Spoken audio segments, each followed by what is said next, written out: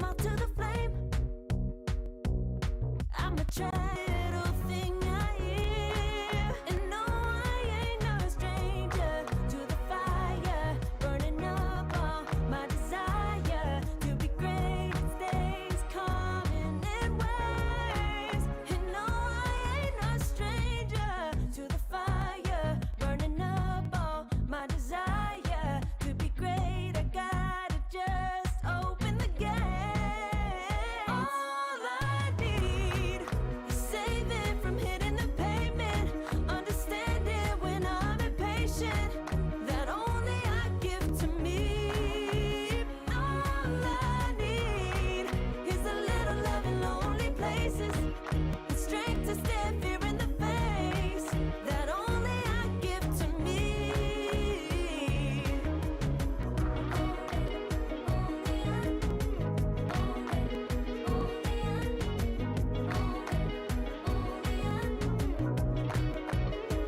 Now I'm running this race, yeah. Stallions couldn't catch up to me. I'm running till I get first place. I'm running till I get everything, everything I ever wanted in my dream. No, I ain't no stranger to the fire, burning up all my desire to be greatest days coming in waves. And no, I ain't no stranger to the fire, burning up all my desire to be great. I gotta just open the gate. All I need is saving from hitting the pavement, understanding when I'm impatient, that only I give to me. All I need is a little love in lonely places, the strength to stand fear in the face, that only I give to me. All I need, understanding when I'm impatient. All I need is a little love in lonely places.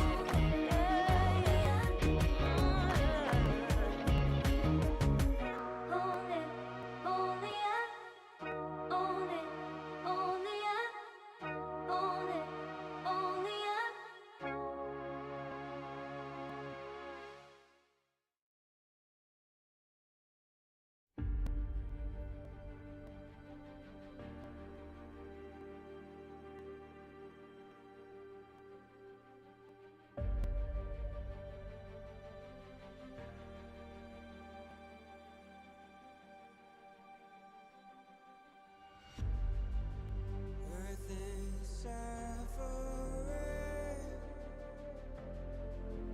trouble is rising, mountains are melting, there's gonna be nothing left to breathe.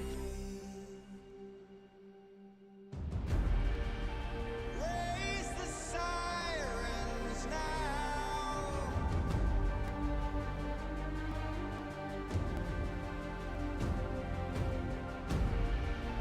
Break the silence now.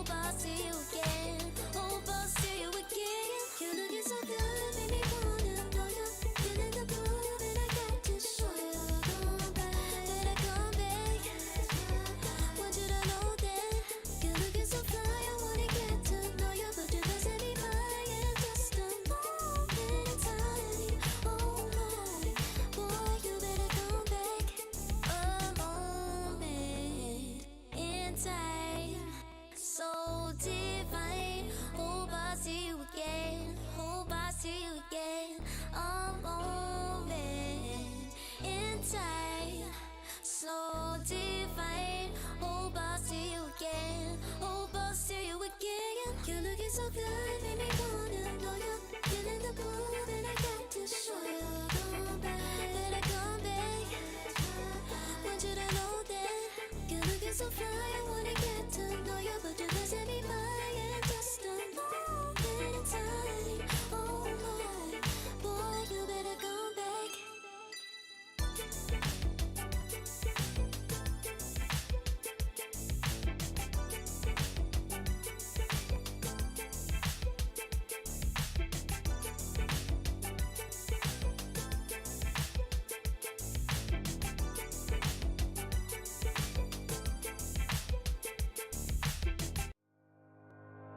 Think about it every night when I close my eyes. You're on my mind. I try to quit a million times, but it takes me high. Like you're so divine. You give me everything. Don't know what's happening. I need you like medicine. You're my everything, everything. And when I think about us, sweet lullabies, I wanna keep this moment here forever, no goodbyes. And when I think about us, sweet lullabies, I wanna keep this moment here forever, no goodbyes.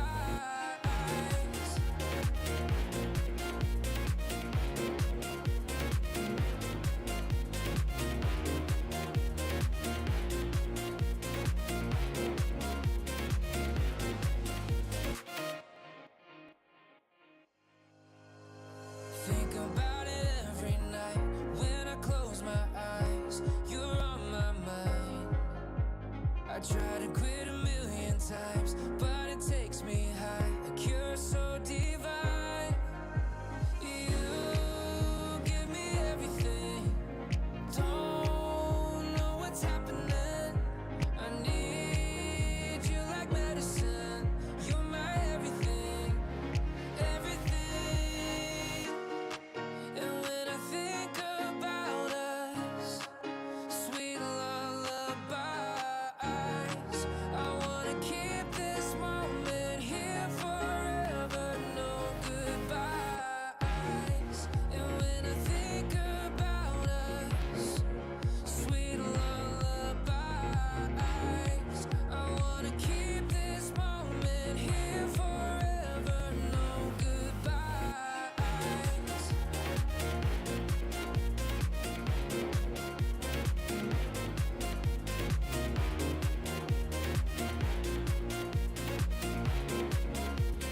No goodbyes. And when I think about us, sweet lullabies, I wanna keep this moment here forever. No goodbyes.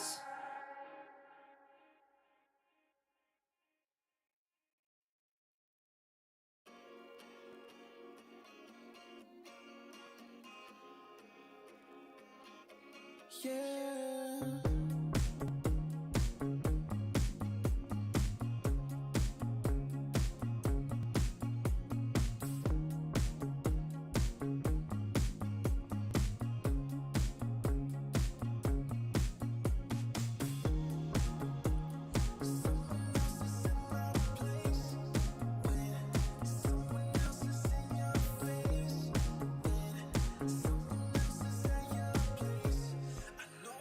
Place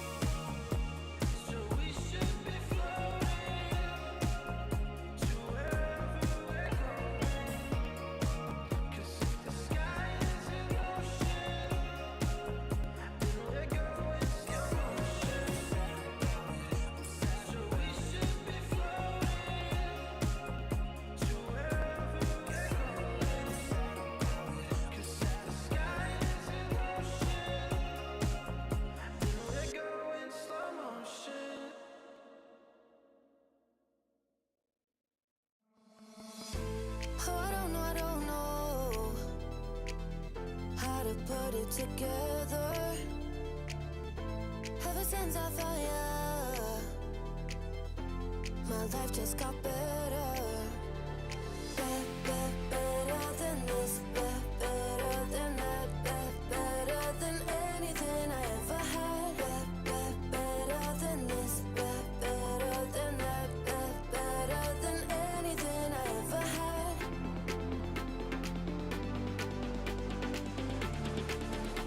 Than anything I ever had.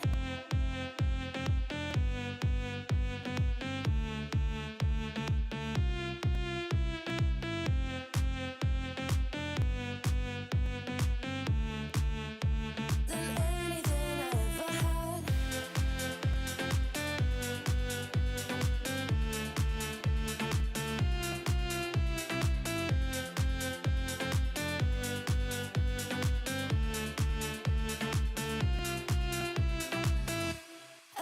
Every time I start to doubt if I'm good enough, looking straight in your blue eyes makes me feel better.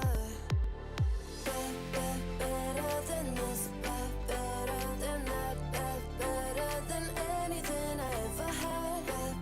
Better than this, better than that, better than anything I ever had.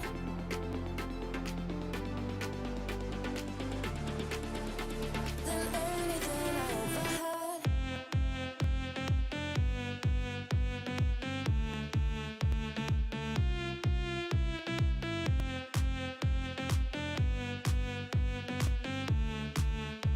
Than anything I ever had.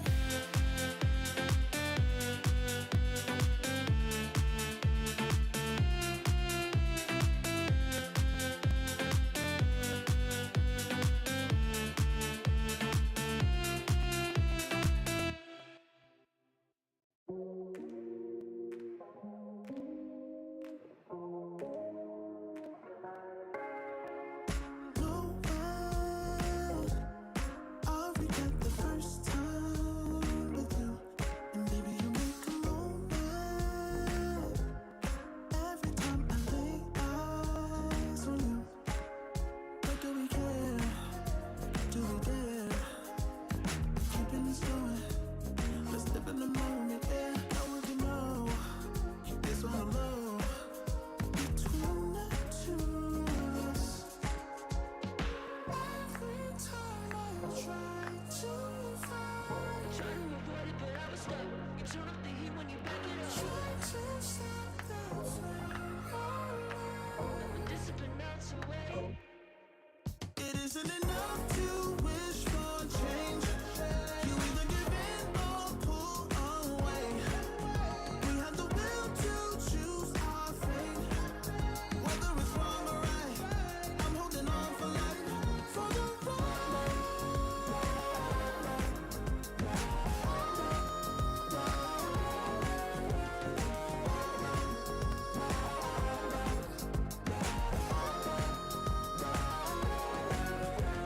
The day we woke up, lying in a pool of shame.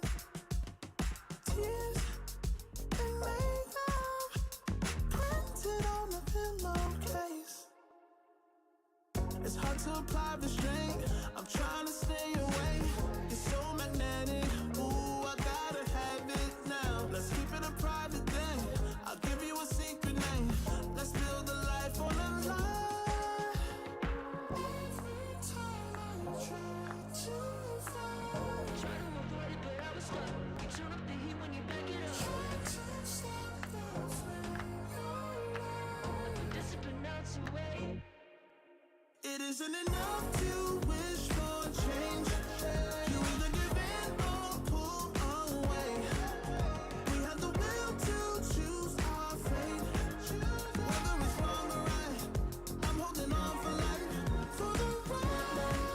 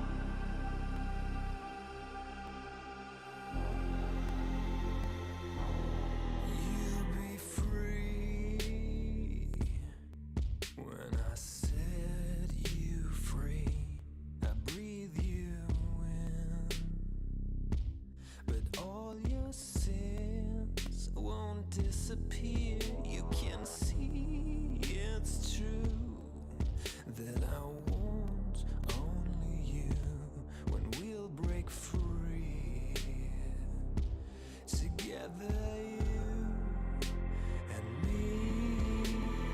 Take me in your arms and let us rise high up to the stars where we can fly. So come with me and pray. I want you to play my games and fulfill my black desires. So break my heart and leave me. I only need your body. So I'm saying I'm in love with you, but I don't care much about you. When you've gone, I would find someone new. I cannot lose. Fall into my arms and let us rise high up to the stars where we can fly. So come with me and pray. I want you to play my games and fulfill my black desires. I'm playing in a hidden world. Forbidden love will be observed by you to reveal my black desires.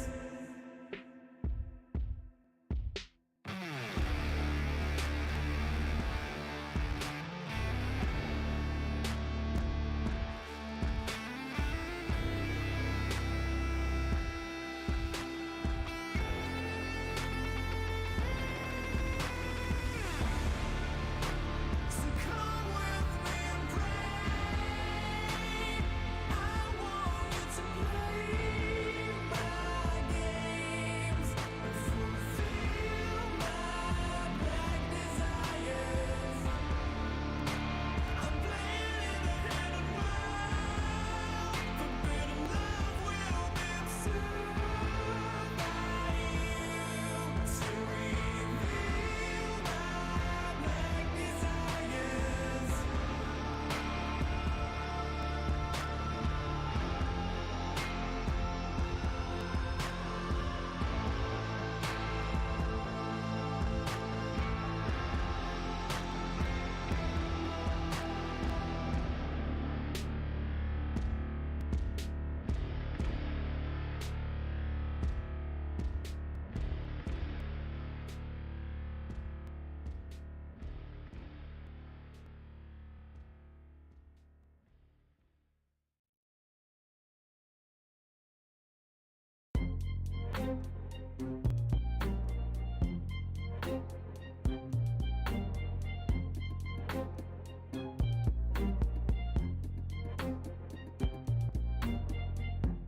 Took too long for me to feel, yeah.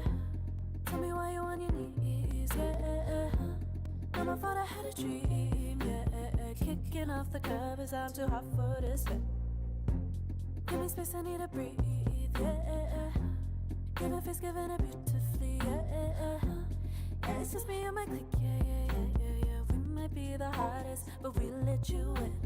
Angel energy, let you sit with me. Angel energy, angel energy, angel energy. We got sympathy. Angel energy, angel energy.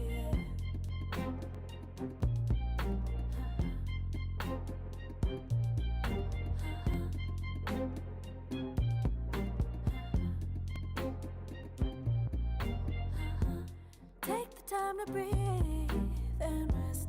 Let yourself feel the best. Feel it all so deeply, so deeply. Divine with how we be, yeah. Aligned with everything, yeah. More than a dream.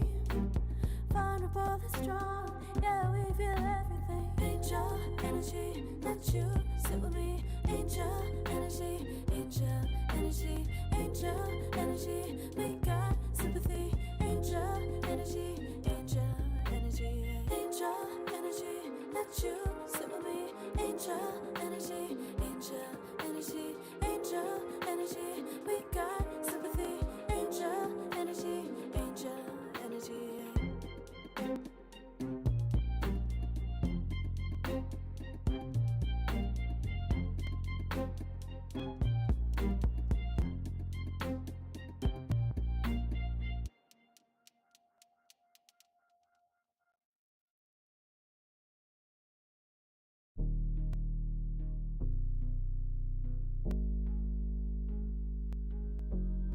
Never pressed, but I got the juice.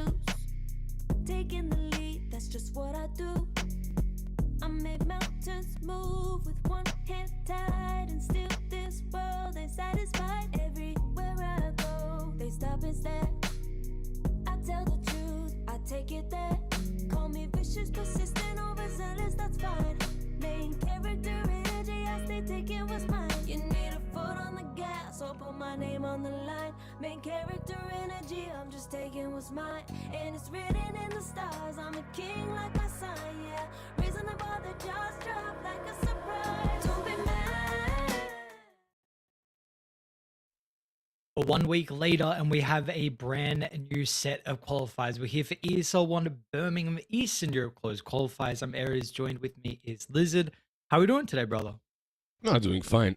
Doing fine. We ended the last set of qualifiers in a good way. I would say, like, we had a lot of fun, a lot of cool games. Looking forward to basically the same teams duking it out once again for a slot in a different kind of an event. Of course, I feel like Dream League is a little bit memey. ESL One, you know, like that's the suit up, that's the tie kind of an event. Of course, for us, it's hoodies. We're at home, but yeah, maybe a little bit more serious here when it comes to like the vibe. But overall, the gameplay, I don't think is going to change a lot.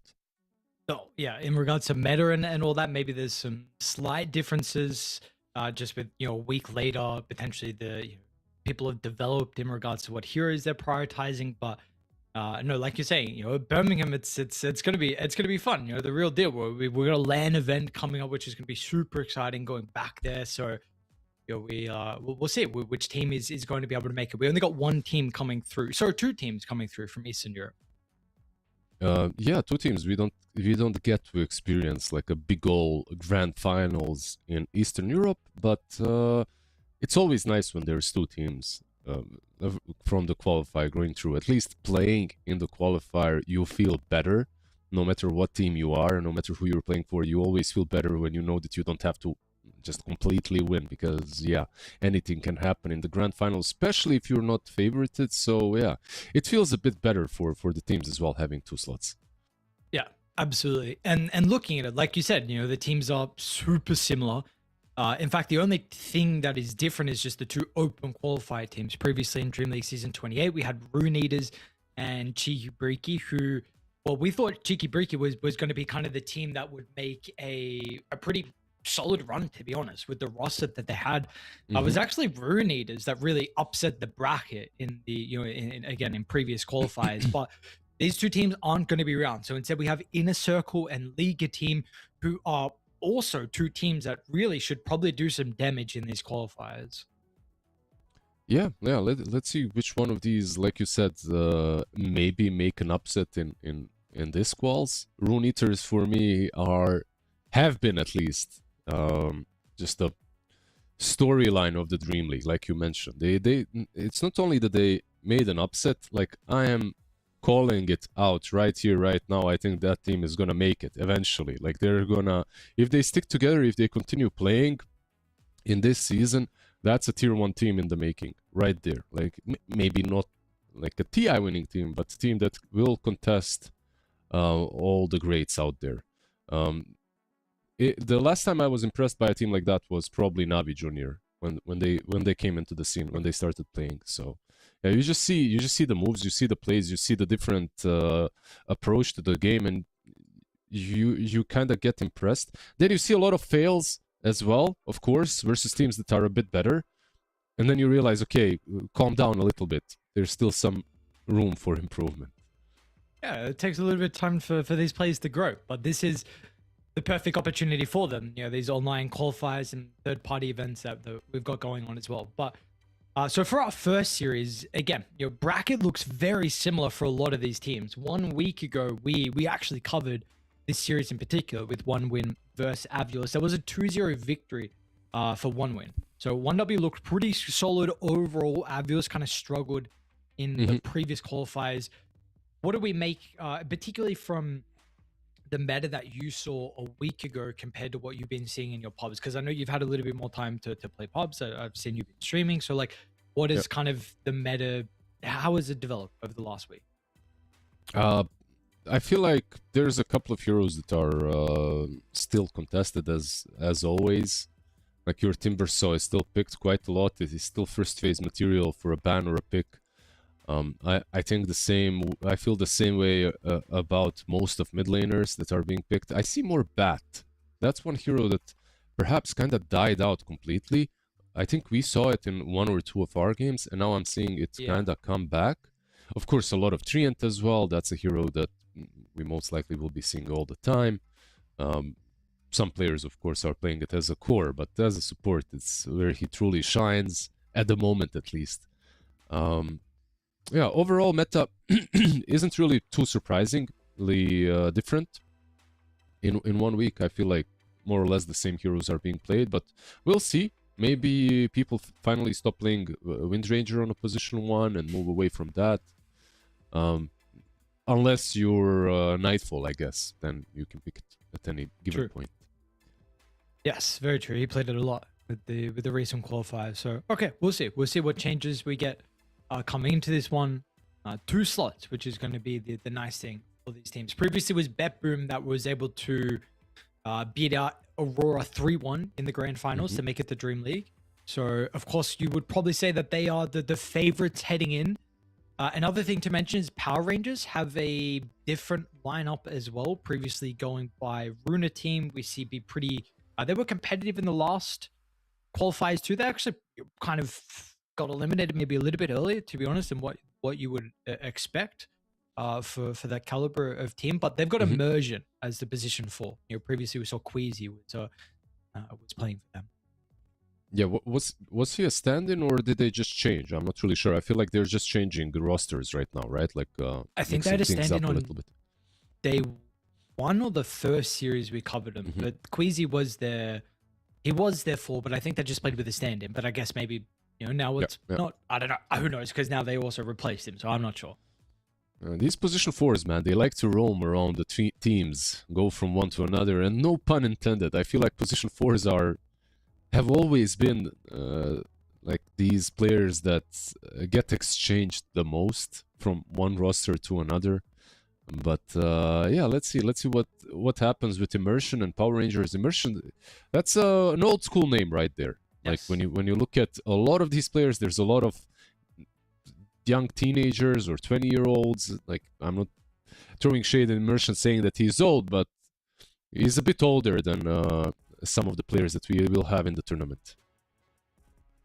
Yeah, that boy, he's got some experience, There's some other people, I suppose. No one in particular in this series, maybe you would say, that has a ridiculous amount of experience. Honestly, maybe Munkushi and Sweden Strong, to be honest, but they're all, both still quite young.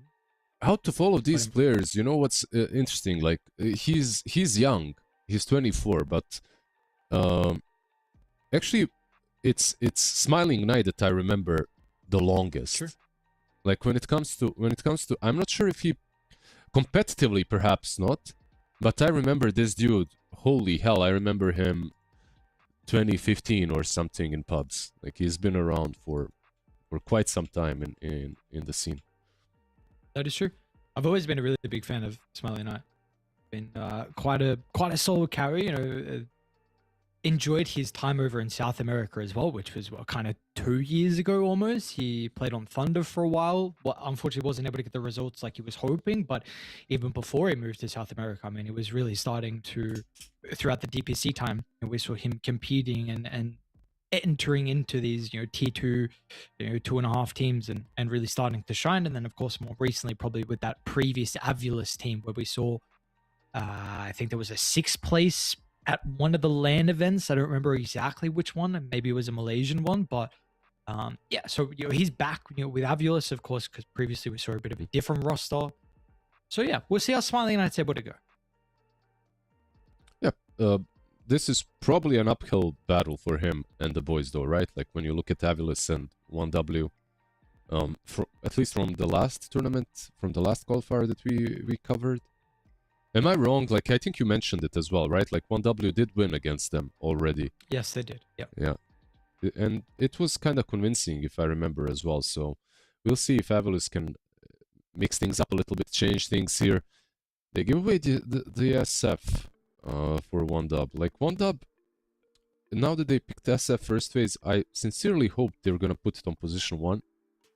Like, their mid SF is also good, but Squad X, I just want to see this guy on a Storm or an Ember or a Puck or whatever, just unleash him. Allow him to jump the backlines, to make these kind of plays. SF is a great mid laner, or has been a great mid laner for like 2 weeks, 3 weeks. Right now he's still strong, but Tidehunter into SF, okay. That's interesting. Yeah, how does this go? Because SF is kind of known at the moment for being a pretty strong laner with a lot of early damage thanks to the razors. You kind of can kill some of the tankier heroes. I know Tide's a little bit different of a tanky hero, though, in regards to what the Kraken and Blubber can provide you. Is this still similar with the Shadow Vim versus Tide matchup, or is Tide actually okay? I'm just trying to figure out, like, maybe I'm reading this wrong, but if I want to pick a Tide, like I'm playing a lot of off as well now. If I want to pick a Tide, I'm picking it into melee heroes mostly, unless it's like some Ursa or Monkey or something like that, right? Like, these are the matchups that you enjoy. Like, you don't mind some of these long-range glass cannon types because you can run them down with Gush. Maybe the position 4 will decide it, and maybe that's why they ban out Tusk, because that's the first thing that comes to my mind. Get rid of these position 4s that get on top of SF easily, or that can bring allies on top of him as well easily. But, like, to answer your question concretely, I have no goddamn idea, because I thought SF should do fine here. And because of the raises, right? But then again, you did mention the Blubber, so maybe that makes a difference. We'll see. We'll see. Like, So- in my opinion, SF should do fine. What do you feel like is a position 5 for Ryan that can enable the Shadowfin and make it an even more difficult lane for the Tide? It's an interesting one. Like, you could go, usually with SF, what's the play? You get yourself a melee 5, right? Like something up front.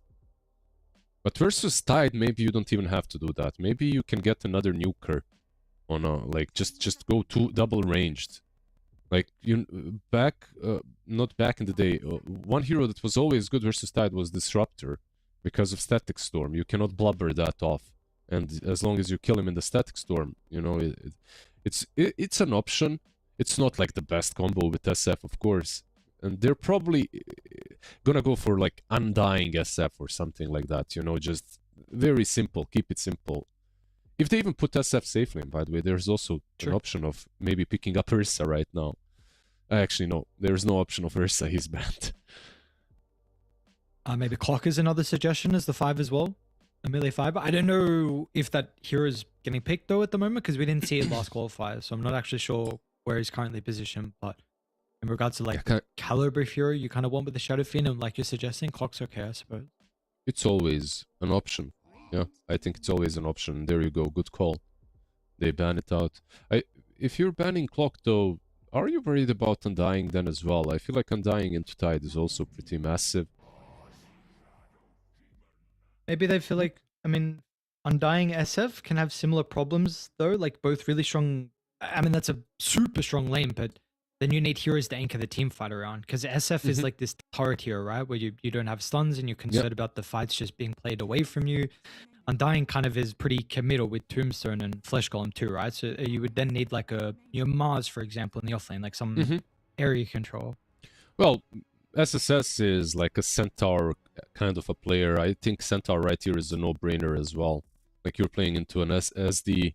Stampede is one of the best things that you can pick against him. But like this was the other when I mentioned, what did I say, Disruptor. Another one that I was like kind of thinking about is like these kind of Chen enchantresses. I didn't say it though, so it doesn't really matter. But it's a cool approach. Like SD as well doesn't really do a lot to the creeps. I don't think this Chen is as strong as the other ones I mentioned though, but is this like their Chen Coddle combo that they played before? I'm not sure. I think it's them that they played it, like the Holy Lockets with Chen ulti, with Coddle heals. Like the game was over 20 minutes in. It felt that way, at least the last time I saw this draft. And then you have this Yeah, and I turret think- as well. Did they play Chen SF together as well? I don't know if it was them or someone else, but Mhm. so, I mean, what's the combo here? Like, are you? It seems like they're probably going for a lineup that's just going to end the game super early, right? With the SF auras, the Chen auras. But do you kind of agree with this into the top because he's now a little bit more valuable to Chen pick up? Well, he is, but Tide is also a hero that early on you get Vlads and you have that one Ravage to work with. If you don't break the first push with that first Ravage, it can look really rough. This is the level 15 Hex breaks, right? With the Shadow Shaman versus Tide. Interesting. There you go, some contain, some catch that you wanted as well. Okay. Which is realistically something they didn't have. So if you have SF Chen Coddle, you talked about it earlier, you put yourself on an even worse position when it comes to catch and stuff. It also makes Storm, Spirit's Embers on AVULUS a bit harder to pick. Even this Puck, You say that? I mean, tied into SF, Puck into Shadow Shaman. Yeah, they just trust themselves. They do have this SD behind them to save things, to change things. And by the way, I didn't talk a lot about SD. I love it versus SF overall. Like, even just disrupting the SF and creating his own illusions is nasty. Promulgate, of course, very good this game as well.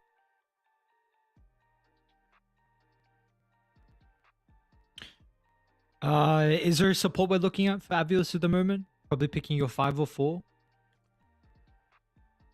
What could you think about? Like, usually when you see Chen, you like heroes with mobility. This is not it. This is just a Bane. You get yourself a grip. So both sides have Why is there a some. Bane? What does the Bane do here? I feel like Bane SD. I don't know. Is that concerns you just get run over this game with this 2 support duo? It has it. Yeah, it leaves some things lacking for sure. You know, some things to be desired on AVULUS. You have this grip versus Void Spirit now. That's all right. We'll see what they combo the Bane up in the safe lane. Maybe they have something in mind. But yeah, for me, it doesn't look like an easy game to play Bane plus SD.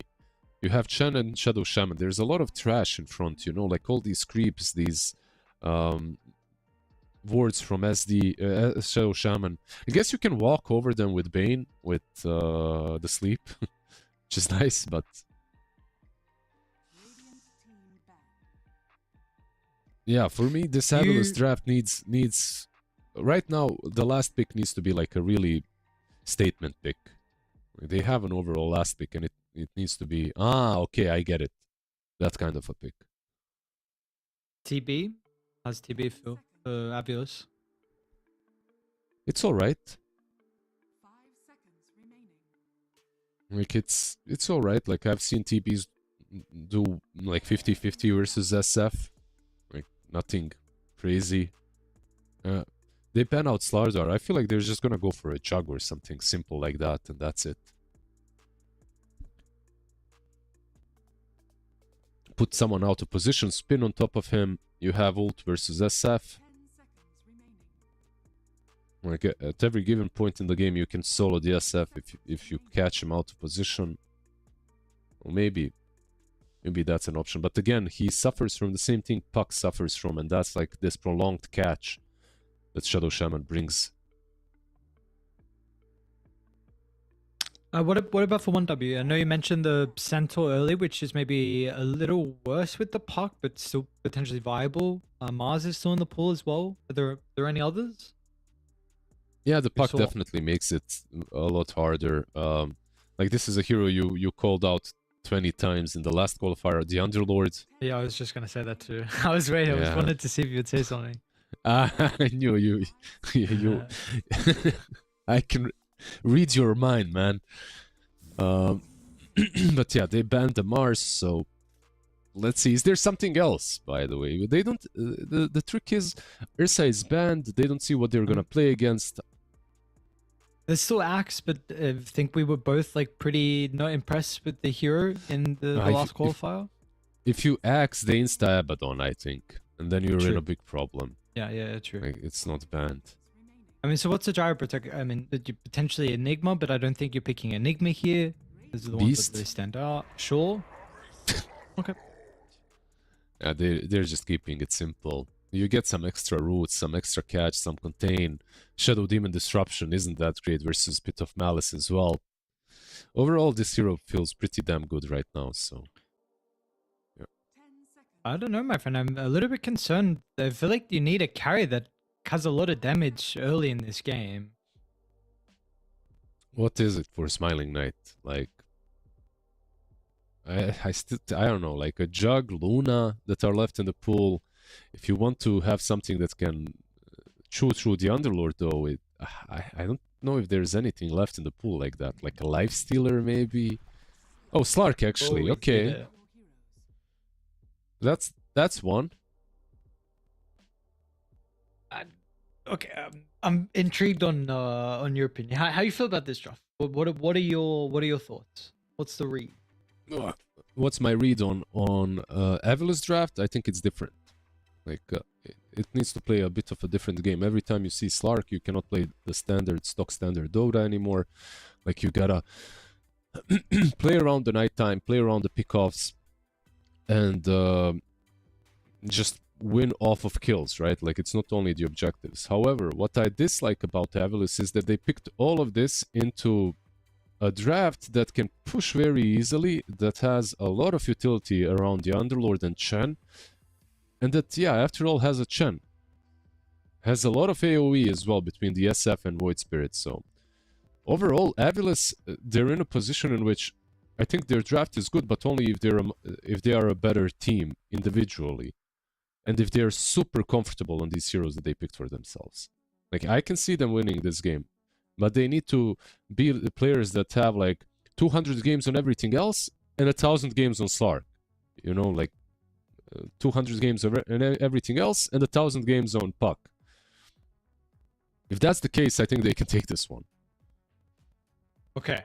Well, we're gonna have to see if they can pull a specialist game out in game one, because it's gonna put them in a pretty difficult position. It definitely feels like they're playing with a bit of a back foot, but I mean, you have 3 heroes that are all Grandmasters, so this is, I mean, this is what you're asking for, right? There you go. That's how it felt like they asked for these heroes. It didn't feel like they have some coach who's like, yeah, this is the best shit here, guys. We gotta pick it.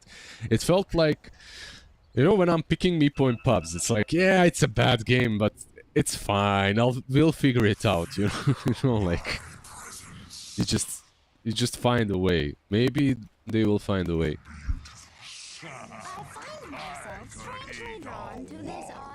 What do you feel like needs to go right for them to be able to get to that stage where we can see this lineup or showcase some of the strengths that they do have? Rip them apart, like split them apart, and feed on the Chen, and shut down the Underlord somehow. It's simple, man. Just feed on the Chen. There you go. He's coming up. Oh. Almost.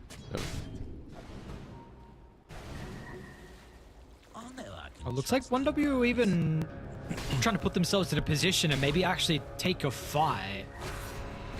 They'll get behind Ryota, and yeah, this SD gets baited a little bit with Ryan's creep, and they're going to be able to find first blood. We were already kind of unsure of how this slave lane like would go. We thought like, yeah, I mean, surely SF, this is a matchup that could be pretty difficult for the Tide, and well, he's got first blood now to work with. One thing that I'm unsure of on top lane is how much work Chen is gonna do with him. I think Chen is a really strong laner right now. He's not weak at all. But yeah, let's see. It's not like we called for some bulky frontliner. It definitely feels like if you were playing the lane to be aggressive and play for kills, then there could have been a better support than a Chen. Yeah, basically. But this new Chen, like whenever I play against him in the lane, like, he summons his stupid convert, Hellbear, and just runs me down very often. So he hits hard and hits fast with penitence.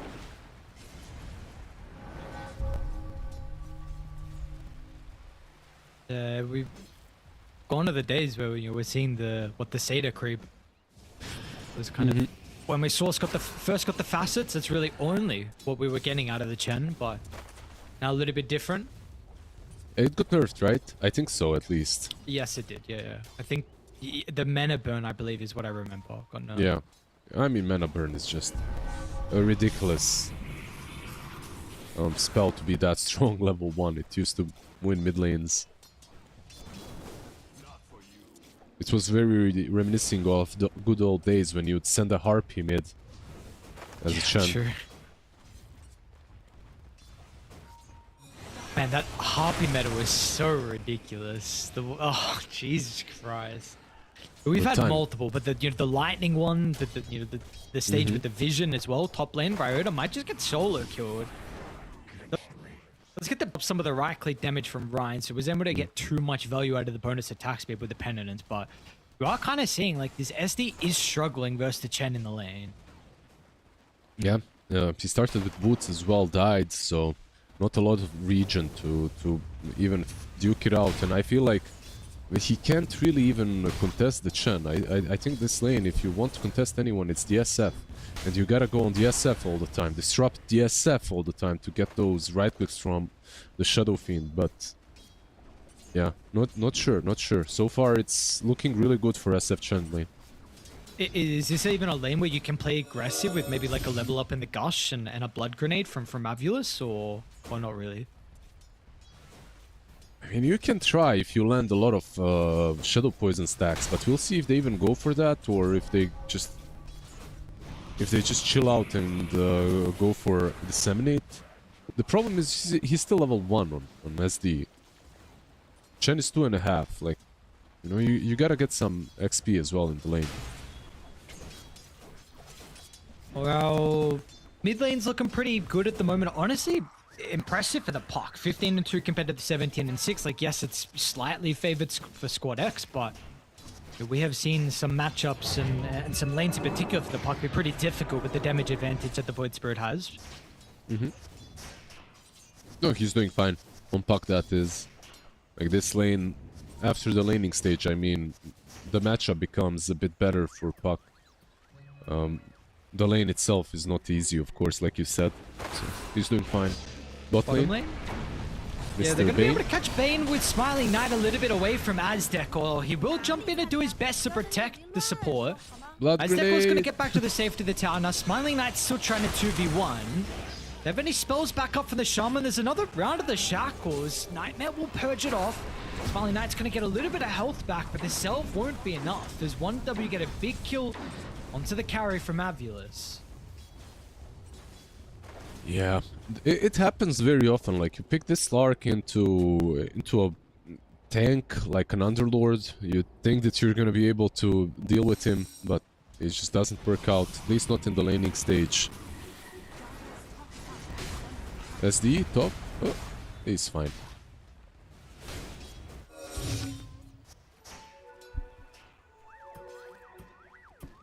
It's like Slark increasingly gets better versus tanks, right? Because you can essence shift, sure, but like in the lane itself, good luck Essence shifting this Underlord while he hits you for 150. Yeah.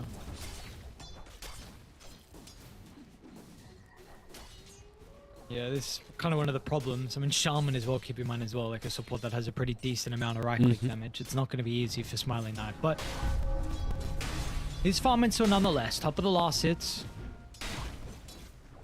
I've really seen too much happen across the map just yet.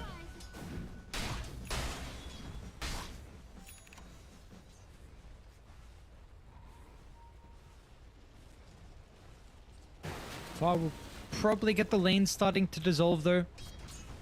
Important timing around the mid lane. Already have Ryota here. Only level 2 with the Shadow Demon. Sweden Shock's gonna try and get in range. Quick Silence in the fingers from Dual Ray is gonna be able to get him out of danger, but they also TP the Chen as well, so fully looking to try and secure the rune is 1W. All about the 6-minute rune, right? Who takes it can even win the lane immediately after. It's gonna be Chen top, by the way. Squad X actually jumps in. Over towards Ryota, has a second Astral Step as well, but the damage by himself is gonna be enough.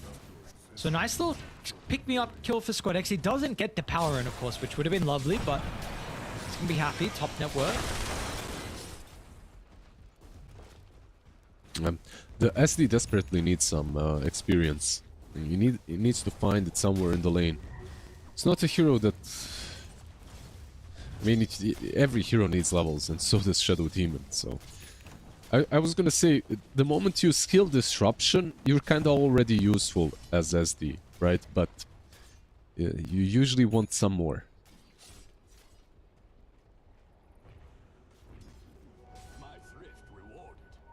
Yeah, definitely. This is, I feel like, one of the few heroes that is, as a support, surprisingly strong as the game goes on. Like, you wouldn't really expect it, but I mean, levels is a big one on the SD. But just maxing out your ultimate is massive. The shard is really impactful. Like, if it's a game where Scepter with Break is, you know, he can just have so much value late game, especially with the saves. So, see, unfortunately, what do we got? Just double stack with the Ancients and the hard camp, the triangle.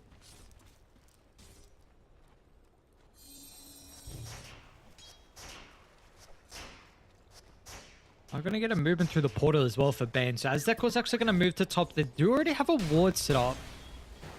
So they are well aware of this extra support looking to try and play the lane.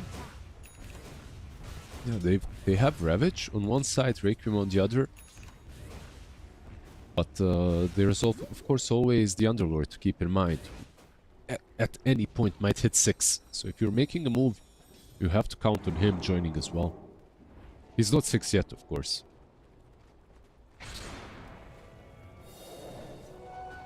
Another rune. This one's going to be the Arcane. Woodsbury will claim that. Top Azteco. It's got a glimpse of Ryan.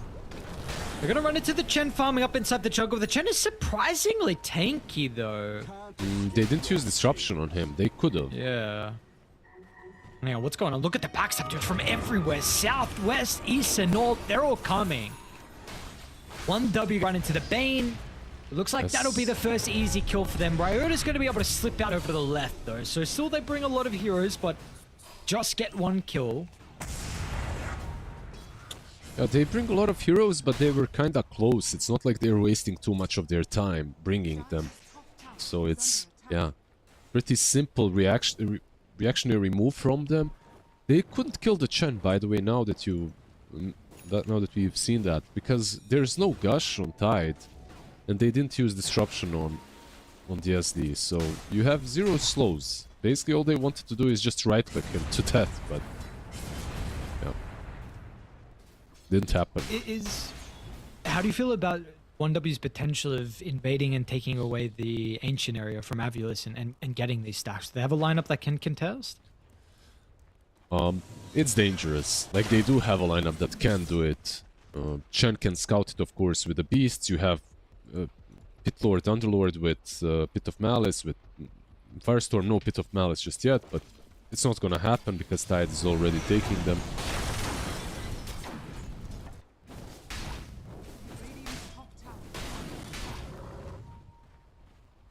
It's going to be the Scepter build as well for Corrupted, so wanting This is his first item. I know we're seeing a lot more scepters at the moment, but interesting decision to go for it early.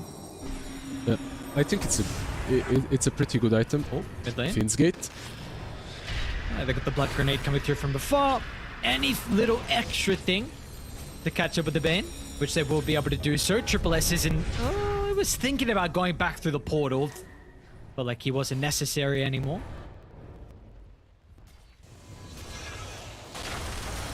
But yeah, like the items build this game, I feel like it's really good. Just like sometimes the item feels bad, but you have to imagine the kind of a gameplay you're gonna be playing, and Vlad's is also an option for sure for them. But just being able to spam, A little bit awkward. yeah. Mitsu's gonna be held into place if they got the damage though. Okay, they do apparently. Actually, much more than I was expecting onto Squad X, even with the Chen nearby. Still lacking the Hand of God, which maybe could have been enough to help him stay alive. But what a timing as well. They've still got the catapult that's left standing, so Tao's gonna take some damage. They will actually think about TPing the Underlord in, who does get cancelled, I believe, bottom lane from Smiling Knight, and now is getting ran down. The Diffusal Blade from Smiling Knight with Aztec Core nearby as well. They've got the Fiend's Grip. So Triple S will be killed off. Sweet and Strong's looking for his own solo kill as well. There's that nightmare mechanic that you were talking about, but it will be to no avail. In the end, a 1-for-1 down bottom. Oh, pretty good for AVULUS. They're getting some nice important kills on the map. They're losing the Bane, sure, and SD now mid, but not huge losses. They're not huge. If they can get the Chen, one more right click. Oh, he got him. Nicely done. Important kill for Dore, so he doesn't fall too far behind, considering, again, this is going to be a game where you're concerned about the damage from Radiant. A lot of that will come through from the puck and his items.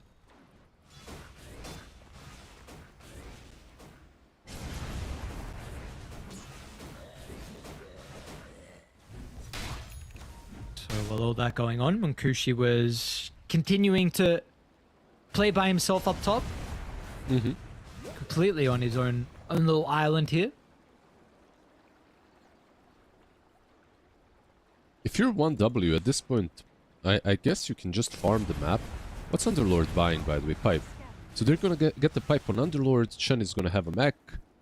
That's when you start maybe playing the map. On the other side, though, it's all about pickoffs, right? Like the Aghanims will be up on Tide.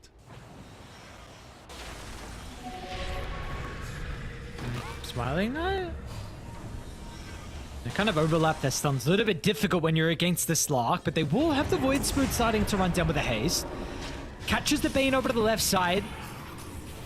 Banishment's going to make it a little bit awkward. They'll bring Munkushi through the portal. Munkushi still has to respect Radiant. You want to be in this position as a Shadow Fiend. He's taken half damage already, but the Hand of God's going to help repair some of that. Can Tide put himself in a position with the Ravage, or at least hold Dire back?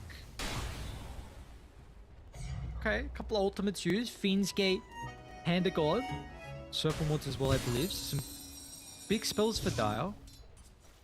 Kind of an important hold for AVULUS, though. Like, it's about to hit nighttime in a couple of minutes. Now you've got Aghanims Tide. Like, you can start making things happen on the map. Yeah, they smoke up for the minute 14 Wisdom Shrine as well.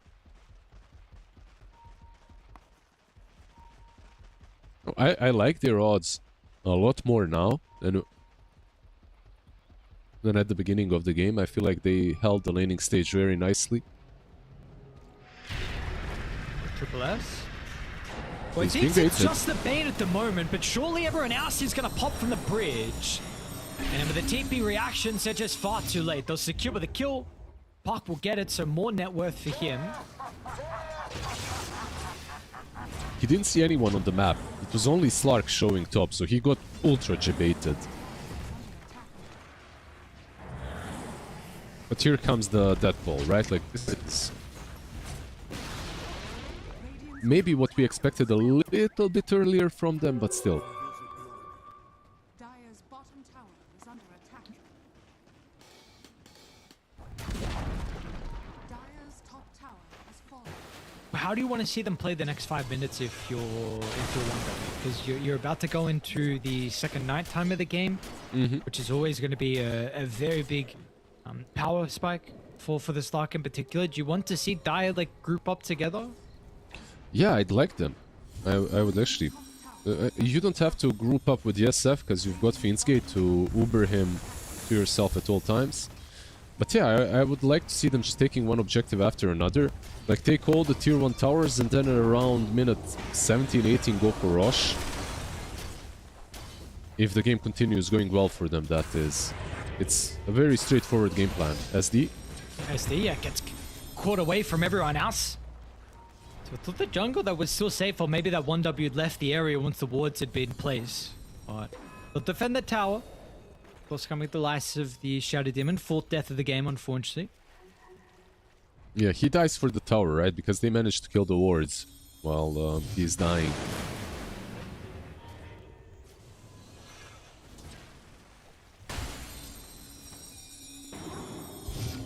Coming to try and falsify mid, potentially. Dual raise.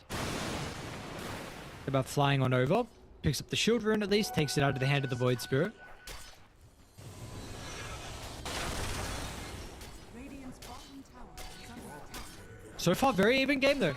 Our scan Net worth lead, fluctuating. Going back and forth between AVULUS and 1W's favor. has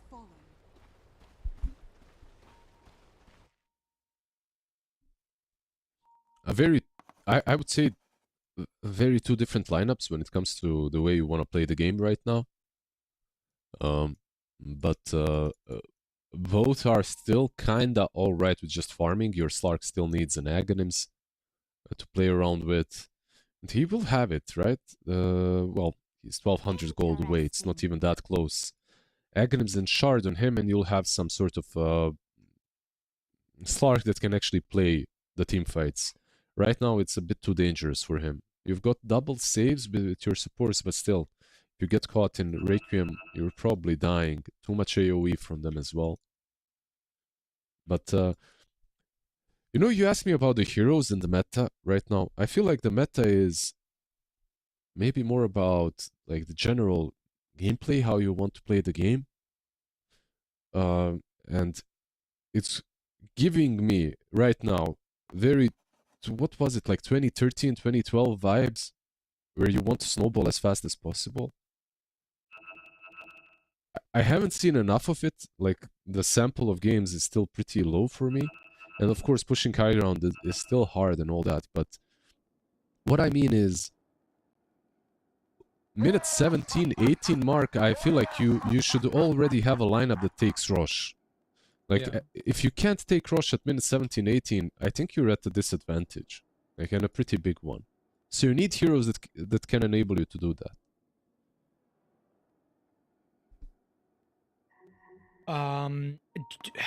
What role do you feel like are the big ones to help enable the early objectives?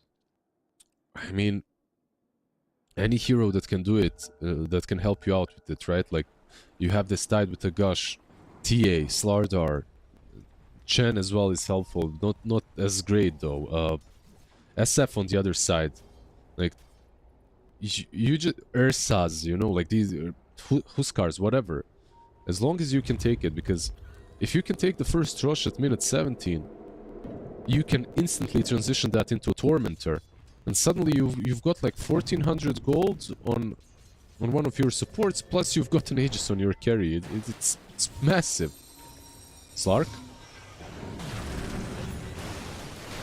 Well, here is that nighttime. Yeah, they're starting to play a little bit more aggressive with some of the items from AVULUS. First real time we've seen them invade this deep into Dire's territory. They are waiting for the pipe to get delivered on Triple S, and they may look to try and force a fight, but they're still away from some of their items. Monkushi working on the BKB, Squad X with his own Scepter. Radiant are scanning. Ryan is uber farmed. I mean, this is a insane net worth Chen. He's been 69 loss. It's 5.2k net worth. He's been doing nothing but farming, basically. Like, he moves from one lane to another, but he's taking a lot of the map as well. Usually someone suffers because of this, right? And if you look at the Void Spirit, he's not really too far away from the Chen. A lot of the camps that perhaps Void Spirits could have taken, Chen is taking instead. Mid lane. They're trying to force some reactions out, doing some poking with Ryan nearby. He's got the grease in the hand of God. And surely this is going to be enough to keep Triple S alive so the reinforcements can start to show up. Corrupted will continue to face check. But the Void Spirit jumps in, but an early use of the Remnant means that there's not too much that Radiant need to be worried about in regards to the control. They will back away safely, happy with bringing maybe 5 of Dire's heroes towards the location on the map that they chose. Taking away some of these creeps as well, and you know, this Tidehunter with Aghanims will prevent an early rush. I think it should. I feel the Dire are going for it anyway, the way they're moving. It's like 18-minute mark, let's go into the pit, we have Shadow Shaman wards, let's see if they go for it. There are, I mean, it's definitely a plan. But insta-gush on the other side, so let's see if the spam is enough. They're going to take a fight away from the pit, away from where their Serpent Wards are currently set up. The Core's got all 3 into place, but the Requiem's even better. The spells and importantly ultimates from Radiant really get wasted. Like that Ravage, yes, Eclipse on multiple, but Slark, how is he ever going to enter into these 5 heroes? There's no Requiem, you just have to spam them, like you cannot fight them. And they are spamming. These creeps are falling. The resources are dropping as well. They're going to drop the Tide. Down to half. Another route enters up the high ground. Roche is going to be here for another 20 more seconds. You need to make the call. It has to be a convincing one. Unfortunately, they've left Sweden strong behind. And maybe not Radiant. If they get the kill, can they even think about Roshan potentially? 10 more seconds. Yeah, they played this well. And this is how you play it. It's like... That's National Geographic there, actually Animal Planet right there. You know when tigers are hunting a herd of something or lions, and then you just you poke them, you harass them until you see like that one weak one out, and then you pounce on him. And that's exactly what happened to one win. Like this Shadow Shaman was basically the weak old wildebeest, you know, left behind. So. And now instead of losing Rosh and losing Tormentor, they're gonna take the Tormentor and maybe contest Rosh as well. Nicely done. Gonna try and make... Down to bottom. Someone will need to address this and Corrupted will do so. Oops, Smiling Knight. Right, man, it's a Sweden strong. They're gonna get the Hex before the Dark Pack. He does still get it off though. The chain control from Swedish Strong was a little bit awkward, but the Bane does still die nonetheless, and they've also caught the Tide. Corrupted inside the lane's gonna look for a TP out if they got the damage or the stun control. They've got neither. Tide actually makes it away.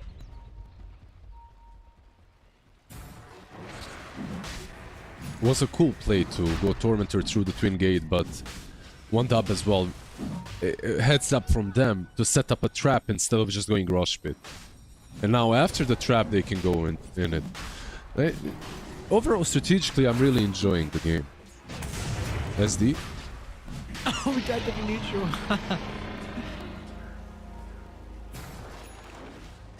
It's a minor thing, but nonetheless, that all-important prize and objective that they've been waiting for in 1W, they're going to be able to find. With the Aegis onto Monkushi. And this is a... you just walk down lanes now? Like, surely, you've got your daytime still for another 3 minutes. You just completed the Scepter on the Void Spirit. BKB, I think, is very close to being completed on the SF as well. Yeah, I think you do. You also have creeps from Chen to stop any creep skipping. You've got your Underlord that can do the same. Like, these two heroes actually enable you to push in multiple ways, not only because of the utility that they bring, but you cannot get ratted at the same time, so...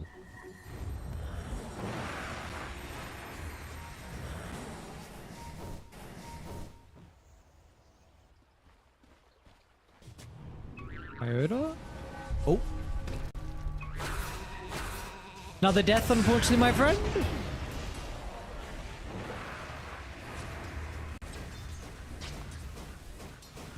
So what are Radiant getting close to? Smiling Knight's working on his BKB. Dual raise BKB as well for the puck. Okay, so... Maybe some of the damage could be fixed a little bit with the Veil that we're going to get on the Tidehunter, but we'll see. Do you feel like there are some damage concerns at this stage of the game for AVULUS? Absolutely. I mean, the moment you mentioned the double BKB, one on Slark, one on Puck, that's a lot of gold. That's 8,000 gold into survivability, right? On your team, so the double BKB that is. Radiant's bottom tower is under Yeah, attack. it's going to cost them. It'll cost them. See if this is going to be the right call. Still, this game is very even. I mean, before you mentioned as well, you were enjoying the strategic battle between these two teams. Like, is there any moves that really stand out to you?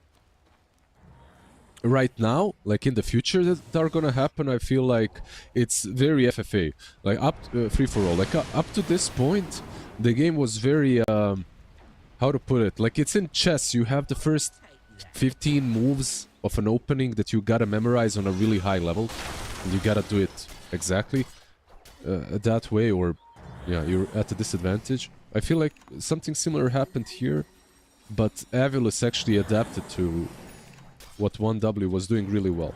From this point onwards, I feel like it's a huge free-for-all. Like, let's see what AVULUS can do. I think they need to be a little bit more creative with their draft. If you're 1W, Tower is under attack. it's kind of straightforward. Snowball it down the lanes. What's going on bottom lane? Sweet and strong. Thought he found an opening onto Smiling Knight, but both him along with Ryota are actually able to get the blink away. So, but the Fiends get down bottom, bringing everyone is for nothing. Now, meanwhile, They're going back. they're all going of to them. pop back through the portal, but AVULUS are kind of set up. Aztekor, will be able to leap down. So, surely with the Gnome actually use it aggressively instead of onto Dual Raise, but Dual Raise is going to be able to get the Jaunt away. So, but the Bane will still die, but importantly, the Puck is able to slip out. Bane is doing a really good job when it comes to sacking himself for his teammates. He's 0-6, but I feel like without him, his teammates would have died multiple times, like the Slark and the Puck. He's been saving their asses. Radiant's middle tower has fallen.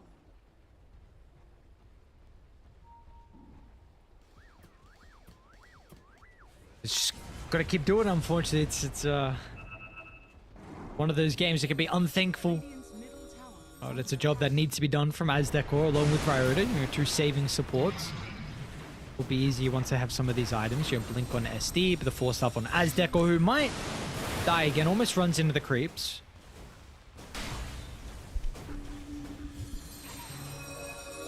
This is a tower they feel like they don't want to give up for free, though. We'll start to TP some of the heroes back. Shaman isn't currently here.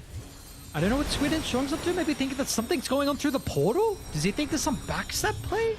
It's a very interesting read, but AVULUS are just going to go from the fight actually straight to the face of Radiant instead. Squad X going to be able to leap on over. Catches the SD under the tower, but the pipe's going to be activated to mitigate some of the damage with the Void Spirit's in some trouble. Held inside the middle, the Ravage going to fly as well, and all the control used to bring down Squad X. And our Smiling Knight's got a lot of essence. Age is This gone. is going to be a difficult fight going against the Slark, but he needs to respect the Shadow Fiend, but he will just avoid him. Smiling Knight's going to turn to everyone else, so the Requiem, a defensive one to protect the TP up, but the Slark just completely destroys them.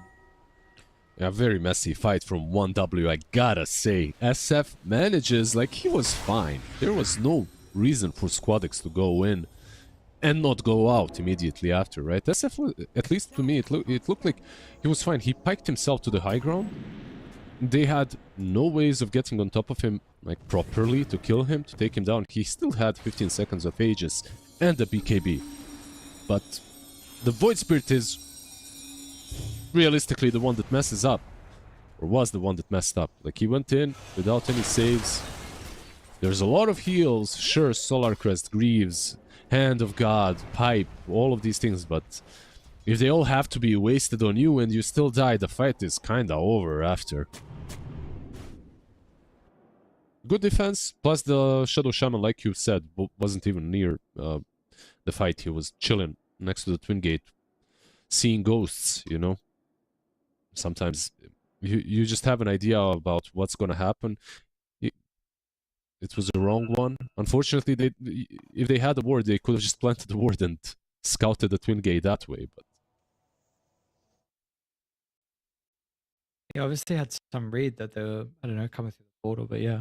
Maybe the ward was the play, just to put the ward down and play off that. You know, play reactionary when they see the information. But the lineup from Dire, like, it didn't kind of go the way they were hoping for. You know, this is probably the original plan, right? You're Chen, Shadowfiend, Underlord. This is a group. I'm a Shaman as well, right? With the wards. This is a group up, 5-man kind of look to end the game. And once you don't complete kind of that main task, is there a plan B for them? Like, if they miss the plan A execution, is there still a world where we can see them get this victory? man, I might be crazy, but this game still feels very simple to me if you're 1W. As long as your Void Spirit doesn't instantly die in fights, Okay. which is what happened in the last engagement, I feel like this game is still straightforward. Like, you don't have to be too creative even, like, just the standard items on all of your heroes, and they naturally scale very well against what they're playing against.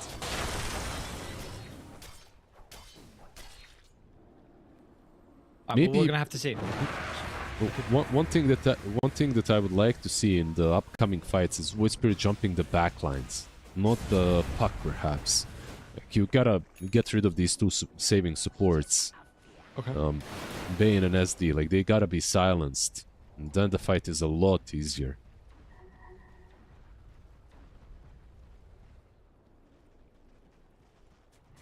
Oh, that 8th lens is going to help a little bit with the Aztec core with his positioning.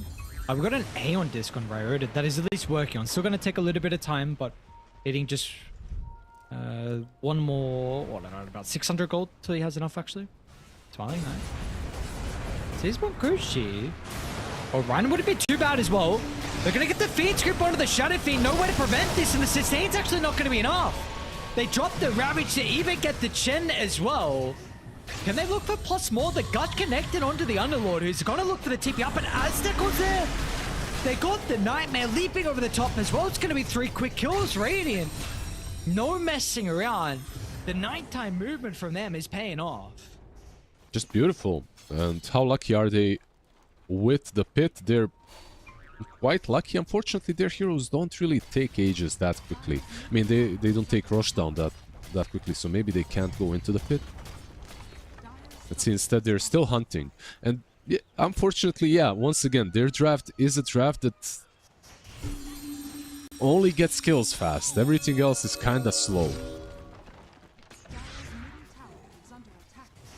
Poor Slark. Gets the tower in the end, but yeah, took a bit.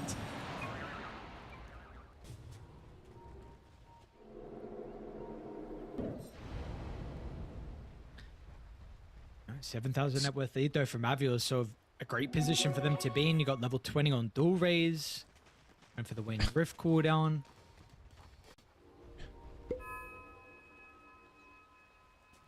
I swear, watching Squadix, where he was farming this whole time, makes me feel like it's one of those... Guys, I just died 2 times after being 5-0 or something. I'm not showing up until I have a BKB, you know? Like that kind of mentality. Yeah.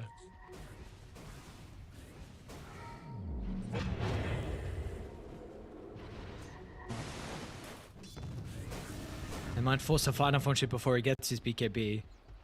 They're gonna come through the portal once the Tormentor's clean. What a shot to get as well for the park. You're definitely not gonna complain when you get a free ag shot here on this hero. Yep, Shadow Demon already has his. Bane already got the first one, so... The shards would have been good on almost anyone, right? Actually, it was him or Tide.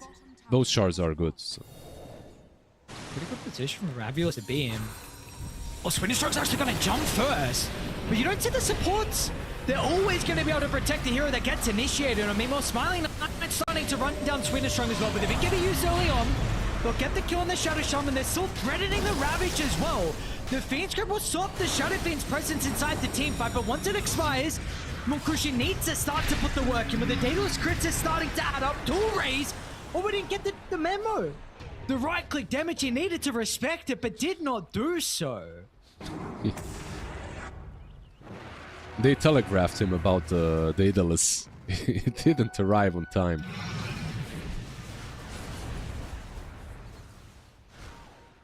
Yeah. It looked like a very messy fight for 1W, by the way. I think they had no business winning it. But they do take it in the end, and it's gonna be an Aegis. Like, the way they initiate on a wrong target, not seeing... I mean, on the right target, but you don't see anyone else. So the instant save is there. I honestly thought after that save the fight was done. Like, that they were gonna lose it, but yep, didn't happen. Maybe the Ravage should have been kept for after the grip and after the BKB of SF. Maybe one thing that could have been done a bit differently, so that you have that prolonged disable on Munkushi. He hits super hard. He's a... Yep. You cannot allow him to hit anymore. No, this guy's got to be absolute awesome. Is it a problem for them? The Top wait lane. for it, Squad X? Ooh. Oh, he forced it. Walk positioning. Unfortunate, yeah, he had the Aether Lens as well. He almost had the range. Forced himself a little bit too far.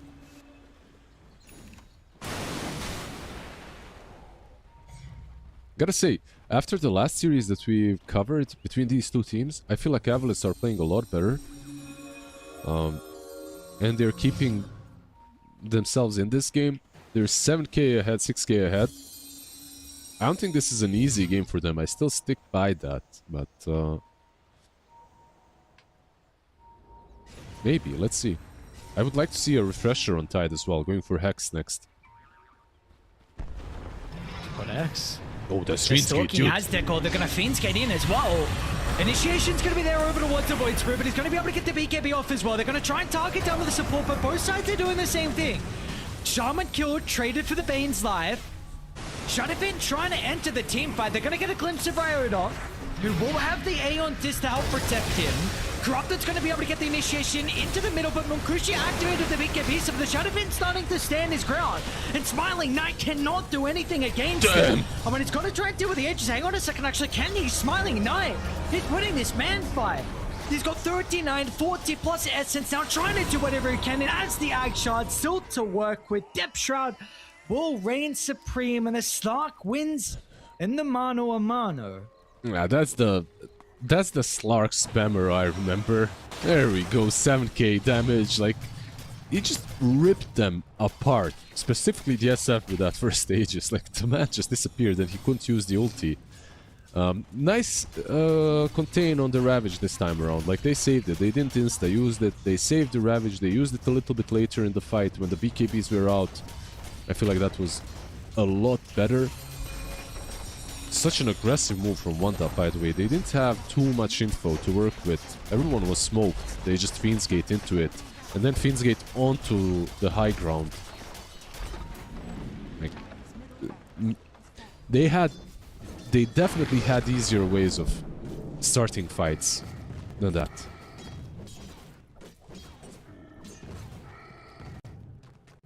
Are you a Slark believer as well? Like, how do you feel about this hero combo? Because I don't know. I'm a bit of a non-Slark believer, but man, Smiling Knight's making it look exceptional. I know, like you said, I mean, he is one of his better heroes, but I kind of want to see a little bit more Slark. I'm seeing a lot of Slark, by the way, right now in my games. The hero is played a bit more, and most of the times it is failing, but it does feel a bit stronger than it used to, for sure. Doing Octarine. I haven't seen that one. Like, I haven't seen that one, but okay. I'm down. Let's see.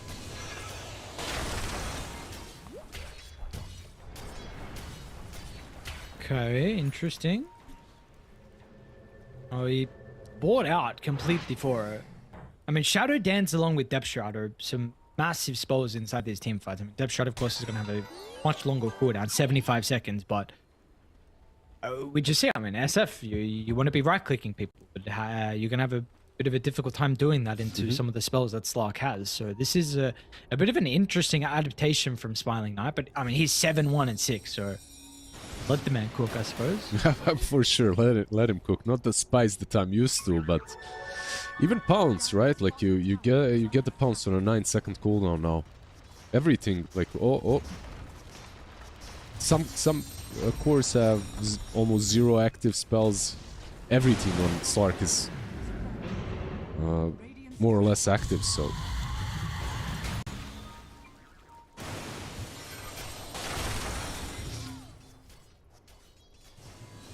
Even dual raise again is also a threat. He's got Mjolnir, level 23. And they're even poking high ground. What's going on here? Oh, wait, Puck jumped in an Aether and then dual raise has to use a defensive BKB just get out. That opens up maybe a play for 1W now. I'm not sure if they want to fight before SF gets Butterfly though. He's got it queued up. He's kind of far away from... Oh, actually, never mind. He's got Satanic completed. Okay.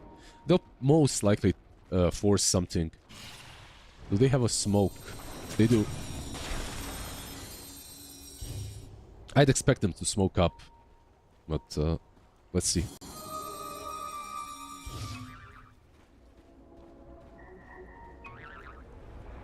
No smoke just yet.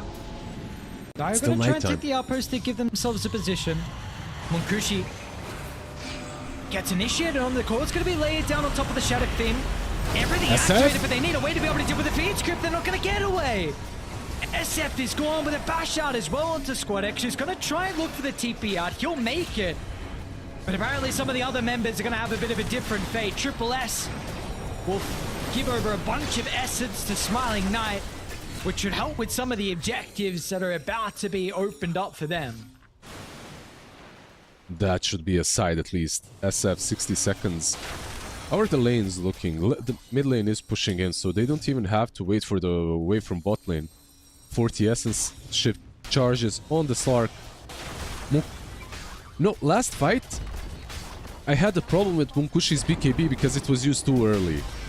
This fight, he doesn't use it at all. Like, he just gets gripped. And he had a very long period of time where he could have used it. Oh my Not god, good. dude. Chen's gone as well. Dude, they are just... Man, this game's so bored out of control. Like, couple back-to-back big team fights from Radiant. There's no looking back. I had so much faith in 1-dub, by the way, but this is masterclass from the Slark and the boys. Oh no, the Chen buyback. Oh, watch out. The Chen buyback into the one creep running you down. They're gonna disengage, so 2 full sets of barracks and a lot of damage in regards to the tier 4 towers.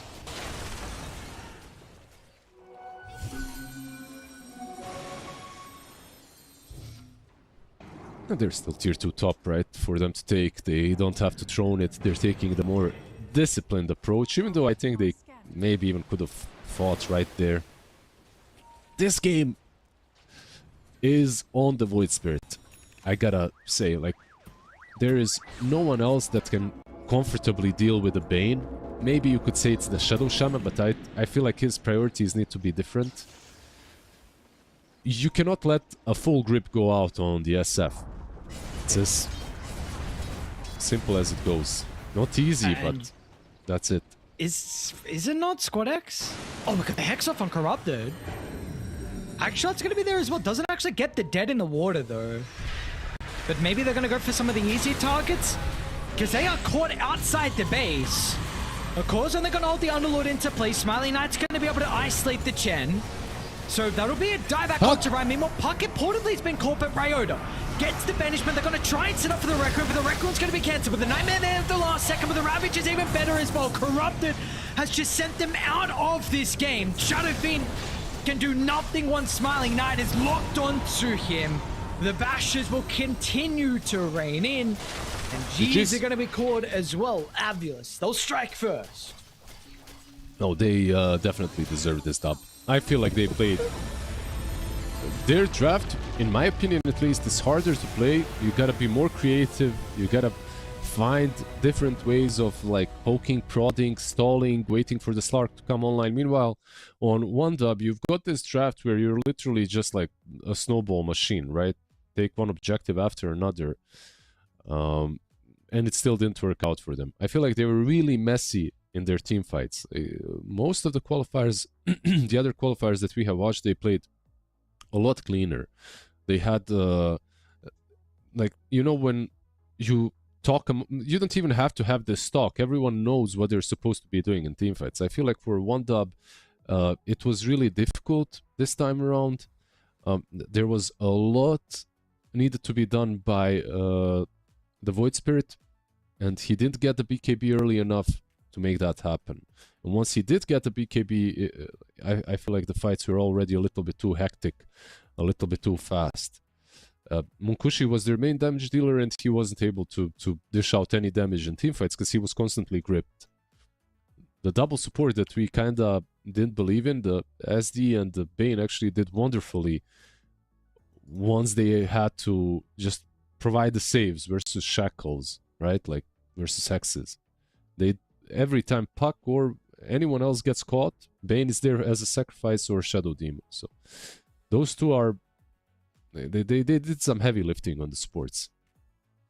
Absolutely, they did. I mean, definitely itemized to assist with the role they felt like was necessary. Ryota again, he went blink straight into Aeon Disc. So recognizing he's potentially the person that's got to be jumped, that primary target. Mhm. If he's not, he wants to make sure that blink is going to be getting range for the banishment. Same with the Bane. Force into 8th lens, he had blink as his last item as well. So some good itemization from the supports to help enable their cores, who really, I mean, did an incredible job this game. Off the back of Smiling Knight, but everyone. He went 11-1-10, tied 3-1-20, 6-1 and 19 as well. So this was a great showing. Apparently, it's just the supports that were combining for 15, I believe, out of the 18 deaths that they had. So regardless, AVULUS, a good start for them here in these qualifiers. A bit of a different script as well, because again, previously for Dream League, we actually saw 1W get a 2-0 victory in the first round of the upper bracket versus AVULUS. But this time,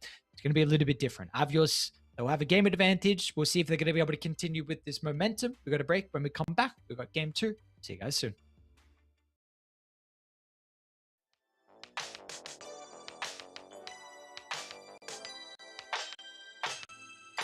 Ooh, that day that boy walked my way. Won't forget his pretty face. It was like we both had something to say. Yeah, but as soon as I saw him, his fine ass was gone. Think I should have followed him home. Put my number into his phone. A moment in time, so divine. Hope I see you again. Hope I see you again. A moment in time, so divine. Hope I see you again. Hope I see you again. You looking so good, make me wanna know you. Feeling the groove, and I got to show you. Come back, better come back. Want you to know that you're looking so fly. I wanna get to know you, but you doesn't be mine. And just a moment in time. Oh my, boy, you better come back. A moment in time, so divine. Hope I see you again. Hope I see you again. A moment in time, so divine. Hope I see you again. Hope I see you again. You're looking so good, make me wanna know you. Feeling the groove, and I got to show you. Come back, better come back. Want you to know that you're looking so fly. I wanna get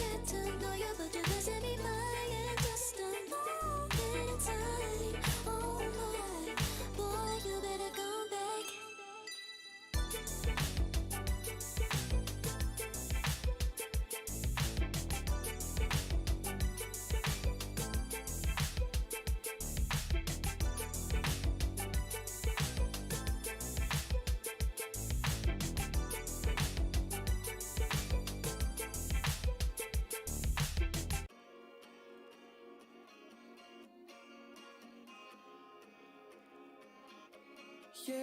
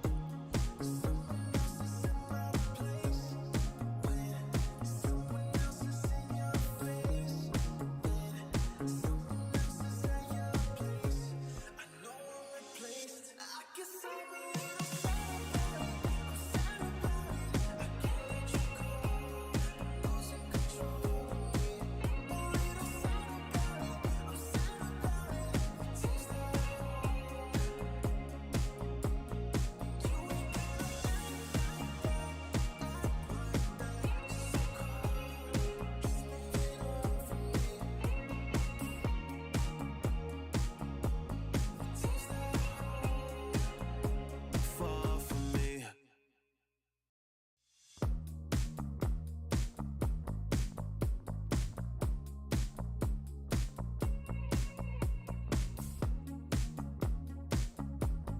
Girl, what's this shit about?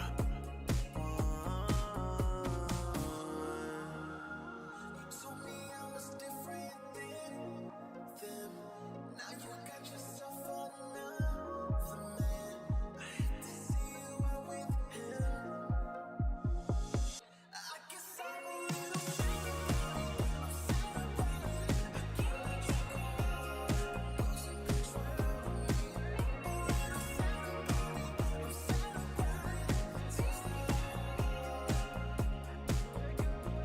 you ain't gotta act like that.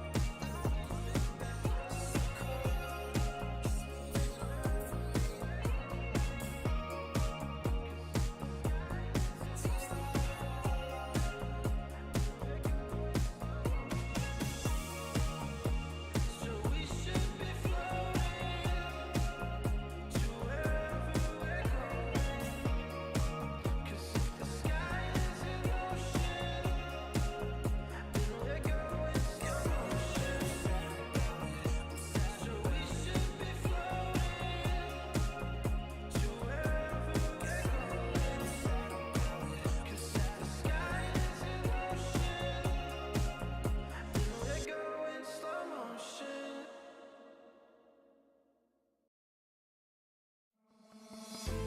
Oh, I don't know how to put it together. Ever since I found ya, my life just got better. Better than this, better than that, better than anything I ever had. Better than this, better than that, better than anything I ever had.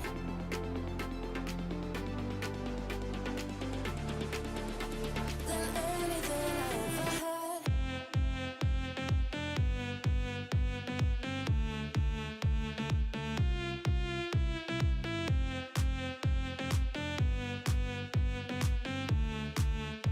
Than anything I ever had.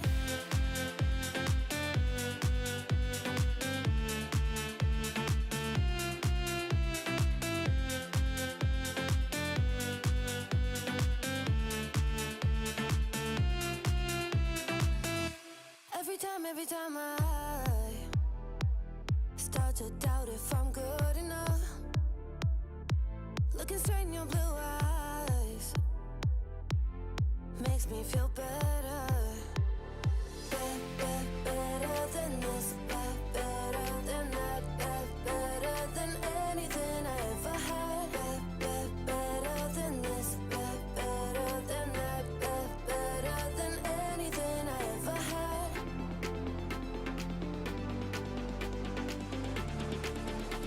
Than anything I ever had.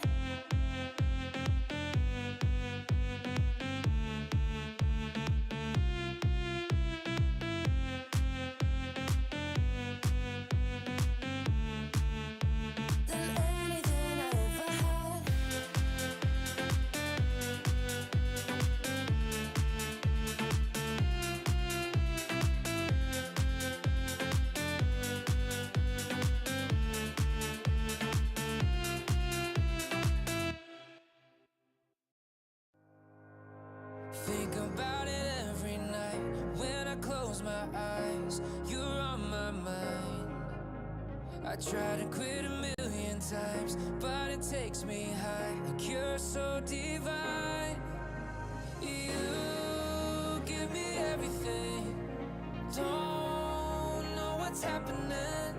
I need you like medicine. You're my everything, everything. And when I think about us, sweet lullabies, I wanna keep this moment here forever. No goodbyes. And when I think about us, sweet lullabies, I wanna keep this moment here forever. No goodbyes.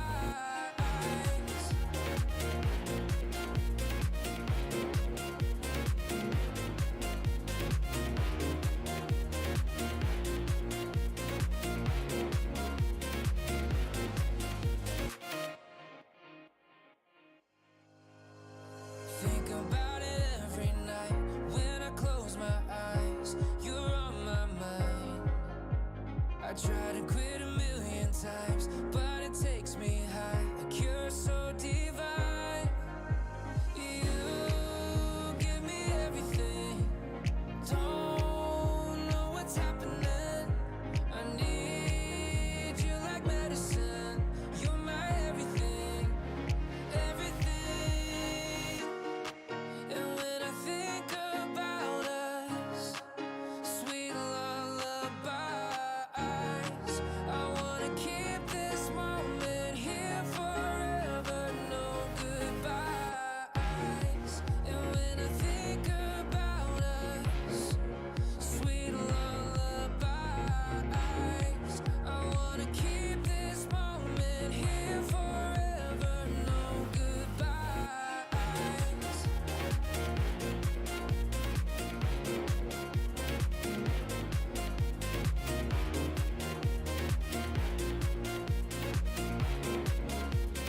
No goodbyes. And when I think about us, sweet lullabies, I wanna keep this moment here forever. No goodbyes.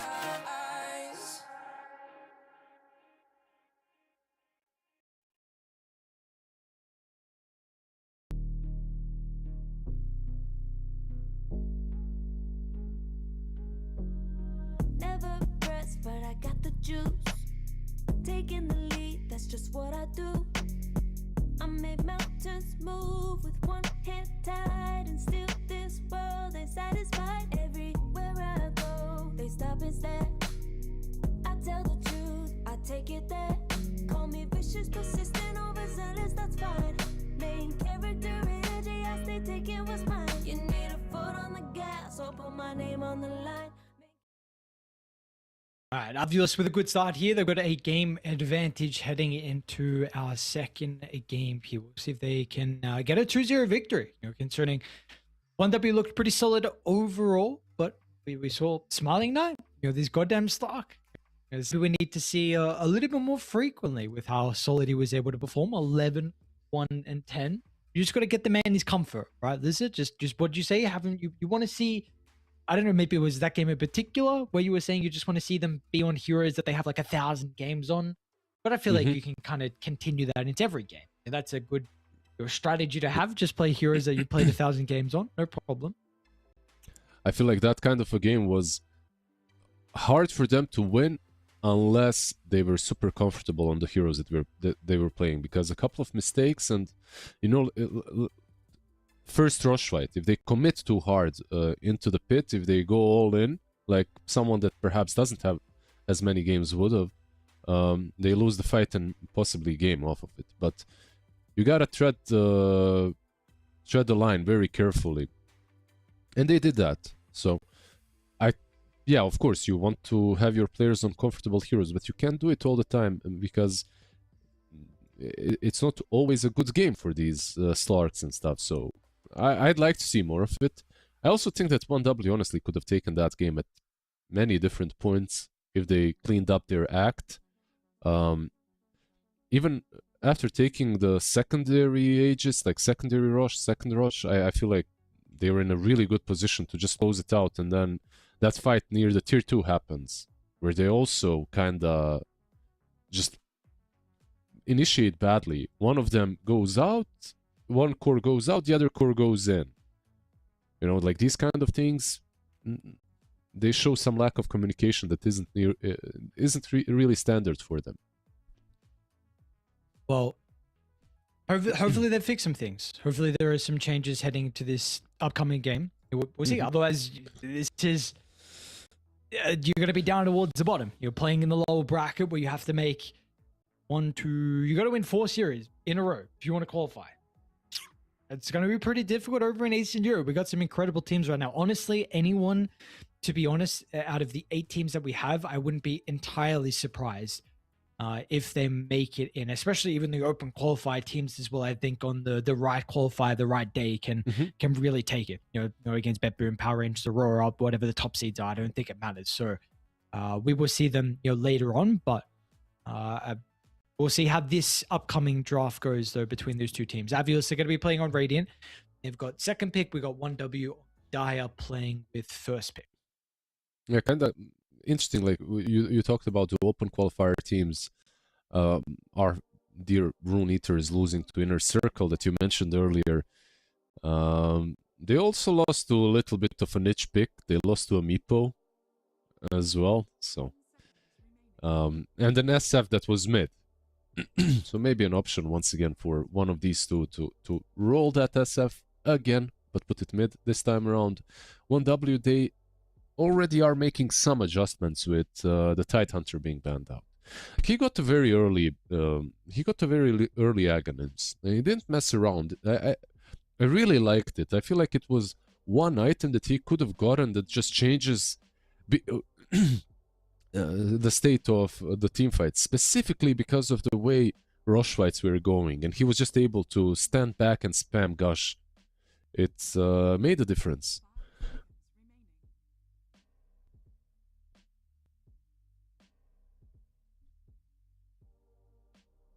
I know you said you've been playing kind of offlane a decent amount at the moment. Have you been dabbling with the Tidehunter? Not a lot. No, not really, not a lot, but in this particular game, I think all the other builds would have been inferior to what he went for. Like, just rushing the Aghanims, I think, was the best option that he could have chosen. So, but yeah, Tide is strong. Like, the hero is in a pretty good position. Like, if you need this just frontline brawler type, he's not as broken as he used to be like a couple of weeks ago because of the patch, but he's still good. What makes the Scepter so good on the Tidehunter? You got to think about the way that they were going to win the game. They weren't going to win the game on a head-on fight. They weren't going to win a game off of just going 5-on-5 and winning it straight up. They were going to win the game by Slark, Puck, going in and out, you know, just these ninja moves, like separating them, making them weak, making them waste a couple of spells and then pouncing. Because they had so many spells that were low cooldown. And when you add Aghanims to that, like, you get this big-ass massive Gush with the slow, with the minus armor, and with some damage as well. That enables... It just connects everything. It was... it was really important when it comes to defending Roche, but also defending any other objective. Because you could also use it versus Shen's creeps. Like, the more you think about it, the better it becomes, you know?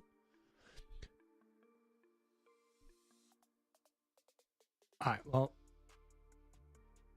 no Tide this game. Let's see what the different heroes we're going to get there. We're at the task force phase here from one their respawn.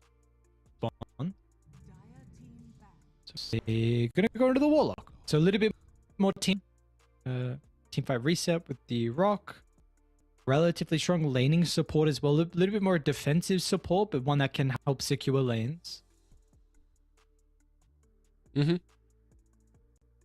Yeah, we'll see what they combo it up with. I've seen Warlock with a lot of different things recently. Like, you can play him with something that wants to be more aggressive in the lane. You can play him with the standard hard carry as well.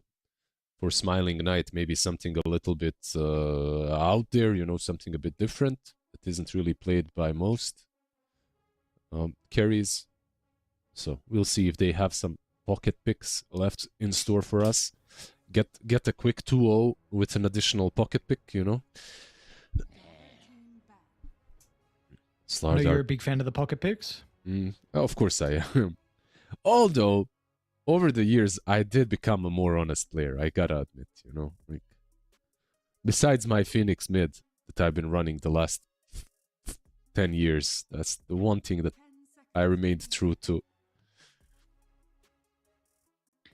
5 seconds remaining. He's so down for some Phoenix mid. The Phoenix, it hasn't been dabbled with too much as of late.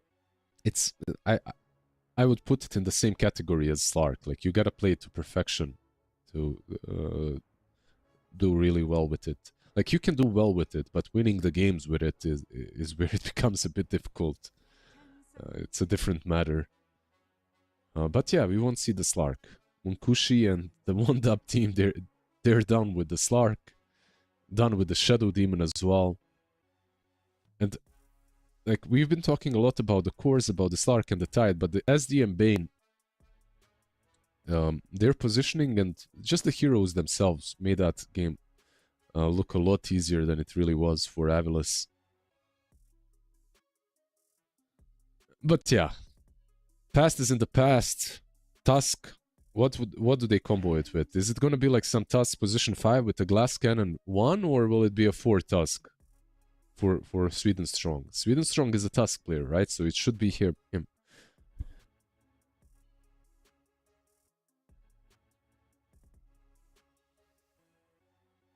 Yes, I do believe more than likely it'll just be Sweden Strong. Yeah. With the Viper ban, I guess that's their idea as well. Even though a Viper has been played more mid by these two teams, I feel like, especially 1W.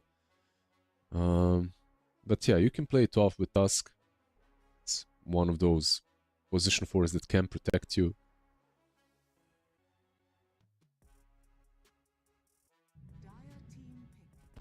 There we go, finally got our pick. It's going to be the Mars. Mars early on. So doubling down on team fight is going to be AVULUS. Yeah, of course, opens up some things for One Dub to pick, right? Like, you can already think about position 1s that don't care about the arena. You basically more or less know your matchup. Position, you can wait for the position 4, of course, as well.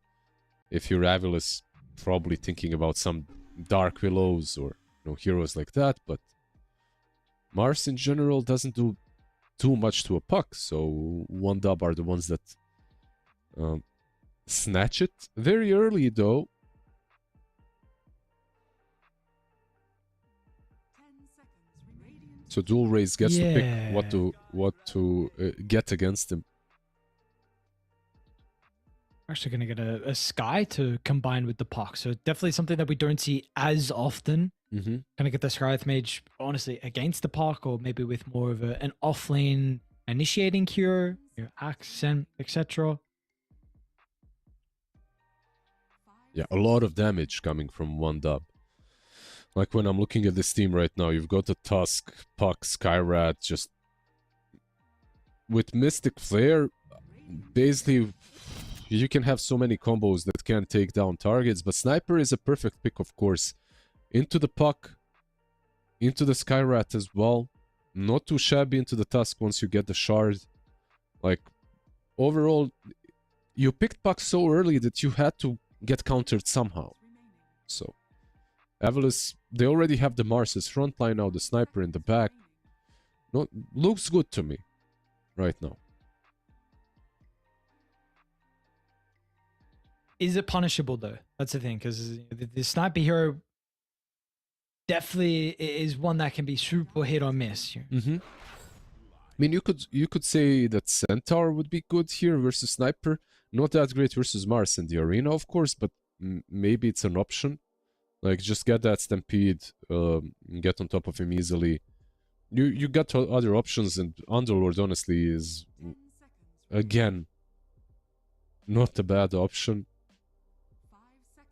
For the same reasons, of course, getting in the back line. By the way, that has been picked up. Hex, Impale, basically the Shadow Shaman from the last game is the line from this. A hero that needs to catch the puck.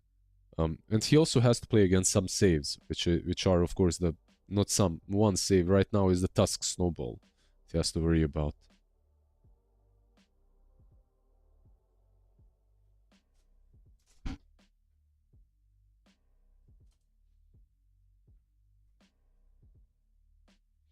Is there any call that you feel like is standing out for you at the moment, the 18th, for 1W? Are you wanting your carry or your offlaner here?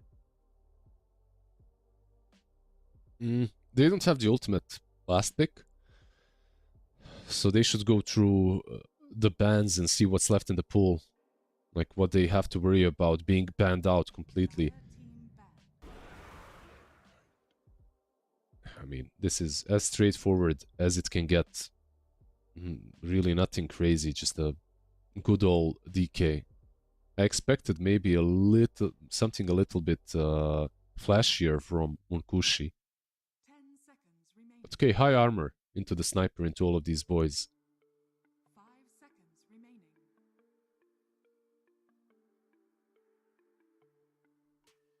Okay. See if this has a little bit better of a fate with the DK compared to the Shadow Fiend. Turret style of Puro, kind of, not really, I suppose. DK a little bit different than the Shadow Fiend. I mean, a little bit different, but it somewhat has similar playstyle. I mean, you get the blink, of course, on DK, and you play the map a little bit faster. But overall, it is a similar thing, like you said. Nothing flashy about him. Like whenever you see a sniper on the other side, you'd like to have heroes on your course that have like built-in mobility spells, right? Puck already has those, but Puck is gonna have a bad time. That's the problem. And you're kind of expecting that. Dragonite, on the other hand, should probably have a good time, but this hero into sniper early on is fine. Like you take down the objectives, but eventually it can fall off. We'll see. All depends on like how exactly sniper scales, because this hero very often to me looks like, yeah, I dominate the lane and then I'm absolutely irrelevant in the mid game, like with some Maelstrom Mjolnir build. 5 seconds remaining. Dire team pick. Just, do you overall, like with that being said, do you have like full belief in the sniper or not really? You're not 100% convinced on the hero in general at the moment? I'm not a fan of the hero. I feel like Puck still does more in the game when sniper is picked to counter the Puck. I feel like Puck still does more. This game is not easy for Puck. He's playing into sniper, he's playing into lion. Is this a centaur or something? Oh, the Dawnbreaker, of course. Oh, interesting. Yeah. A little bit different.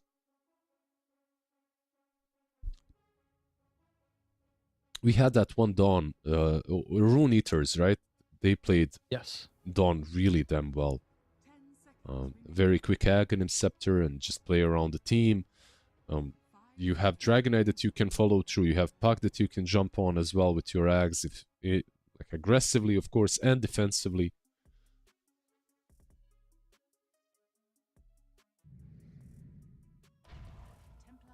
We're going to get a TA as a response as well. So Smiley Knight, it's also kind of one of his other better heroes as well. We saw this hero had was an okay amount of success, honestly, in the last qualifiers we saw from the Templar Assassin. How do you feel with it overall last pick, though? Is this a good TA game?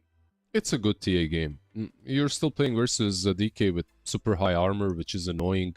When it comes to refraction dealing, they do have the Sky, but Sky and Dawnbreaker actually not a bad lane.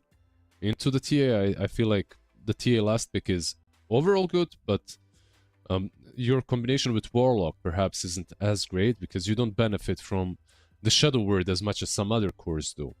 But yeah, it's an interesting game for the TA. I feel like right now TA is one of those carries that, like, it's like TB a couple of patches ago, where if you ask a carry what do you want so you win us this game, they can ask for the TA. I feel like this is one of those that if you hit your timings right, you're winning the game.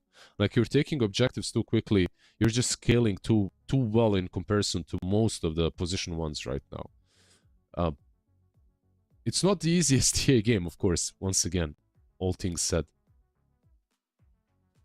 Yeah, I was just going to ask, like, how do you feel like he scales this game? What of his biggest concerns overall against a lineup like you're having? I think as the game goes on, is not necessarily as big of a problem. It's more about just because this is a tempo-based hero, and I'm not sure if the tempo is going to be fast enough for her. It might be, though. Let's see the lane with Warlock. This guy, Warlock in particular, not as the core that's going to be playing him. Warlock surprises me very often. Like, I shouldn't say surprises. I'm not surprised. I'm just impressed every time with the power that he brings to the lane. So it could be enough for the TA to ball out of control. So they have like two position. The position 1 and the position 2 more or less do the same thing, right? On AVULUS. And that's maybe a problem for them. Like, they have two cores that more or less don't really create space. They siphon it away from their teammates. And on the other side, you've got Puck, who really likes to create space, really likes to hunt. Who does Puck hunt with this game? With the heroes that he has on his team, and who are you wanting to hunt on the map as well? Yeah, whoever is the closest one. Sure. Whoever has that orange vest on, wants to go in the wilderness. Like, he can do it with the Sky, he can do it with the Tusk, he can do it solo with the Dawnbreaker connecting Dragonite as well. It truly doesn't matter. Like, they can the thing is, though, the same thing I said about TA kind of applies to the Puck, because he's gonna have a bad lane too. Like, he's laning into a sniper. If he somehow outlanes him, I feel like this game could become very difficult for AVULUS very quickly. Okay. So if we continue to go through the lane setup, then where would we? Who do we feel to get the lane victory? It's gonna be like what? Lion Mars into DK and Skyrat. I feel like, or DK Tusk. No, not really sure. I guess DK Sky. We'll see. Volatile lane. I would say Dragonite does not lose it. Should do fine. But another thing that needs to be said is this Lion could make a huge difference in the game too. So it's important for him to have a good start, to get like an early blink. Okay. All right. We'll have to see. We'll keep tabs on the Lion. Yep. Lots of people to keep tabs on by the sounds of it. So we'll see. We'll see if we get a exciting game 2 affair between these two. With the two very similar cores, we're able to get a 2-0 victory. The mystery deepens. 30 seconds to battle. Yeah. Hell of a way to be able to start their run here, to try and make it through the bracket, take one of those qualification spots over towards Birmingham.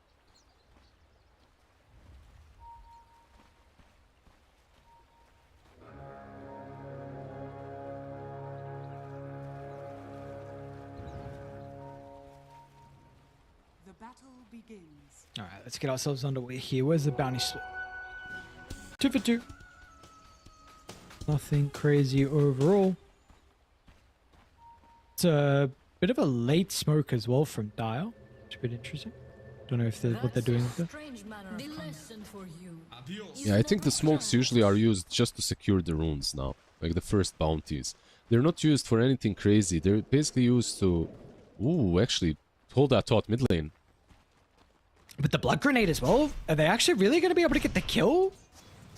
No, wait. Is he going to eat the tango? Actually, not even necessary. Okay. Nonetheless, you put him down super low, and it's all his resources eventually going to be used. Yeah, luckily for him, the lane is pushing in because of the way they pushed, the way they went on him. And it's a sniper, so he's fine, kinda. At the same time, Dragonite is also one of those tankier heroes, so it's not like he was zoned out of the lane.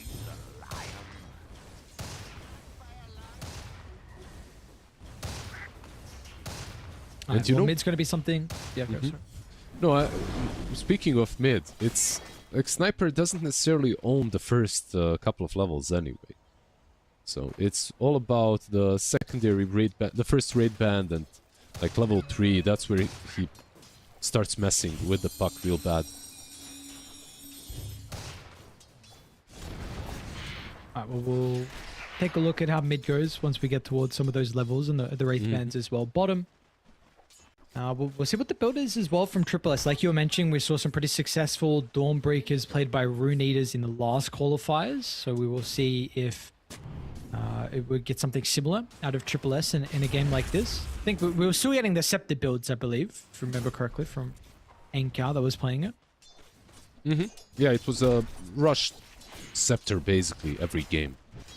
Get it as fast as possible, even after the nerfs to the item.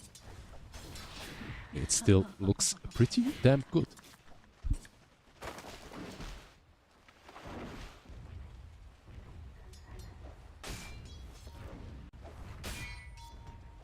You don't really see this Skyrat played on the safe lane way too often right now, but I think one of the reasons why they put him on safe lane is because of the TA last pick.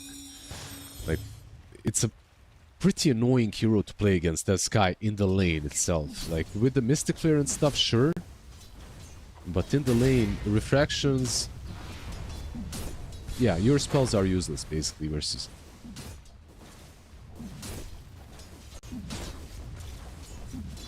Yeah, kind of interesting with the Warlock being in the other lane as well. Ooh, speaking of the supports on AVULUS, Lion is actually going to... Well, he was thinking about coming through the portal on Ryota. Maybe with the timing key with the blood grenade, but it didn't actually swing on over. So I believe it's 1-for-1 with the Lotuses. Meanwhile, you do still have the Sky popping his head back into the mid lane. He's making a difference mid, you know, like Puck is having a good time. It's an even lane right now, and 2 range creeps pushing in, so he's gonna get some more XP as well.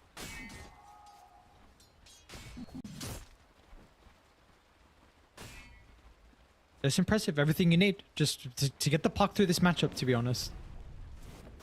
Overall, though, like, it's still... it could be a bit of a difficult puck game. I wonder what the build is on Mars. Like, we've seen some offlane Marses with, with the Yule Scepter build. Sometimes it's kind of nice with it being able to go for that first item as well, Corrupted. The defensive spear is going to push the DK away, but Reiners will continue to run him down. Another blood grenade bring over. He'll give the Lotus some on Cruci as well to give him some minutes to work with the Breathe Fire. So Ryan assisting his DK, and he'll actually be rewarded to get the kill. The best thing you want to see when you're an offlaner and you're dying is your position 4 with 100% mana, 100% HP, full inventory. You know, Warlock kinda forgot where he's supposed to be there. I'm joking, of course, but yeah, unfortunate. Wasn't near to save the DK.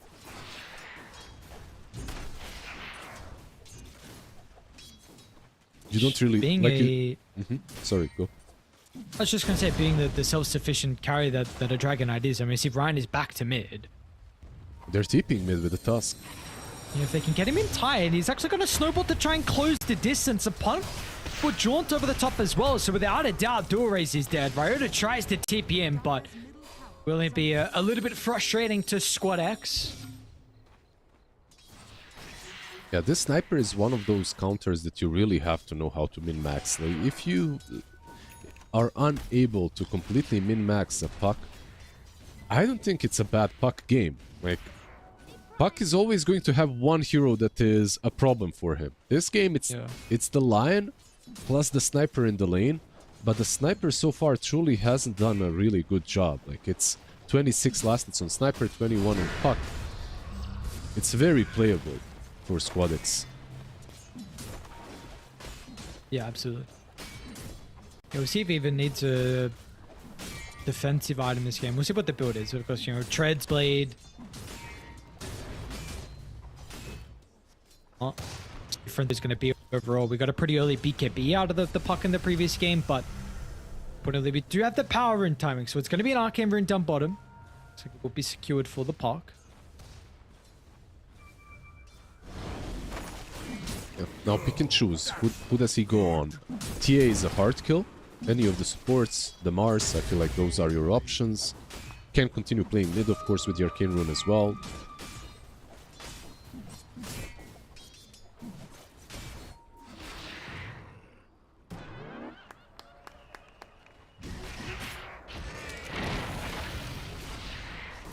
Let's see where the decision is actually going to be for where he wants to make a move across the map. Is there a place that you feel is a little bit better for the Puck? It all comes down to like the opportunity. If someone pushes in, you can TP in. Right now I'm talking about the Arcane Rune and how he can use it. Like, there isn't anything too special. Lion bot lane. Aurora? Getting dive behind the tower. Sniper Well, TP I'm smiling not actually. nearby. That's actually maybe a bit of a deterrent, and yeah, especially with dual rays TPing in as well. So, who will be able to run into Sweet and Strong inside the tree line? So it looks like at least the movement from dual rays will pay off. So it is somewhat worth it. Yeah, the ice shards messed up the fight because SSS didn't get across them for the Starbreaker to connect. So they couldn't get the line kill, and because of that, Tusk dies.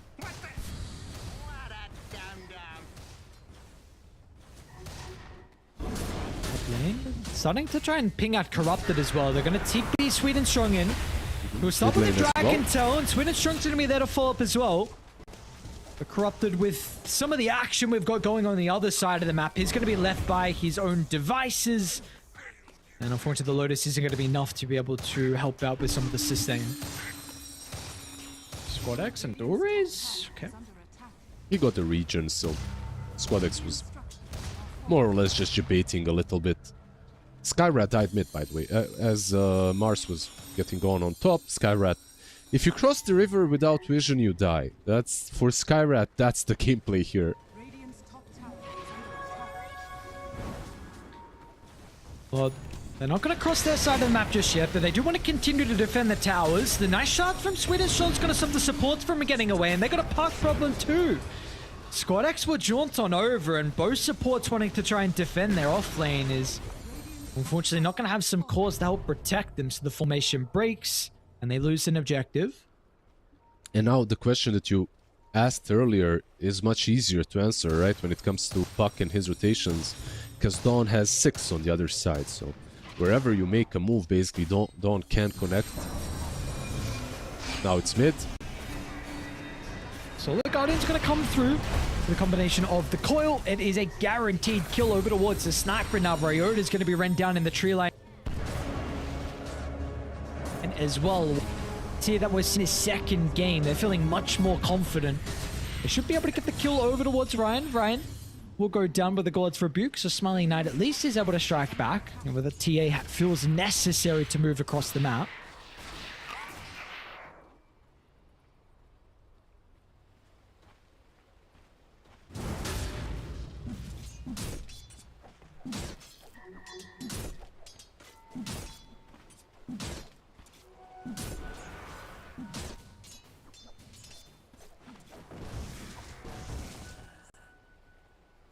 Radiant's bottom tower is under attack. Are scattered. Power Rune's going to be Illusion here for Squad X, so... Bottom lane, they are currently sitting with 3 heroes at the moment. The support's going to pop out of the tree line. Man, they're doing a lot of damage. Kind of surprised. I mean, 3 points up on the tag team. We're still not even at the level 6 just yet. You got to be careful once you get this Mystic Flare and Smiling Knight. He's getting ran down. Now, Sweden Shunk's fallen pretty low, but he's baiting TA to not leave the area. It's actually going to be 5 heroes from 1W. Even Monkush is here. Now they're playing their strengths very nicely right now. They've taken down the top tier 1 tower, took that fight mid, instantly rotated bottom. They're just connecting with every single dragon form. And yeah, TA in the lane was perhaps unkillable, but now they have ways of taking her down, and that was without Mystic Flare as well. Dire's top tower is under attack. I had not too much faith in AVULUS in game number 1, and because of that I'm trying to, you know, like just take a chill pill this time around and let them cook. Let's see what they can do. But realistically, if you're picking sniper into the puck, you should have a much better game on the sniper. Like puck, you're picking it as a counter, so puck should have a rough time, or a rougher time than this. He's top of the network basically.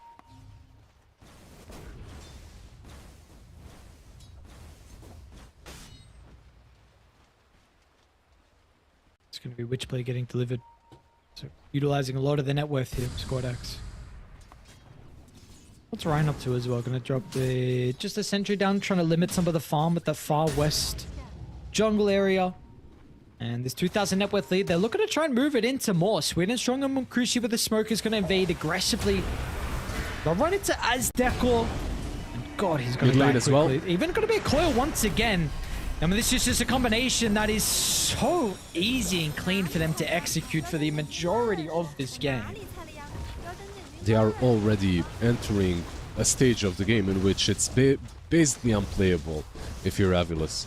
Like, it's a game in which you have to set up some sort of a perimeter and fight around it with Mars Arena. Maybe bait some sort of an aggressive move and punish them, because 1W sometimes does do that. They are not as disciplined as some other teams, so Tower is under attack. maybe you can debate them, but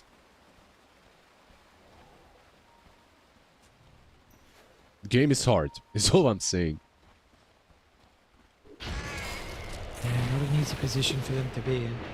Got some plays getting made on the sides of the map. At the out, we see Corrupted trying to move through the portal, even on the other side as well, but the Dawnbreaker is getting rent down. Mars will also live, and apparently Dawn actually also makes it behind the tower. So no kills.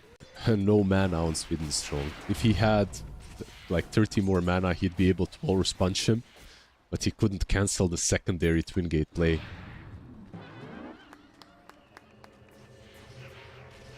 Radiant's top tower is under attack. Look how aggressive Squad X is farm. Bottom tower is under attack. Can he kill Azdekor? It's gonna depend on the Mars. Nice use of the Waning Rift. Avoids the spear, but is just kind of poking. Maybe trying to force some reactions out. They are very happy with continuing to play this area of the map, though, considering the Wisdom is going to be up pretty shortly. Dawn has ulti intent, so you have Solar Guardian to connect to as well. Here comes some of the rotations, though, Radiant. But they're going to TP in. All or nothing here for the defense overwards the Wisdom.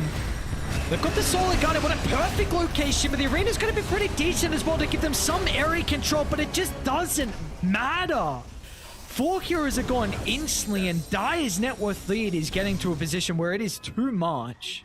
Now, like we said earlier, this feels very unplayable, but these kind of fights are maybe necessary for AVULUS, but they have to also be executed better. The arena was a bit late because he got silenced, but also the golem was pretty much very inefficient. It was on one target only, very early too. Plus, like, is this minute 14 Wisdom Shrine, like, I want to see them fighting around an objective, but is the minute 14 Wisdom Shrine truly the one? Like, they literally allow themselves to go on the low ground. You know, like, TA is on the low ground, Mars is on the low ground. This Wisdom Shrine is like a bait. The positioning of it is a bait. Like, there's like 3-4 stairs around cliffs that are just giving such an advantage to the opposing team if you go down first. Yep. 6k, like you said.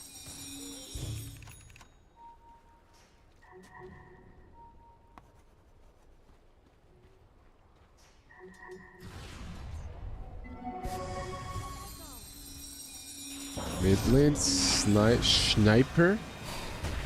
Oh, he's gone. Absolutely. Not much Riot is going to be able to do. Chucks out a random stun, but he's going to be run down next as well. And there is no hiding as deep as you can get inside the neutral camp. It's going to be a kill. And we're up to 17 now for 1W. You know what, like 4 minutes ago, I said they need to bait them, set up some sort of a perimeter and fight around that. Like high ground, around maybe your outpost. They chose the wrong fight, they fought around the Wisdom Shrine. I feel like we're already reaching the stage of the game in which they'll have to fight the high ground fight. Or maybe Roche fight, maybe. They have Blink on Mars now. What's going on bottom? I don't know if you want to be here. Maybe he does. I don't think he does it now. I mean, Mukushi's over towards the right side. It's a really good arena for Corrupted. Meaning that Smiling Knight can finally start to just get some damage output here with the Templar Assassin. And some spellcasting from them is actually going to net them 2 kills. Nicely done on AVULUS. Puck in the back. Line? Oh, wow.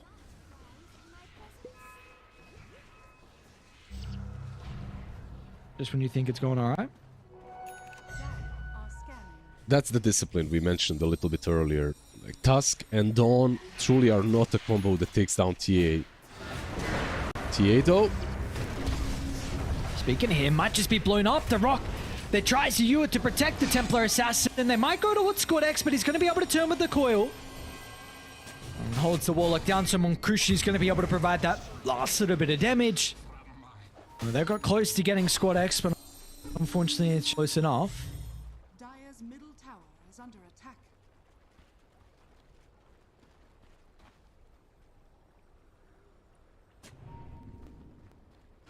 DK net worth lead now. 82% win probability as well. DK is going to be working on the BKB next. The scaling on Radiant isn't terrible. I gotta put that out there. But for that scaling to happen, you have to find some gold on the map. The Sniper actually going for Aghanim's. Never mind, I take back what I said. Scaling is not there for the Radiant. Speaking of the Radiant, we'll run into Ryan off the back of the smoke.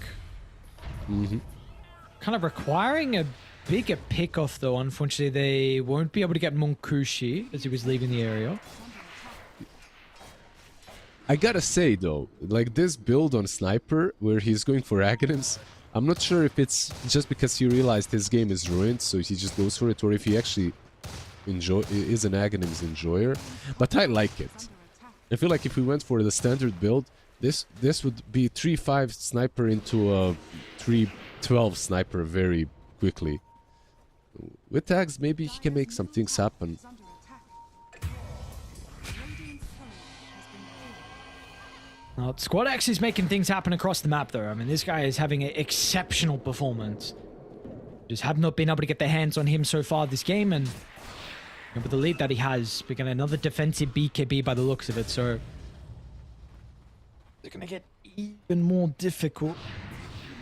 They can kill him though. Like, even with this BKB, if they manage to hex him pre-BKB, they can kill him. And this man on the screen right there, the Lion, he's the most important piece when it comes to killing anyone. He needs to get his blink. He's getting there, but it's a slow blink game for the Lion. 1-5-5, of course, you know, like, this is the usual experience if Puck is allowed to do whatever he wants to.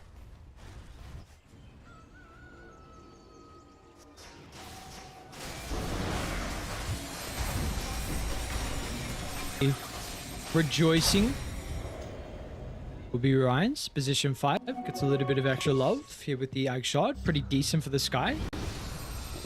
Looks out his farm speed a little bit. Clearing waves. Someone's coming through the portal bottom. Sweden strong? Okay. It's just a little nice welcoming surprise. He's been giving a couple of freebies here and there. The one where he went on TA. Now another kill. Overall, still a pretty good task performance. Dire's bottom tower is under attack. No way. Does Corruptor go for this? Suicide. Oh, they got a glimpse. It's fine. Puck is chasing. He might still catch him. Is he fine? Just gotta try and turn to coil as Deco. We'll look to try and TP out. Monkushi's got the vision.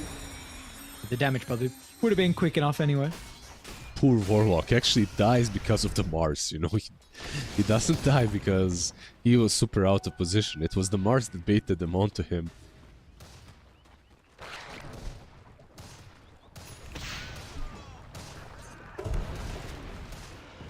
It's life of a support sometimes, right? Where the cores are just baiting you into a position and then you're like, they all leave all of a sudden. It's like, bro, I thought we were making a play. Yeah, bro, I Now don't I'm have dead. I don't Now have a you're blaming blink. me. Yeah. Top lane, they are making a smoke move.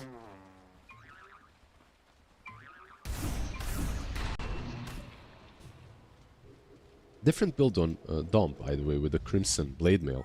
I know we discussed a little bit earlier the Ags Rush from other players. Not going for that at all, going for AC. So all about mitigating the physical damage, which is basically 90% of the damage on Radiant.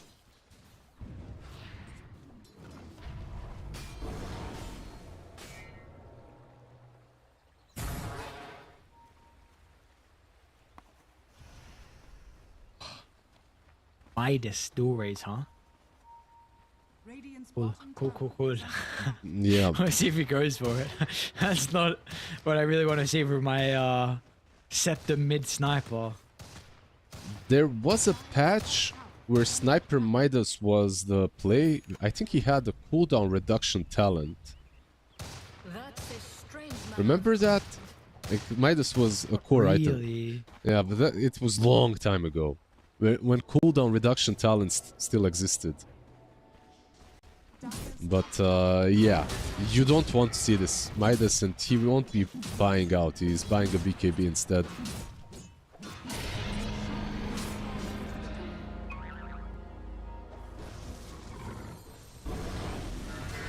But I'm not really sold on the BKB too, I gotta admit. Yeah. Axe BKB does not strike me as a very strong item build for my mid lane sniper. Yeah, it's not one that gives you a lot of confidence, right? When you see this, so Absolutely not. this is unfortunately the position that they put themselves in, and now you've got the Aegis in their hands. With the Butterfly going to be the next item for Monkushi, who is eyeing up Smiling Knight bottom lane. If he continues to push a little bit too far out of the lane, he does see DK up on the high ground though, thanks to the trap. He's actually going to run aggressively at DK. Do they? Apparently they've got to read that no one's really next to Monkushi. Swin's going to jump in. They've got the Solid Guardian as well, and well, the read from them was apparently incorrect because Dai was super quick to respond.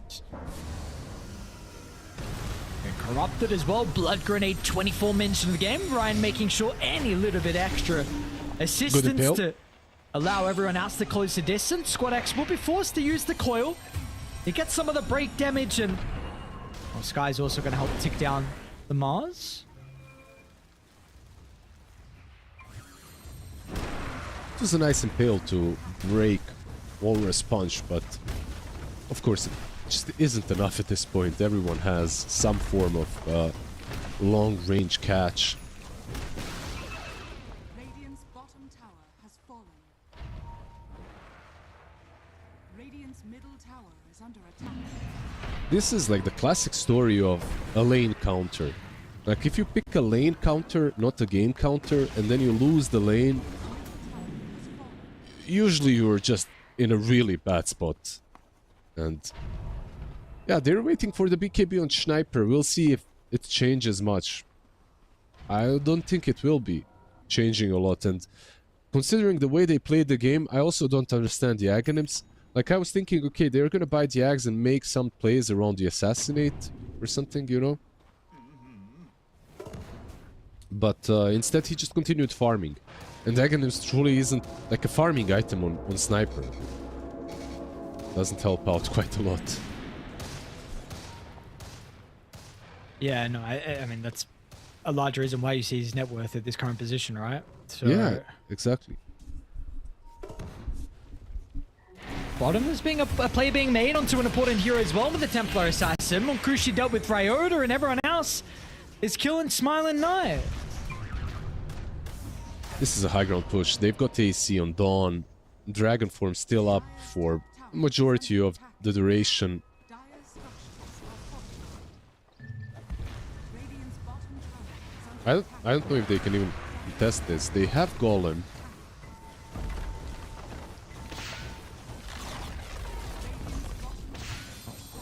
Let's see. Gonna need something pretty crazy defense from them. are fortified. Maybe they can spam them. Has fallen. Like, the heals aren't really there from one dub.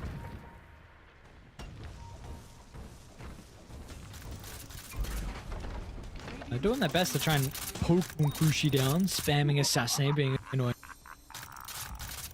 This is a tier 3 tower and a range barracks that have been claimed down bottom. And a lead that's up to 14,000 now.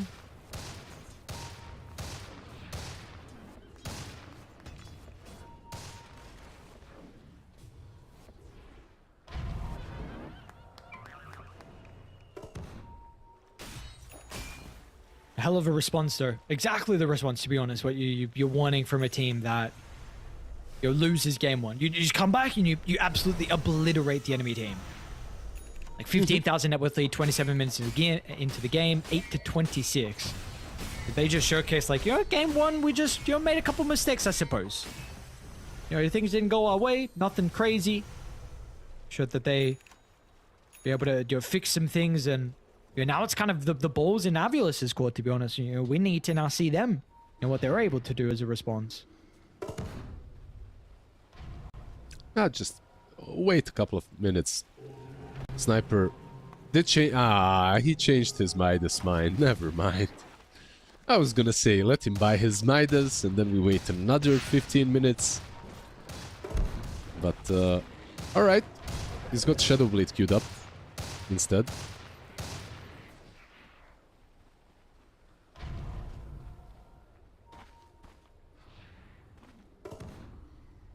They'll have one fight in them.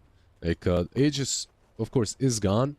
TA is how far away? Not too far away from BKB as well. So if they can get the BKB on TA, BKB on Sniper, there's one fight left where they can maybe make a change if they jump the right targets. Radiant's top tower is under attack. Seeing as the right targets. Has fallen. It's the puck, right? Like, if you can eliminate him first pre BKB, there's only one save on their side, like real save. That's the Tusk with Snowballs. I think you can out damage the Solar Guardian without Aghanims on Dawnbreaker. I mean, so.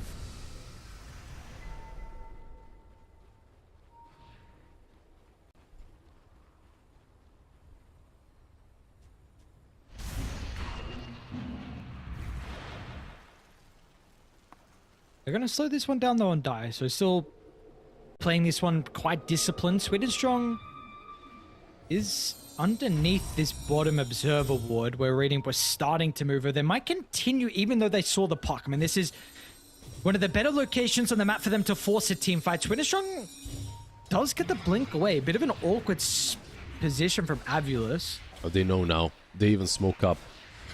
One top now are in a probably better position. See Tusk.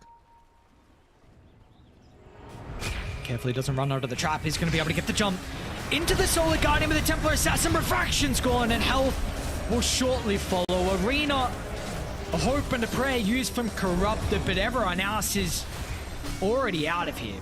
I mean, Aztec was trying to find some trees to hide in, and Dual Rays wasn't even remotely close. I think they just read the move better on one dub. Like, both teams more or less knew what was going to happen. Like, both teams smoked up after their initial smokes broke. They just played it faster. TA has no buyback. This is most likely game. Yep. Alright, I don't know. Interesting game. You know, it's just 1W honestly just look far better in this game than what they did previously. It's kind of just 30 kills, 30 minutes in, running over, doing whatever they wanted. This Dawn looked good. I mean, Dawn Puck is a combo we haven't seen for a while, but kind of forgot how goddamn good this duo is. I think everything looks good. On their side, it's kind of hard to... There isn't really anything more to analyze than Puck rolling out of control from the mid lane. I would just say one team had a mid laner and the other didn't. And that's it. It's pretty damn straightforward. Maybe it's a little bit harsh towards Dual Rays, but I don't think that... Maybe he could have played it a bit differently. Maybe he could have went for a different build. But then again, I really don't think it would have changed a lot. Like, to win this kind of a game, your sniper needs to have like 25 denies. When Squadix has 25 last hits, you know, like you gotta be taking a lot of those last hits away from him. That wasn't happening. Plus, he was the one struggling. He was the one he had 5 more last hits than the Puck, more or less. But he was the one dying and being assaulted all the time. So, good play by Rain to rotate mid. I think that made a small difference as well. Like the early rotation to just take away his resources. Very interesting, right? Because you have a self-sufficient carry that enables you to do that. With the DK, I feel like if you have, okay, maybe there are some other carries that could provide a similar like role and value of what the DK would, but you know, he's not going to be solo zoned out if the lane's in an somewhat okay position versus a Mars and a Warlock. Like, this hero is going to be fine, so helps the Sky to be able to make these moves, and the cores do one better than what AVULUS has did in game 1. I think AVULUS, all the cores combined, had 3 deaths. This game they only did 1 death. Triple S was the only core with a death. Sweden Strong and Ryan had the other 8-7. So yes, shame on them. Shame on Triple S. But super solid showing from 1W, kind of what we were expecting for them in the qualifiers. And now we get a 1-1 tie between these two teams in our first round of the upper bracket. So we'll see where this series is going to go. First to break, when we come back, we've got game 3. We'll see if it's going to be AVULUS or 1-win moving forward in the upper bracket. See you guys soon.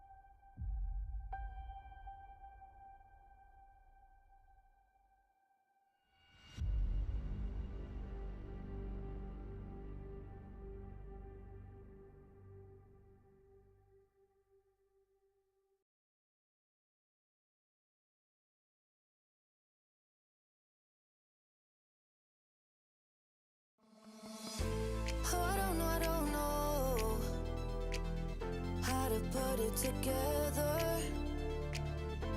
Ever since I found you, my life just got better. Better than this, better than that, better than anything I ever had. Better than this, better than that, better than anything I ever had.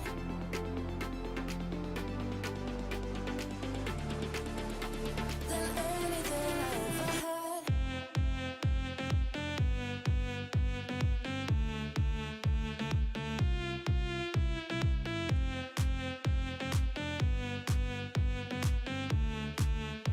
Than anything I ever had.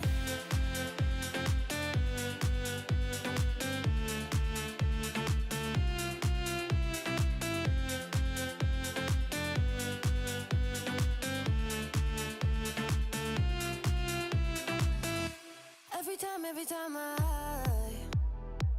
start to doubt if I'm good enough, looking straight in your blue eyes makes me feel better.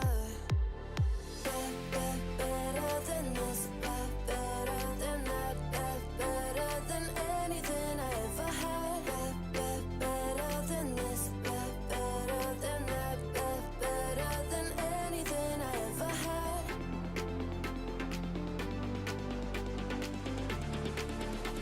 Than anything I ever had.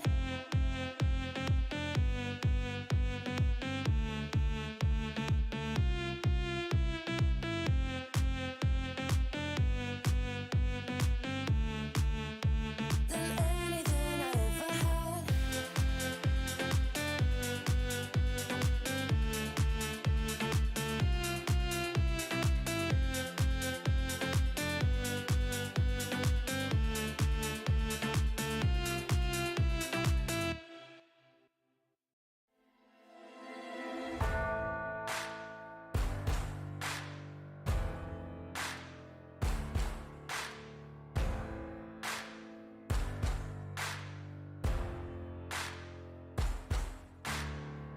Can you hear the voices calling?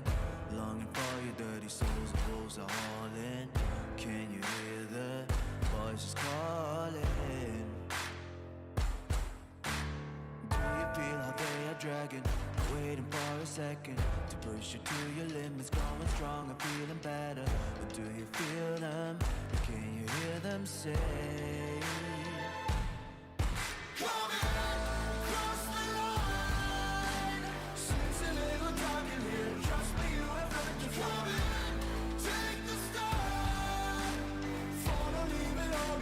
Welcome to the other side.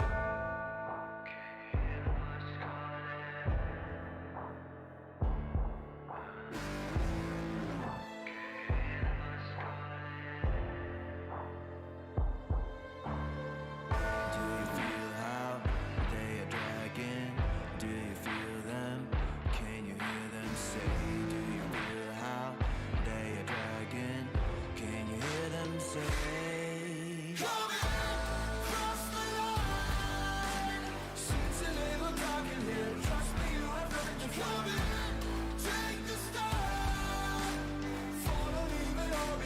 Welcome to the other side. Cross the line. Seems a little dark in here. Trust me, you have nothing to come in. Take the stars.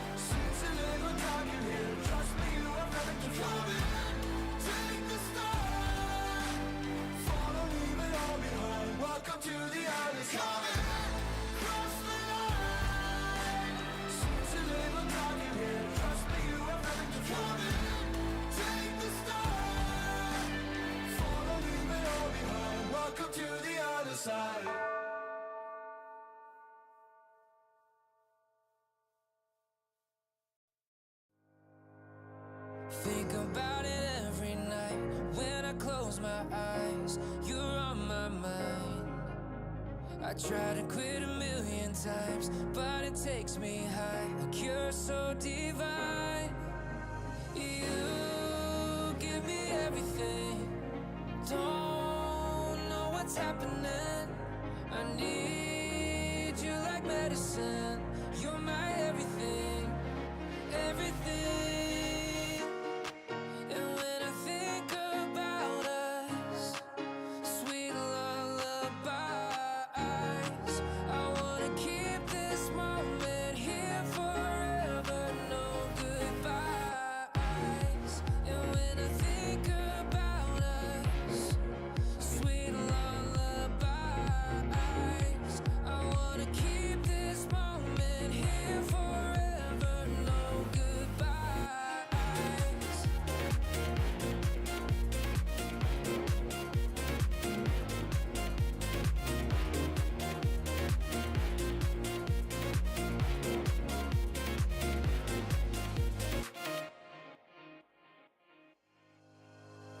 Think about it every night when I close my eyes. You're on my mind. I try to quit a million times, but it takes me high. Like you're so divine. You give me everything. Don't know what's happening.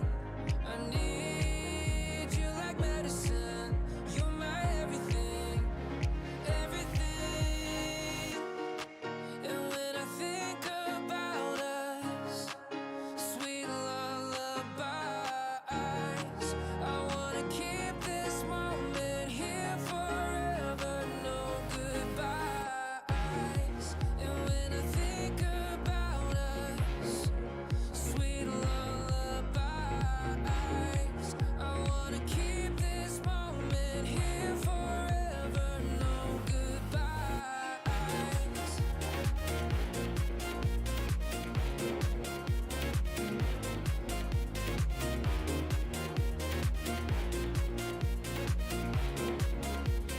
No goodbyes. And when I think about us, sweet lullabies, I wanna keep this moment here forever. No goodbyes.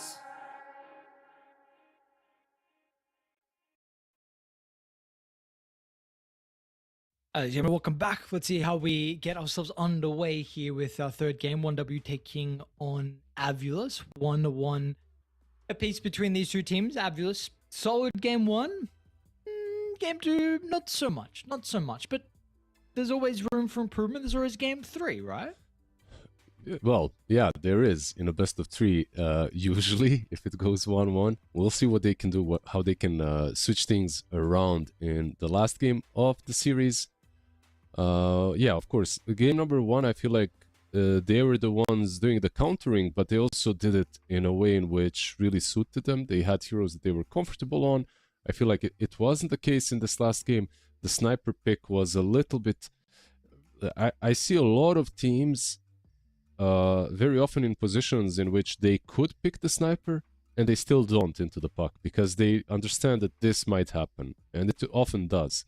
So yeah, they gotta stick to their guns, go with what worked for them before, or just overall pick a lineup that makes sense. Like picking sniper mid and then TA safe lane. Like, your supports are going to be very tired after the game trying to make all the plays on the map. Yeah, it's going to be not unfortunately too fun of a game for those supports. So is that kind of... Is this something you feel like is pretty common when you have a lineup that is, especially two cores are both fulfill a very similar role? Supports are the ones that are thinks game, the team just like opposite. They're like, okay, like if that was the problem, then let's just go first pick, second pick. Let's make sure we have heroes that can do stuff on the map. I think that's generally the case, not only in this situation, but overall in Dota. Teams do tend to, especially tier 2 teams, they tend to have this pendulum effect where they go one side, and because of swinging a little bit too far to one way, they go all the way to the other the next game. It I wouldn't be very surprised if exactly that happens. But honestly, it's not really that hard to have a different draft, because every other draft, a normal draft, should be different from the thing that they've had in the last game. Just gotta make sure that you can play Dota. It's like last game they weren't able to play Dota. That's unfortunately what happened. See if this time is a little bit different, right? They get to play Dota. They have some more success for them. I want to drop down to the low bracket like we were saying before, but you got to win 4 series all up from the low bracket if you want to make it over to Birmingham. See what some of the differences are going to be this third draft. We're just going to be playing on Radiant. They've got second pick. 1W Dire with first pick. So there now. So some offlaners. We've got some interesting phases going through. I feel like in the last qualifiers we saw a lot of supports were getting banned out. Now this game, offlaners apparently is the go. Yeah, I think Slardar is a hero that you have to respect in the current patch. I think he's still in a really good spot as a mid lane or as an off lane.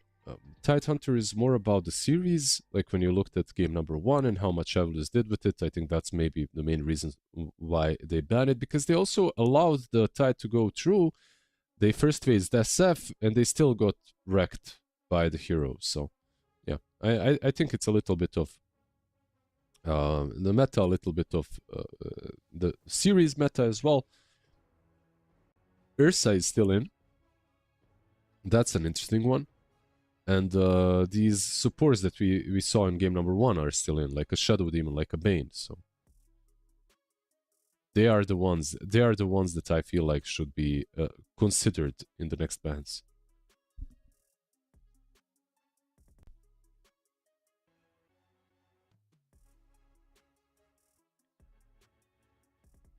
But yeah, let's see. There you go. That's the sport we just mentioned. He's out. Unlucky. What can you do? And he had like a abysmal laning stage, abysmal game in game number 1, and this later, of course, he still had so much impact. It's just the nature of the hero. As long as you have disruption level 1 disruption, you're gonna have impact eventually in the game. On the other side, Ursa is still left in the pool. First pick is on 1W. Puck would probably be a pretty high contested. Is probably going to be a contested pick in this last game as well. Yeah, I would say so, considering what we kind of just saw from the Puck overall. Skyrad ban. Okay, so Ursa is true. Yeah. And they just first pick Puck. Okay. Yeah, I think the reason why they first picked it is because AVULUS just didn't show that they can counter it in that last game, even though they had Lion. I think Viper is in the pool and might be an option now for AVULUS, like another hero that we did talk about a little bit earlier. I think if you want to counter the Puck on mid lane, maybe picking up the Dragonite is a better option. You're not necessarily like the DK and Sniper. Sniper is supposed to destroy Puck in the lane so hard that the Puck afterwards doesn't have a game. That's the idea. Dragonite, on the other hand, is like, okay, I'll do fine versus Puck, and I have a stun later. Point and click stun, which is always nice. But you don't destroy him as heavily. 10 seconds remaining. Well, what do you make of this with the Jakiro? Like, you see the enemy team go for like a super strong Puck pick, and then I feel like it kind of falls a little bit flat with just like this Jakiro. It's not really a Puck response. It's okay. I'm in the ice path. Any long range catch I think is pretty decent, but I think if you see a Puck, right, like you'd be pretty happy to play into the Jakiro. That there's far worse. So, do you like this on AVULUS? I think they have a lot of picks to answer the Puck with, right? So shouldn't look too much into the Jakiro. Your hand right now is not forced. It's not like you have to instantly answer this puck that got picked. So Jakiro is a good hero. I believe it's still the most contested position 5 out there. Like he got nerfed a bit, but he still dominates the lane, makes things a little bit easier for AVULUS, and maybe that's the idea. Make that safe lane at least be a W.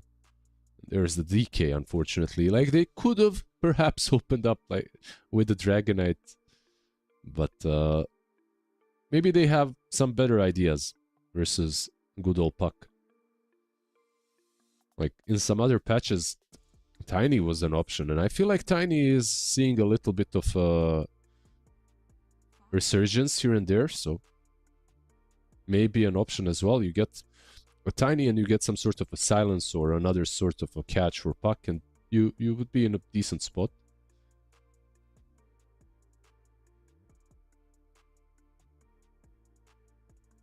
Are you liking the Tiny at the moment in one particular role? I am liking it in many roles, but I'm also liking sometimes to look at the bans, and he's banned in the first stage. Second ban. My bad.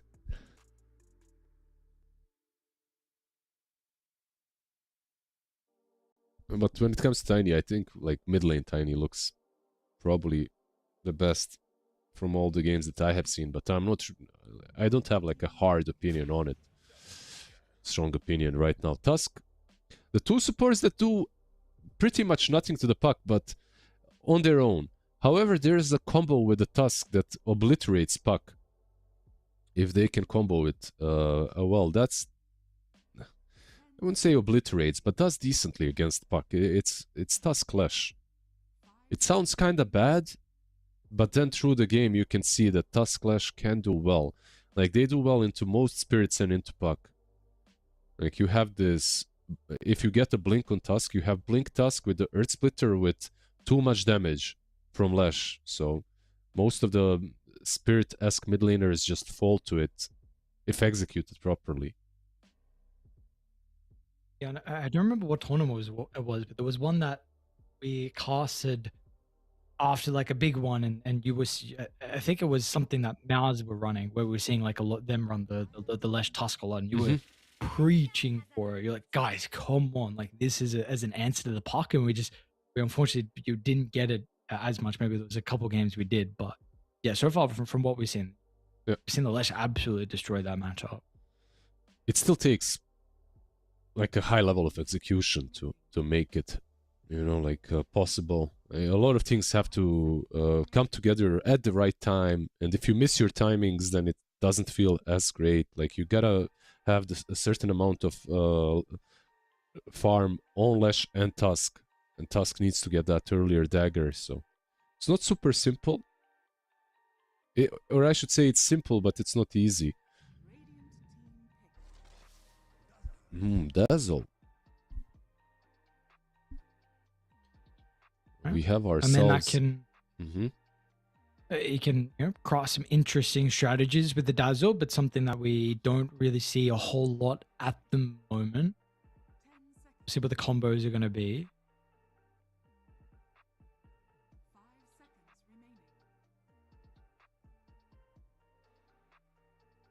Are there any kind of combos that you've been liking a lot at the moment with the Dazzle?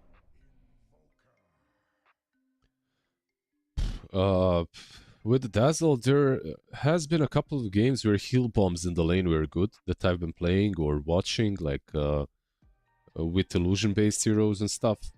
It's not bad. Like, overall, besides that, you can think about the good old Dazzle combos that are everlasting, like a Huskar and stuff with the Grave.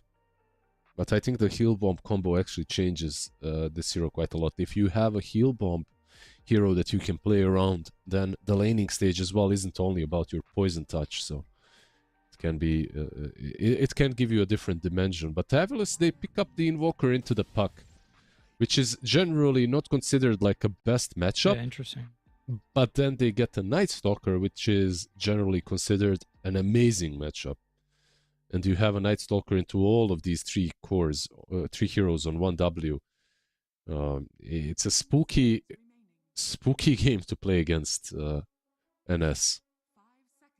Dazzle hates him, Dark Willow hates him, Puck as well. How do you rate NS at the moment as well? Because that's also another hero that we're not really getting a whole. I think in general it's a bad hero, but it has its games. And if you can pick him in a game like this one versus two supports that are basically backline squishies that need their spells to survive, Night Stalker can become a massive issue. So they get the SSS Centaur now. Like, we called for it in game number 1 and 2. They get it versus the Night Stalker. It's probably one of the best responses that they could have went for, just to get the Stampede save.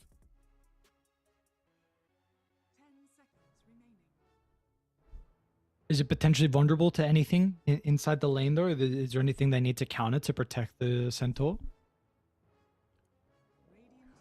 It's vulnerable to Jakiro. Everything is, you know, like it's just the life of every offlaner playing into Jakiro. So they have a good lane though. It's Dark Willow plus Centaur. It's a pretty strong lane, even into counters, even into something like an Ursa that they just banned out. I guess Jug is not really a ban here. You're playing with Dark Willow, Shadow Realm, Grave, just a tanky Centaur plus Puck, Phase Shift, like Omni Slash doesn't feel like an insta kill at any place in this game. So yeah, they gotta find maybe a... No, they banned the gyro themselves on AVULUS, okay? Ah, they don't have the ultimate last pick, that's why. Or they do, so it would probably get stolen from them.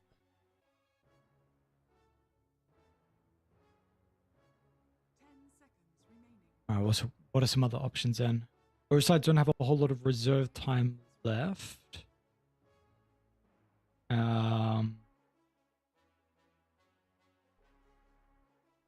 What do you need to... What are the flaws in the 1W draft that you need to fix with the carry?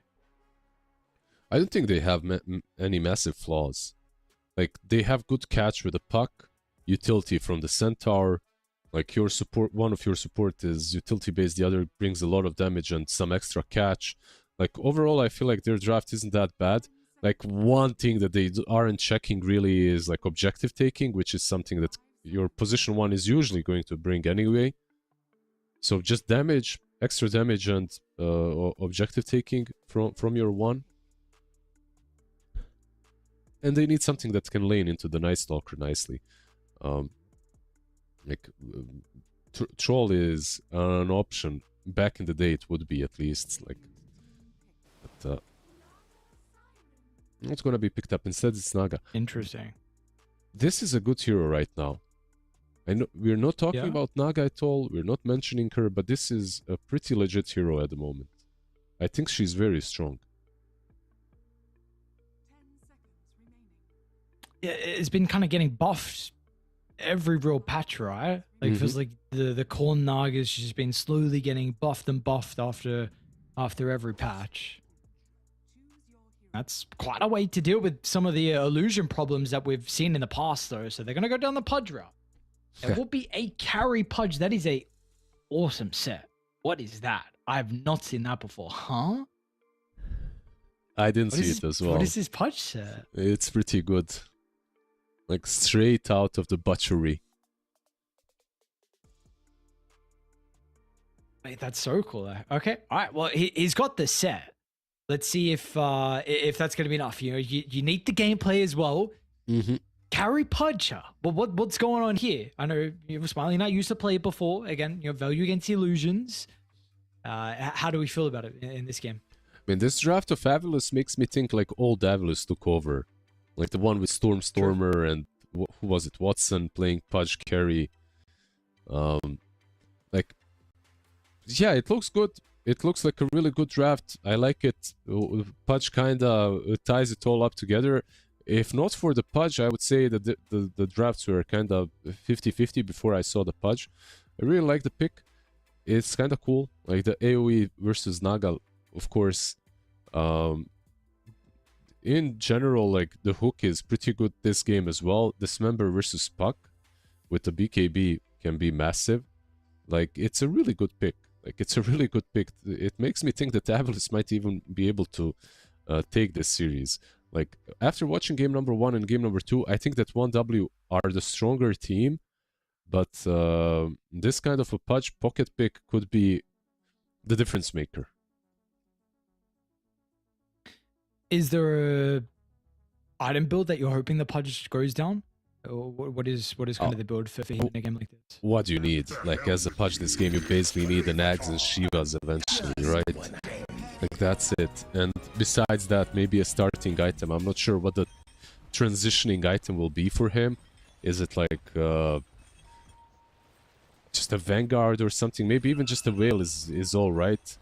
Phases, Whale, couple of Bracers into Aghanims. I think that's already pretty good. You don't need to overcomplicate it.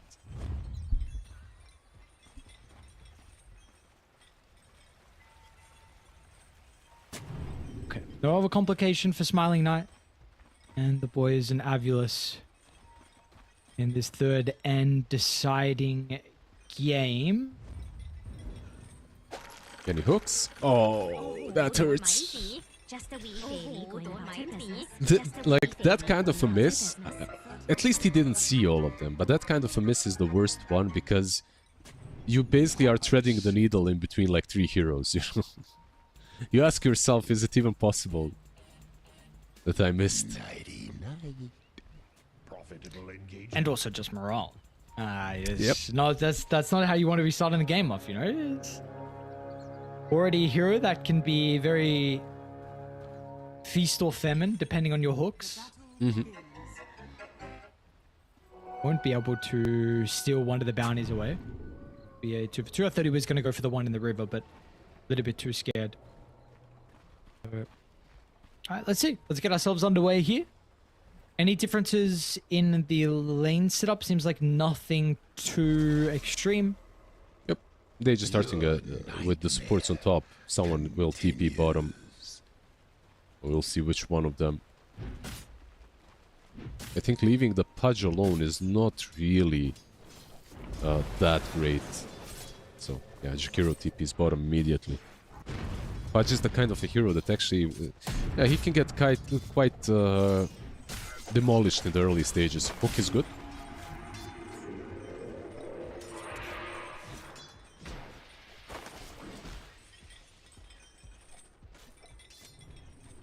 How do you feel like Dual Raze is going to have a easy-ish time at being able to enter this game on the Invoker? Because, like you mentioned, you know, they picked the Invoker into the park. You know, this is something that we've seen as Invoker doesn't have too many difficult matchups, but Puck and Earth Spirit were some of the big ones that we were seeing a lot of people go into. Your Earth Spirit kind of a little less favored at the moment, considering it's been nerfed, but your Puck overall, you know, is still the super solid. So, how do we feel about Invoker's game? You know, his opportunities with Exort, with the side lanes, and his ability to potentially be that late game Invoker?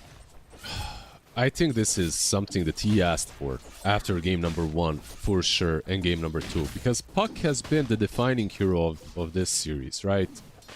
And game number 2, they try to counter it in a very standard way. With the sniper. Game number 3, they go with the Invoker. Now, this is, like you said, this is definitely not a counter to Puck. Top lane.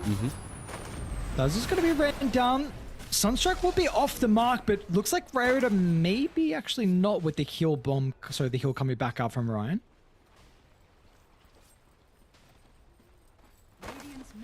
But yeah, I think this matchup on mid lane, on paper, definitely does not favor Invoker. It's more about his comfort zone. Top lane once again being pushy now. The Sunstrike is back up once again. See the difficulty that they're going to have to actually enable the Sunstrikes to connect. But Naga's, it's a bit awkward though. I guess the threat of the Sunstrike is one thing, and now it's going to be a bit easier, I guess, if they're all blocked. But he's not even going to go for it. He's just completely happy with Corrupted getting himself a double kill inside the lane. I gotta admit, like, this is one lane where I expected them to do semi-well. Like the Dazzle Naga. I think that lane is not terribly weak, especially if Dazzle could play around the Poison Touch. I think one thing that he could have adapted on Dazzle is Boots level 1. I feel like when you're playing versus double melee as Dazzle, like you can go Boots and Poison Touch and just play around your range and movement speed. But yeah, now it's kind of rough for them. Also, one thing that I gotta say, Naga went with the snare. Another thing that I'm not really liking, I feel like this can be taken a little bit later down the line, just so you make your lane a little bit stronger with Riptide. And then you maybe ensnare level 5 or something.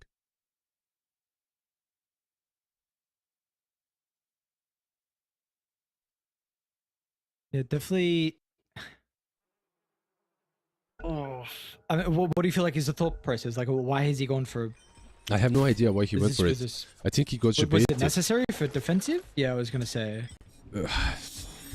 Yeah, I don't think it's very defensive, you know. I think he just got debated.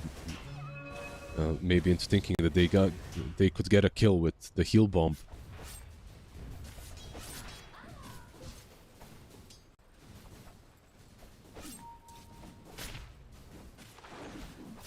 Like most Nagas, like when you look at the gameplay, they try to take ensnare as late as possible when they're playing 1.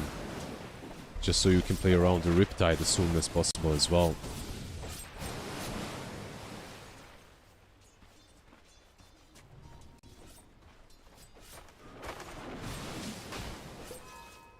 Okay.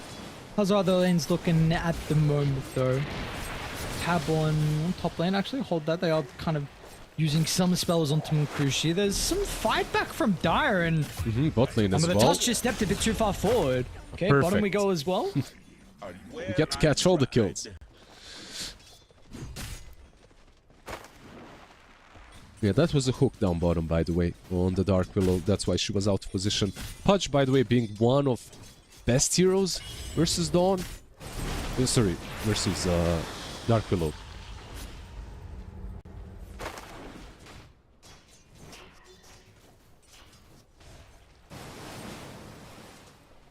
Why is that? Just everything. What has it got to do? Just because of the Dark Realm. Shadow Realm, sorry. Everything works against it. You can rot her down, you can hook her so she can't TP. Just feels good. If you're playing a support, Blade Mail is good as well. Top lane. This time the Sunstrike's going to be on the mark. But the Evoker will hit the board to get involved. Nice timing of the Snowball as well. And the Night Stalker surely will die afterwards. So give him the Lotus and Corrupted. Slips out of danger. But they're doing a Munkushi, kiting them with the Naga illusions, baiting which one is actually real, sending them forward with a Riptide to try and bring Aztekor down low, but Corrupted would now pop his head out of the tree line with another round of the spells that Ryota has, but Ryan might get in range. Yeah, the heal's actually going to be there in time for the Sunstrike. He will run into it, though. So once again, it'll be on the mark. The Night Stalker's going to try and TPR, but unfortunately, that will not be enough. He doesn't have the health pool to escape Munkushi. Was funny how Tusk stopped, so the Dark Willow doesn't move. You saw that, right? Centaur down bottom. Sunstrike. Oh, it's still good. Oh. He took away the kill from the Invoker.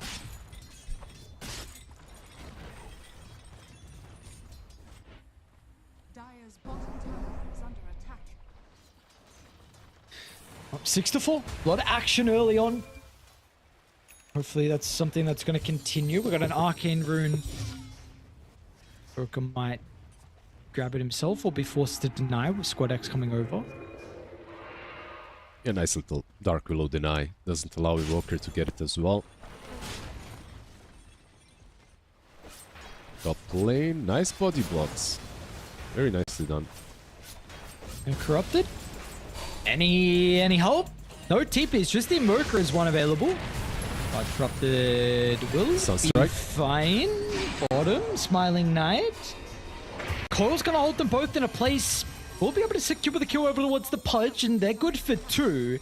Now they want to try and catch up to Ryota. It'll actually be top. That Corrupted's going to be once again the target. Naga by himself should have the movement speed to help run down Corrupted. So, all right, your AVULUS did have the kill advantage, but now 7-7, Wisdom timing Munkushi. He's actually going to run on forward and yoink it. Now, we might have the Song to TP out, but he's actually not going to have any mana for both of them, so in a lot of danger. Shots and shots. Oh, man. Really well done. Yeah, beautiful combo. Profitable engagement. I feel like they made the top lane a little bit harder for themselves on one top. It's still... They recovered nicely. Of course, Naga has 32 CS versus 20 or 19 on the Night Stalker, so it's still pretty solid. I think it could have been a disaster for AVULUS, though. And it's a pretty big deal for AVULUS, because now that matchup against the Pudge might become even harder for the Naga.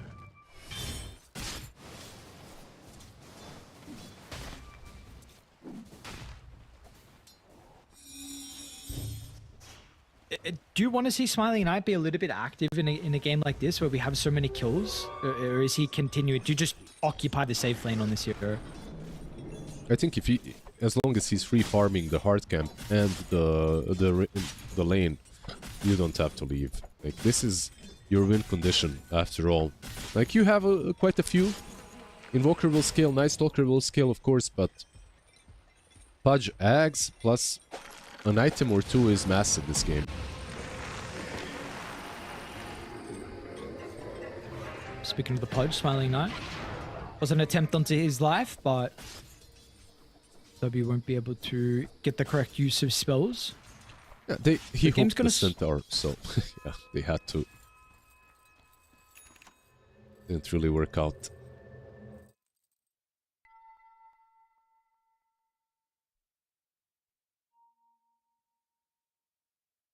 Packet loss. Oh man, I'm playing with packet loss for 2 months now. It's super annoying. It's worse than lag. You don't even know what's going on. It's just suddenly your right click isn't there. Like, some animation isn't there, you know, just random. Lag, at least you can kind of predict.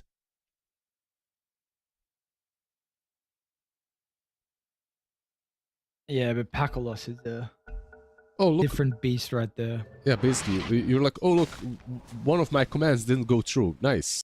Seems good. It's so frustrating, actually. It's like, what the hell is going on, bro? Why have I just got random packs? They are trying to make a move top. You asked for it with a Pudge. Let's see if they're going to be able to run into anyone. Ryan currently nearby. Smiling up at the face, but should be able to eventually close the distance, and we'll get there for the dismember. So it's going to be a kill. Ryan will make him waste some time. Well, Crucia's got a song. All right, so we're using the song to protect our 5, but are you getting out? You dodge the hook. Squadex might have to use a defensive call to get the Naga out. You got to do something, right? They got the Stampede as well. Snowball's going to fly. The coil's good. It holds 3 down, and look at the Naga illusions. This Riptide is really causing some problems on the backline. Now, but the Sunstrike blew me off the mark.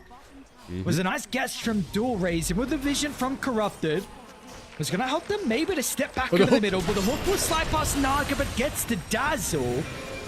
So at least they'll find something by the looks of it. Dual Raise even. Solo kill, sweet and strong. Top lane, we continue the action, but the puck silenced up, out of resources and dead. Double kill for Smiling Knight. They kind of outplayed them. 1W, that is. The coil was good, the song was great. They managed to just disengage, and then they stuck around for a bit too long. They continued the fight. Especially because it's the 10-minute mark and Night Stalker was about to get that extra movement speed.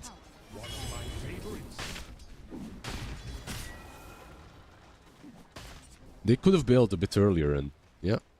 Instead, it's quite a big loss. They lose mid-tier 1 as well. Dire are scanning.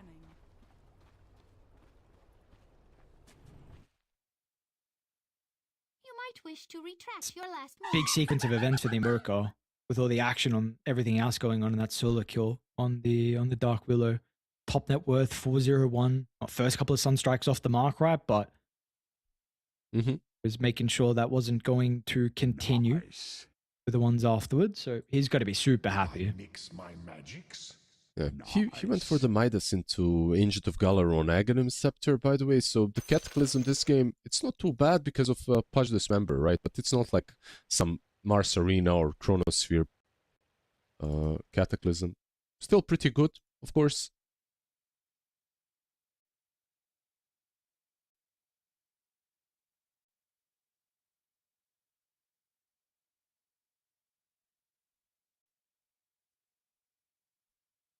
Right, looks like we should be back underway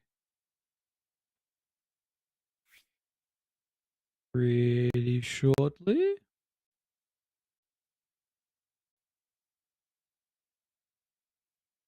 Were you ever an Invoker enjoyer? Or you didn't?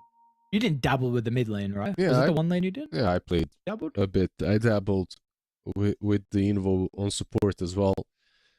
The most games I played on Invoker was when I was playing two heroes at the same time, though. But yeah, right now I feel like Invoker is in a much easier state than he used to be when it comes to the way that you're supposed to be playing him. And when I say that, I mean the hero itself is easier to play. I'm not saying the hero is stronger. Just that he got dumbed down, just like a lot of other things in Dota. Dumbed down. Why do you think you got dumbed down? The build and the playstyle is basically very straightforward. It used to be, like, if you remember, the different eras with Invokers from the Yules build with Deafening Blast, Meteor Hammer combos. Right now, Yeah. I guess that's kind of considered a basic thing. But most of the time, what do you see? You see Invoker going mid, playing around Sunstrike 24/7, and then in like a little bit of the mid to late game, you're basically a Cataclysm. That it feels that you're basically a Cataclysm, to me at least. Sure, you can do a lot of different things, but I feel like the majority of the impact comes from the Aghanims. Hot take, I guess. Hot take, yeah. It's a crazy spell, right? Get Cataclysm and press Sunstrike, very cool. All of a sudden, just 1,000 random damage getting dealt. Well, at So least can do it's not pure or anything, right? Right? Yes. Yeah. It absolutely doesn't matter at all. You know, especially with the facet where you get more exhorts. Got the level 15 orb level as well. Although, you know, the thing with Invoker, it's a very fun hero. Like, I enjoy watching this hero definitely more than some others. I just think with the entertainment, the playmaking value, everything that, you know, kind of comes from it. In good hands, absolutely. Especially if it's played, especially if a different facet is taken, the little tornado ones, not the Galaron. Agent of whatever the hell. Yeah, I don't know the name. I know what you're speaking. You like that one though? You like the tornado? Mind of Tornarus. Yeah, if you go for that one. I mean, it's not that I consider it much stronger. It's just that the playstyle is different, right? Like when you're going for that, you kind of have to adapt. You have to make some plays. You have to be a little bit more creative with your item slots as well. It's not Midas Ags, usually at least. It isn't. If you remember the last TI, it was like Helm of Dominator even, so made things at least a little bit more exciting to me. Yeah, that was the interesting patch, interesting meta we had with the home dome. I'm gonna say I'm very happy with the no helm dome that we have right now. That was definitely not my most enjoyable patch to watch, I would say. Radiant's middle I'm fine with no Helm of Dom as long as the heroes that used to have to buy it have other options, you know? Like, there were heroes that if they don't buy Dom, they just don't feel nearly as strong. And unfortunately, I feel like some of them, like Faceless Void, did disappear after the Helm of Dom change. That's true. That's true. And this is only one of the big things that the item just enabled heroes that you would not have currently have seen. What lane?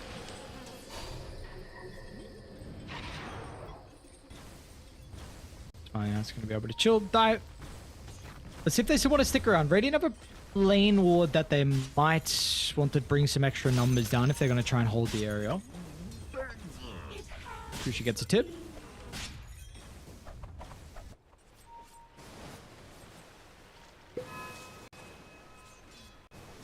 Aztecor and Dark Willow, what's going on the bottom right side of the map? Mirror and a Dark Ascension as well, but the Night Stalker's actually flying on over towards the area. They're going to use the Stampede. He's got Blink now, Ultimate though. for ultimate. So with that Blink, he will be able to close the distance with ease.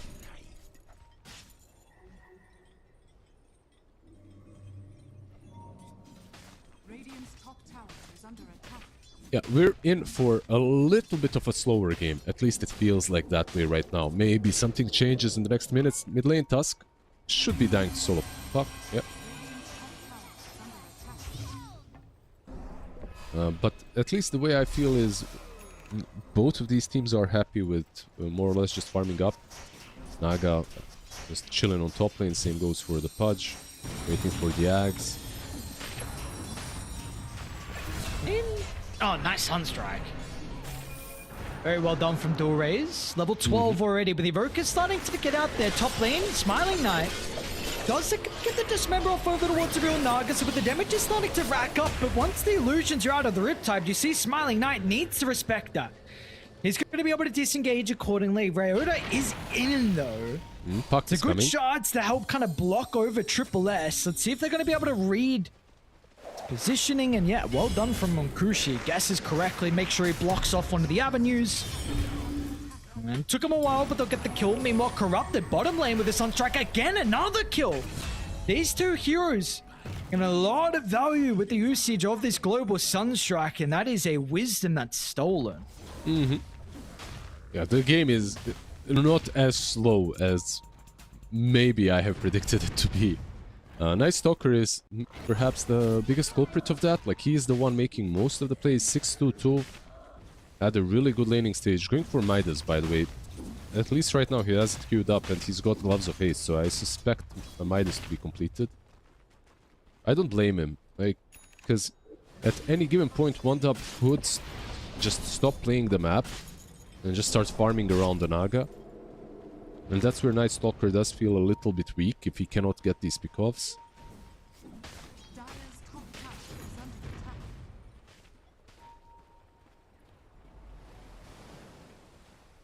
Dire are scanning. How, with the current state of the game, unless something changes pretty drastically, with the Roche being something considered pretty shortly, do you think there's a side that's going to be favored a little bit more? Radiant's bottom tower is under attack. Dire's top tower is When it comes to Roche, you mean like who takes Roshan faster or better? Yeah, just a fight around the pit. Radiant's bottom tower has fallen. Probably it's AVULUS. Like, looking at the state of the game right now. They're in a pretty decent spot. Like, Pudge has Aghanims already. I think their big items are online before the ones of one dub. Down bottom, Centaur. Triple S, he's going to be initiated on with the pipe. Getting activated. Will mitigate some of the damage. It's a nice tornado, though. Completely nullifying the value out of the Stampede. So Triple S. It's going to be 5 heroes from AVULUS down bottom to slow down the descent, but they will guarantee the kill. Let's see what they want to do on the map afterwards now. It's also like his item build was what, the Helm of Dominator into a pipe. Like, he's got some utility, but not quite enough just yet. On descent. He's, by the way, queuing up a Blink.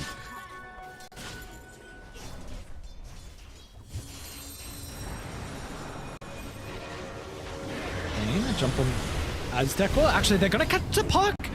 Oh, nice grave. Is he going to be able to get the orb away? It looks like Squad X is fine, so Ryan has done his job. But the supports are getting rent down. They're going to have a bit of a problem with the Night Stalker. The Night Stalker's still actually dying to park. Ice Path into the Sun Strike. Squad X, they got him. Double kill for Dorays. Dazzle gets caught with the hook as well. But AVULUS are playing really well off the back of Dorays. I mean, he is having an exceptional game so far. No, he's having a fantastic game, and they're just like combining all of their strengths and going ham. All of their heroes had a pretty good laning stage, and I think that's the biggest difference maker right now. Like, your Invoker did well mid, your top lane went really damn well for the Night Stalker, and the Pudge was never going to have a bad lane anyway. So, on the other side, it's basically you're waiting for the Naga. I feel like that one difference maker could have been the Naga lane, but it didn't go that well. So the Naga might even die here. Let's see, she has no mana. Okay, steps away and very close. Dorays might still hunt him actually though. He was in vision. I think they saw him. Yeah, they had a sentry. Yeah, they did.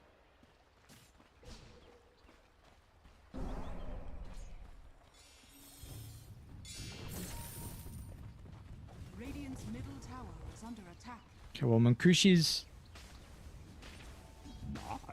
I don't even know, like, what are we expecting out of Munkushi in a game like this where you're going to have quite a difficult time with the Pudge counter and some of the other things that AVULUS have? He's not switching up his build. Like, his build is stock standard Naga build that I'm seeing in all of my games as well. It's like Manta Orchid into getting tankier, and that's it.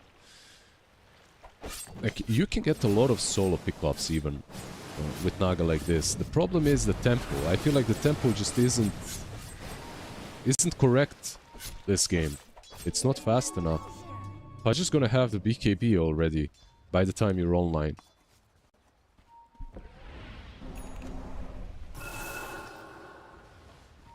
Dire's bottom tower is under attack.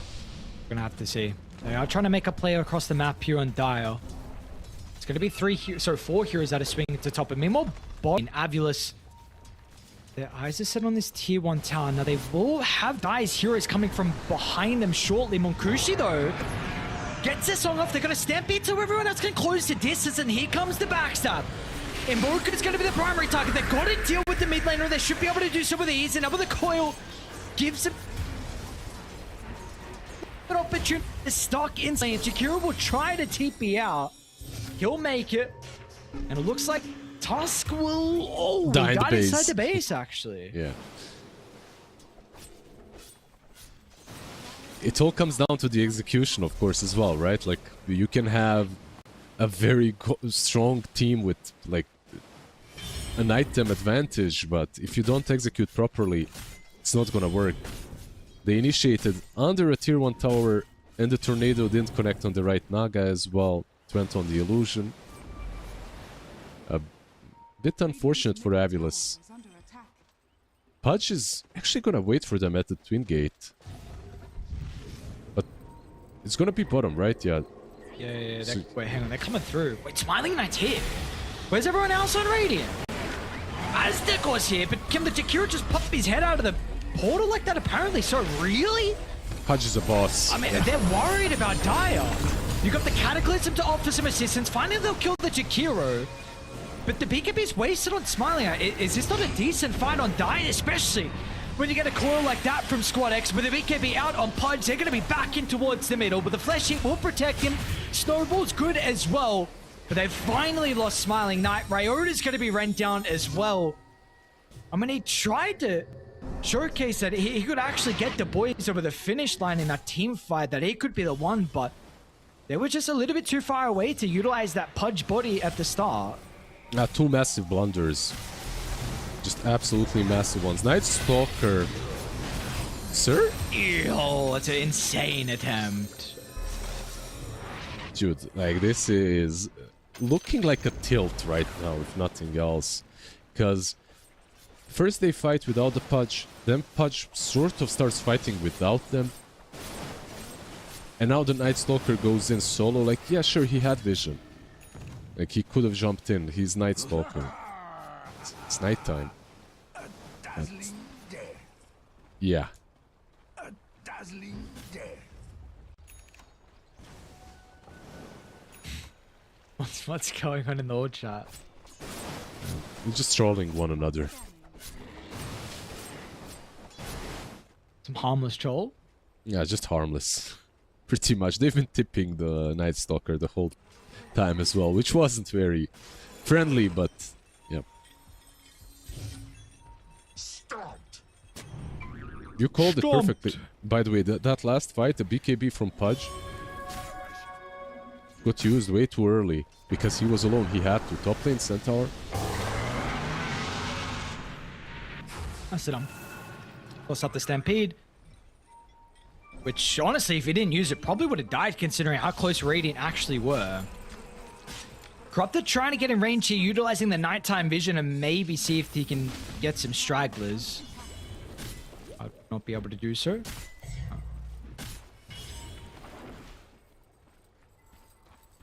Roche is that big one we're currently looking at, though. 6,000 net worth lead for Dire. We'll see how they can get themselves set up around the area. Usually you would expect a Naga to be favored in a fight like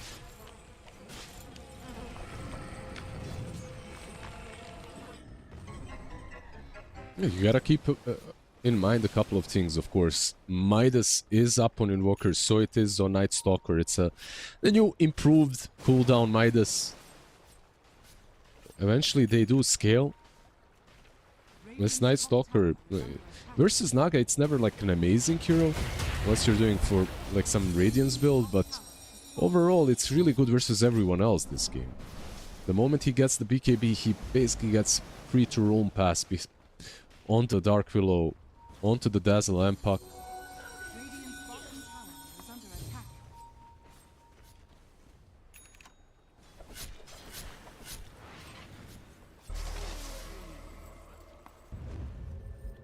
Okay. Unsuccessful with this smoke. The worst thing in the world, though. Back out onto their side of the map. They're going to connect the top. Ryan will look to play behind Squad X. Meanwhile, Radiant kind of grouping up, maybe considering about doing something themselves.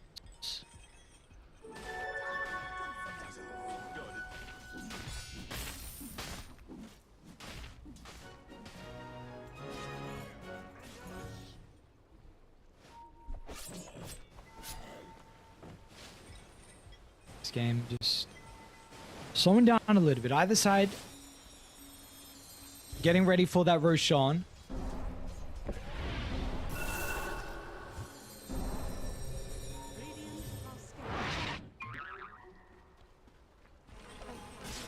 Trying to see if there's any items that are about to be completed.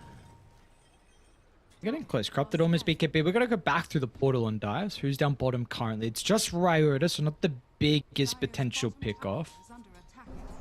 Yeah, Naga is getting this pretty big power spike. Besides the heart that she just completed, she's going to have the Blood Torn as well.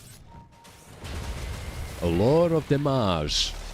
If you can get the Pudge on top of her, though, of course, with the Cataclysm, you can still take her down. Even through the heart, it's just becoming increasingly difficult.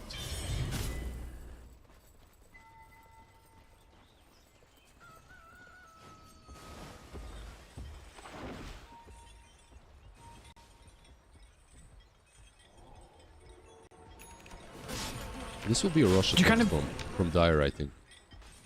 I was just gonna say, do you agree with the lower pace game that we're kind of seeing at the moment? Like everyone chilling out a little bit, or would you feel like someone should be a bit more proactive? I feel like both teams believe in their late game potential, and that's why we are seeing this.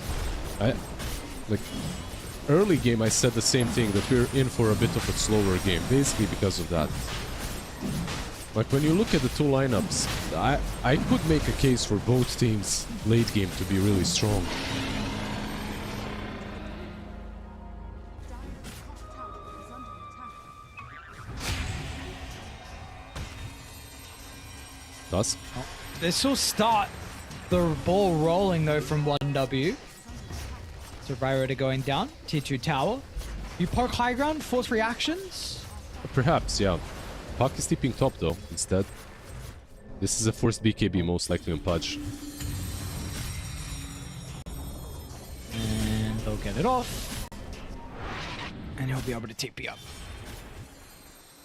Okay, so they're going to stick around top. What do they got? I mean, instantly you're going to continue to shove this lane in. They're going to smoke and maybe try and get to the triangle. See what the area they want to control. Have they got any wards as well to place down once they get this area of the map? None currently for them. Dual raise will run into Sweden strong, so the smoke's going to pop. The moment no one was showing on top lane, the moment no one was pushing top, I think the smoke play was pretty much obvious. So they have two tier 2s to take care of, the mid tier 2 and the top tier 2. With the sages, those are the two obvious objectives. And I don't know, like you asked about the late game, I feel like if you don't have a control for this puck that's just taking down your Tusk as well, this hero is almost always like the ultimate late game carry, you know, just scales incredibly well. Finally. Pudge? No They're looking for more as well. See if they're going to be able to catch up to him with everyone else, though. Munkrushi's going to hold him into place. Dude, look at the Naga illusions. Oh my god, Munkrushi's going to use the song as well. And now Squad X is here. From bottom to top he goes, and Pudge is just... I mean, we're actually not even being able to see the value of this pick into the Naga. Is Naga just... Is his hero too strong with him? What's going on? I mean, the numbers look great. I'm surprised at how well they're playing into the Pudge. I think the Pudge is just one item behind. Like, a Veil or being closer to Shiva's is definitely necessary. And it's also Naga just got to hit him without him using mid shield or dismembering. There's also that to take in account, of course, as well. Night Stalker with the Midas. Just completed his BKB, of course. It's fresh, it's unused. Oh man, I mean, Invoker's trying to solo kill with the Centaur, but that's never really going to work out. No way. I mean, nice attempt with the Tornado. Almost even dies to the Forward Spirit right click as well, but... Meanwhile, your Naga illusion just reaping the base apart. This tier 3's gone. Range barracks is under half now as well.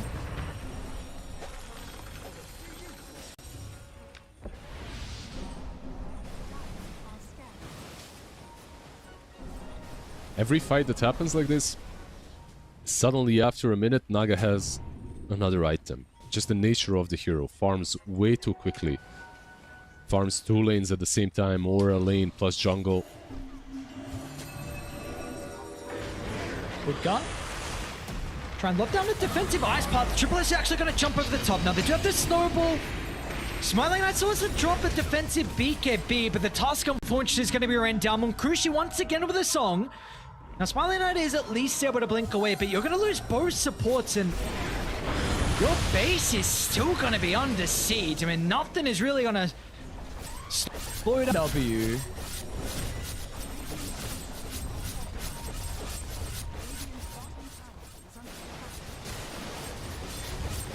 Still a minute on Aegis.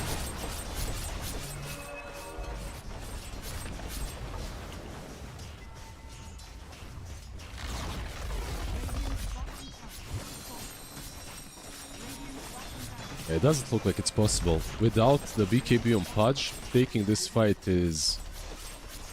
Yep. Whenever one of the heroes of AVULUS is ready, the other isn't.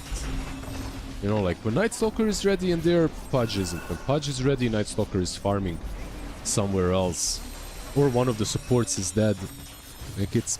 They got picked apart a little bit. This was... a bit of a skill diff. Puck mid. Still has Aegis for 15.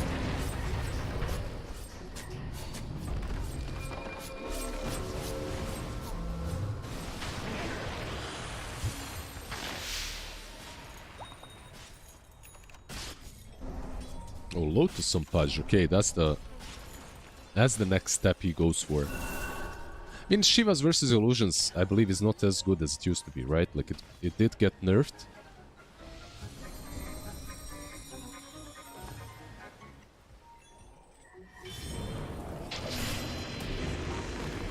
Dismember, mid, wasted. Nice Stalker is Dark going. Ascension with the vision as well. They're going to be able to see Ryan towards the back line. But the Pudge is in so much trouble, dude. Mukushi's starting to run down Smiling Knight. Song to just reset the team fight, give them an opportunity to be able to evaluate how they want to take the second half of it, because the Terrorize is going to connect onto 3. Meanwhile, the Illusions just kill off Smiling Knight. Jakiro's going to be next as well, but the Snowball helps the Invoker, but it's just going to drag him further away from the base and continue to waste the BKB timing. And this Naga Siren, I mean, they thought they had answered it with the Budga, but that unfortunately was not enough. And this Naga, maybe it's something we're gonna look forward to in some of the other games. Krisha looked really good on the carry Naga. No, I think the hero is strong right now. Like, it's one of those where you play with it once or twice and you just feel, okay, these damage numbers are really damn high. Then again, I don't think this game was that much about Naga or 1W in general. I think it was more about AVULUS and the way they played, because they were set up for success. The lanes didn't go too badly. Night Stalker did a lot of work early on. Maybe I'm thinking the Midas on Night Stalker was too much, because it delayed the BKB for way too long, and then they lost a couple of those mid-game fights. The tier 1 fight as well, where Invoker gets literally caught first, trying to initiate under the tier 1 tower as well. Like, that's the one target that Tanaga with Manta and Orchid needs to go on. And you show up right next to her, you know, out of the Ghost Walk. He got initiated too. So AVULUS, the laning stage was alright. I think overall the gameplay was not that perfect after the lanes. Okay. So lanes are good, unfortunately, just after that, with once the lanes dissolve and we head into the early game, the strategy from them. See, it's going to have to be a low bracket run from AVULUS. Again, 2 qualification spots. We'll see if they can make something crazy happen to go play at Birmingham. But unfortunately for them, yeah, they're going to drop the series here. For 1W, they're going to be pretty happy. So similar outcome, I should say, previously, with the victory on 1W, just unable to do it in 2-0 fashion. So this is going to be our first series of the night now done and dusted for us. We're going to be back in about 37 minutes exactly is when our next series of the day is ready to go. For us, we got Power Rangers taking on Inner Circle on the Ember stream. So we're going to send to a break. When we come back, we've got more Eastern European closed qualifier action here for Birmingham. See you guys in a little bit.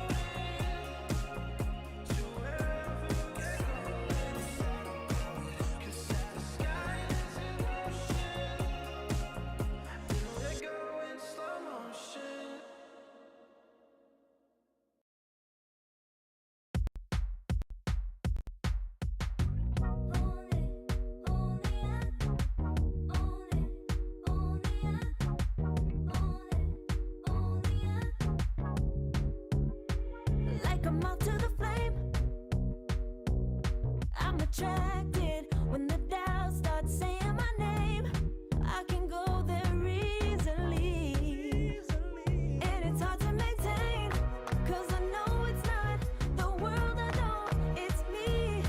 Believe in every little thing I hear, and no, I ain't no stranger to the fire, burning up all my desire to be great. It stays coming in waves, and no, I ain't no stranger to the fire, burning up all my desire to be great. I gotta just open the gate. All I need is saving from hitting the pavement, understanding when I'm impatient, that only I give to me. All I need is a little love in lonely places, the strength to stare fear in the face, that only I give to me.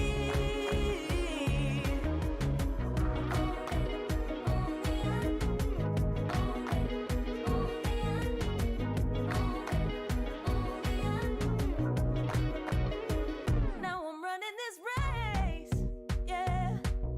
Stallions couldn't catch up to me. I'm running till I get first place. I'm running till I get everything, everything I ever wanted in my dream. No, I ain't no stranger to the fire, burning up all my desire to be greatest days coming in waves. And no, I ain't no stranger to the fire, burning up all my desire to be great. I gotta just open the gate. All I need is saving from hitting the pavement, understanding when I'm impatient, that only I give to me. All I need is a little love in lonely places, the strength to stand fear in the face, that only I give to me. All I need, understanding when I'm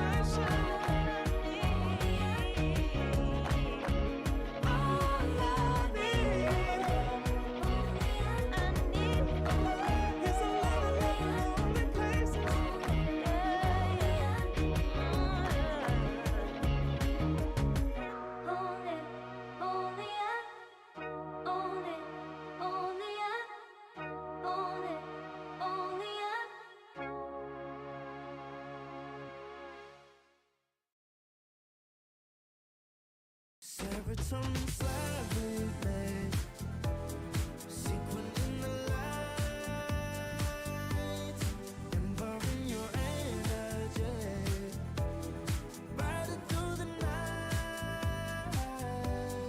Serotonin slide on over here by my side, slides up in your eyes, desire, caught up in this chemical high.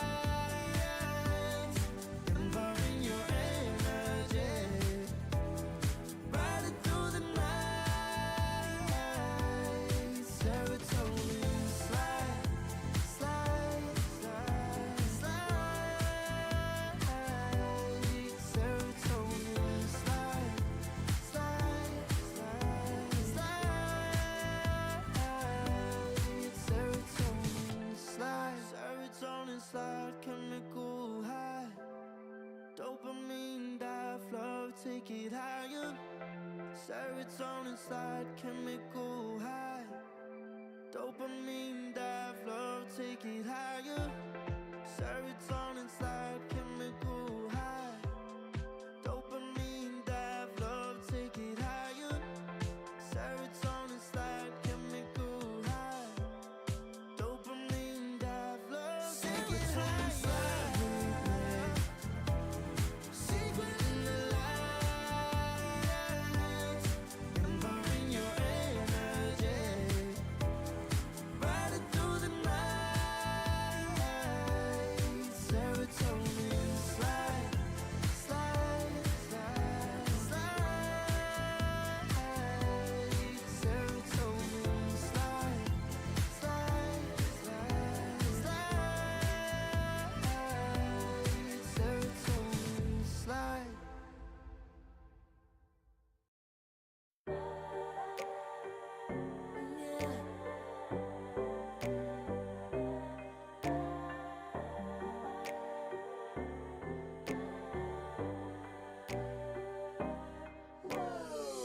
Talking my, I've been working all year getting by. Looking for the high, taking all my time. Breathing a new life, feeling fine. Like I don't gotta be something society wants me to strive to be. Got my own energy.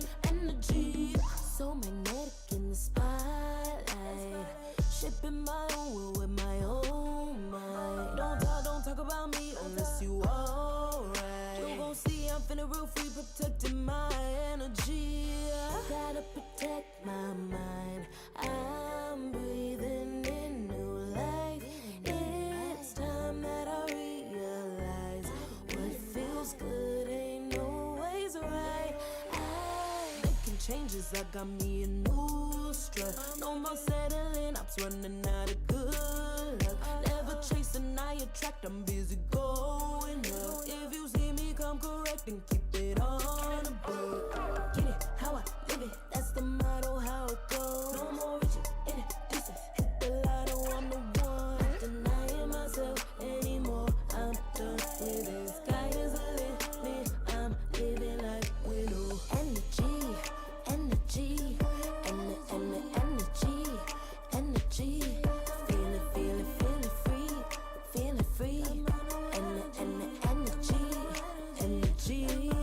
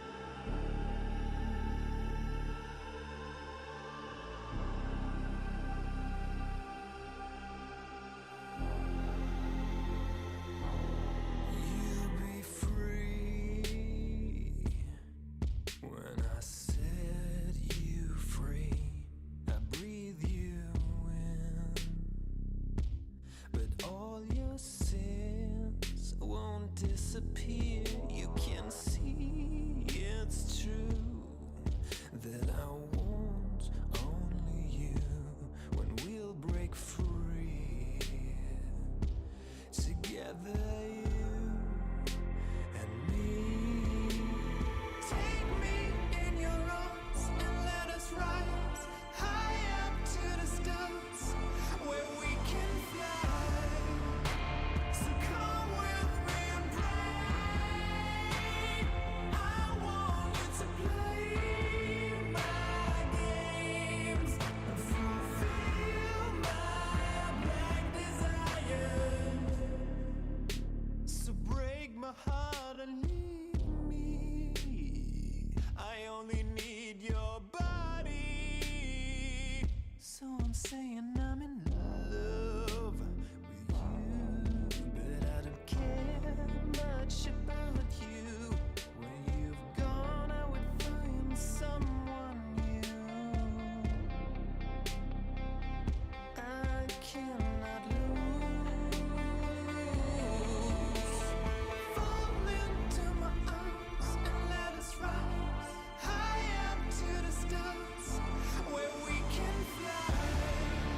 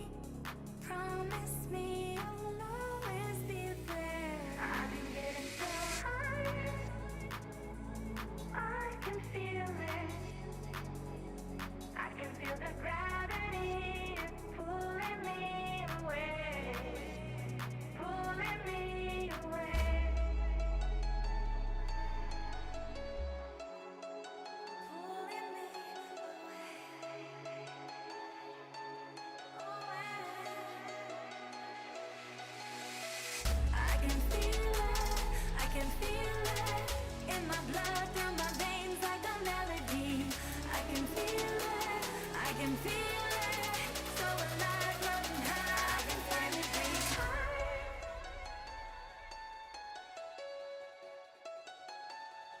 I can feel the gravity is pulling me away, pulling me away.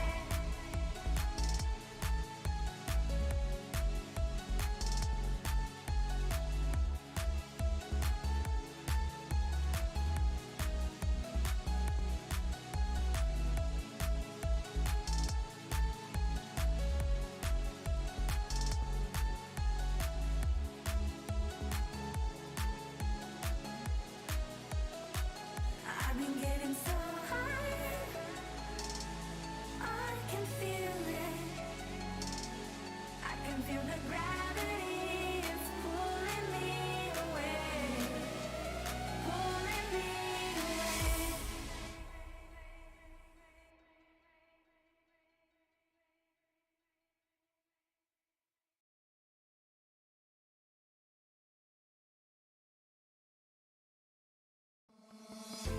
Oh, I don't know how to put it together. Ever since I found ya, my life just got better. Better than this, better than that, better than anything I ever had. Better than this, better than that, better than anything I ever had.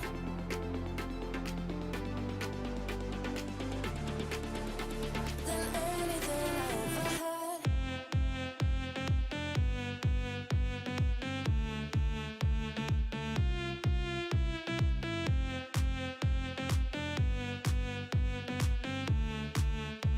Than anything I ever had.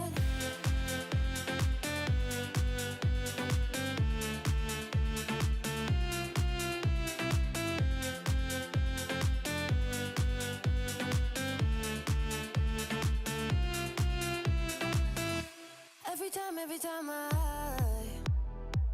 start to doubt if I'm good enough, looking straight in your blue eyes makes me feel better. Better than this, better than that, better than anything I ever had. Better than this, better than that, better than anything I ever had.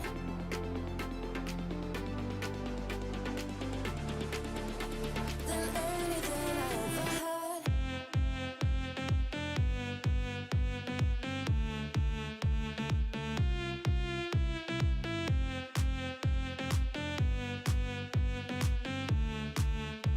Than anything I ever had.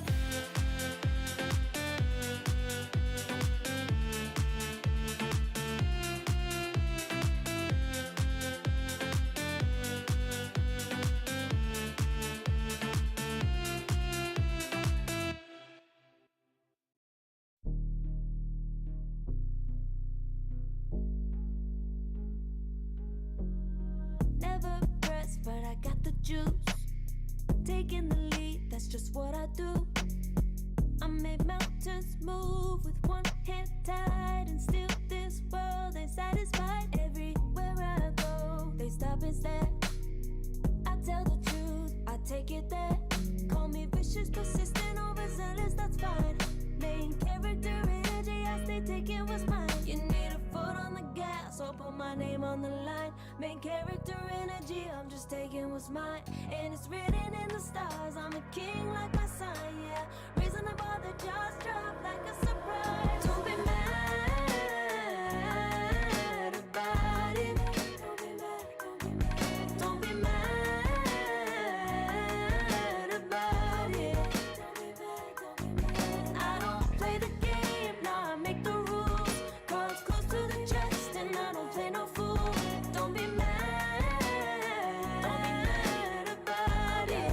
Look, yeah, my name stay in the mouth. Legs got broke, they said cast her. I'm the 911.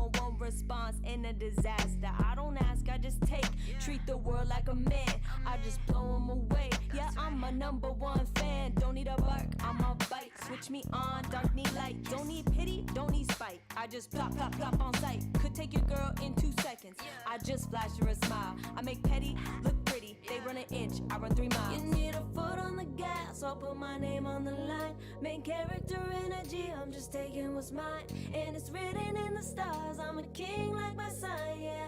Raising the bar, the jaws drop like a surprise. Don't be mad about it. Don't be mad about it. Don't be mad about it. Don't be mad about it. I don't play the game, now I make the rules. Cards close to the chest and I don't play no fool. Don't be mad about it. Don't be mad. Don't be mad.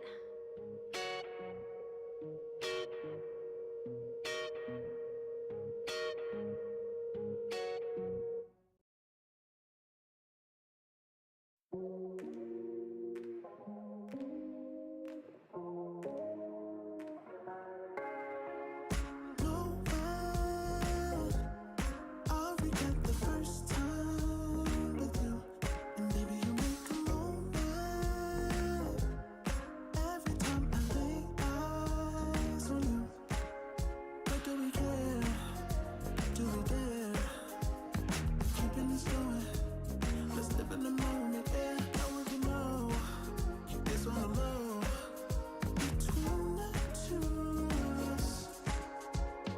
Every time I try to find, Try to avoid it, but I was stuck. You turn up the heat when you back it up. try to stop the flame. I'm a discipline ounce away. It isn't enough to wish for change. You either give in or pull away. We have the will to choose our fate. Whether it's wrong or right, I'm holding on for life. For the ride.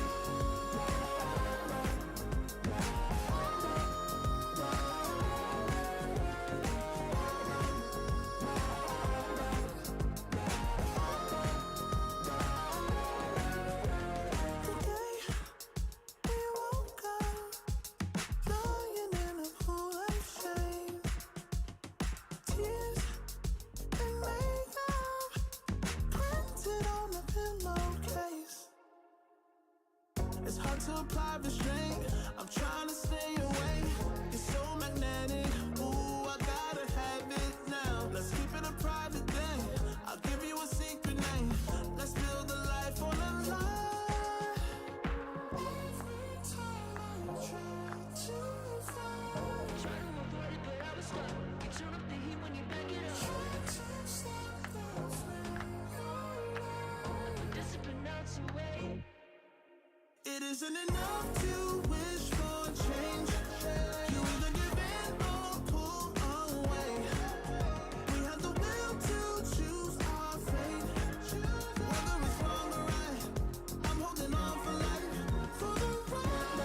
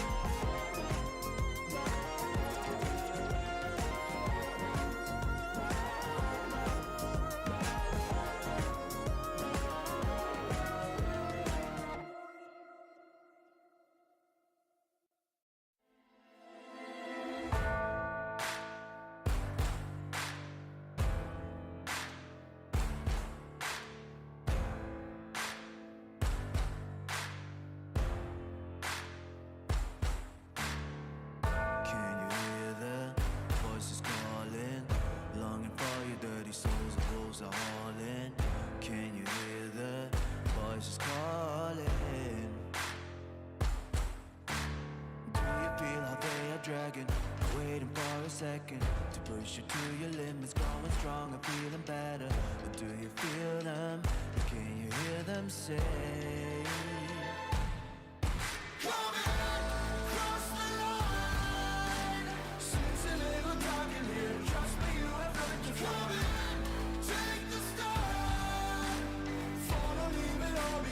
Welcome to the other side.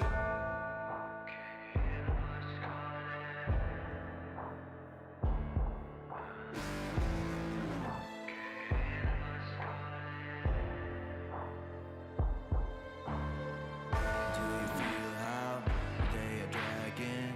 Do you feel them? Can you hear them say? Do you feel how they are dragging? Can you hear them say?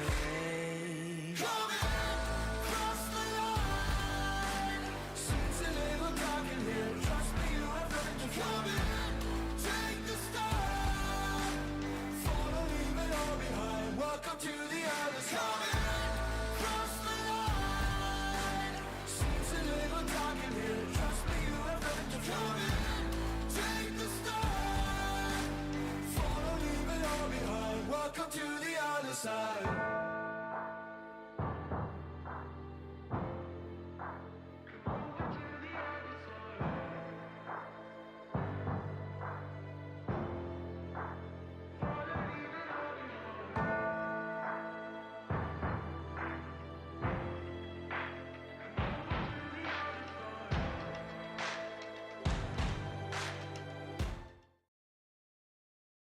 Two new teams ready to go for our second series of the night. We got Inner Circle taking on the boys on Power Rangers. So we saw Inner Circle come through the open qualifier. However, Power Rangers, of course, we've seen this team. We know them. This is Runa team plus immersion by the looks of it. This qualifiers. Yeah, like we have seen them in the last qualifiers as well, where they, I believe, played against Rune Eaters, lost to them, and now they're playing against Inner Circle, which is basically the team that won against Rune Eaters in the qualifiers, so in the open qualifiers. So hold your horses. I know that Power Rangers are perhaps like better known team, but this series might not be as one-sided as you might think at the beginning. Yeah,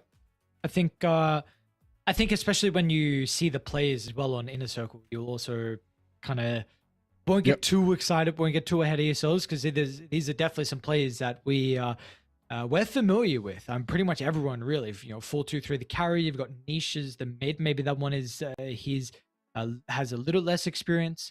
Elias getting played as the three previous Navi member. Probably the most noticeable team. Days on the 4, of course, with OG, and then Set on 5 as well. Yep, all of them, like you said, well known.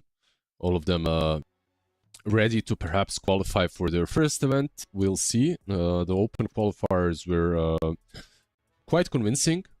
The last game I just randomly checked. I was interested in the game. I wasn't watching the game itself, but I saw that they had like a 16-1 SF mid with a Meepo on safe lane. So of course they do have a Meepo player on their side. With these two SCA, are they SCA players or where are they from? By the way, they're Mongolian, so they're okay. Yes, not SCA. they started. Not really, but they did start really playing in CM. 423 was with Lil Gun. Seb was on other Mongolian teams as well, probably at some stage, maybe even with the Lil Gun stack, some of the players. But yeah, they played together. These guys. You would call that like Central Asia, right? Like it's definitely not Southeastern. Yes. Yes. Yeah. No, it's they not, they just played there. Yeah, I just had to double check my geography. Luckily, Bosnian geography, not like NA math for now. But yeah, they opened up with the Timber. Like this is a hero we didn't see in the first series. I believe it wasn't banned as well, right? Like it kind of went through ignored. Now we get it.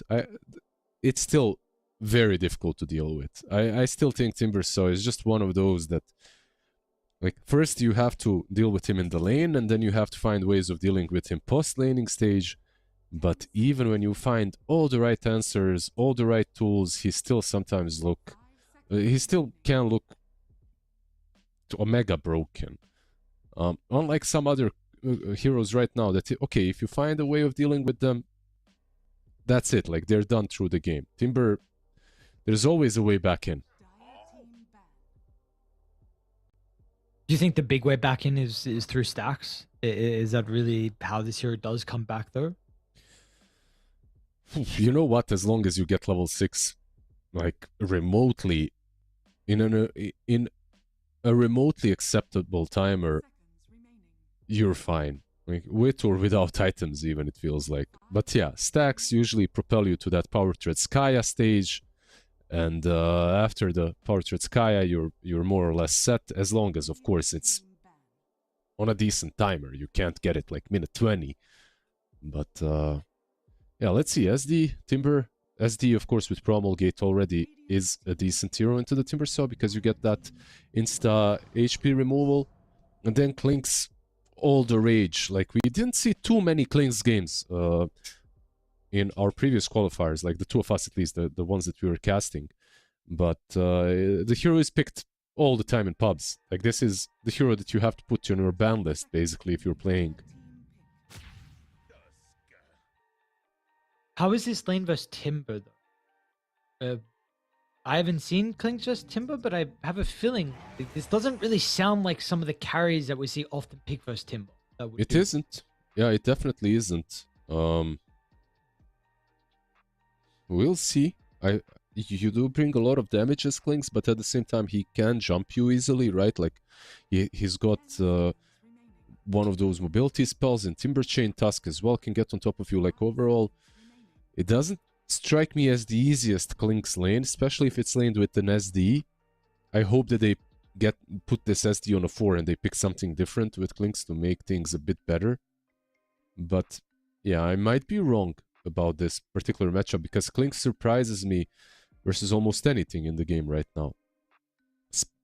Perhaps not in the laning stage as much as after he gets 6 and starts roaming. Like, he's 24/7 on the map.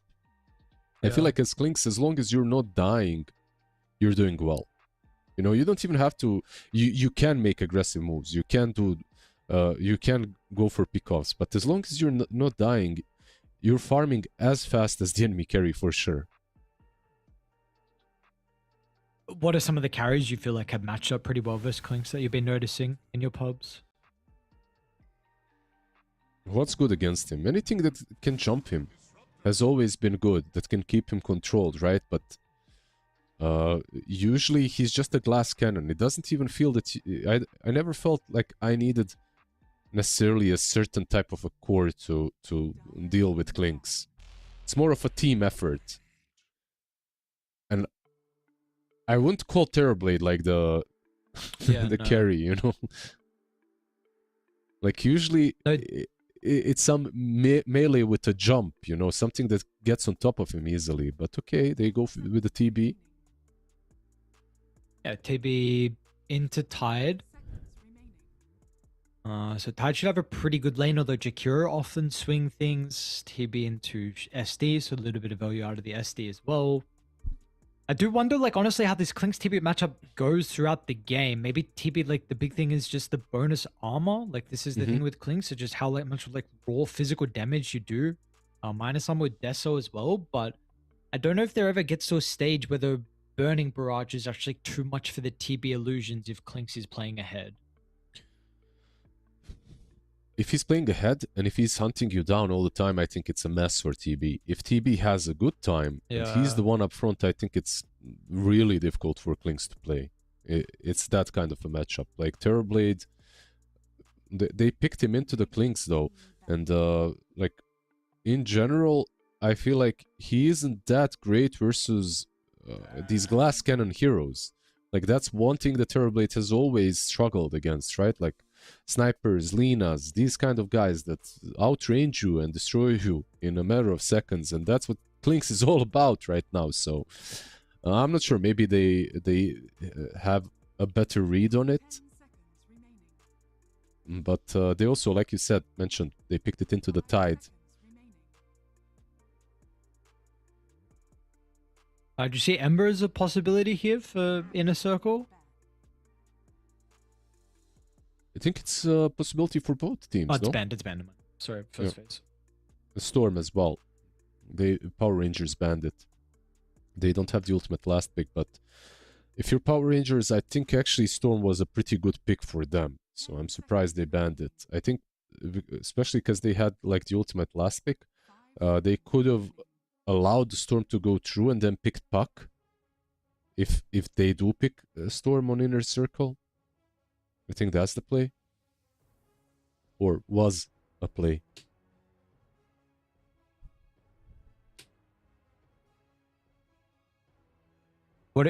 Speaking about the Puck, do you actually ban that hero here as well? I feel like you kind of need something like that for Inner Circle. I think Puck is good on both teams right now. Like looking at Power Rangers or Inner Circle, I think Puck is just a wonderful pick for one or the other. I'd love to see it. So if you leave Puck in the pool, what do you pick if... well, they ban it. Never mind. Yeah. Want to stun? It's the next best thing. They go with the Void Spirit. Yeah. And out of all the spirits, that's what you had: Storm, Void, Ember banned out. Like it's the best thing that they could have gotten. And on Power Rangers, you could use a Spirit-esque hero, but Puck is banned. All the spirits are gone. Besides Earth Spirit, we're not gonna mention him. There's a crazy hero that isn't really like that. And I know we're not gonna see it, but OD, like, it's a dead hero, unfortunately. Oh, dude, it's actually not a bad OD game. It's a really good OD game. Like, if you could make it work. Oh, they need a lot. I think this last pick needs a lot of damage as well. I'm a bit concerned it's just physical with the Clinks, with the assistance of Tide. And But Lesh, maybe... your supports don't particularly... I mean, not great into Void. Whop. What? Oh, sent. Okay. A different mid. I feel like, is that not perfect for this game? Like, I wanted some stun, AoE, magic damage, and I feel like that's kind of everything. You kind of provide some nuke potential to help with the Timber, deal with the Terrability illusions. Importantly, you shove lanes, which the Disruptor and SD may have had a problem with versus the TB. I think mid should be super fine versus Void Spirit as well, right? Yeah, it should be. It's a pretty good Sandking game on paper. This hero was absolutely busted, broken. Then they nerfed his Sandblast, so the tower cannot miss you anymore. And then suddenly the hero disappeared. No one was picking it anymore. But it looks like a pretty good Sandking game, like you said. A lot of magic damage. You're forcing them to buy a pipe on Timber, so most likely it's going to be a very defensive build from the Timbers. So overall, yeah, I like it. It's exactly what they needed. Maybe not as bursty as some other mid laners, like, I don't know, Alina or something like that, but overall it's a pretty good pickup. I like it. Brings, like you said, it gives them that backline catch, gives them someone to play around the Clinks as well if he's doing like his catch the supports shenanigans. Is it good enough though? Is it good enough in your opinion to get the victory on Power Rangers? You're basically asking me which one of these two drafts I like better. Yes, pretty much. I do believe I'm not completely, like, when I'm looking at the two carries, I'm definitely more sold on Clinks right now, for sure. Okay. But overall, as a team, I feel like Inner Circle, I have watched 0 games of them. I'm just going with the fact that they won versus Rune Eaters. I gotta give them like a 60-40, you know. I'm not gonna go I'm not gonna go be crazy with the stats, but yeah, the predictions. Okay. So big Rune Eater fan here, are we? It's continuing. Yeah, pretty much. It continues. Eastern European qualifier, Rune Eater fan. No Rune Eaters. I gotta go with the guys that won against them. Okay. All right, in a circle. Let's see. The days on his comfort. That I see the like hero and the name Reminds me that this guy is a absolute Tusk fiend on Navi Junior and then on OG. Seemed like kind of honestly some of the better games that he and the team had when he was on OG was pretty much when he was only playing Tusk. So guy absolutely knows how to play this hero. So does Lice as well with the Timber 3. Have not seen this guy in a while. Was honestly a pretty big fan of him when he really entered the scene on Navi. I think that was around the last chance qualifiers, which I think was like TI 11, TI 12. Been a So while, he's basically. developed What since you're then. saying. Yeah. The battle begins. Bot lane? Oh, the smoke has put them all the way around towards his bottom room to maybe contest, but besides we'll poke their head out, kind of say hello and then leave. So it'll be a 2 for 2 by the looks of it in regards to the bounties. Nothing too crazy with the lane set up as well. Everything expected. Yeah. I really like that they didn't go and try to net a kill there. Sometimes just even using a spell on mid lane around that, like on a mid lane hero just before the lane starts, loses you the lane. You can even skill up the right spell, but if you use it on the rune fight, like you don't have it to start things off, it like all snowballs in the mid lane. Usually not worth it. Keen to see how Burke is able to perform this qualifier as a whole for Power Rangers. I think in the series that we covered of them in the last qualifier, honestly, I was quite impressed with his performances. I think there were some Underlord games we saw him look very good on, even Tired as well. But that also to mention, when Queasy did come back for them, I also think he was really important to their victories. So we'll see how Immersion's going to be able to perform.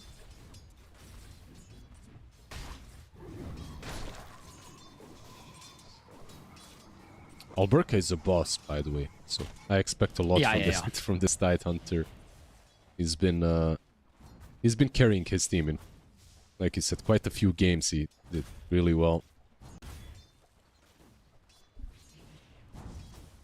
Yeah, I think previous Liga player, maybe he was on Liga for quite some time, who his other team through the open qualifiers, top lane, say, gushed up and ran down by the looks of it. They were trying to get Immersion first, but 4-2-3 just didn't have enough by himself. He'll turn to Alberca afterwards and get some good harassment out. A very volatile lane, right? Like on both sides. Bot lane, I feel like there's a lot of kill potential. Top lane as well. Shadow Demon and Tide. This isn't like some Kraken Shell Tide early on. It's Gush plus Anchor Smash. They can definitely get kills.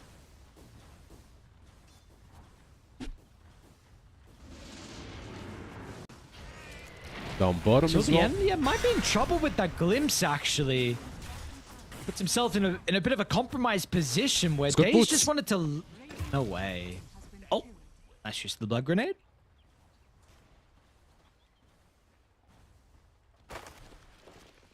It's kind of cool when you're playing a ranged hero versus two melees. Like, you can allow yourself to go for boots on a support, like a Disruptor or Dazzle. I don't mind it at all. Allows you to perhaps keep your distance. This time, of course, it didn't work out. Both of these heroes do have mobility spells, so kind of harder to play that kiting game on a Disruptor.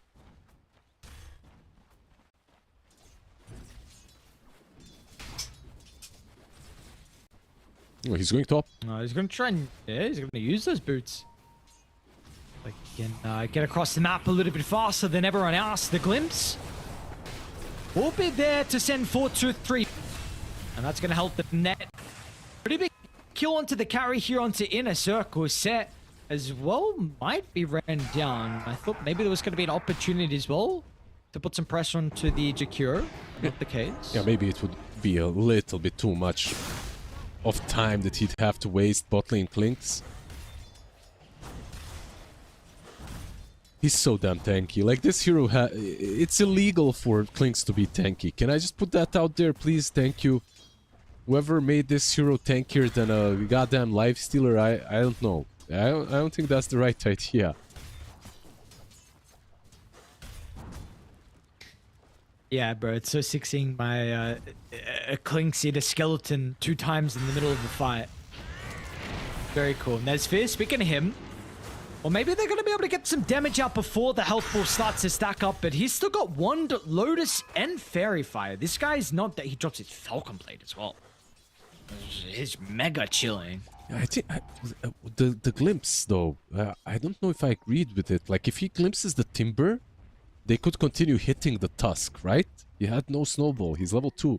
He already showcased that he's got Ice Shards and tag teams, so maybe there was even a kill possible for them. But okay, Klinks does survive, which is the most important part. Oh, Nikki calls up to some of the usual Sand King stuff that we've seen previously on this hero. Brought a full wave into the jungle, took the bounty, got a camp. See what he wants to do afterwards. Claims the Watcher as well. Top there have actually been first to move. Days level 2 with the Tusk, but wanting to try and play with that second meta of the game. Alberca's going to put himself in the firing line, and he's pretty tanky. Double bracer 1, but it's going to be a dead watermelon. I feel like it's only the Tusk that enables this kind of a kill to happen. Tag team plus Jakiro, the double hit from Jakiro as well, working in tandem. It's surprising how long Tide was able to survive, honestly. Jakiro, 6 minutes. Oh man, Nikki Cole's actually going to be in with the epicenter, but the snowball will stop some of the damage, but Sound, fortunately, he's not going to have the same fate. Even though Burke is here.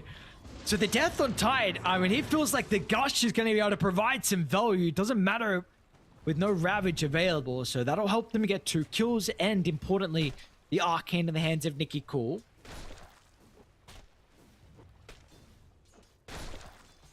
Yeah, the snowball was alright, but he used it momentarily and he didn't get close enough to the Jakiro. So Jakiro took most of the damage, and the snowball was kind of used too early. I feel like he could have wasted maybe this. A couple of seconds later. Still though, the fight was impossible against the Sand King that's channeling the Epi.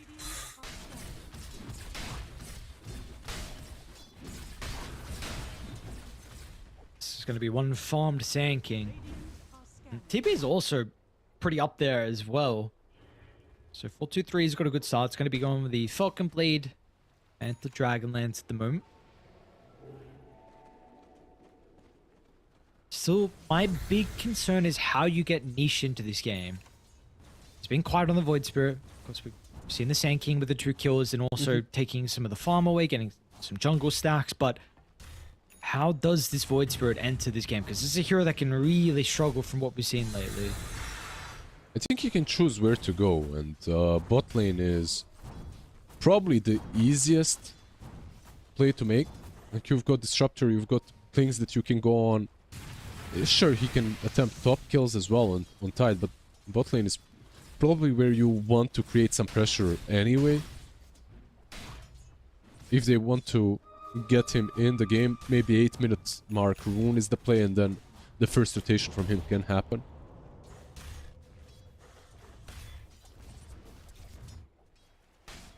.423 is going to be hanging around the mid lane. Going to be difficult to fight into Nikki Cool. They'll drop the sentry.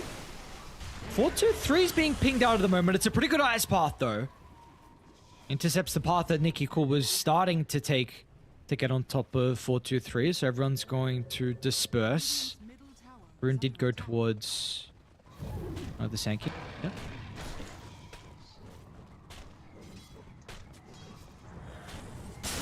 And he gets some stacks as well for his efforts.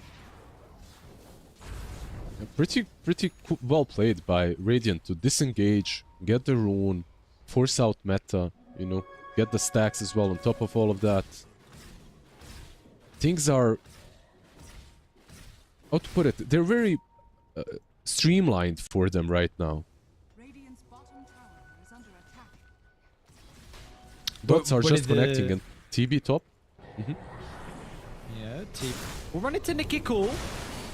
They got the Ravage as well, so it's going to be pretty difficult for him to get the Sunder off. And apparently Daze even got close like- enough for it to clip onto him as well. This is exactly what I'm talking about. It's just one thing leading to another, constantly. He's This fine. needs to go right for them, but yeah, absolutely he's fine. Still had one more death pact as well. It's like, I love these to play these kind of games. Sometimes you aren't even like planning for things to go that way, but it's just like you have a waypoint after a waypoint that you're just following and everything is working out for them. Yeah, TP can top? TP be top? With Void Spirit TP, maybe. They'll get the Sunder out. Niche gonna try and actually go for the Shadow Demon. Immersion still's got level 6. He'll hold back the Terrorblade TB. momentarily. As Nicky Cole's thinking about entering into the fight, he's gonna be cautious though. With the Sandstorm on cooldown, he's not invulnerable. So he's able to get some separation with a Burrow Strike. Radiant have the numbers. Till the end's gonna move on over with the Static Storm ready to go. Daisy's waiting in the trees. He's gonna be a little bit too late. And now with the glimpse back into the Effie, it's massive. The magic damage at this stage of the game, it's gonna be too difficult for Dire. Yes, you'll bring Lice in, but he had to rotate earlier. This TP was just too late to keep your Terrorblade alive, but they will get some return kills. They are absolutely necessary to get Niche into this game one. This Timber strikes back again, even though Terrorblade does die. At least Timber is having a decent game, top of the net worth. He has basically after that fight the kayak almost completed. They will have a vessel on the Void Spirit. So these two heroes are completely activated. Terrorblade, however, yeah, he had a fantastic start. Did get slowed down a little bit now. That's a bit curious now. No Spirit Vessel in the hands of Niche for another minute 30. Top Top lane. lane says is going to be... Oh, that's for actually... Okay. Mercy. It's a tower instead. Get him, Welcome. Get him.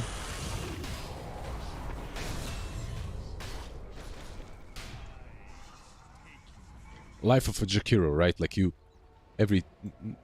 it's not really as often as it used to be, but you're still a position 5 that can sack himself to try and delay the tower push a little bit longer. He didn't really delay it a lot this time around. But yeah, it's usually like some macro pyre play or dual bread. Just hide in the trees behind the tower. Niche mid lane. And they're going to start with Nicky Cool. And they'll follow with the Static Storm as well. A 1-2 punch. Quick and easy. And now they'll look towards their next... Till the end, maybe puts himself in a bit of an awkward position. Oh, Burka's running counter though. I'm gonna look at the positioning for the Tidehunter, putting himself so far forward, but the poke from afar is gonna be good enough to get the kill.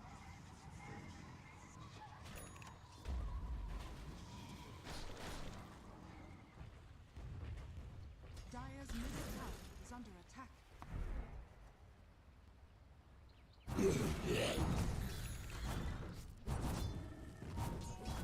Well, looking like we got a pretty even affair though between these two teams. Super close, 10-6. Everyone's pretty happy with the farm, to be honest. I mean, okay, someone's just Jakiro probably happened there? isn't. yeah. No. He's probably not super happy. He's been dying to the Sand King quite a few times, but finally they take down the Timber as well on bot lane. And I think this is probably the more important kill. Jakiro sacking himself 10 times in a row. Who cares? Timber dying 2 or 3 times. You want to slow him down as much as possible. He's that kind of a difference maker. And it also, with Clinks being included, brings him closer to the Desolator. 100 gold away. Speaking of the Clinks, Nesvir. So the Remnant. But surely Daze is going to be enough. And that will definitely be the case. So a much needed kill for them. It's going to give Daisy level 6 as well. So he's got the punch now to work with. Was really having a bit of a difficult time to get some impact going. But we'll see what the call is going to be for them around this T1 town mid. It's so relatively healthy and they don't have the best way to siege on Radiant. Dire's middle tower is under attack. They're going to lose their wisdom as well. So Daze should be able to snipe that. Definitely will continue to help out with some of the experience problem he's having. But apparently our Burka just solos his tower. I don't know if that's illegal or not, but Tao's gone. It's not that illegal for a Tide Hunter. Like, maybe for some other heroes, but he can kind of do it. The only heroes that he's truly afraid of this game is the Timber, right? Like, he's the one that can take him down. No matter how big you are on Tide Hunter, Timber Saw can't deal with you. And by the way, cool build from the Timber. Not going for a pipe this game, but Kaya into Kaya Sanj and Greaves queued up after. Is someone else buying the pipe? Is that the reason why, or they just don't want it? Maybe just don't want to. Yeah, it seems like they don't want it. What's the Greaves value factor over a pipe this game? I don't know, to be honest.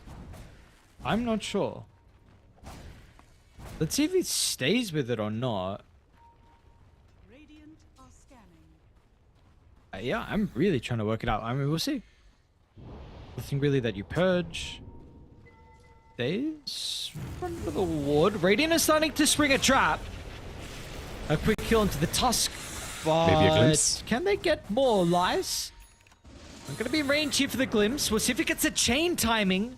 Won't be able to do so. Now drag back in an awkward position, but the TPs is starting to come out. They will cancel one. Niche is going to be a little bit cautious.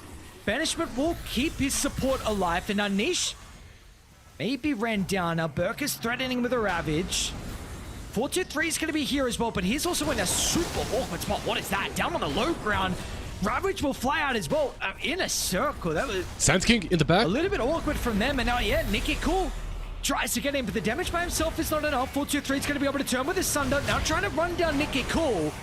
They should have the damage. They haven't got it just yet thanks to the disruption. But once he pops, Lice is going to be there.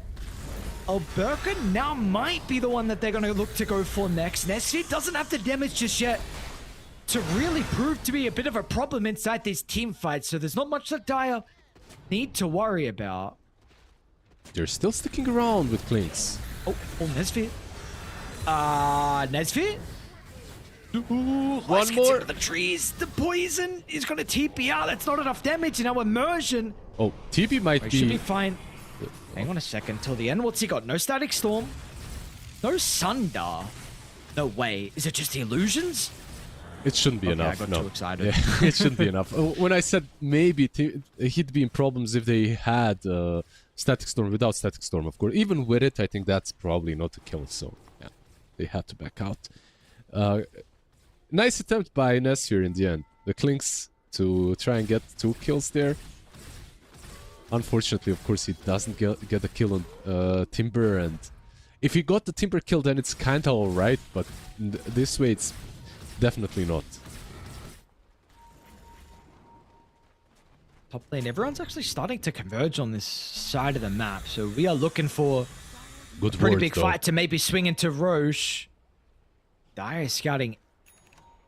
Ruben's out from Power Rangers. Gotta keep in mind, still no meta. TP's currently inside the base. Link's gonna be there from Nicky Cool if they want to get the jump, but they're gonna just rely on the glimpse. The Bioshock actually misses. A little bit awkward days. Also out of range of the kinetic field. So the spellcasting to start the fight's gonna be probably now. Lice is here, but the counter's gonna be there. Nicky Cool with the Bioshock. Netsphere on the low ground, but the damage is not good enough. The snowball completely avoids the Sand King. 4-2-3 is now going to show up towards the end of the team fight. They're going to have 2 and now look for a 3rd. Clinks is dusted. They're chasing him down up north. Catch up to him though. Looks like they will be able to do so. Up the high ground and no escape in a circle. Strike back. A very interesting choice from Power Rangers to fight, because what's cool about it is they had a ward, like Dire had a ward on them, but Power Rangers saw the ward and they didn't want to kill it immediately. They wanted to bait a fight knowing that there was vision on them. They just got punished super hard and the execution was not good enough.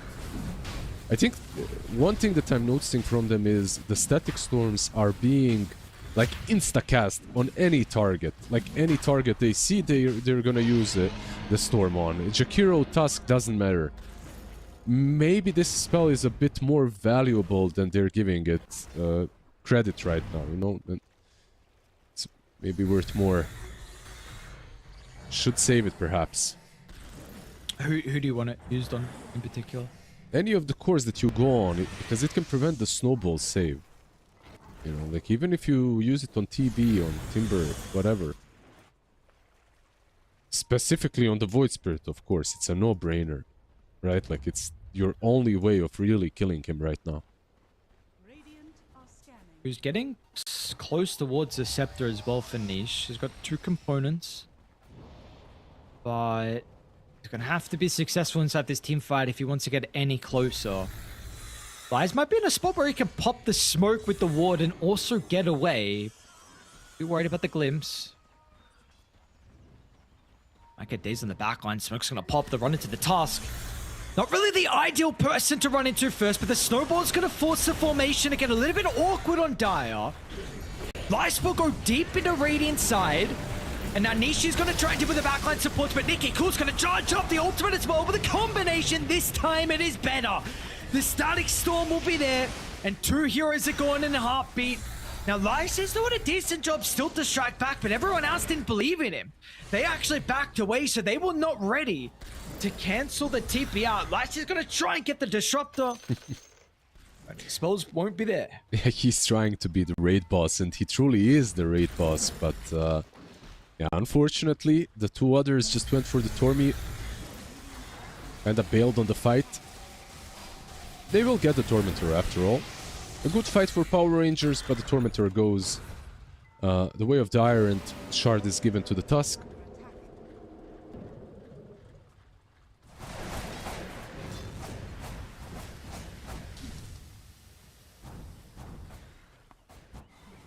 Oh, not a bad one for Daze. It will help him complete the Blink Dagger. Haven't been able to see too many crazy plays from him so far, but hopefully that's going to be a different story now. He had that stun duration as well. He had that nice snowball save on the epicenter up top. The fight that they won, like the previous fight. But besides that, yeah, like you said, with the Blink Dagger, it becomes so much easier to make some crucial plays. He gets a BKB down the line as well this game. It's definitely not that bad. Alberca's currently being ran out from Dire. Now he's got Netsphere over to the left, and also Immersion may be close enough, especially with the Blink.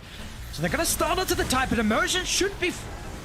Oh no, they actually got the Snowball over towards the SD, so he had to blink away.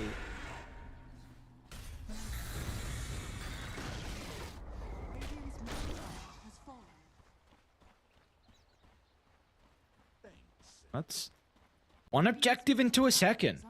So this net worth lead will continue to grow, and it's also going to give enough gold pretty much for the pipe on Lice. Mm-hmm. So that was his idea. Get the Greaves first and then get the mech. Sorry, and then get the pipe, so... Because pipe is super necessary this game. That's why I was interested in the thought process of not going for it, but he will get it eventually. Down bottom, what are they going to look to try and do here? With an amp damage up on Nikki Cool. Just some Terrorblade illusions, but they're going to stalk forward. The scan and read is right. I mean, they're going to be perfect. It's surely with a static storm. Okay. Well, Nesvia's putting out some damage, and we're not even at some scary clink stages just yet, but he needs some items. That's good. It's a good sign, though, for the clinks.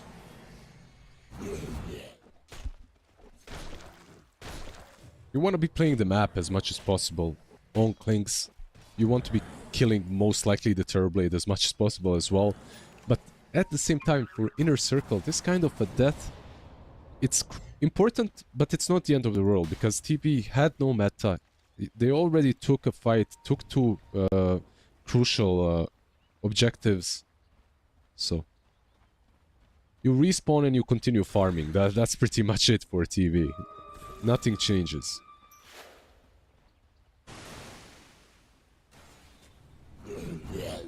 How do you expect the map to kind of look now over the next couple of minutes with the Aegis advantage not being in the hands of Dial? I think it's very even. Like with the Aegis, like you said, being reclaimed. I think right now Power Rangers actually did hit a couple of items that are bringing them back in the game. Sand King with the BKB, of course, being a pretty big one, like a BKB Ags. You can commit onto a Terrorblade and just stick with him. Radiant's bottom tower. Shiva's, I believe, is completed as well on Tidehunter. Yep. So a lot of small items coming together. Top lane Lynx is in vision. They're coming through the portal. Oh man, Daze kind of sets up a bait, and just him and Niche are actually enough to kill off Klinks. Beautiful bait. Like, he knew exactly what was coming. He's even plants the sentry just before Klinks goes uphill. So he expected it. Very nicely done. Yeah, exceptional raid. I was mentioning earlier, honestly, wanting to see a little bit more out of Daze, and plays like that are very important. Fourth death of the game for the Klinks, and he needs to be far more ahead in net worth. Because not only are you trying to deal with the Terrorblade, we've seen him in this Timber hero, and he is super tanky with this build, and it's getting even more kind of raw health as well with that Gleipnir next. No way they thinking about it. Hang on a second. I mean, they're baiting. Lice definitely knows this is not the spot you want to jump away from your ward. Hopefully one inner circle will be the ones running into this high ground. Dire are scanning. Do they take the bait?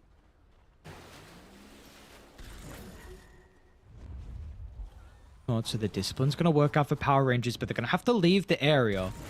Smoke's going to pop. Lice straight back to the high ground. The observer's going to be late. They'll see the smoke. Pretty cool play as well from Inner Circle to go all the way around the tier Yeah. 2. Instant scan though. They are reading them like a book. Bruh. Both sides playing almost perfect Dota, but they're going to be able to get the jump. Static Storm laid down, gets a connection over the Timber Storm. They got the damage inside it. Yes, they do, because look at Nesvir. The Klinks goes untouched, but now he might be the one that's going to be under assault. Alberk is able to slip away with the Tide staying alive. 423 is closing in on him, though. They get Oh, the the TP. vision. Tries. Oh, a little bit too late with the Ice Path. Ish. It's like somehow they always more or less lose a fight, like lose the exchange, and then they get an objective or two. Like on Inner Circle. And once again, they get the tier 2, they devoured as well. But the exchange is definitely lost. 2 supports for this Timber is already good enough. Very nicely really read good though. Yes, yes, absolutely. I mean, crazy read from them, to be honest. They knew everything. And again, to start as well, the discipline from them, you know, to not jump. You see the Timber, but you have to fight around your high ground wall.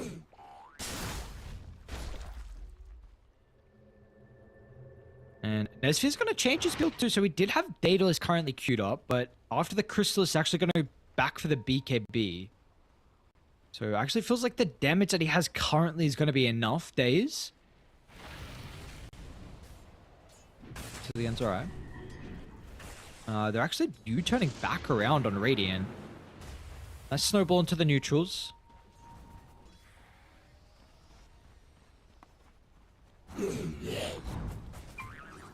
They have Ravage in 40, so probably going to chill until that one is back up. You like this 4 stuff next on Alberca? It's an interesting one, right? Like, no blink, just force. I wonder what is prompting the force over a blink. Like, ice shards are annoying, I guess. Has been killed. What's your take on it? Why the force? I think in my head, at least, no blink is because he's playing reactionary into Dire with plus Timber, Void, and Terrorblade. I think a reactionary is fine, but force, I don't know why instead of anything else. Oh, Nish is in. I used all his ultimate charges. You might have to pop a BKB. But they're pretty hesitant on Radiant. I guess, I mean, Force is out of shards, which is a bit of a problem. Your Ice Path that can... You can kind of hold people in place for a while. Like, if you connect an Ice Path into, like, Remnant and get you out of the Chakram. Kites at TB. I don't know. We'll see. It's definitely interesting. Maybe his Clinks is crying that he needs a bit more mobility on someone. That's very possible. I mean, what are the supports got? Till the end's got just a Solar Crest. Immersion's got a Blink. Like, you don't really have supporting items. Like, Soul is great, but... Nice little debate. Roar into Smoke. The classic. Oh, Burka. Radiant. Previously, the team fights ultimates have been pretty important inside the fights. Lice. Pops the smoke on the front. Niche is actually going to jump in as well towards the backline support. So Barashak does connect. And Nish is going to have to dissimulate away, but the Shadow Demon's in some trouble. Alberca's going to try and protect him with the Ravage. It's a really good Static Storm as well, but where's Nesvir? He's going to be good for the kill onto the Tusk, but that's all they got. And it seems like they're going to have to call it quits. Nicky Cool's going to be ran down. It's a double for Nish, and Roche is running through the river as well. Radiant are actually still here, but what have they got? They still have a BKB on Clinks. Like, he didn't use it. 9 seconds BKB. If they catch someone... Yeah. They could fight with the next roar. Okay, Nish is actually going to jump in on the roar because they got the control to Nesvir. Ice Path is there. It means that Nesvir won't be able to protect till the end. So Nish gets a pretty big solar kill. He can buy back on Disruptor, but you don't have any points to TP to. And I think they'll have to give it up. It looks like they will, yeah. They're going back. The idea was solid. I mean, at least the timing was solid. Fight around the roar for that increased damage and just for the dispels and everything. But okay, it didn't work out. They move back. They're still not out of this game. Do you like this? The ages on the Wood Spirit? There are pros and cons, right? Like, the cons of giving it to TB is he's a transformation hero. Aegis generally on these kind of heroes isn't as great. And Niche is just jumping in like a madman, which I truly like. I feel like he's the main reason why they won the last fight. And he needs to continue playing that way, so... Yeah, absolutely. Completely agree. Top lane, Tormentor. Looks like they're going to be able to get this. They're going to be quick on the TP out. They're all out by the looks of it. Yeah, no, Nish has honestly been very impressive, I think, in the fights. You know, hasn't been too crazy. KDA looks great. But I think he's also well and truly done his role perfectly. Just questioning how the Void Spirit was going to be able to enter this game, and he's done that with ease. Probability 60% of the moment for Inner Circle. Off the back of 3 cores, 1, 2, 3 in the net worth. See how they look to try and control the map. Just 1 outer tower left standing for them. They got 2 heroes that move through the portal, and the rest of the 3 are hanging around mid. So this is a bit of an interesting move. They will converge eventually at this mid lane point, most likely. They just needed the lane to be fixed, and that's it. They're getting a lot of BKB. It's going to be huge. Sorry, go. No, I just wanted to say they're getting a lot of BKBs on Dire. And these BKBs are kind of game-changing. You know, the one on Tusk as well. Even the supports are getting closer to them. Revenant's Brooch. Sticky cool. Might? Can he get the blink off? 1 second. Oh no, they got him. They're gonna try and help with the glimpse, but that will do nothing. 4-2-3. My god, that's a lot of damage on the TP. Oh, we got a further fight. Immersion's gonna try and get away. Assisted with the 4 staff. Niche only has 1 ultimate.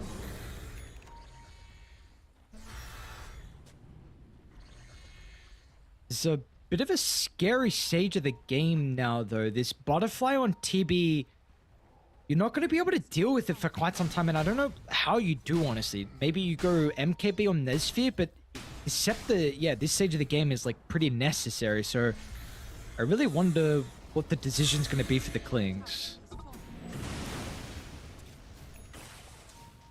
Aghanim's next. This is like your classic, right? Like you get the shard very early on, you buy the axe eventually after the Daedalus. Maybe he could... I was gonna say maybe he could rat a little bit on the map before this Aegis expires, but it's hard to rat. In this game, that's number one. And number two, all the tier 2s are still up. Like even a tier 1 on bot lane is still standing. Hard to even play the map as Klinks. Yeah, but he's going to have to do something. You don't really have anyone else with this ghost push. And both supports really can't, kind of, but not easy. They're not mobile. Now, Burka's got no scepter. Nicky Cool's going to be on the wave pretty much, so... You're also playing to very good heroes on Dire to get the map out. Take a look at Thai map state there. They got 15-20% of the map really to work with at the moment on Power Rangers. This net worth lead will continue to grow. But it is also 45 seconds left of the Ages. So Inner Circle wanting to try and force a team fight. Arcane on Niche. Nicky Cool is currently not here for fight breaks out straight away, and that's going to be the case.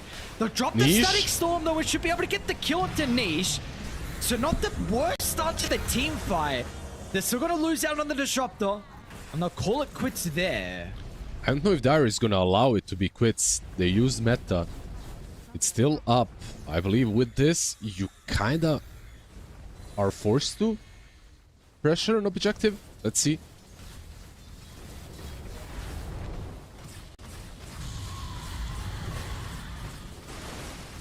I'll do their best to try and pressure. Can Alberca be here? Okay. The Force Staff helps him. Yes, absolutely.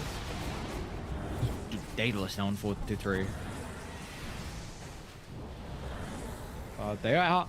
Meta is over. Some neutrals as well that they want to try and pick up. Daze finally got his BKB. There's an F damage still hiding out on the map as well.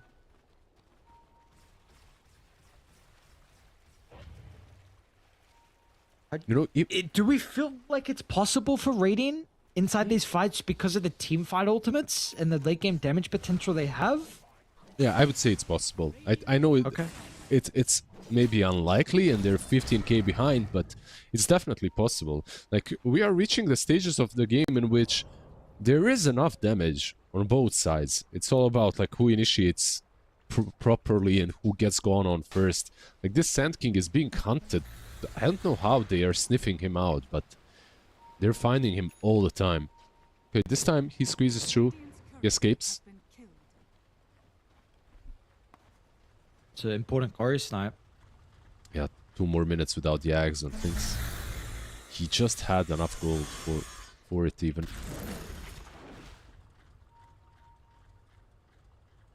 And Daze is still following Nicky Cool. But he's had enough of hanging around towards his top side. So we'll TP out. We've got a haste rune towards the top side of the map as well. Yeah, they're gonna waste some time chasing for him still, even though he's already out. Because of this ward, next to the Twin Gate, it scouted them, so he was able to TP out immediately. But also this Dire ward on bot lane just scouted all of them moving the way they're moving, so this is maybe a setup for Dire now to go for. They're gonna know. I see 2 extra heroes come through the portal, so as soon as that gets dewarded as well, start the back way. They'll use that time to drop Deep Absorber down to the south, but map control is continuing to shrink for Radiant, and which as a result, this lead is growing.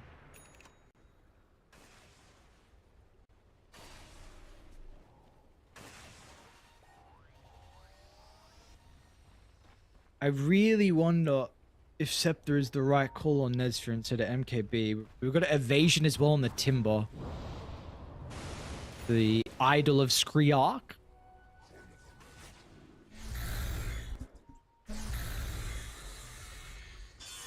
See if there's going to be any problems for him.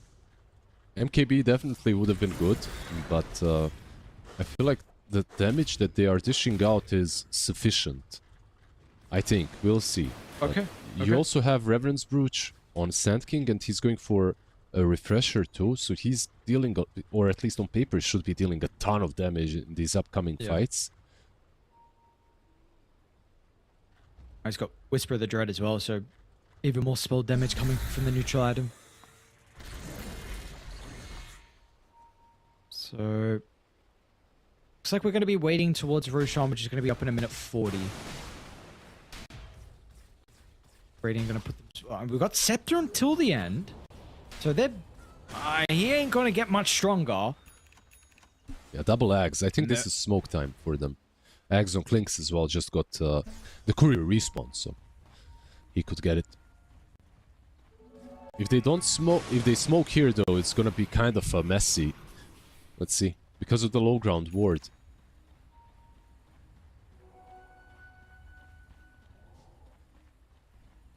I mean, it's kind of all or nothing for Radiant. You bought out for Refresher as well.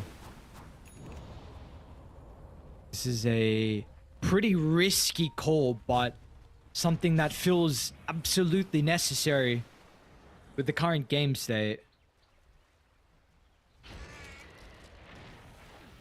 Terrorblade is such a problem with the illusions. They have good vision. Every single lane. Mm-hmm. Those illusions are giving vision. They have good wards. Niche. Up at the high ground, run straight to the Shadow Demon.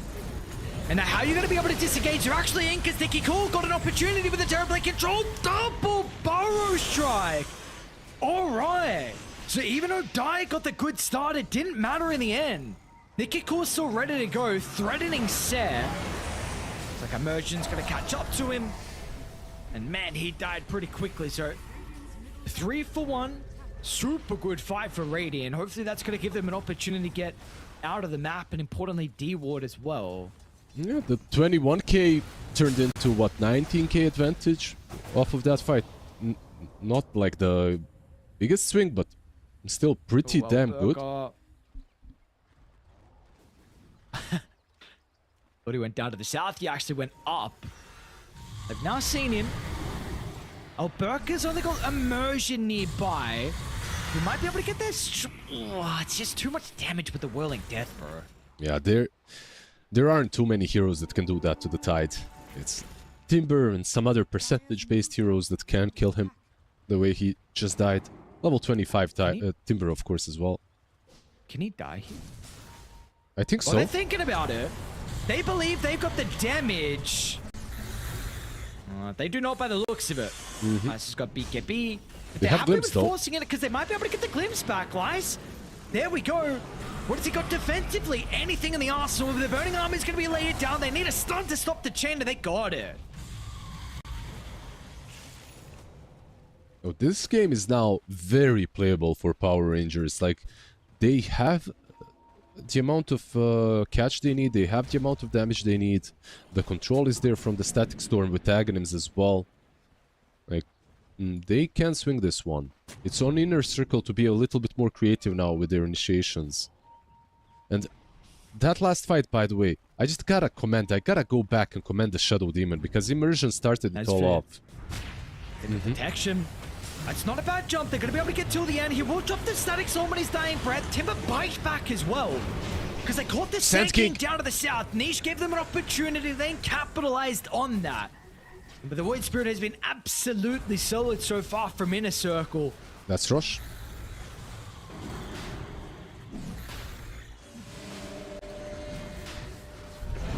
Get leeches.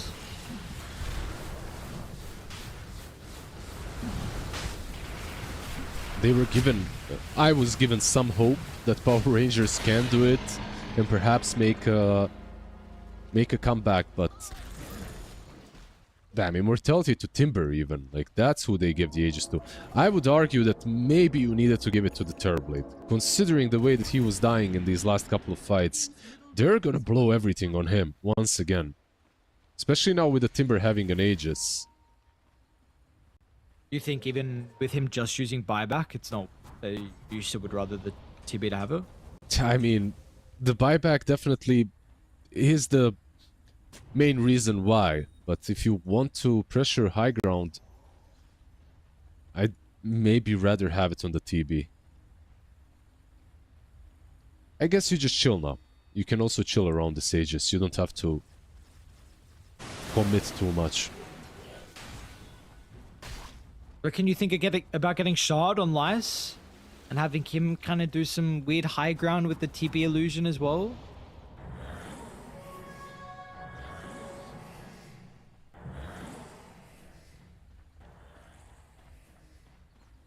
No? I mean, not it's a fan? it helps. It helps. It makes a small difference. I'm not even sure if it's worth buying, like right now. Maybe if you get it from the next Stormy, because I believe they have most of the shards, right? Do they? Tusk has one. Missing Jakira's as well. Yeah.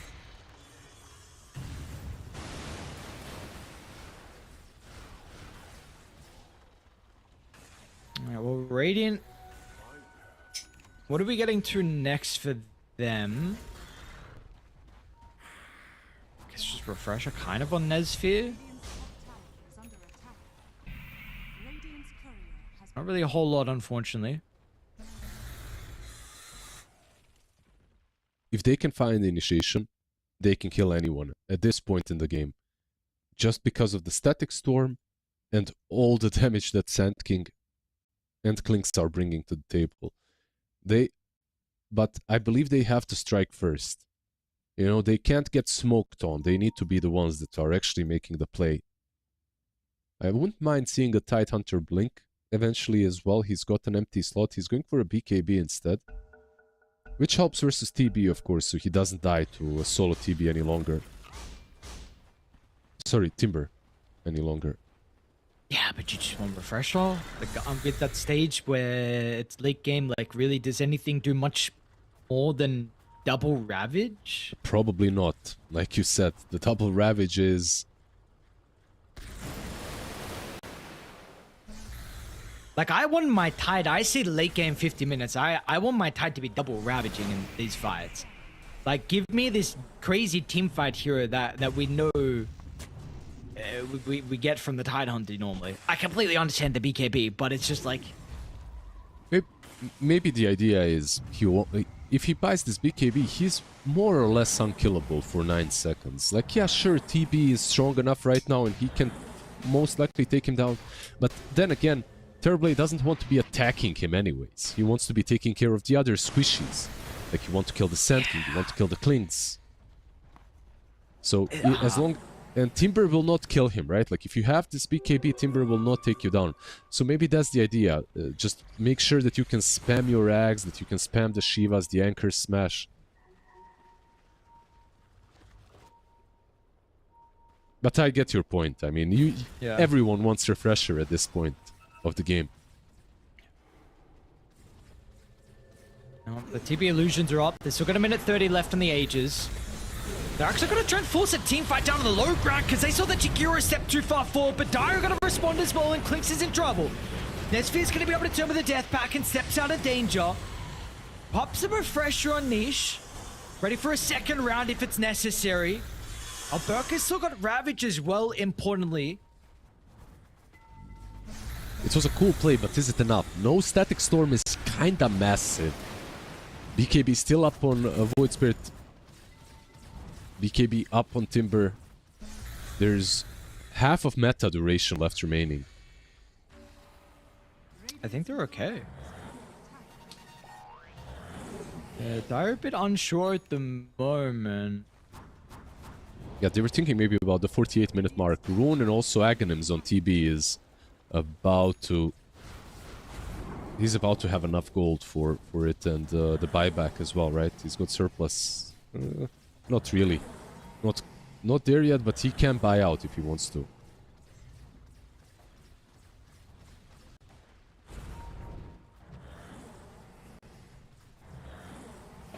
Move it this way. Alright, it's gone pretty quickly. So they will not utilize the slight advantage they had with the Disruptor dead. And that does mean the Aegis is going to expire as well. So they will continue to try and starve Power Rangers out and grow this lead. Block of cheese in the hands of Days. Level 20.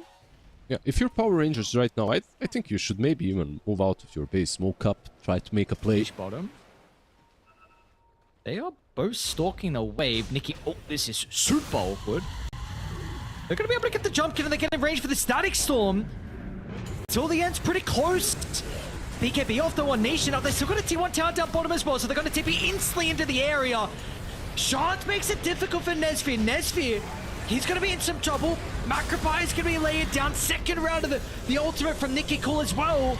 Trying to deal with the Jakiro, but they've got problems as Clinks is gone. Nesfir brought down from Lice, who's now going to be able to run into Immersion as well. Immersion will look for the teleport out, and he won't be able to make it, but meanwhile, Nikki Cool's almost solo killing Lice.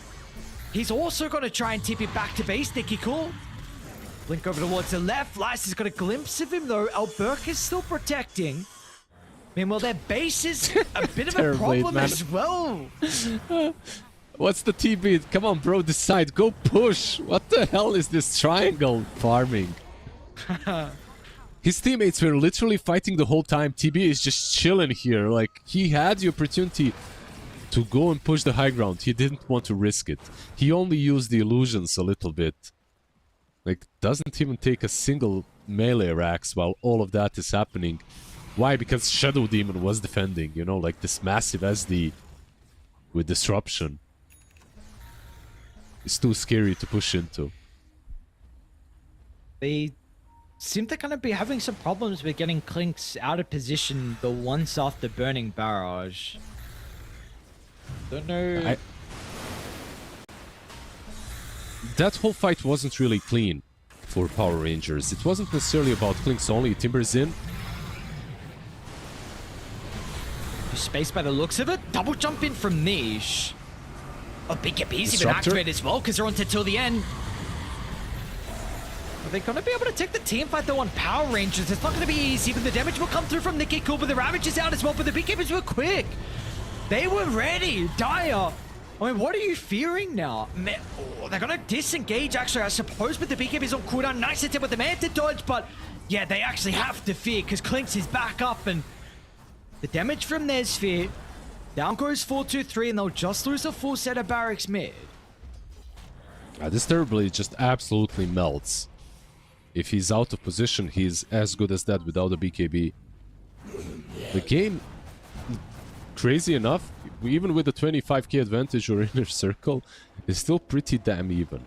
And they're not, like, you can see that they're not feeling super comfortable on Dire because they just poke and prod. They don't overly commit.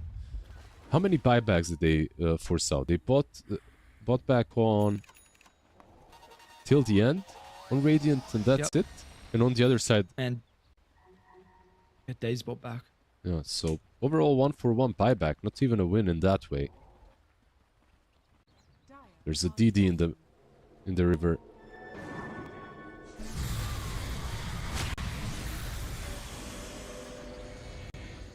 And the Dead Tormentor as well says going to get the Ag Shard. Unfortunately, oh, we got a Rapier Sanking, so insane. What an item build, bro. I mean, it's a pretty good item build versus TB, versus Timber. It's a lot of damage. Yeah, like, sure. Sometimes it's Daedalus, but Revenant's Brooch, this game is, yeah, very good. Nice spell lifesteal as well.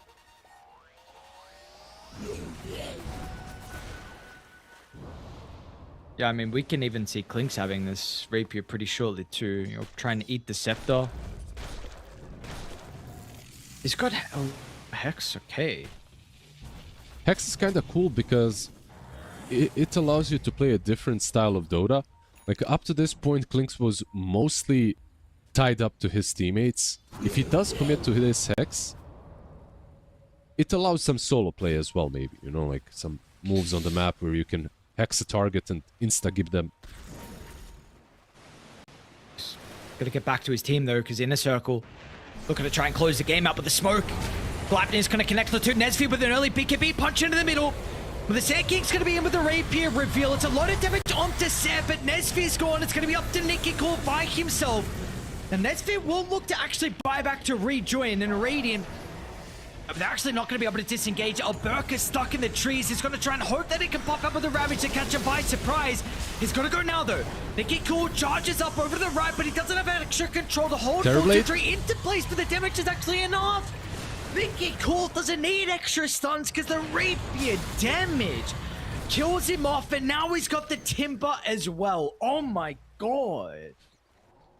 This Sand King was kind of silent for the majority of like the mid game, early game, but damn, this is some serious damage from both him and the Klinks. Klinks, of course, was forced to buy back, and if you're Power Rangers right now, it's super worth it because you basically are getting that extra life for the Klinks. You'll get the Aegis.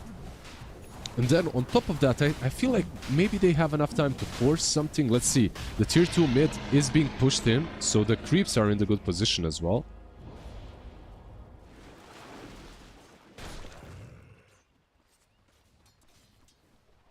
I guess that's one way to get a refresher on Tide.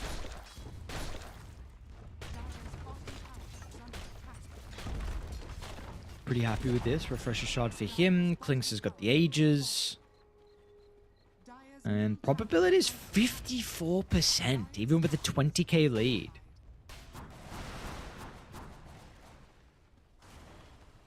Yeah, I can't blame Gaben to not give them too much more than 54%.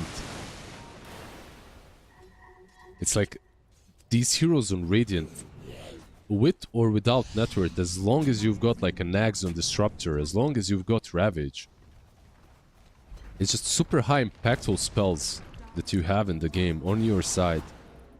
Dire's middle tower is under attack.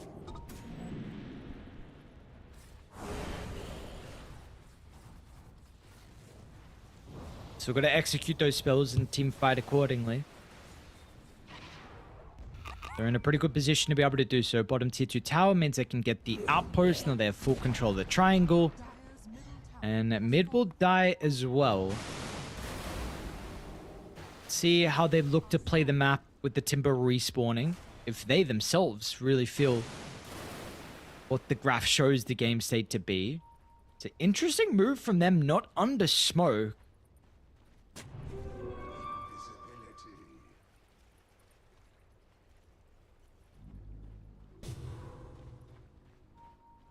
Do you agree with this on Dire? Do you think they can't get out on the map? Even in the Ages? They could, but yeah. Against the Aegis, against the Cheese, I think maybe it's better for Inner Circle to just chill. You know, get the game in a more of an even state.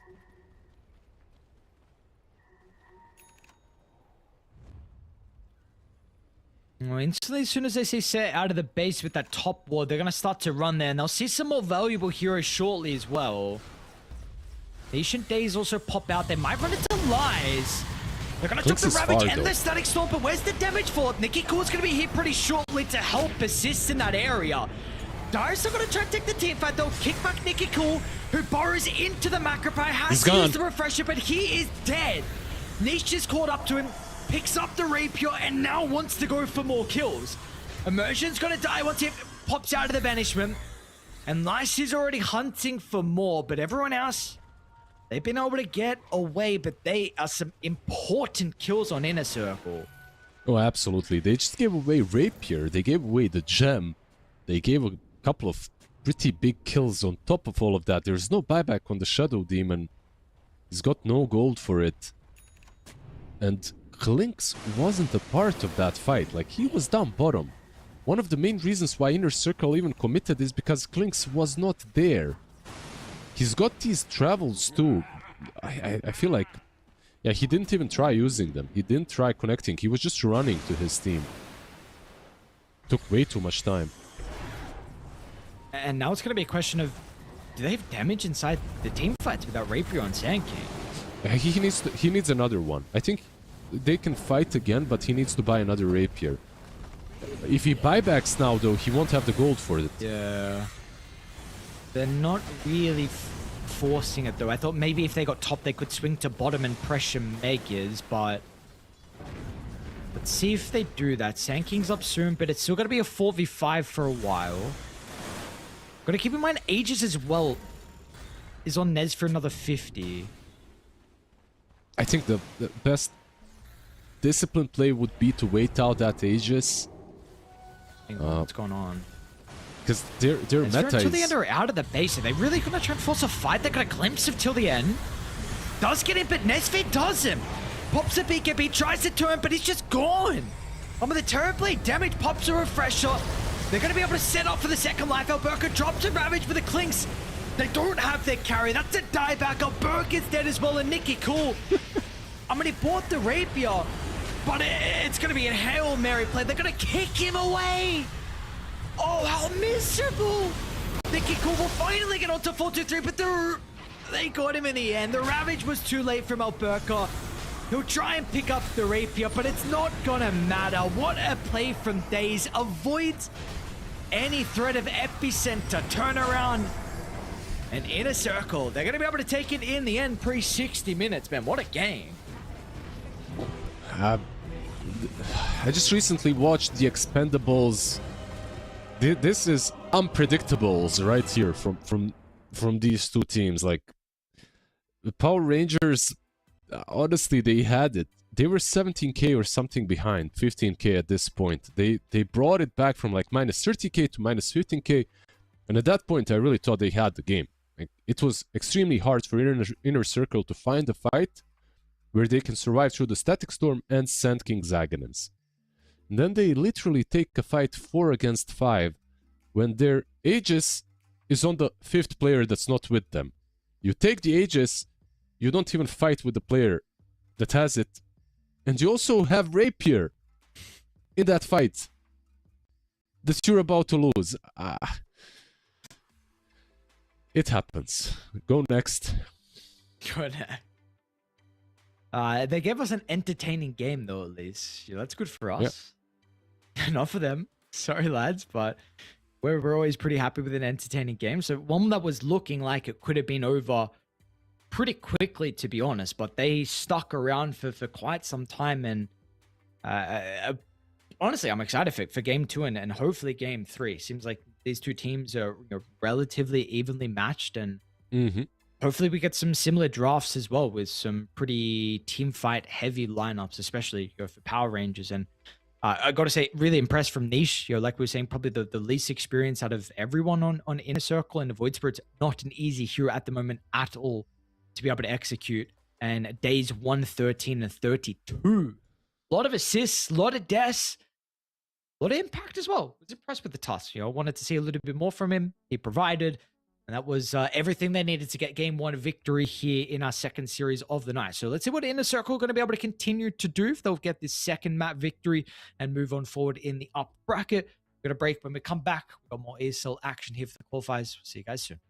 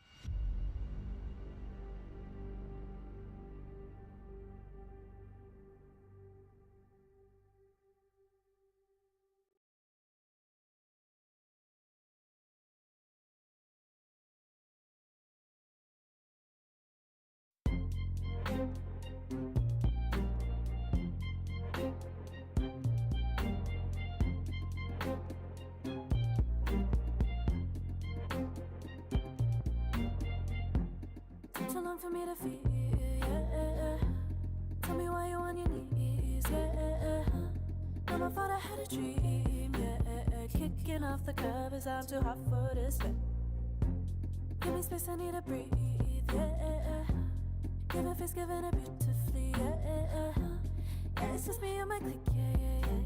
We might be the hottest, but we let you in.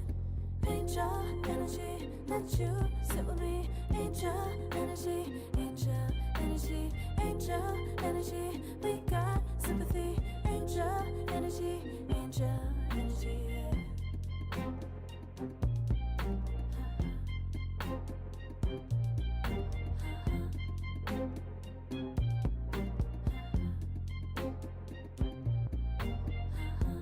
Take the time to breathe and rest. Let yourself feel the best. Feel it all so deeply, so deeply. Divine with how we be, yeah. Aligned with everything, yeah. More than a dream.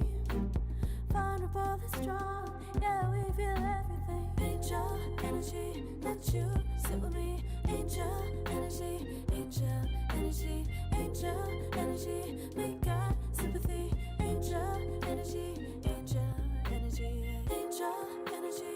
Let you sit with me.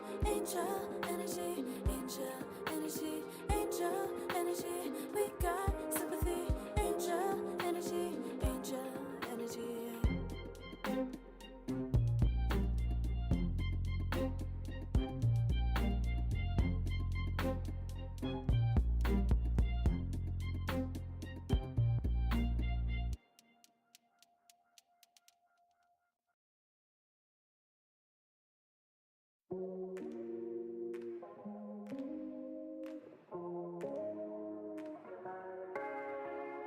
No way. I'll regret the first time with you. And baby, you make a moment. Every time I lay eyes on you. But do we care? Do we dare? Keeping this going. Let's live in the moment, yeah. Now we know. Keep this on the low. Between the two of us. Every time I try to find, Try to avoid it, but I was stuck. You turn up the heat when you back it up. try to stop the flame. Never discipline melts away. It isn't enough to wish for change. You either give in or pull away. We have the will to choose our fate. Whether it's wrong or right, I'm holding on for life. For the ride.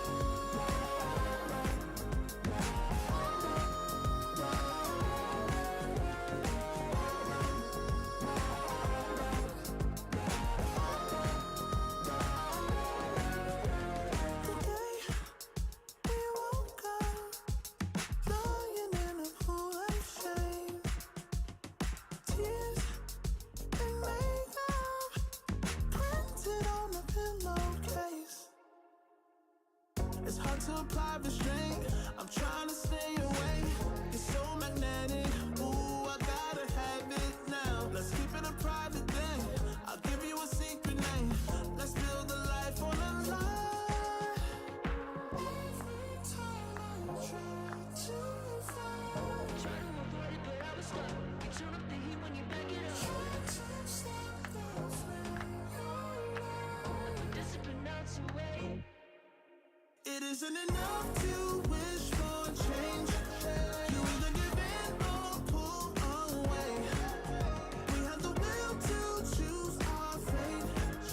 Whether it's wrong or right, I'm holding on for life. For the ride.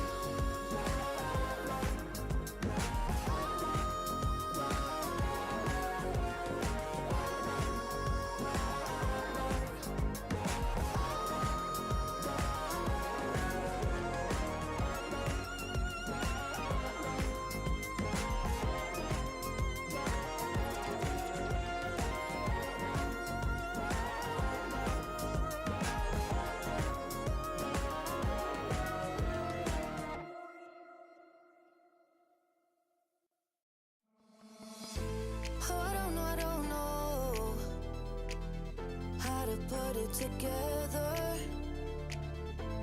Ever since I found you, my life just got better. Better than this, better than that, better than anything I ever had. Better than this, better than that, better than anything I ever had.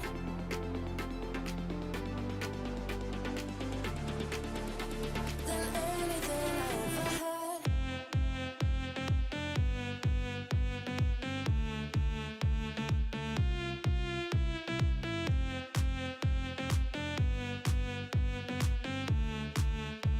Than anything I ever had.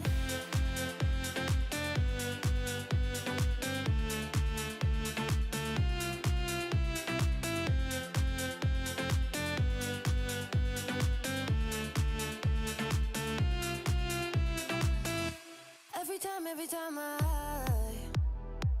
start to doubt if I'm good enough, looking straight in your blue eyes makes me feel better. Better than this, better than that, better than anything I ever had.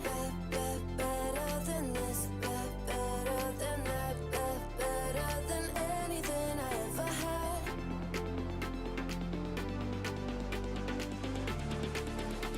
Than anything I ever had.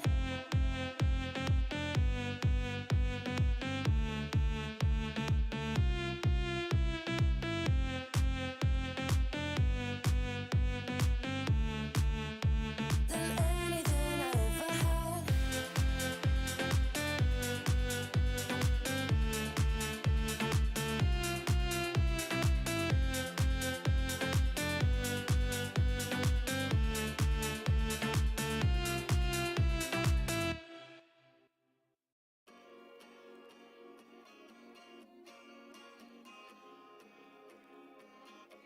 Yeah.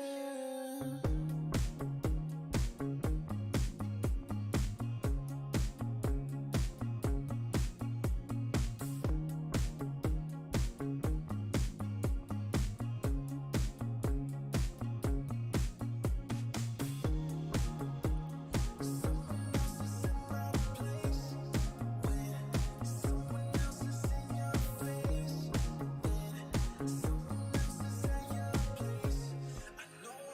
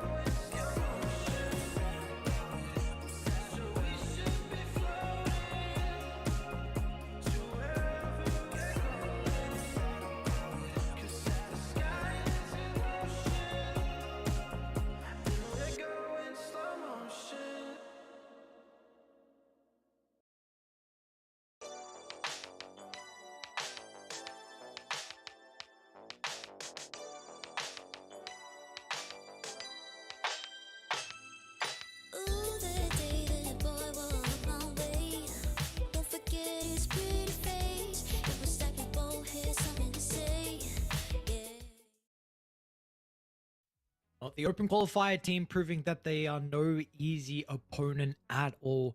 Power Rangers, let's see what they're gonna have to show for us. Something a little bit different. What do you want to see different from them? You know, with the 5-man heroes that we've gotten, of course, you know, we've covered them multiple times. You know, in the last qualifier, what are you wanting in particular them to do differently? I don't want them doing anything different. Just give us more games like game number 1. That's it. Okay. Like, don't switch things up. I think it's beautiful. It's fun to watch. Was it fun for them to play? I think so. Like, they had some rapiers, you know, they had their chances of winning the game. Like, I don't necessarily think that the draft is the problem. The execution was a little bit... I think there was some miscommunication about Boots of Travel 2 on Klinks in that last 2-3 minute mark, and that's it. Like, literally, if those Boots of Travels were available on Klinks and he instantly TPs to his teammates, it's a different story, and maybe they even win the game. But yeah, instead they lose the rapier, and we are in game number 2, in which Inner Circle X Insanity, by the way, can get into the next round. What even is? Have you heard of Insanity? I don't know what this. Sounds like it's another organization. It was my first organization where I played in was my Insanity. So I don't know if these Swiss guys are back into the scene or something. Would be cool to see them back though. What year was Good that? memories. Your first team? In 2014 or 15. 15, I think. 10 years ago. Where did you come from again? Did you Warcraft or what? Yeah. I played a lot of Warcraft, but I didn't play Dota in Warcraft. I played Warcraft only. Okay. Who got you into Dota? How'd you get into it? I mean, I always kinda played when I was playing Warcraft, you know, like the thing is you play a couple of ladder games and then you throw 1 or 2 Dota games to relax. And then you continue playing ladders. So I played Dota 1. Dota 2 I didn't play. My friends gave me a key. Basically. That's my origin story. What about you? Like, how did you start? My cousin actually got me into it. So we were on holiday. Yeah, we were on holiday, and it was the year that he got like laptops from school, so he brought it with us on holiday, and he introduced me to Dota. We were just playing bot matches. It was so fun. It was so fun. I was hooked since then. So it was 2013, I think. That's how it started for you. I see. I mean, most of the people that I know, like my generation, they got into Warcraft, they played Warcraft, and then kind of naturally transitioned into Dota. There's a completely different world there that never played RTS. They just started playing MOBAs, which is for me really wild. Well, you that know, was I think that was my first PC game. Actually, I think because I was a console gamer before. I think that I didn't have a computer as well. Dota actually, I believe, made me get a computer. Well, there you go. It helped you become a little bit more technically literate, you know? That's a nice thing as well that you get from Dota. Yes. I had so many friends, dude, like ex-teammates. Like, I could never wrap my head around the fact that, like, you have Dota, you have Steam, you're playing on PC your whole life. You can't do anything else on the PC. Like, literally, like, they can't open, I don't know, like, Task Manager, you know, like, it's funny. if something is bugging, they're done. Like, no, I know. I believe my partner. She doesn't play games, but like she's really bad on the computer, and it's hilarious. And I don't understand how anyone our age could possibly not be able to get around a computer. It's funny. So I know what you mean. I think it's actually becoming worse, you know, because new generations just don't need the PCs anymore. They're literally all on phones and tablets and stuff. True. So,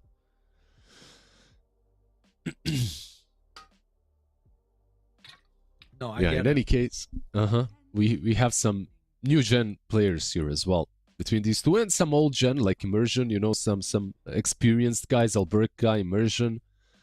There's a couple of those too, and I feel like Immersion was one of the reasons why that last match almost was won by Power Rangers. Like, he had some very cool plays with the SD, just moving around in like no crazy saves or anything like that. His disruptions were good. It's just that sometimes when his teams was smoking, he was without smoke baiting moves and then buying back into the fight. So yeah, enough about him. We have the Tiny Dazzle. We didn't see any Tiny today, right? Like, banned out in most of the games. Yeah, no Tiny. We haven't seen that much as well last qualifiers too. I know the hero's been getting picked a decent amount. Yeah, I want to as well see like where exactly Inner Circle plays it. Yeah, we get the Treant as well. Wait, bro, what happened to this hero? Have we covered? What, We haven't Treant? had like a. He's Yeah, banned all it's the been time. surprising. Yeah, Has he's he? banned. Has he been? Okay. Today he's been banned like at least a couple of times. I'm not sure if he was banned in every single game, but in the last series he was banned. Yeah, he's still strong. Same old tree, no changes. Just very difficult to lane against anywhere on the map because of living armor.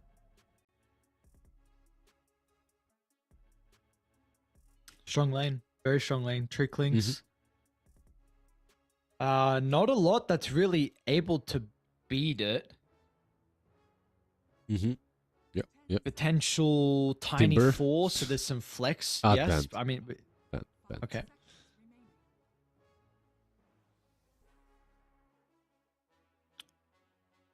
Did you mention heroes last game that you like against the Klings in regards to the lane? Is it 3? I don't remember. I don't think I did. I don't even know If what you I do- like too much against him. Like, when it comes to cores, like, if I was just gonna mention the Tiny if he's mid. Like, Tiny on mid lane is pretty good against Klinks because you can jump him and burst him. But I like something like Avoid Spirit even better. man. Uh-huh. Oh, there's some problems here, no? Brood Mars? What are the problems? What are the issues? What are you It's a seeing? 4-2-3 Brood Mother, my friend. This is It's a an issue problem. immediately, yeah. I see. Do you feel like it's a good Brood game? It looks like it. Yeah. Like, no real catch. You are a natural Manta builder versus Tree and Protector. You can chase him through the trees. Like, it's a decent matchup versus Klinks as well for Brood. Like, you can rotate on his side of the map very early on. Yeah, it looks like a decent Brood game. If you're Power Rangers right now, I think Storm is a no-brainer. Like, that kind of a hero. I think Storm in particular could be good for them. There's what you have Dazzle with the Hex maybe and Tiny, but they get themselves the Kunkka instead. The old school Brood Mother solution. Was Alberca playing Conquer? Who do you remember who was playing Conquer last qualifiers as well? Because we saw some pretty good Conquer games. Yeah, I don't think we. Sorry, like we have covered a couple of Kunkka games, right? Like the two of us. We covered a couple of offlane Kunkas. We covered a couple of mid lane. I think Alberca actually, yeah, you played it. We went for some utility. Sorry, I was some guy spamming me on Discord, so I got distracted a bit. Some random loser. dude. some Yeah. loser. no, great dude. But they are banning out the Quap. Let's see what else they ban out. It will maybe tell us a bit more about what they want on mid lane. It could be Kunkka off, could be Kunkka mid as well. I think maybe it's like versus the Brood Mother, the laning stage. I feel like it used to be really good for Kunkka. But now with Insatiable Hunger not being dueled and the mischance being applied to Kunkka, maybe it's not as amazing. What are your thoughts on it being necessary for Inner Circle to have a mid laner that can gank the Conquer. Because remember, we saw him. It was, I think maybe he was against a Warlock. That was why he was able to do so much. But we saw him with early phase, and he just cut the wave, and he completely free farmed. Do you think you need a mid that can rotate and gank him early if he does that?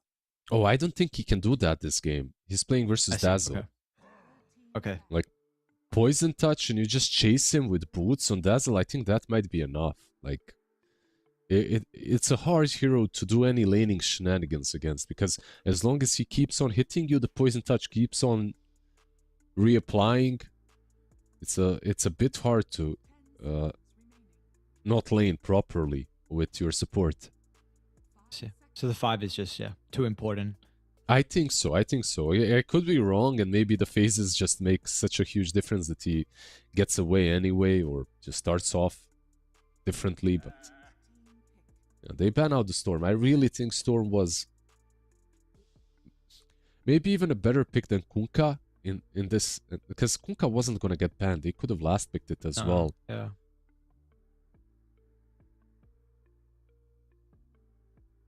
What is your mid option for Nikki Cool? No, like weird Centaur picks we've seen from him. Yeah, Ember Band, Storm Band, Void Spirit is the next option that's left in the pool. Yeah. Maybe, yeah, they go for it. Cool. Basically, any single game right now, I like the Spirits. But whenever I'm playing versus Broodmother, I feel like I need the Spirits. I need a hero that can at least be as mobile for a little while as Brood and catch her through the trees.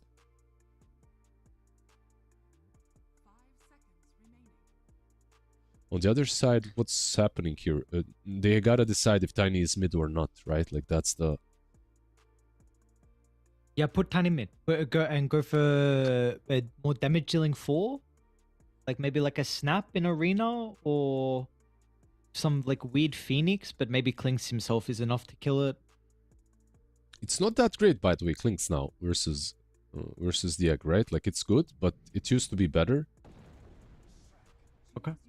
Leshrac. Leshrac. Well, you get your wishes, right? The Tiny Lash? Yeah. Well, it's not Tusk Lash, but it's still pretty good. Sorry. Yeah. Sorry, yeah. No, it's kind of the same idea. Like the only difference is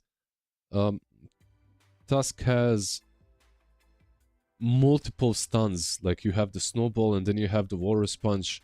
Tiny Toss and the Avalanche doesn't necessarily work the same way, but I guess it does now, with the Avalanche being a constant stun. You know, that aura that is applied, so you cannot use anything, right, during it.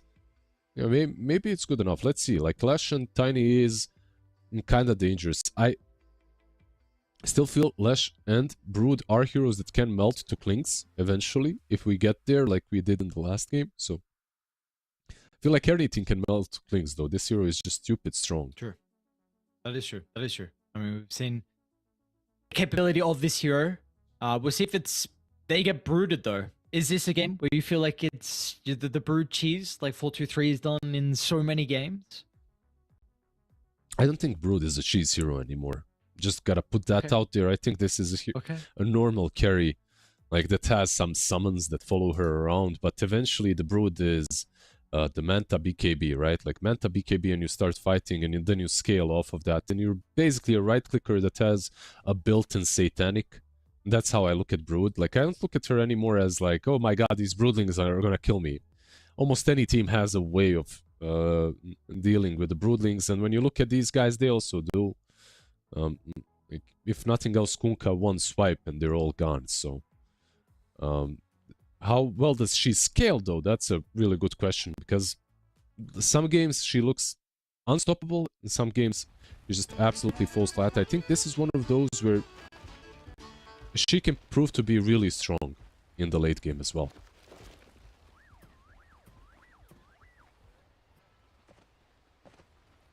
Yeah, gone are the days the must pick Broodmother. That was where the really easy. And dude, 4-2 is one of those players. I don't know if you watch him that much on his low gun days, but he was a like only last pick. Huskar, Meepo, Lycan, like super weird carry. That's it. That was his only hero. This is how he came up. All of these heroes. The best kind of people, the one that we all love the most in Dota. 30 seconds. Absolutely.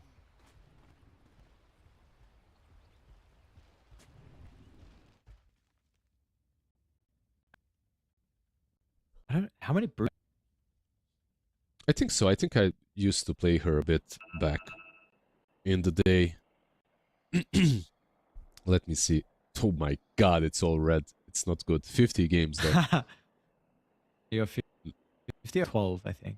Yeah, 12. Yeah, my last page is all red. Like, I have 4 wins out of 20. The last page is not very... it's not beautiful. It's okay, it happened. Are you on a win streak right now? Yeah, I'm getting there. Games are pretty easy. Feeling pretty easy once again. Did you took a break for a little while, right? So you all backed up? No, I didn't take any big breaks. I just, after TI, I lost everything. Like, I dropped 2,000-3,000 ranks. MMR, I mean. And ranks. What happened? I don't know. I just lost, like, sometimes I just lose the inspiration and the will to play, and instantly MMR drops. Yeah. And then when I get it back, when I start having fun again, I start winning. And I'm having a lot of fun right now, so... There you go. That's chill. the thing to learn. How equals winning Dota. It does. Thank you. It's a great lesson. Honestly, I think it matters a lot, especially for us pubbers. It's maybe whatever, because you should have fun, right? Like, it's just a game. But when you're playing competitively, it's really important that you keep on having fun, that you keep on remembering that it's still a game. Bot lane. Nice attempt from the Tiny. Because he has no armor, but yeah, not gonna work. So one of the few times we actually see one of the lanes where Tree's able to play with a bunch of trees in the lane. Like, they did not come early to cut it down. We saw no moves to bottom. And they are really going to struggle. I mean, there's not much they can do. I mean, you see till the end is completely zoning them. Yeah, it's gonna be some creep skipping shenanigans from Tiny, and he's already seemingly successful with it. I pulled the wave all the way around. Yeah, I feel like they're giving up on this lane, the way they're playing at least. Yeah, this is the kind of a lane, if it starts like this, you're not gonna do anything unless there's like a toss back under the tower. Like toss avalanche kind of a play.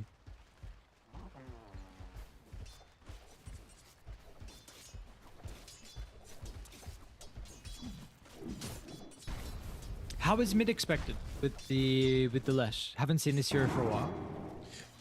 They picked Lash into the Void Spirit, but I swear people are usually doing it the other way around. Like getting the Void Spirit into the Lash, as it allows you to, you know, perhaps jump him with another support, take him down. But let's see, so far Lash is doing pretty damn well. Like, Void Spirit is melee, so when it comes to right clicks, he should be at least having an advantage in that way.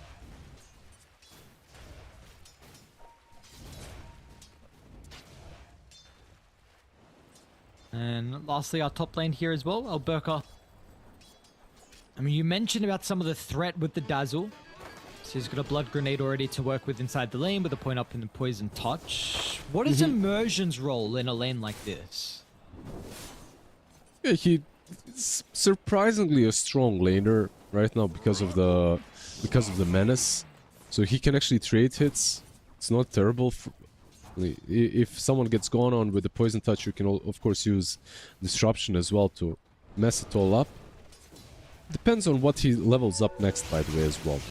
At the moment, he's got no points in Disseminate or Shadow Poison, so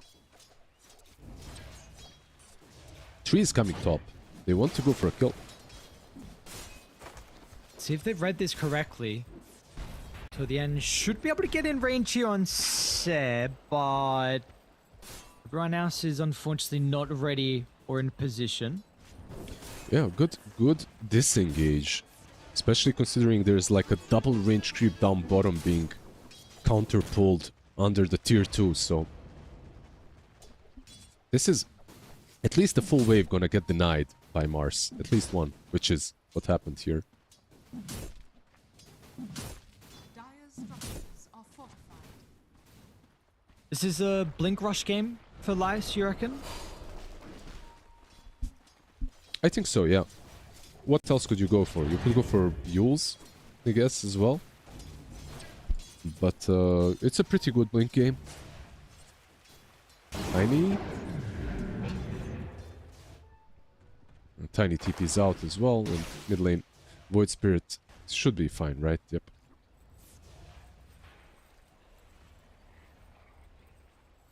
Do you like the Lashrax not going for Misanthropy anymore, by the way? Just doing whatever they can. What's going on with this? I'm seeing it like in all the games, and the only reason why I can figure it, the only reason that I can come up to is the fact that you can take down objectives as well with Edict if you don't go for Misanthropy. But of course, this game he doesn't even have the Edict just yet, so it's a bit different. Top lane, root.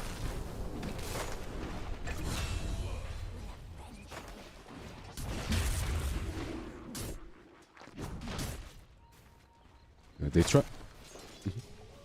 Yeah, they tried going for the Clinks down bottom as well, but didn't manage to get the kill while their carry was dying. So far, Brood not really having the best time, and I have seen the same matchup, guys.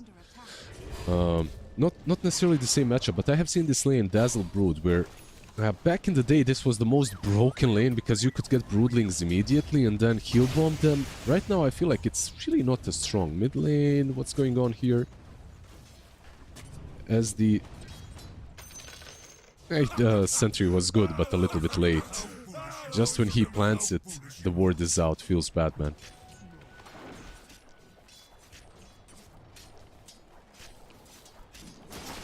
So far, a very slow game. Funka up top. He's not dying, but yeah, is being bullied a little bit out by the Brood.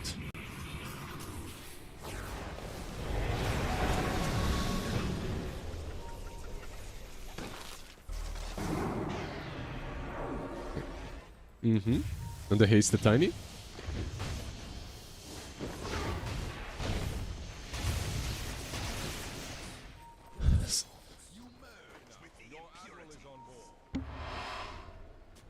Yep.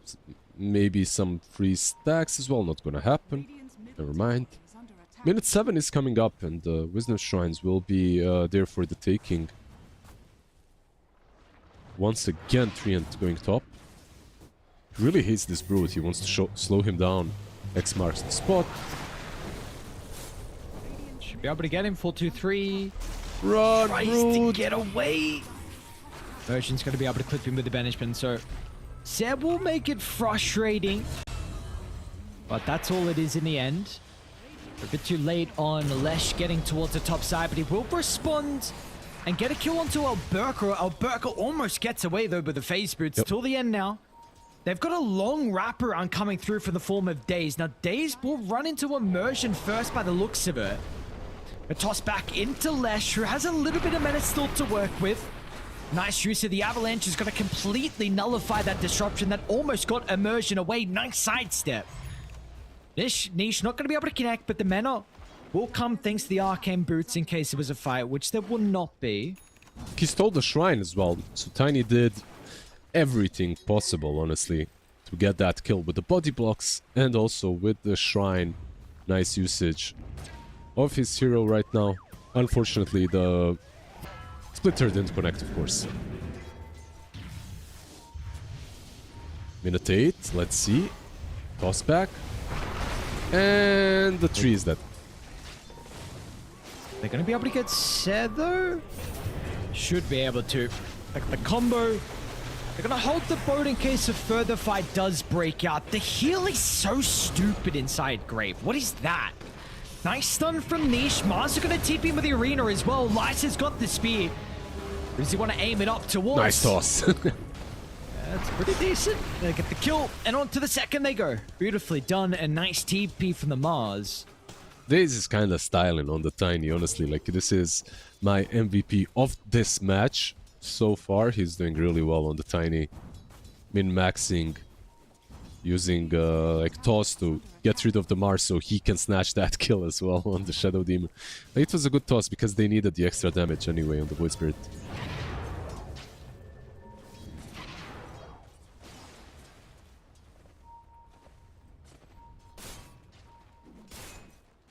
Yeah, let's try going for Greaves, by the way. This is not the first time I'm seeing it. Like the mech mid, it's becoming more popular. Dude, we are back to like, when was it? Like 2016, 2015? If you remember those mid metas, it was mostly mid Arcane Boots mech, SF, Lesh version. He's tossed back and yeah, he's gone. Bye-bye.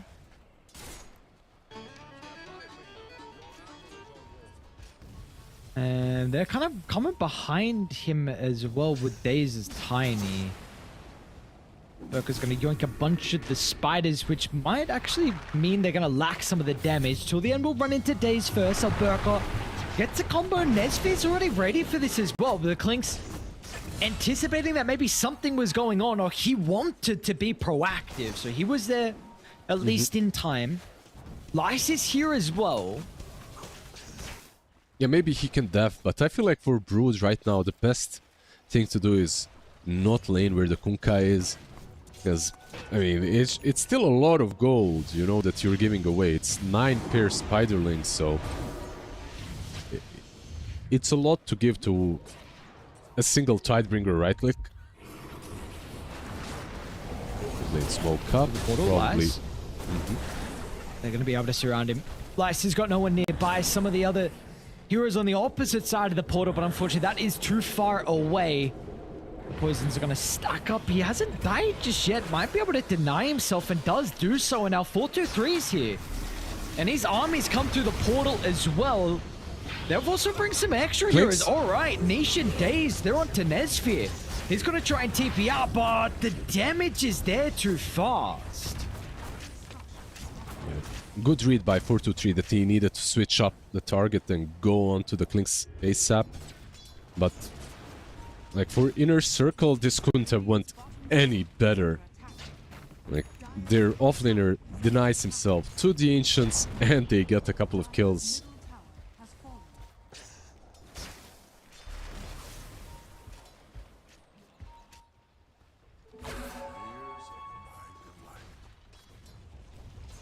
How are we feeling about Mars's potential to get into this game with the low net worth that he has?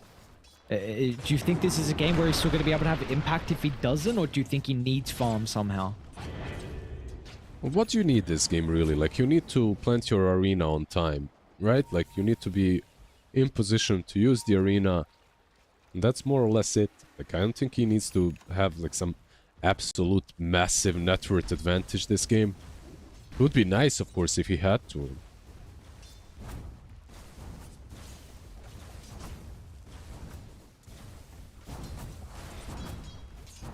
Well, let's see what he's going to be able to do. Nesfear's pretty close towards the Deso. Last component, halfway there. They are smoking down with 2 heroes. It's going to be the Void Spirit and Shadow Demon together, wanting to try and... looks like potentially catch 4-2-3. Who has moved to the opposite side. They will see him though. But a lot of wards up at the moment. Those Radiant. Radiant's top tower is under attack.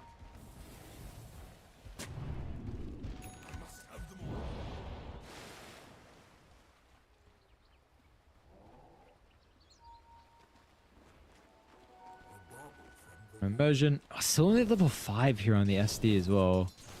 It's rough. So needing to try and... Yeah, it's really rough. He's not having a fun time. Yep. One of the reasons why he's 5 is because they didn't fight for the minute 7 Wisdom Shrine. They just allowed Tiny to snatch it. So after that, it's all kind of downhill. Immersion. Oh, he's going to get some boys coming in this time, so it's not going to be a free kill. They will still get him, but... Oh, actually, well, they haven't guaranteed the kill just yet. Brood actually stepped away because Tullian was threatening the overgrowth, which he will cast now. Alberca's going to use the boat. They want to try and kill off the Dazzle. They don't have the damage just yet. Alberca's going to protect himself with the Blade Mail. They don't want to commit heavily. They're still worried about some of the other heroes. Void Spirit, sure, they're going to come over the right side. Nikki Cole's got an amp damage as well. This is going to be a problem. Daze gets the toss away, but the Astral Step's still there. Nikki Cool closes the distance. It's a great arena from Lice, and even better Spear as well. They got the control. The second stun is there. Niche will hold him down, and now they're trying to run down Immersion. This Shadow Demon's not going to get away. You're still level 5, and you're going to stay that way for quite some time, almost. Connecting on the Spear as well from Lice. What a team fight from Inner Circle, though. This teamfight, it looked absolutely forced. It looked so bad to me because they're diving the tier 1 tower, basically barely even catching the Shadow Demon, still not killing him. I'm surprised they managed to win it the way they did. Mostly due to Mars connecting when he did. Oh, and the arena was just beautiful. Plus, of course, the facet, right? Like he's got, what's it called? Victory Feast. So they healed up after every kill. Pretty good. Yeah, kind of interesting he went for that this game though against the SD. Sometimes we see, or often honestly, against the other one. Mm-hmm. Brood might be in problems on top. Let's scout them out. Him? Dazzle Oh, he was a bit lucky. Them.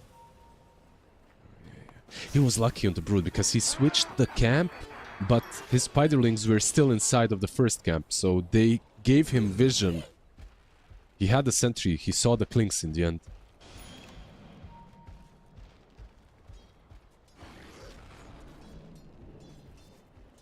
Oh, very even second game. 2,000 net worth lead for Inner Circle. Your Scepter's almost going to be completed for Lice. You got Blink Dagger as well. Actually online here for the Tiny. So pretty farmed for days. Absolutely, like he had a pretty good start. His all moves were more or less streamlined. One play connected into another. There was no huge downtime for him as well. So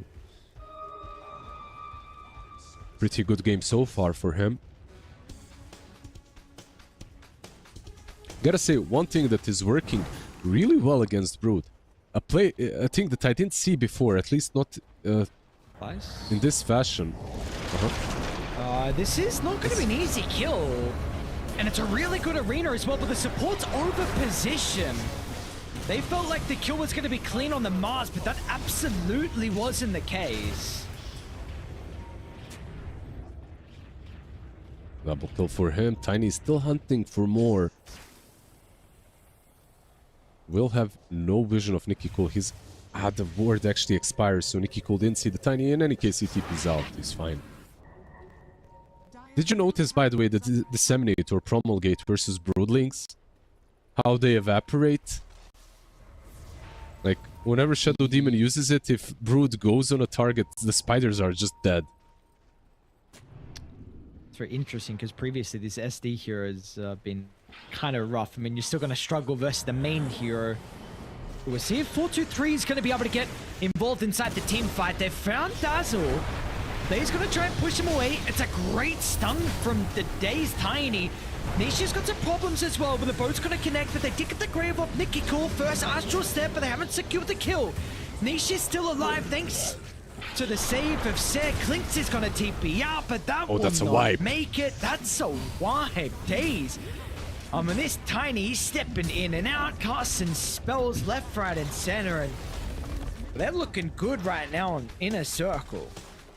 No, he's absolutely making a difference, and so is the item build from Lash. Like, these Greaves are doing a lot of work, considering he gets Graved, then he can use Greaves, then he gets the heal from the Dazzle.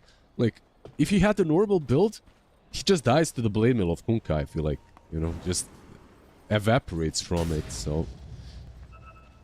Yeah, everything kind of coming together right now for Inner Circle. They're 10k ahead after that fight.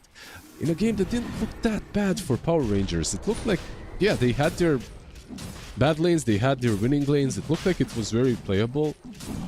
It all went wrong in the last couple of minutes. They're definitely lacking some damage. Like, the two supports that they've got, Treant and Shadow Demon,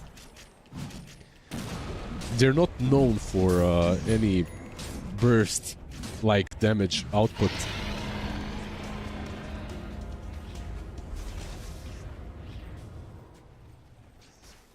Yeah, no, so it's going to be a lot up to Mr. Nesfear. But he needs some time. His map is going to completely shrink now with the Aegis in the hands of the Lash.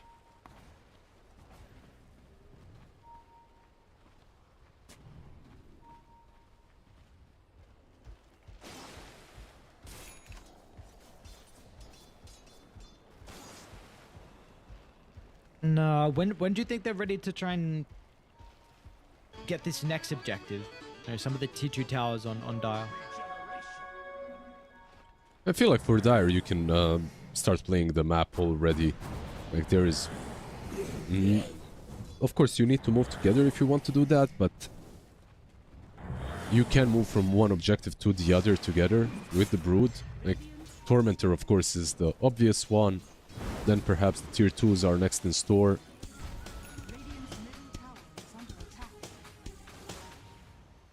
I don't think they have to wait for a lot, is basically what I'm saying. Orchid is the item on Brood, by the way, so Manta Orchid allows her to be a bit more... I mean, Manta BKB is the usual build that I'm seeing, but I guess he feels safe enough right now. It's a bit more aggressive, of course.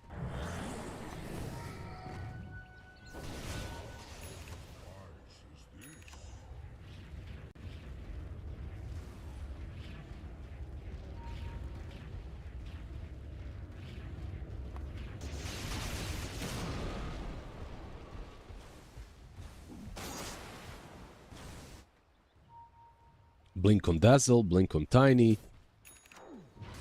They're all inning on mobility on the supports on the other side. And yeah, the Tormi is taken now. The tier 2 bot lane is probably going to be the next target.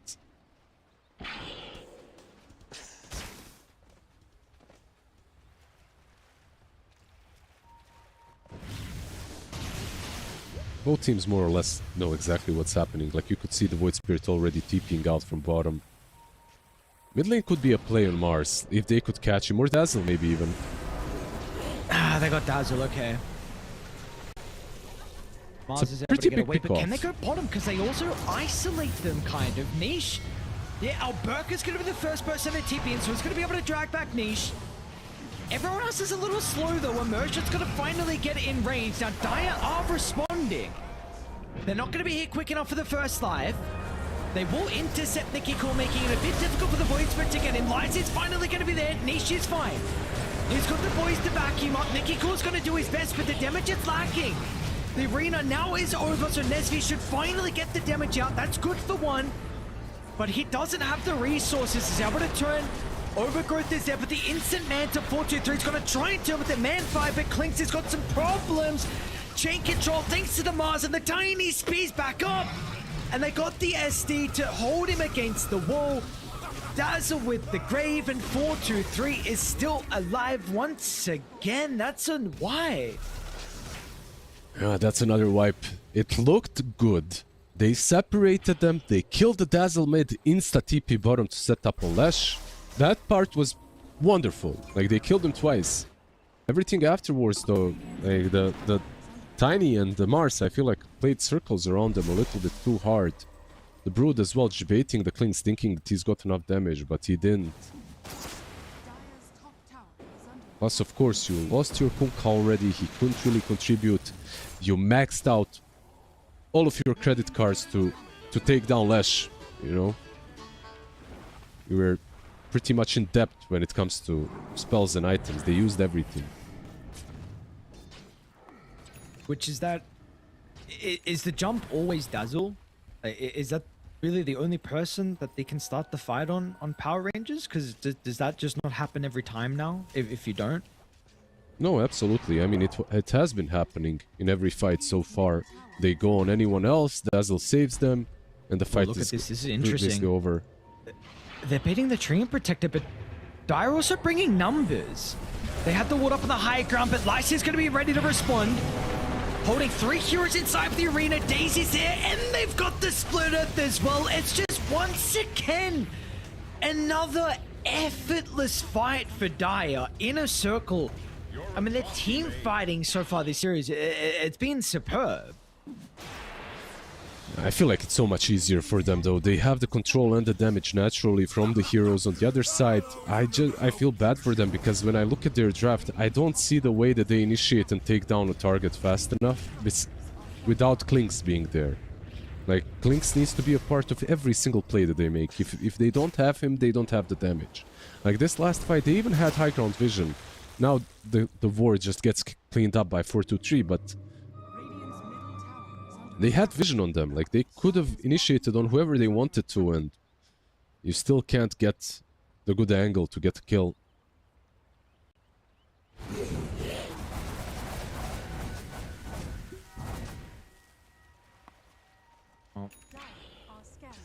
It's a very unfortunate position to be in. What do we go with the probability? We are 95%. This is all inner circle. The open qualifier team. Going to be a massive problem for Power Rangers.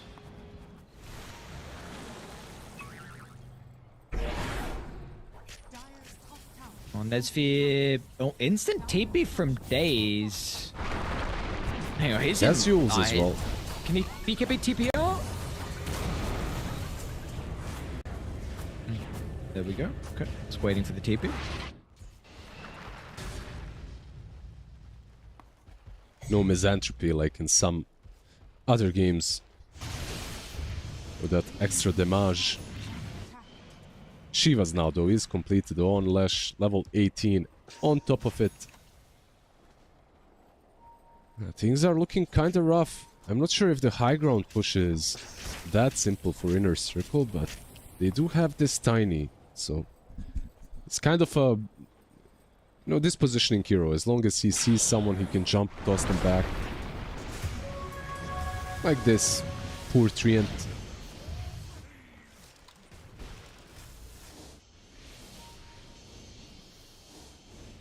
Yeah, 8 deaths. Unlucky. It's not a good one, unfortunately. No shard as well for them to work with. Weren't able to get the Tormentor. Bottom, something's kind of going on here. Emergent's going to run it to Daze and Lice. Nesfear's scouting the backline, but he's going to slip by and actually try and look to farm instead of offering fight. So Emergent will waste as much time as possible. He's doing a pretty decent job at it, to be honest. The courier scouted him. So now if you're Klinks, you actually have to worry about your positioning, and instead of maybe going for the tier 1, he needs to rush and run away. Kind of a sad position for him. You see the smoke was actually going after him between the Dazzle and Mars. They're not gonna catch him, of course, but yeah. They're probably expecting him to farm these 2 right side camps because of the Wisdom Shrine that is coming up as well.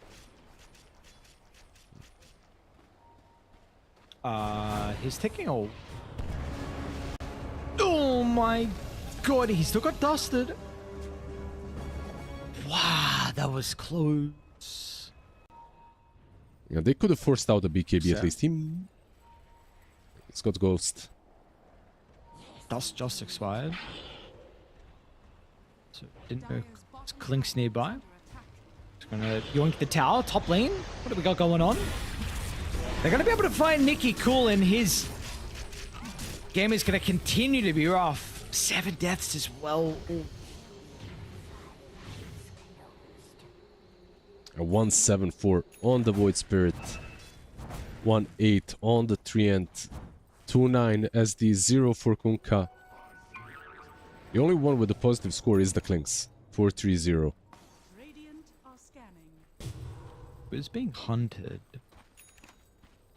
Ice already used Blink though, which means Nesfear should get out. They also scan as well and see that they're at the Wisdom.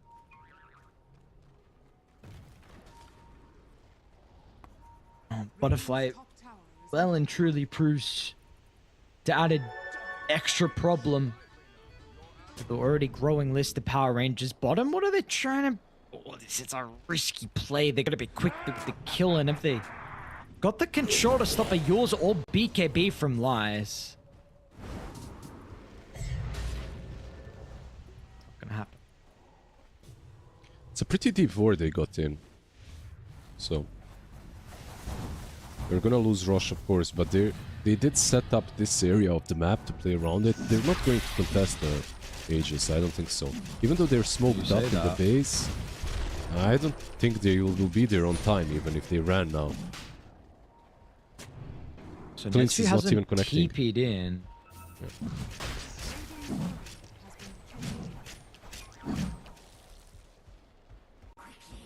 Okay, so they'll give up Roche. Dire's bottom tower. Second Aegis will go to 4-2-3. They've got the Banner now to work with. This is Data is now completed, I believe, for Nesfear. He's queued up MKB instantly. Burka mid shows himself with the Torrent. And it's going to be a guaranteed kill. Kind of giving away his life. They need this man.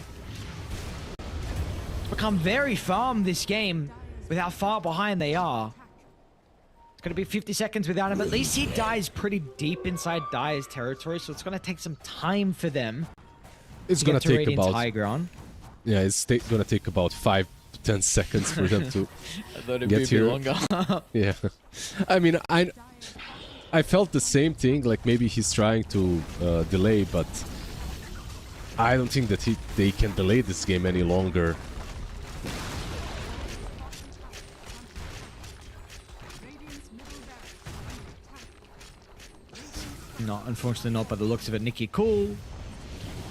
Getting ran down. Tier 2 tower does die in Nesfear.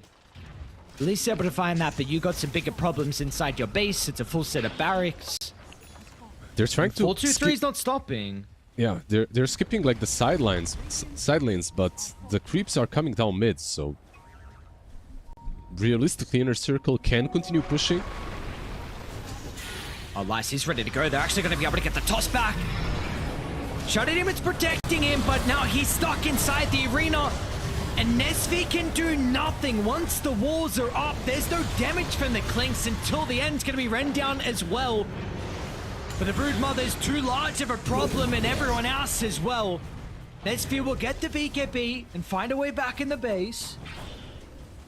Radiant's bottom tower is under attack. The Brood is sitting on 3.5k gold.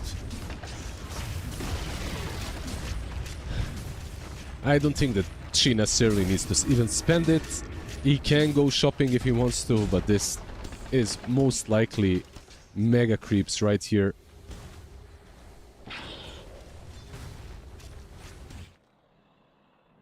Oops. Oh, my Clinks, come back. Links right now. Okay, guys, this is what we have to do.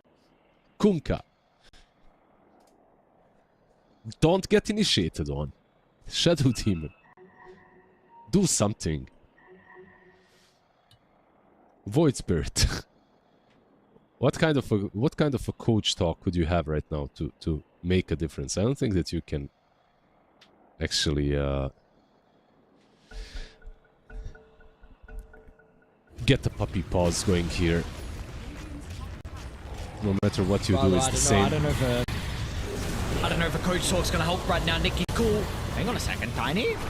Almost going down. Niche needs to respect some of the damage from Nesfear as well, but the MKB completed. But the coach talk has done a decent Nice job. Manta. But it hasn't guaranteed a kill just yet. Dazzle actually goes on in. Holds him back. Very cool use of the Your Blink aggressive with the Nothel projection. You saw the Brood as well, right? Like, he went back, used the Manta just to block the Aether Remnant from Void Spirits, so the Clash doesn't get caught.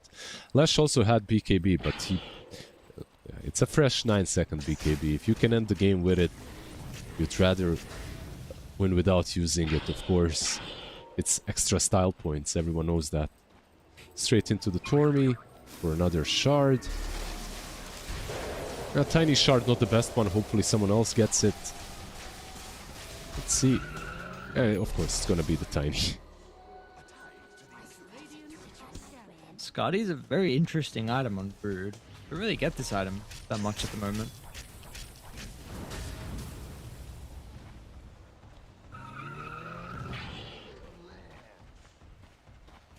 I mean, it's not bad, right? Like, tanks you up a little bit. Just a tiny little bit. Buffs up your damage as well. Nice versus ranged heroes.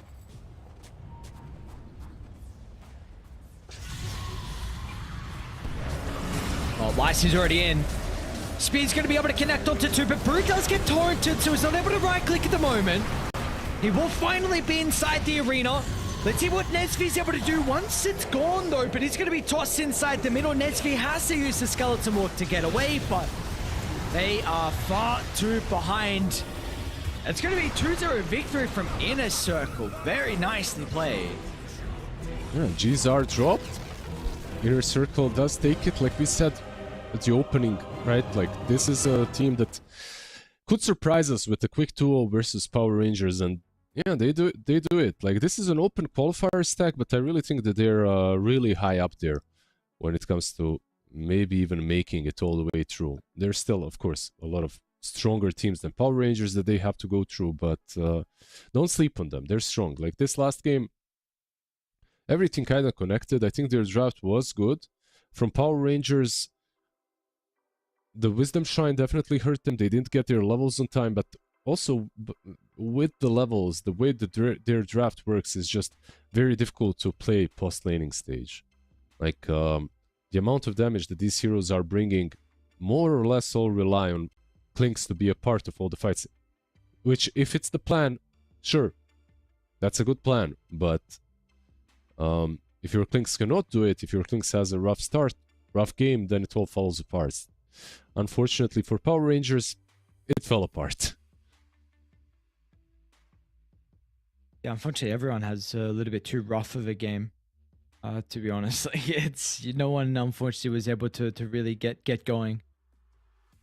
I know while we have a moment, what are some of your thoughts on some other mid heroes that we could have gotten instead of the Void Spirit? Because I feel like we're not seeing this hero be able to do, like, we saw one game before, right? The Void Spirit looked incredible. That was one of the few games where we saw it was actually able to have a bunch of farm, but in a game like this, we weren't able to see a lot out of it. Do you feel like it was the hero, or? Wait, he got picked into, right? Like, he didn't see his matchup, so he got countered anyway, I believe, right? I believe so. They picked yes, I think he got counted, yes. Yeah. So overall, I don't think that it would matter, because you could argue it would happen to anything else that they picked. Like, they picked hero A, then there is a hero B as a counter left in the pool that they could have maybe picked. So it's kind of hard only to blame it on the Void Spirit. If you would ask me, I would say that it's the 3, 4, 5 that are the problem. And not the mid. I think 3, 4, 5 were the bigger issue. Like Kunkka, SD, and Treant. All three heroes give you catch, save, damage mitigation. All three of them. Like, if you think about it, the archetype of the heroes, sure, played on different positions, but they all... Maybe if the Kunkka went for a different build in which he is a bit more selfish, and he goes for right-click, like blade mail into something even more right-clicky, I'm not sure. Maybe that was an option, because they severely lacked damage. But how can you not lack damage? Because there is nothing to take down the Dazzle in an instant at the beginning of a fight. Yeah, unfortunate.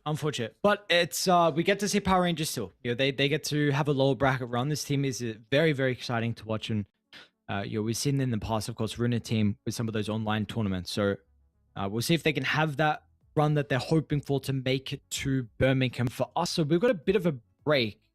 When we come back, we've got Aurora taking on Inner Circle. So it's going to be our last series of the night. That's going to be upper bracket semifinals, but it'll be about an hour and a half away until that one is ready to go. So you've got some other streams going on. We've got another stream for Eastern Europe, of course, and I believe Western Europe are going on at the same time as well. So plenty of Dota. But yeah, when we come back, we've got our final series of the night. We'll see you guys shortly for more ESL One Birmingham qualifiers.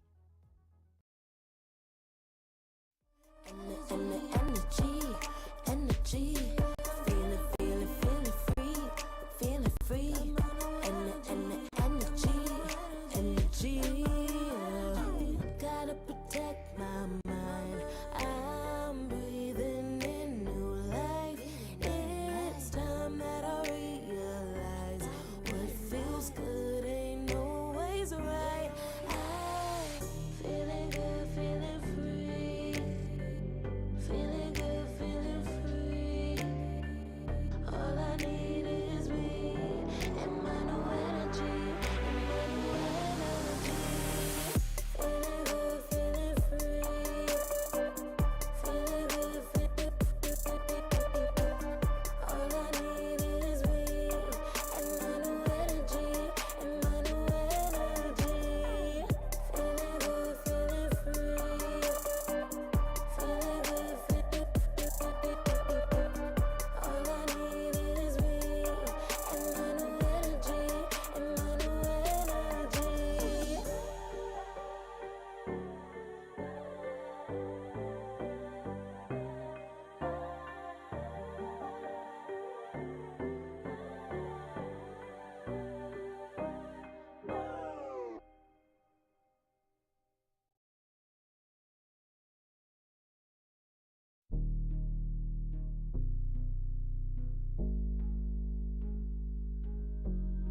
Never pressed, but I got the juice.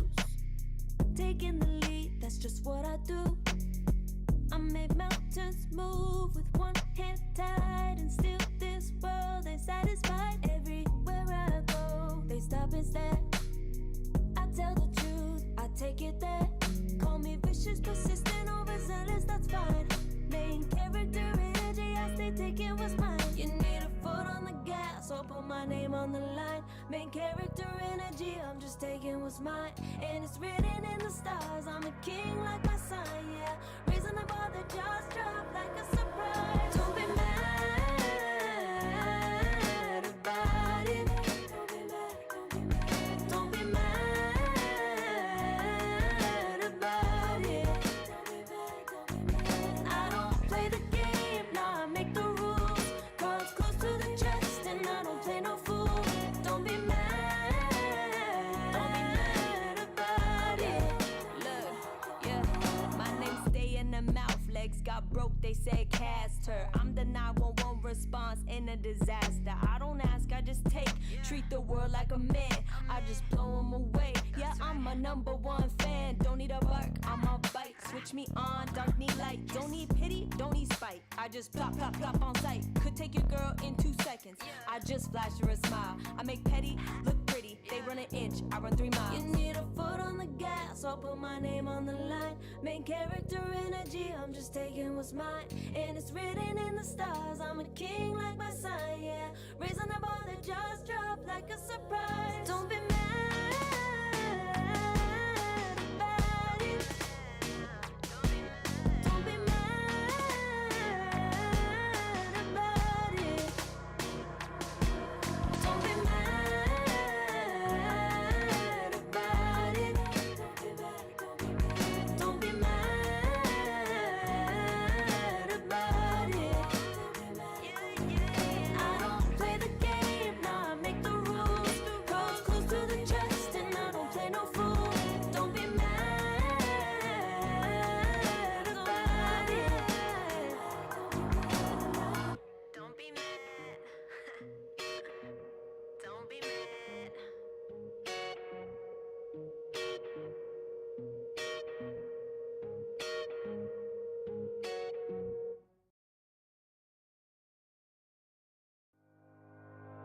Think about it every night when I close I try to quit a million times, but it takes me high. A cure so divine. You give me everything. Don't know what's happening. I need you like medicine. You're my everything, everything. And when I think about us, sweet lullabies, I wanna keep this moment here forever. No goodbyes. And when I think about us, sweet lullabies, I wanna keep this moment here forever. No goodbyes.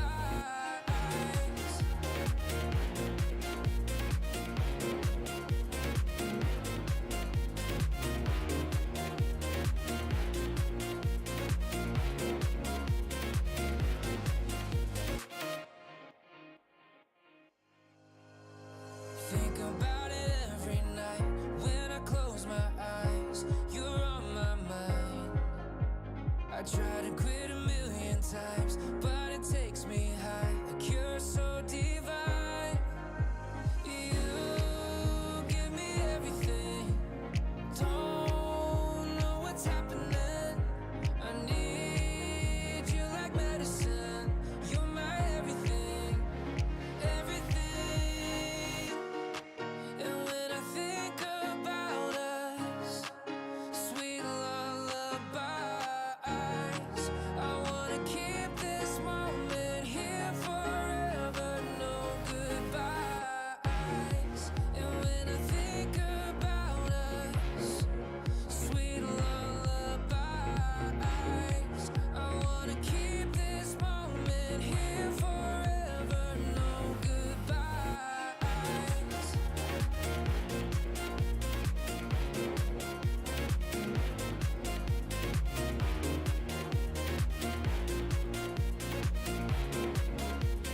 No goodbyes. And when I think about us, sweet lullabies, I wanna keep this moment here forever. No goodbyes.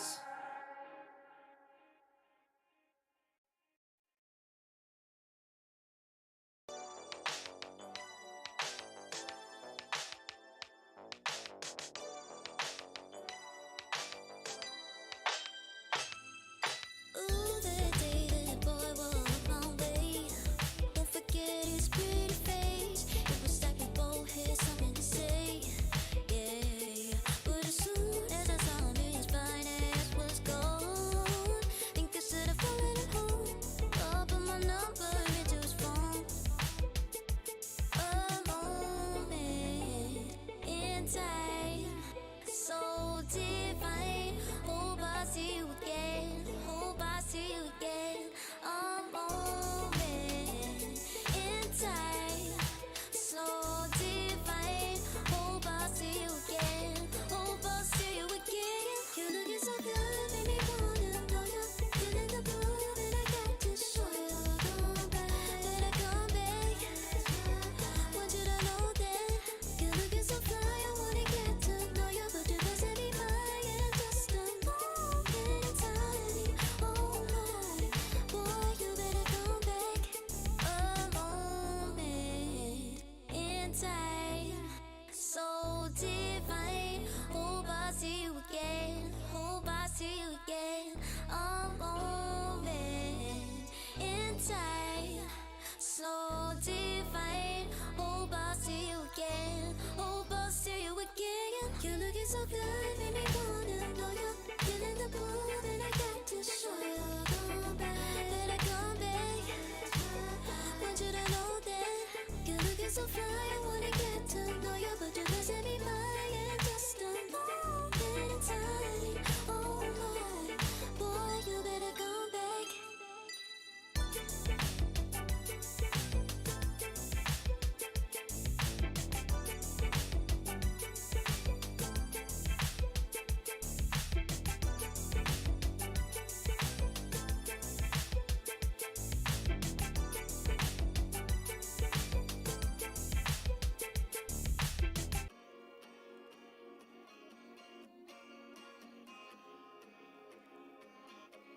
yeah.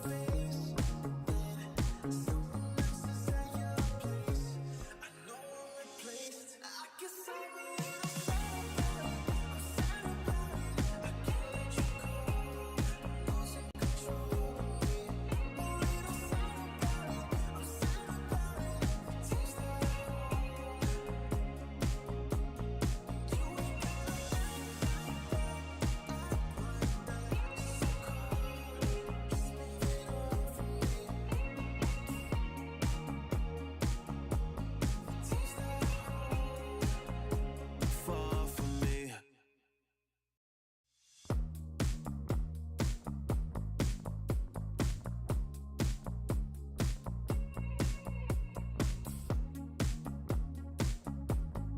Girl, what's this shit about? You told me I was different than them. Now you got yourself another man. I hate to see you out with him. I guess I'm a little sad about it. I can't let you go. Losing control of me. A little sad about it. I'm sad about it. Seems like you ain't got a life like that. I put it back so cold. Just leave it alone for me. Seems like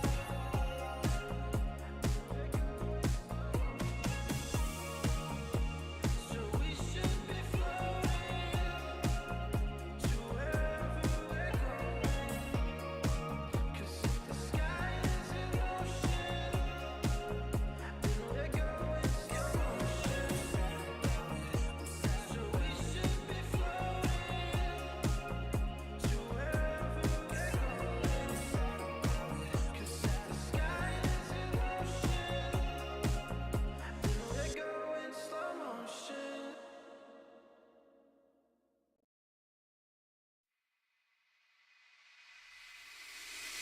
I can feel it, I can feel it in my blood, through my veins like a melody. I can feel it, I can feel it, so alive, floating high, I can finally breathe.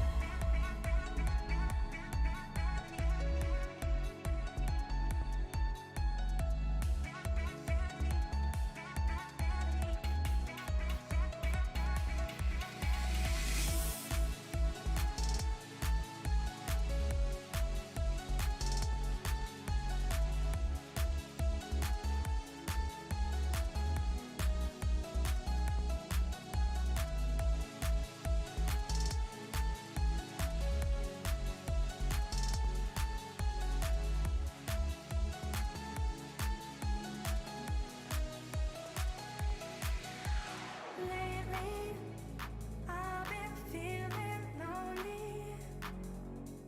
Want you to call me, promise me you'll always be there. I've been getting so high, I can feel it. I can feel the gravity pulling me away, pulling me away.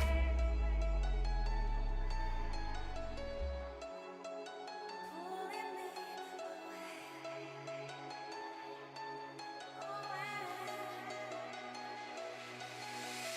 I can feel it, I can feel it in my blood, through my veins like a melody. I can feel it, I can feel it, so alive, floating high, I can finally breathe.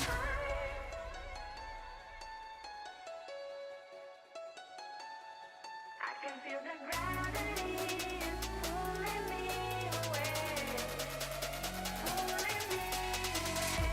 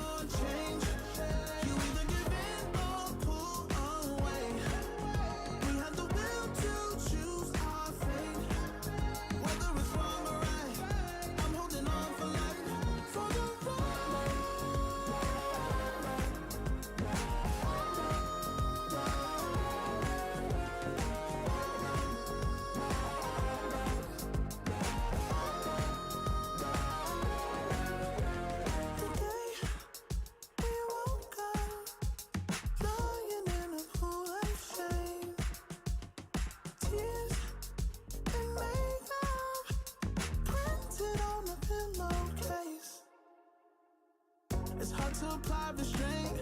I'm trying to stay away. You're so magnetic. Ooh, I gotta have it now. Let's keep it a private thing. I'll give you a secret name. Let's build a life on a lie. Every time I try to fight, Try to avoid it, but I was stuck. You turn up the heat when you back it up. try to stop the flame. Discipline melts away. It isn't enough to wish for change. You either give in or pull away. We have the will to choose our fate. Whether it's wrong or right, I'm holding on for life. For the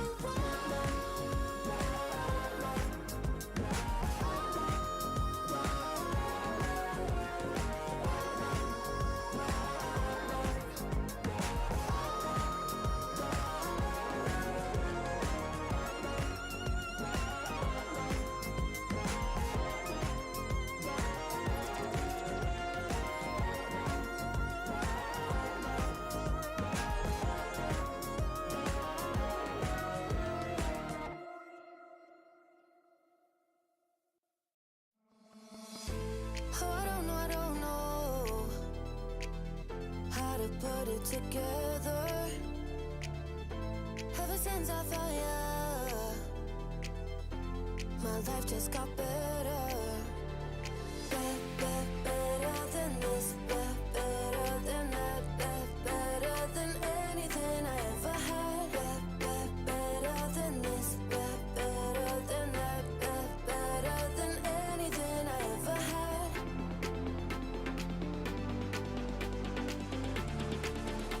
Than anything I ever had.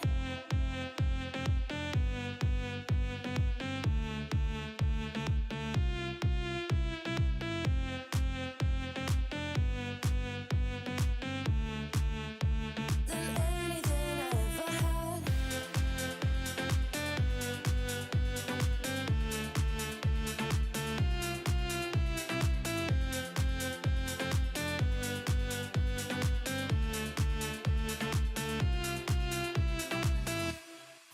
Every time I start to doubt if I'm good enough, looking straight in your blue eyes makes me feel better.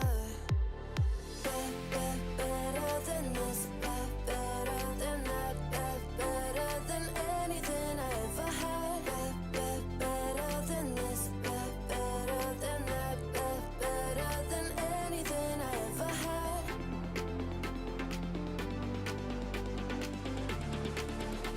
Than anything I ever had.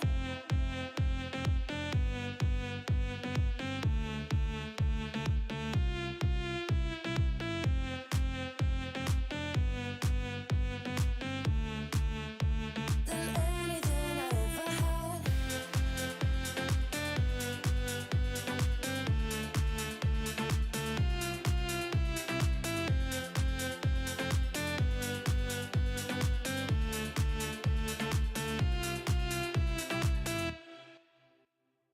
serotonin slightly late.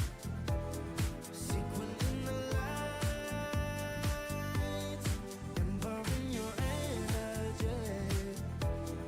Riding through the night. Serotonin slide on over here by my side. Stars up in your eyes, desire. Caught up in this chemical high.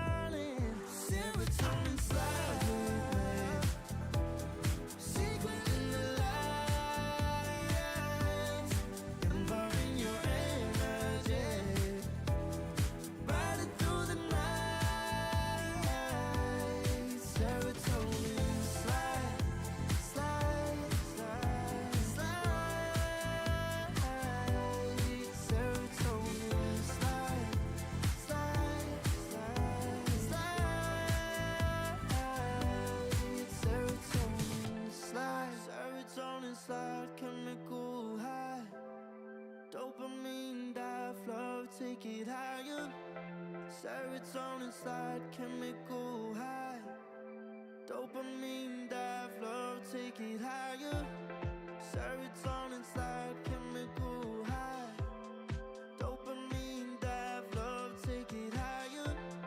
Serotonin slide, chemical high. Dopamine dive, love, take it higher. Secret in the light, empowering your energy. Riding through the night, serotonin slide, slide, slide, slide. Serotonin slide, slide, slide, slide. Serotonin slide.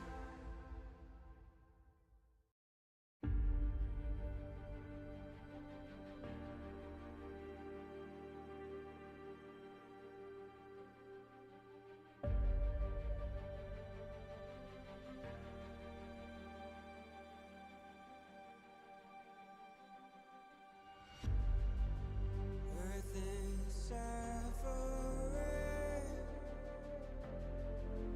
trouble is rising, mountains are melting.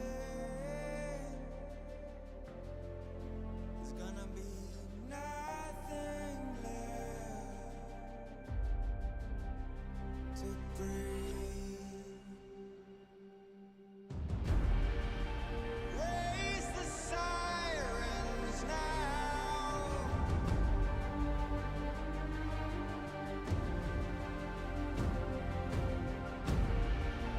Break the silence now.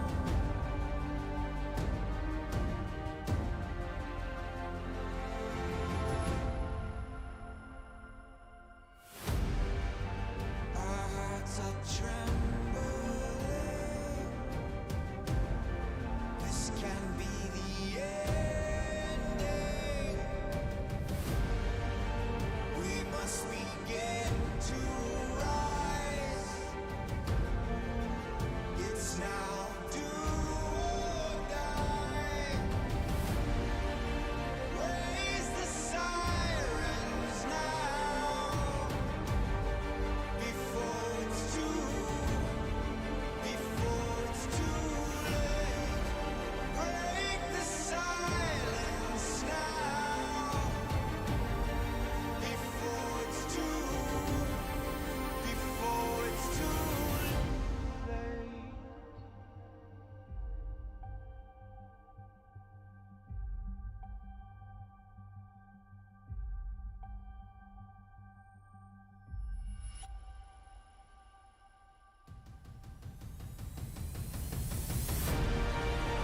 Raise the sirens now before it's too late. Break the silence now before it's too late. Raise the sirens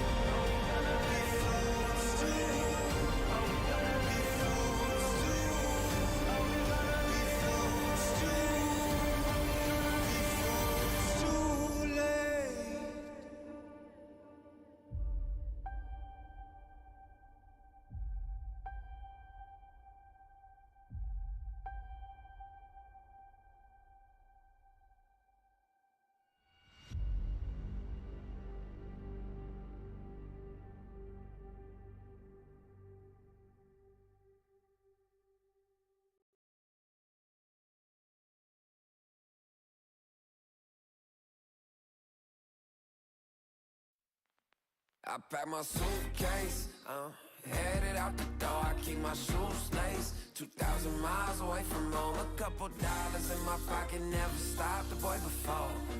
I load my bags and hit the road. Miles past, turning back, found my track, face the fact, she a cold one. Never gonna settle for none. Stay up every night till I won. Don't want a slow rise now. I'm confident opulence isn't a long ride out. When I look back now, I'm astounded. A quiet boy from old age, but always felt the world was a stage, yeah. I celebrate one last late night. My old life ain't staying. I pack my suitcase, headed out the door. I keep my shoes laced. 2,000 miles away from home. A couple dollars in my pocket, never stopped the boy before. I load my bags and hit the road. I'm headed to LA. I'm headed on my way. I'm headed on my way to LA. Headed on my way to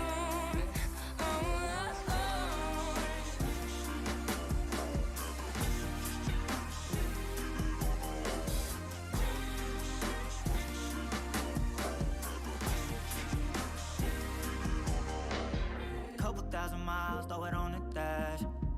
Shit, 10,000 hours, can't let them pass. Yeah, well, I was putting time in, you was pulled up wildin'. You always had shit to say, now when I see you, it's silence. Thought I'd have a Grammy by 25. Commas after commas next to dollar sign, yeah. Had to remind myself why I'm living this life. Look at all the late nights, it'll all come in due time, yeah. made for the fight, for the pain and the climb. Tied to the life I chose. Stay through the night, another day, not a dime. Race against time. I couldn't just lay by and wonder what I could have made mine. I'm closing on the moment, no one's gonna hold me down. I pack my suitcase, headed out the door. I keep my shoes laced. 2,000 miles away from home. A couple dollars in my pocket, never stopped the boy before. I load my bags and hit the road.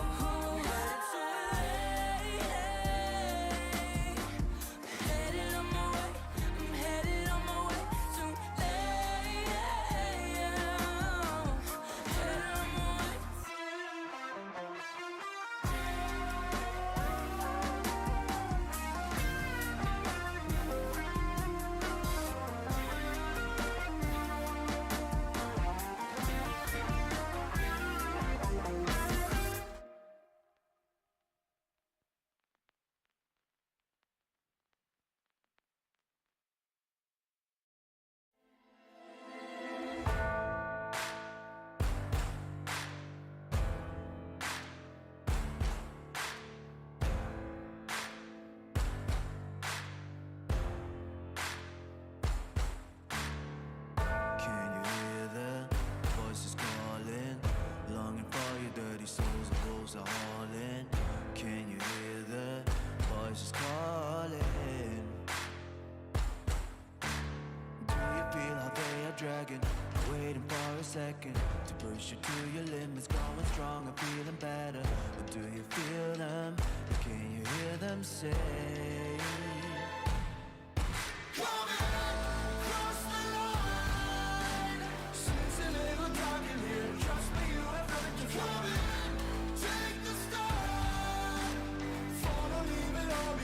Welcome to the other side.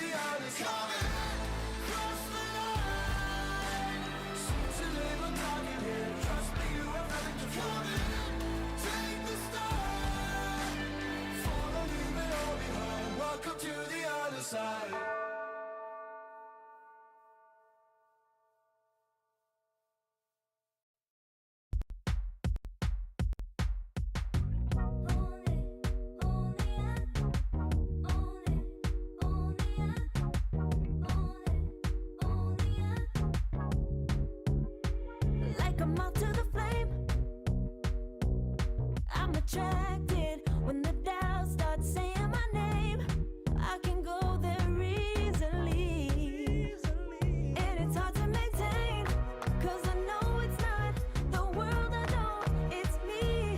Believe in every little thing I hear, and no, I ain't no stranger to the fire, burning up all my desire to be great. It stays coming in waves, and no, I ain't no stranger to the fire, burning up all my desire to be great. I gotta just open the gate.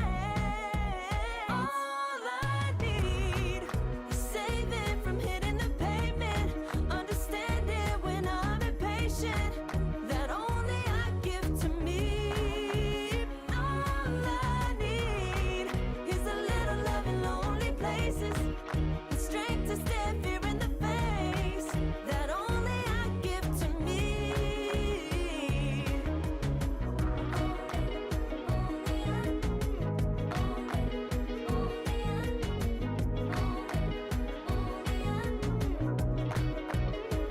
Now I'm running this race, yeah.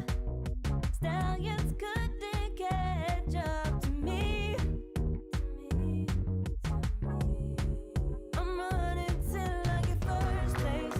I'm running till I get everything, everything I ever wanted in my dream. No, I ain't no stranger to the fire, burning up all my desire to be greatest days coming in waves. And no, I ain't no stranger to the fire, burning up all my desire to be great. I gotta just open the gate.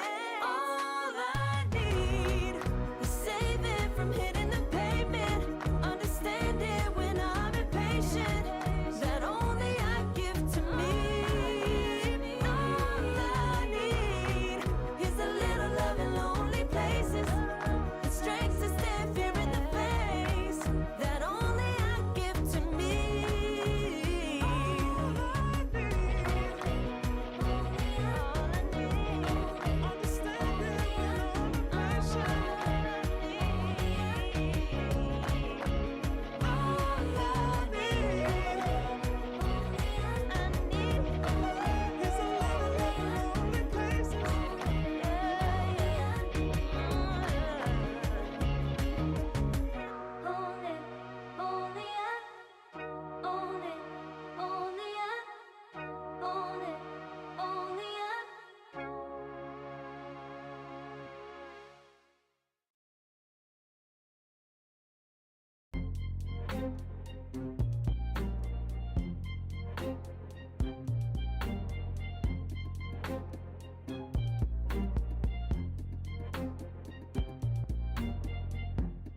Too long for me to feel, yeah.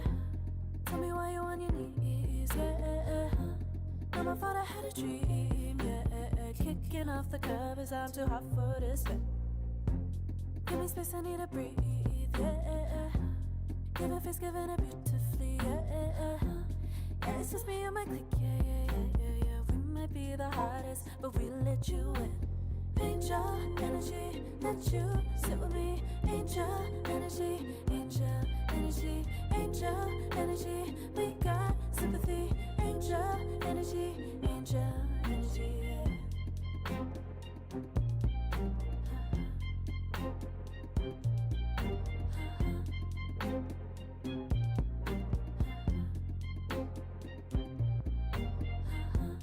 Take the time to breathe and rest. Let yourself feel the best.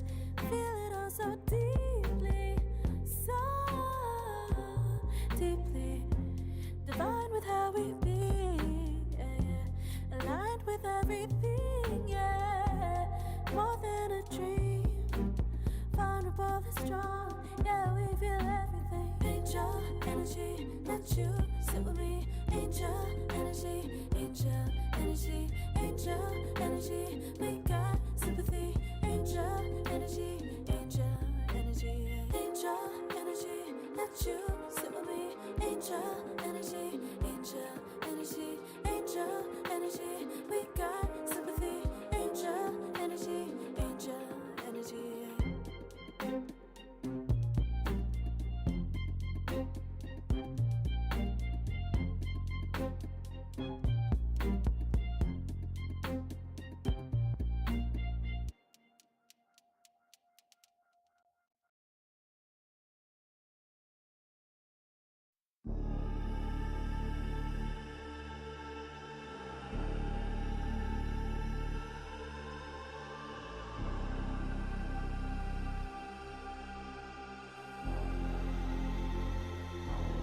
You'll be free when I set you free. I breathe you in, but all your sins won't disappear. You can see it's true that I want only you when we'll break free. Together, you and me. Take me in your arms and let us rise high up to the stars where we can fly. So come with me and pray. I want you to play my games and fulfill my black desires. So break my heart and leave me. I only need your body. So I'm saying I'm in love with you, but I don't care much about you. When you've gone, I would find someone new. I cannot lose. Fall into my arms and let us rise high up to the stars where we can fly. So come with me and pray. I want you to play my games and fulfill my black desires. I'm playing in a hidden world, forbidden love will be observed by you to reveal my black desires.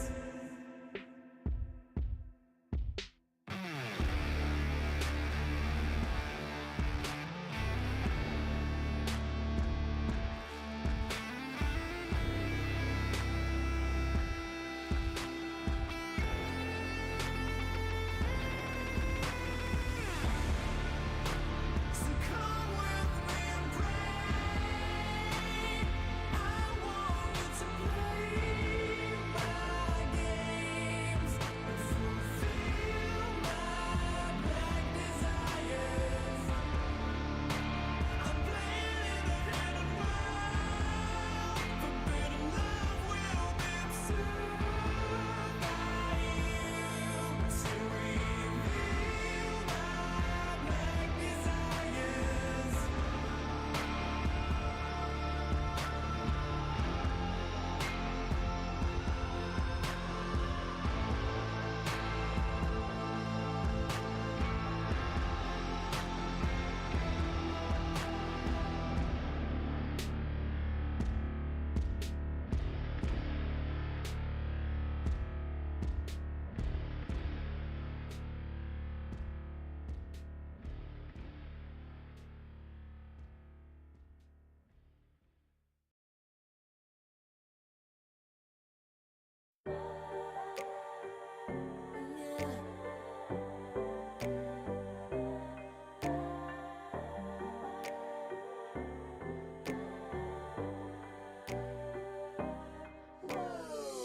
Talking my, I've been working all year getting by.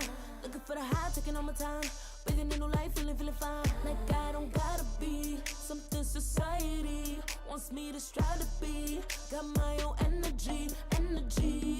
So magnetic in the spotlight. Shipping my own will with my own mind. Don't talk about me unless you alright. You gon' see I'm finna real free, protecting my energy. Gotta protect my mind. I'm breathing in new life. It's time that I realize what feels good ain't always right. Making changes, I got me a new strut. No more settling, I'm running out of good luck. Never chasing, I attract, I'm busy going up. If you see me, come correct and keep it on the book. Get it, how I live it, that's the motto, how it goes. No more reaching in it, distance, hit the lotto, I'm the one. Not denying myself anymore, I'm done with it. Sky is the limit, I'm living like willow. Energy, energy, energy, energy. Feeling free, feeling free. Energy, energy. Gotta protect my mind. I'm breathing in new life. It's time that I realize what feels good ain't always right. I'm feeling good, feeling free. Feeling good, feeling free. All I need is me and my new energy, and my new energy. Feeling good, feeling free. Feeling good, feeling free. All I need is me and my new energy, and my new energy. Feeling good, feeling free. Feeling good, feeling free. All I need is me and my new energy, and my new energy.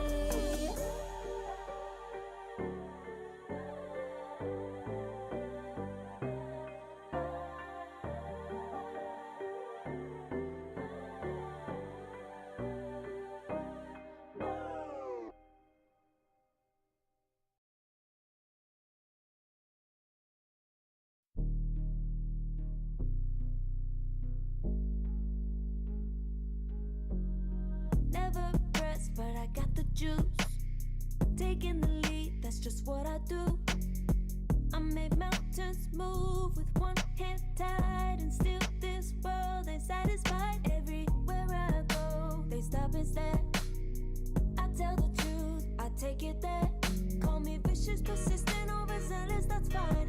Main character energy, I stay taking what's mine. You need a foot on the gas, so put my name on the line. Main character energy, I'm just taking what's mine. And it's written in the stars, I'm a king like my sign, yeah. Reason the bar, the jaws drop like a surprise. Don't be mad about it. Don't be mad about it. I don't play the game, nah, I make the rules. Cards close to the chest, and I don't play no fool. Don't be mad about it. Look, yeah, my name stay in the mouth. Legs got broke, they said cast her. I'm the 911 response in a disaster. I don't ask, I just take. Treat the world like a man, I just blow them away. Yeah, I'm a #1 fan. Don't need a bark, I'm a bite. Switch me on, dark need light. Don't need pity, don't need spite. I just plop, plop, plop on sight. Could take your girl in 2 seconds. I just flash her a smile. I make petty look pretty. They run an inch, I run 3 miles. You need a foot on the gas, I'll put my name on the line. Main character energy, I'm just taking what's mine. And it's written in the stars, I'm a king like my sign, yeah. Raising the bar, the jaws drop like a surprise. Don't be mad about it. Don't be mad about it. Don't be mad about it. Don't be mad about it. I don't play the game, nah, I make the rules. Close to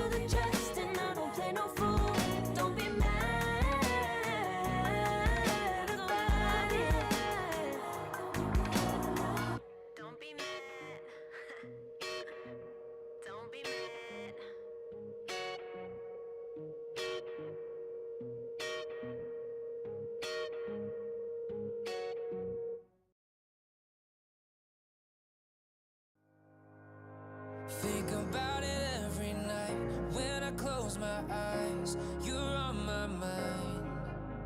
I try to quit a million times, but it takes me high, like you're so divine. You give me everything, don't know what's happening. I need you like medicine, you're my everything, everything. And when I think about us, sweet lullabies, I wanna keep this moment here forever, no goodbyes.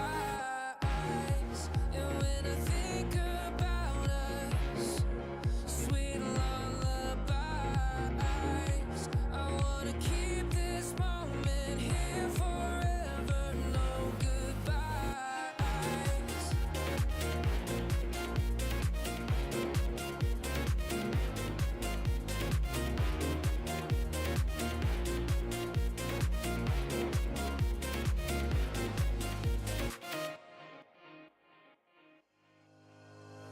Think about it every night when I close my eyes. You're on my mind. I try to quit a million times, but it takes me high, like you're so divine. You give me everything, don't know what's happening.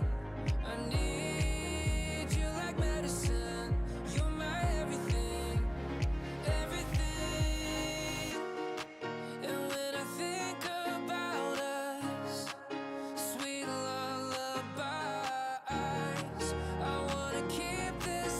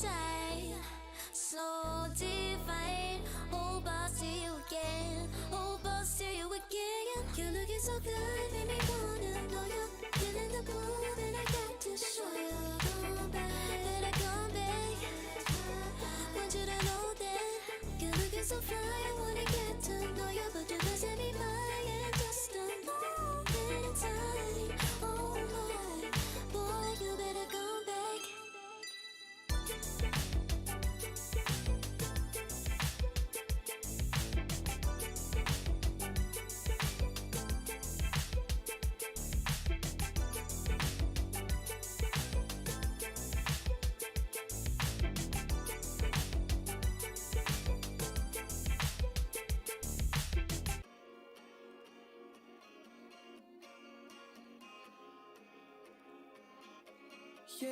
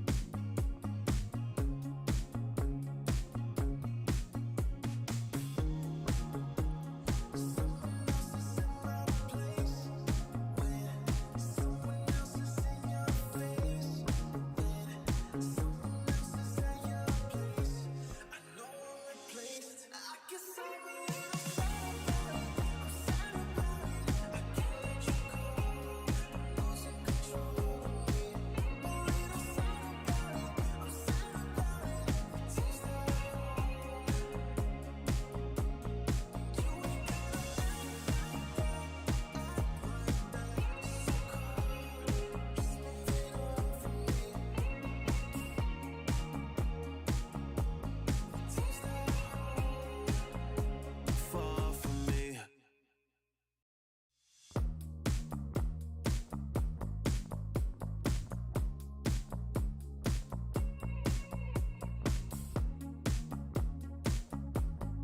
Girl, what's this shit about?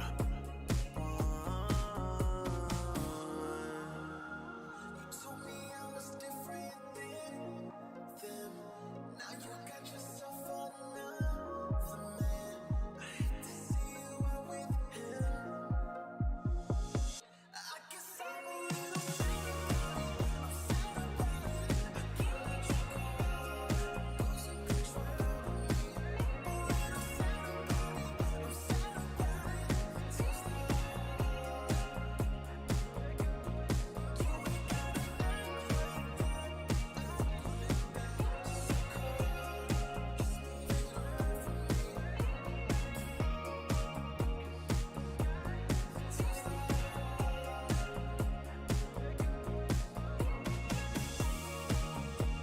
So we should be floating to wherever we're going. 'Cause if the sky is in motion, then we're going slow motion. So we should be floating to wherever we're going. 'Cause if the sky is in motion, then we're going slow motion.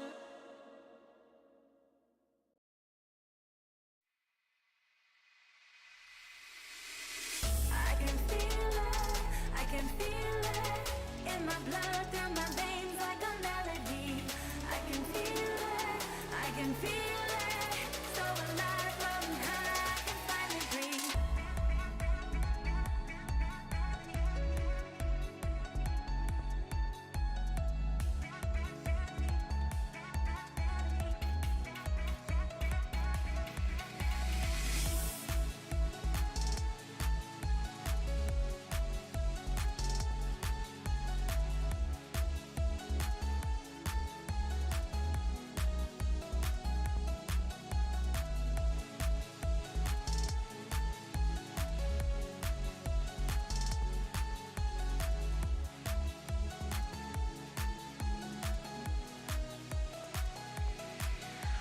Lately, I've been feeling lonely.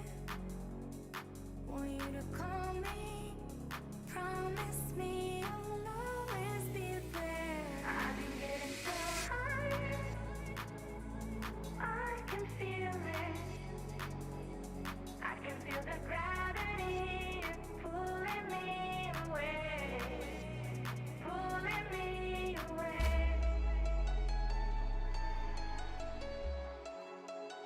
Pulling me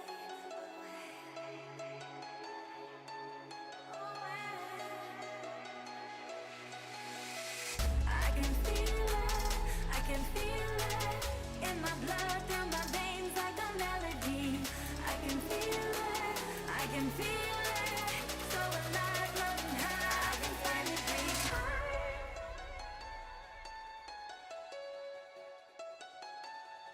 I can feel the gravity pulling me away, pulling me away.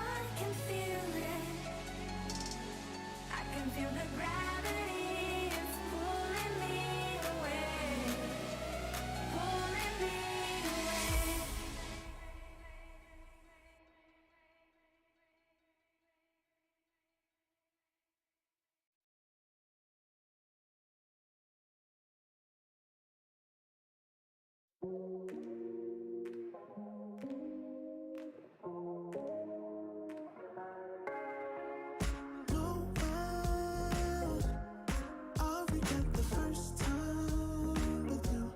And baby, you make a moment every time I lay eyes on you. But do we care? Do we dare? Keeping this going. Let's live in the moment, yeah. Now we can know it's on the low between the two of us. Every time I try to find, Try to avoid it, but I was stuck. You turn up the heat when you back it up. try to stop the flame. When discipline melts away. It isn't enough to wish for change. You either give in or pull away. We have the will to choose our fate. Whether it's wrong or right, I'm holding on for life, for the ride.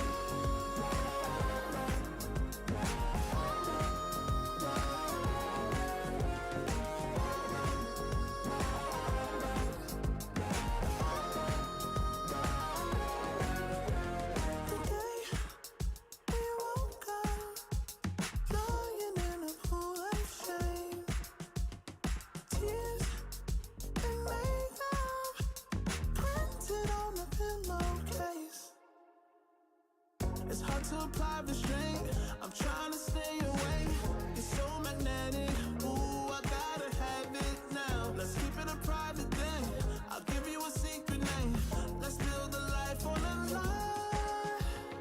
Every time I try to find, Try to avoid it, but I was stuck. You turn up the heat when you back it up. try to stop the flame.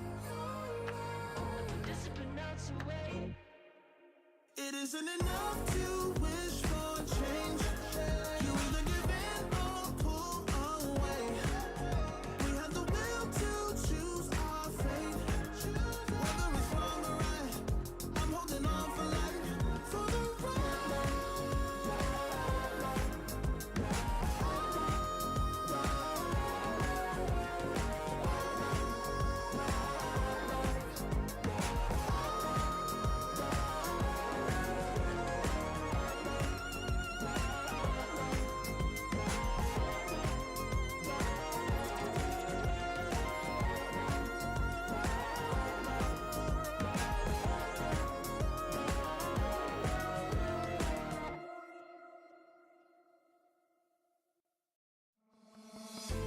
Oh, I don't know how to put it together.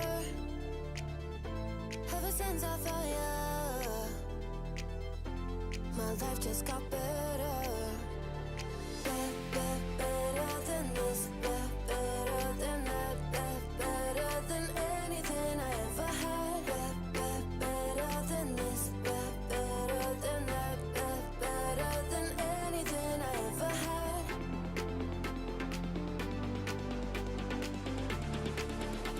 Than anything I ever had.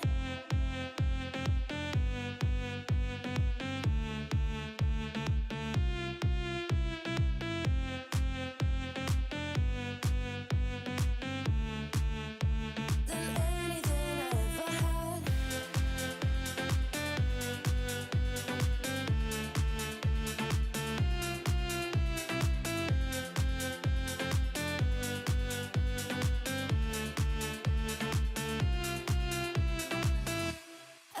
Every time I start to doubt if I'm good enough, looking straight in your blue eyes makes me feel better. Better than this, better than that, better than anything I ever had. Better than this, better than that, better than anything I ever had.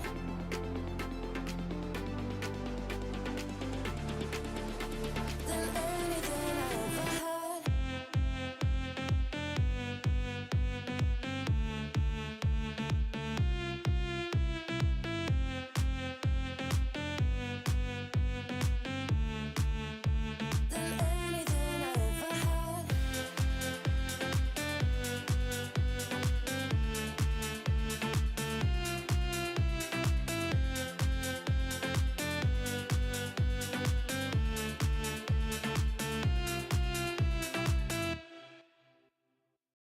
serotonin slide with me.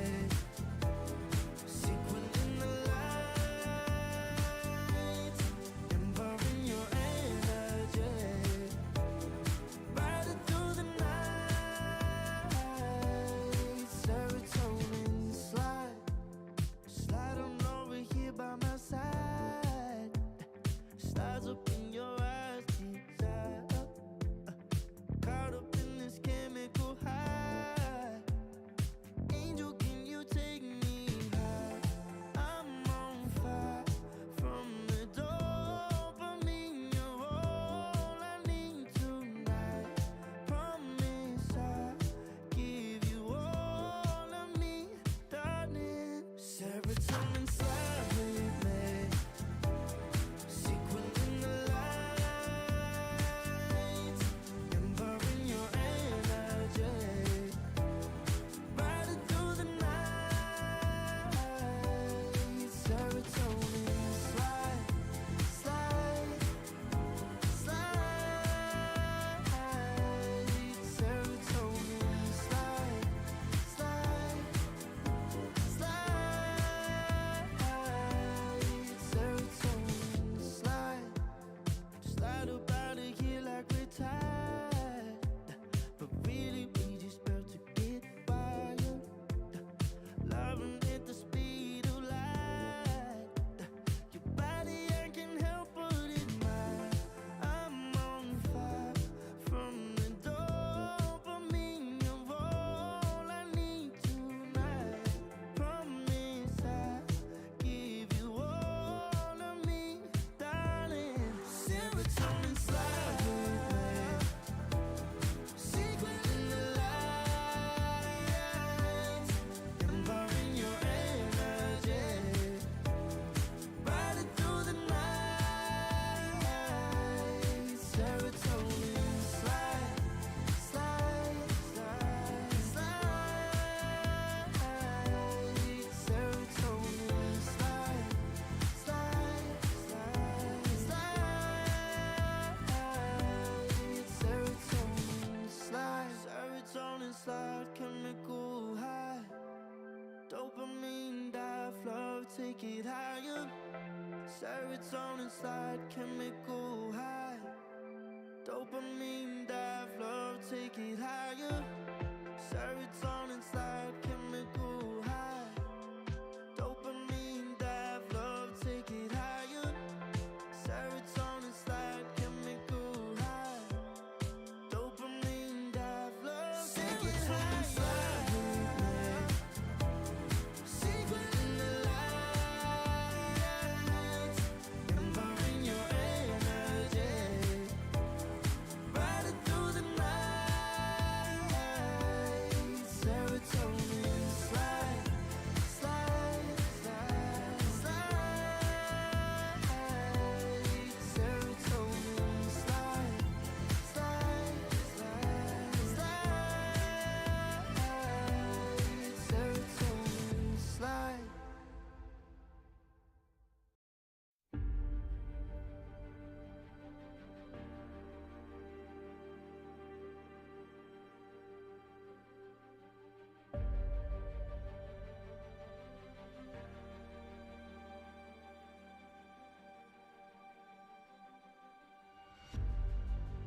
Earth is suffering,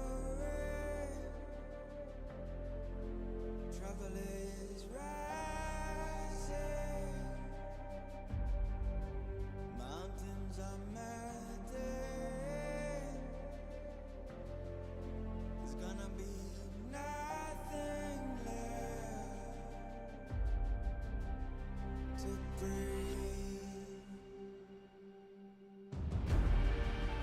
Raise the sirens now.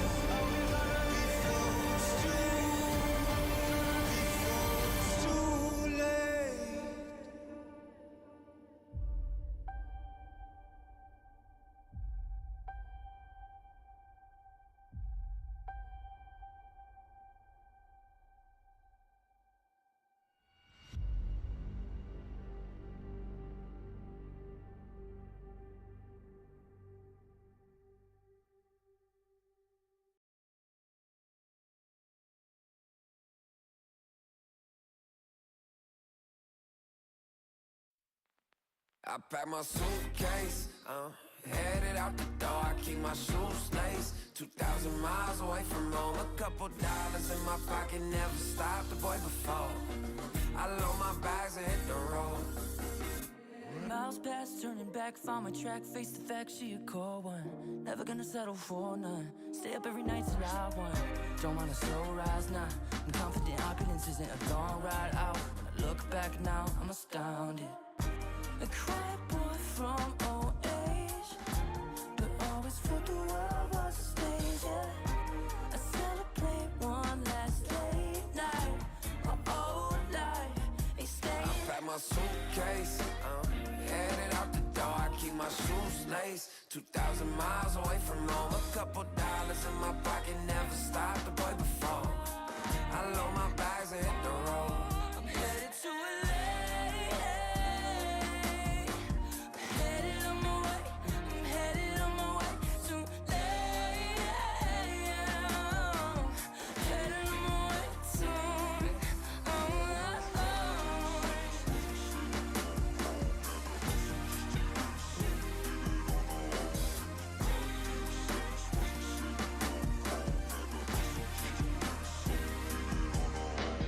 Couple thousand miles, throw it on the dash. Shit, 10,000 hours, can't let them pass. Yeah, well, I was putting time in, you was pulled up wildin'. You always had shit to say, now when I see you, it's silence. Thought I'd have a Grammy by 25. Commas after commas next to dollar sign, yeah. Had to remind myself why I'm living this life. Look at all the late nights, it'll all come in due time, yeah. Made for the fight, for the pain and the climb. Tied to the life I chose. Stay through the night, another day, not a dime. Race against time. Yeah. I couldn't just lay by and wonder what I could have made mine.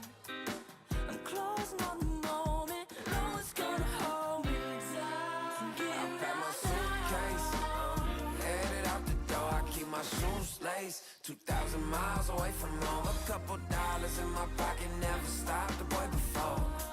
I load my bags and hit the road.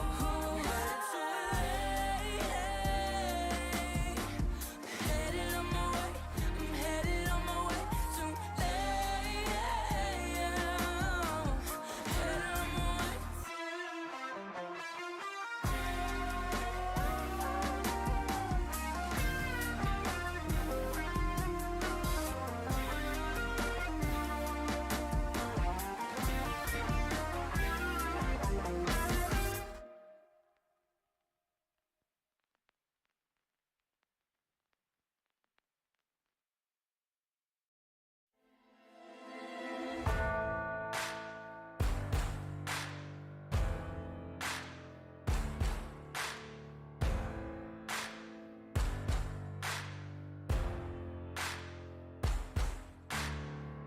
Can you hear the voices calling? Longing for your dirty souls, the wolves are hauling. Can you hear the voices calling?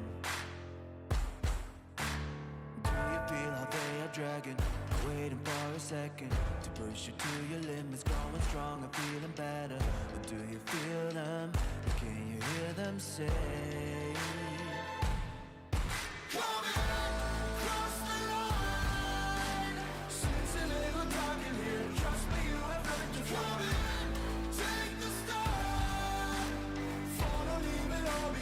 Welcome to the other side.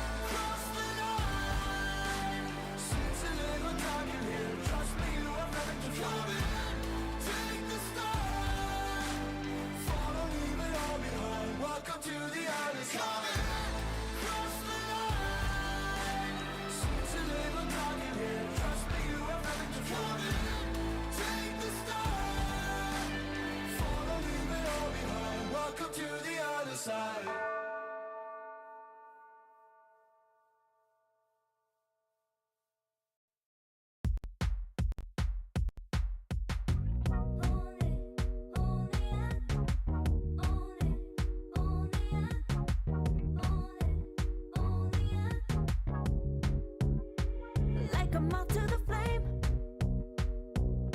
I'm attracted when the doubts start saying my name. I can go there easily, and it's hard to maintain, 'cause I know it's not the world I know, it's me. Believe in every little thing I hear, and no, I ain't no stranger to the fire, burning up all my desire to be great. It stays coming in waves, and no, I ain't no stranger to the fire, burning up all my desire to be great. I gotta just open the gate. All I need is saving from hitting the pavement, understanding when I'm impatient, that only I give to me. All I need is a little love in lonely places, the strength to stare fear in the face, that only I give to me.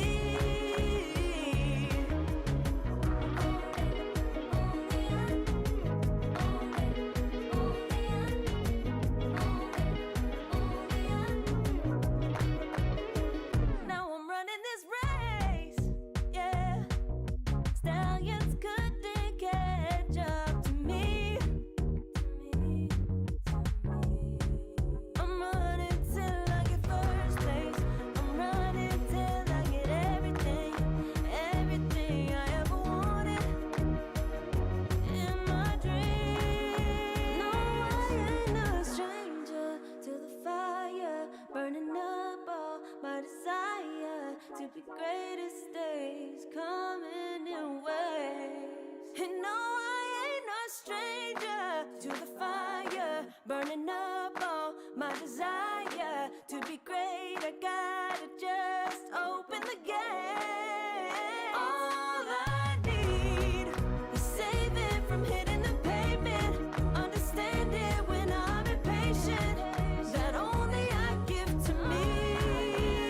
All I need is a little love in lonely places, the strength to stand fear in the face, that only I give to me. All I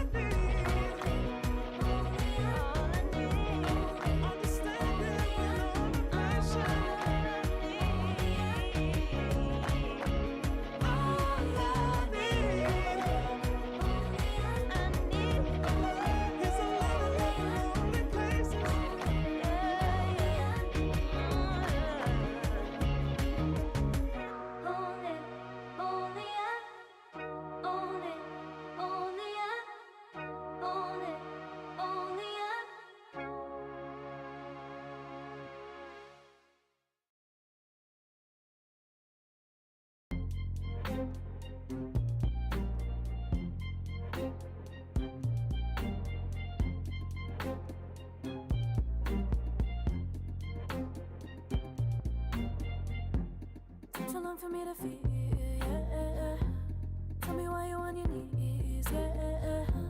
Not my fault, I had a dream, yeah. Kicking off the covers, I'm too hot for this bed.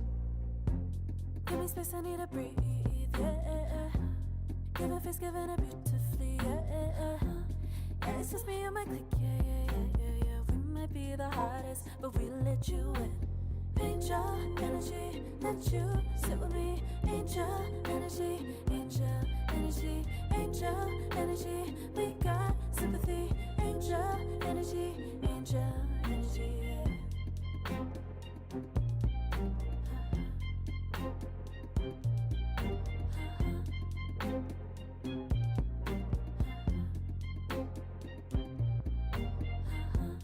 Take the time to breathe and rest. Let yourself feel the best. Feel it all so deeply, so deeply. Divine with how we be, yeah. Aligned with everything, yeah. More than a dream. Vulnerable and strong, yeah. We feel everything. Angel energy, let you sit with me. Angel energy, angel energy, angel energy. We got sympathy. Angel energy, angel let you sit with me. Angel energy, angel energy, angel energy. We got sympathy. Angel energy, angel energy.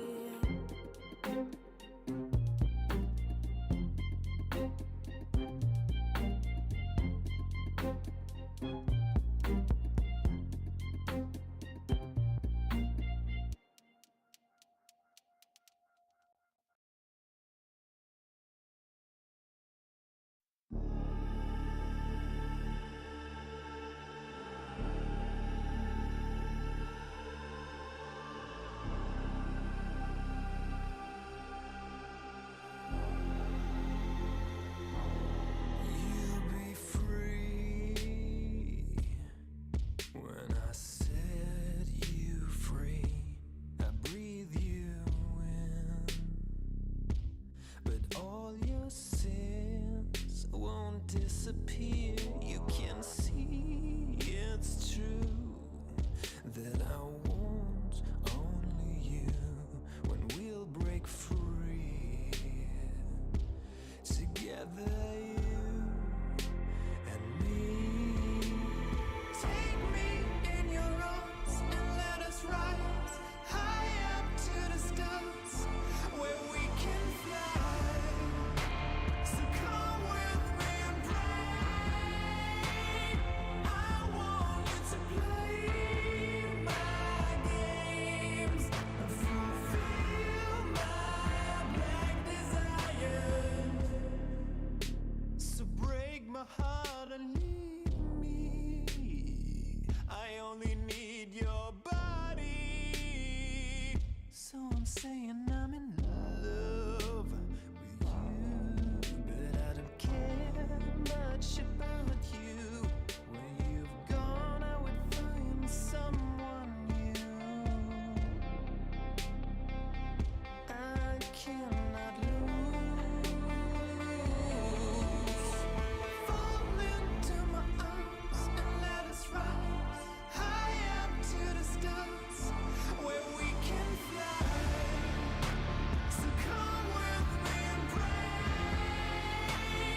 I want you to play my games and fulfill my black desires.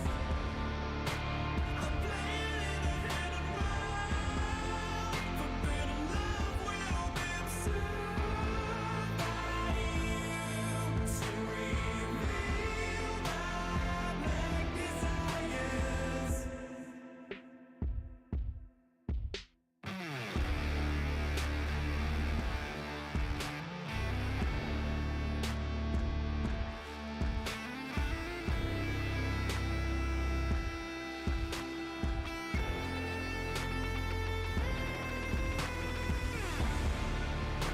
So come with me and pray.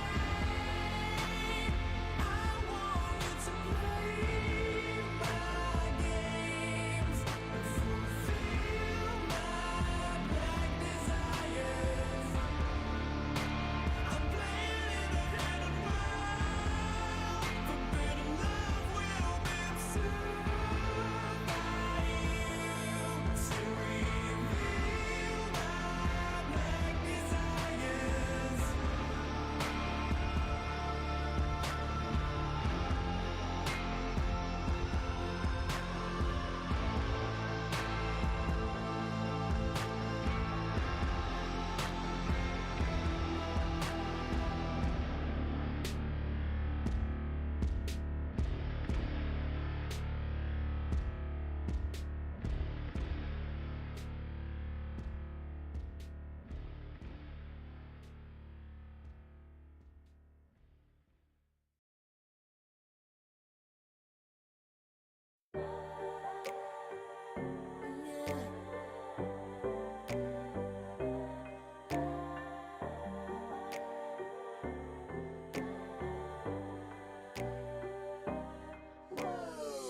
Talking my, I've been working all year getting by. Looking for the high, taking all my time. Breathing in new life, feeling fine. Like I don't gotta be something society wants me to strive to be. Got my own energy. So magnetic in the spotlight. Sipping my own will with my own mind. Don't talk about me unless you alright. You gon' see I'm finna real free, protecting my energy. Gotta protect my mind. I'm breathing in new life. It's time that I realize what feels good ain't always right. I making changes, I got me a new strut. No more settling, I'm running out of good luck. Never chasing, I attract, I'm busy going up. If you see me, come correct and keep it on the book. Get it how I live it, that's the motto, how it goes. No more reaching in it, distance, hit the lotto, I'm the one. Not denying myself anymore, I'm done with it. Sky is the limit, I'm living like widow. Energy, energy, energy, energy. Feeling free, energy.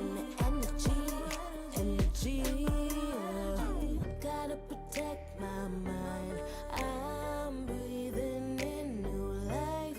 It's time that I realize what feels good ain't always right. I'm feeling good, feeling free. Feeling good, feeling free. All I need is me and my new energy, and my new energy. Feeling good, feeling free. Feeling good, feeling free. All I need is me and my new energy, and my new energy. Feeling good, feeling free.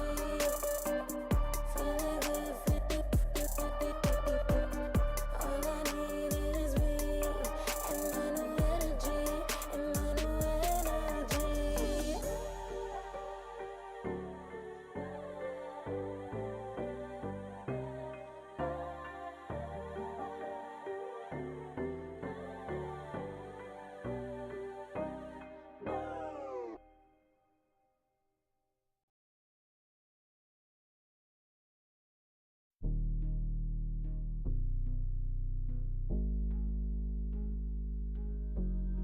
Never pressed, but I got the juice. Taking the lead, that's just what I do. I made mountains move with one hand tied, and still this world ain't satisfied. Everywhere I go, they stop and stare. I tell the truth, I take it there. Call me vicious, persistent, overzealous, that's fine. Main character energy, I stay taking what's mine. You need a foot on the gas, or put my name on the line. Main character energy, I'm just taking what's mine. And it's written in the stars, I'm a king like my sign, yeah. Reason to bother, just drop like a surprise. Don't be mad about it. Don't be mad about it. I don't play the game, nah, I make the rules. Cards close to the chest, and I don't play no fool. Don't be mad about it. Look, yeah, my name stay in the mouth. Legs got broke, they said cast her. I'm the 911 response in a disaster. I don't ask, I just take. Treat the world like a man, I just blow them away. Yeah, I'm a #1 fan. Don't need a bark, I'm a bite. Switch me on, dark need light. Don't need pity, don't need spite. I just plop, plop, plop on sight. Could take your girl in 2 seconds. I just flash her a smile. I make petty look pretty. They run an inch, I run 3 miles. You need a foot on the gas, I'll put my name on the line. Main character energy, I'm just taking what's mine. And it's written in the stars, I'm a king like my sign, yeah. Reason to bother, just drop like a surprise. Don't be mad about it. Don't be mad about it. Don't be mad about it. Don't be mad about it. I don't play the game, nah, I make the rules. Close to the Well, we are moving forward into the upper bracket semi-finals where we've got Aurora taking on Inner Circle in our final best of 3 of the night. Lizard, we covered a couple of Aurora games in the previous qualifiers. What were how did you feel about this team? Were you impressed with their performances? Because I believe that was their first qualifiers with WS just coming in and Kaori as well. It looked good. It looked pretty solid. Like they had the stock standard Nightfall hero strategies, right? And then on top of that, you had some WS and Mikoto synergy. I feel like that was pretty apparent through most of their games. They looked strong. WS specifically when he was given one of his comfort zone heroes, like his Timbersaw carried a couple of the games that they played. So if you're Inner Circle and you're looking at the upcoming series, I feel like you can't allow yourself to just ignore what WS and Nightfall can do on their comfort zone. So your Ursas, your Timbers, maybe the Wind Ranger as well, they need to go. Banning out Kaori or banning out Mira is... I mean, it's also significant, but their hero pool is... at least Mira's hero pool is pretty damn huge, so... Yeah. Even if you want to, you can't really ban it out that easily. The big one is probably the Phoenix, right? Do you believe the Phoenix needs to be banned? Because we pretty much see anytime you play Kaori, even now with the addition with him on Aurora, Phoenix is getting removed. We did see some games where there were a lot more supports. I think the Tree, Warlock, and even maybe another support, another position 5 was banned out. I know you're saying all of Nightfall's heroes, but do you feel like Phoenix is something else that is a must as a first phase, and then 2 or 3 other Nightfall heroes? I think you can leave perhaps the Phoenix through.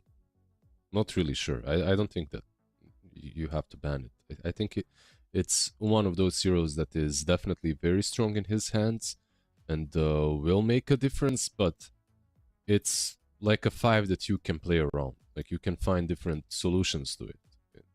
That's how I see it, at least. I think that they're right now, at least, there are 5s that are perhaps in a much better spot than a Phoenix is. And even if you're a Phoenix specialist, it's like you have to... You're going to have impact with the hero, but there are heroes that are just naturally going to have as much impact without having to be played to perfection. Like just throw a Warlock out there or a Jakiro, you know, they're going to do well on a 5. Throw a Phoenix out there, and then suddenly, okay, you can do a lot, but you have to min-max everything and really play it to 100%. Alright, well, we got our draft ready to go, so we'll find out what is indeed in store for us. A little respect for 423's Broodmother. Gonna get the Viper first phase banned once again. There's the Nightfall Wind Ranger as well getting removed. Mm-hmm. Yeah, a little bit of an obvious approach, I would say, from Inner Circle, and I like this. I like all the bans. SD, by the way, like, looking at it, is becoming the hero of the day for the two of us, at least. Right? And Dazzle as well, getting picked quite a lot. Like, these two, if you asked me, and you did ask me, by the way, when we started casting this qualifier. Sure, SD is quite popular, but I would never say that he's like this first phase, first pick material every single game.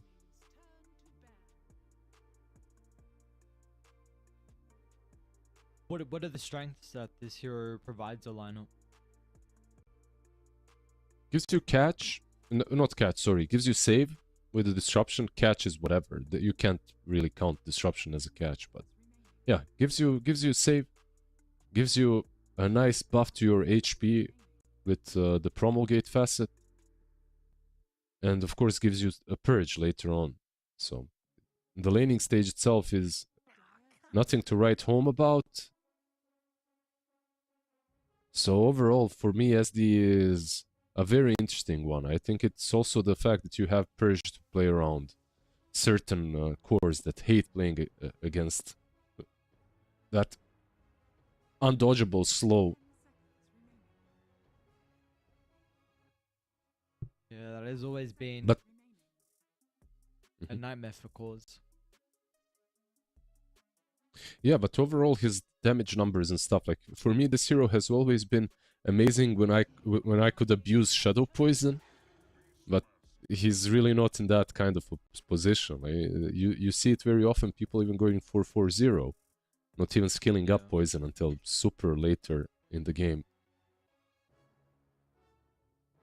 Which is What kind of happened to this sad. hero? What happened to the Beastmaster? Well, let's see. Maybe a gyro instantly getting picked will answer that question for Nightfall. But what happened to him is, I'm not sure. Did he get like super nerfed? I know Helm of Dominator got nerfed, sure. You still can't play mid.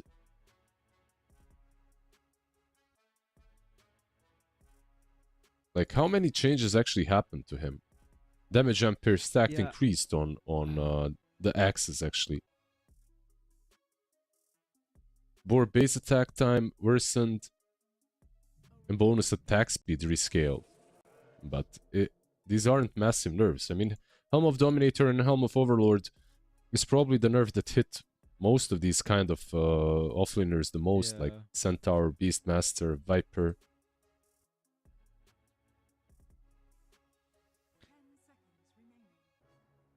We got the axe getting played from WS today, which, if I remember correctly, I believe we saw him play multiple times in the other qualifiers.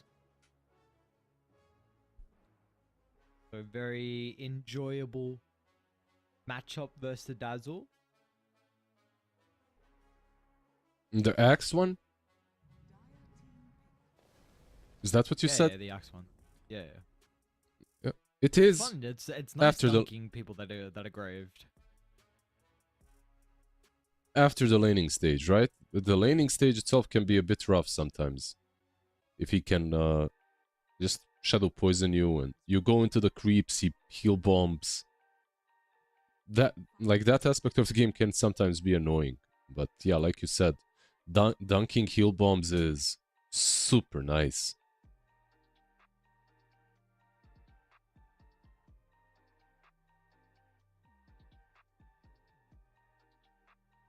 We got another tree game. So Kaori has his support. So yeah, again, last qualifiers were a couple of times we got Aurora with the tree protector on the melee 5 and Nightfall on his range carry. We'll see what it's going to be for him later on. But Inner Circle, what do we want the response from them? Pretty single target. They're going to get some extra damage coming through from their carry.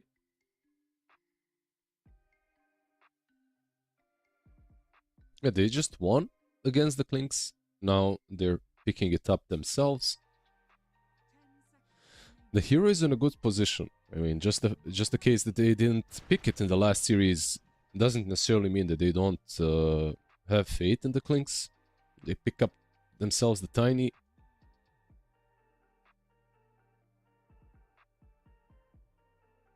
Is this a 4 Tiny? Is it a mid Tiny?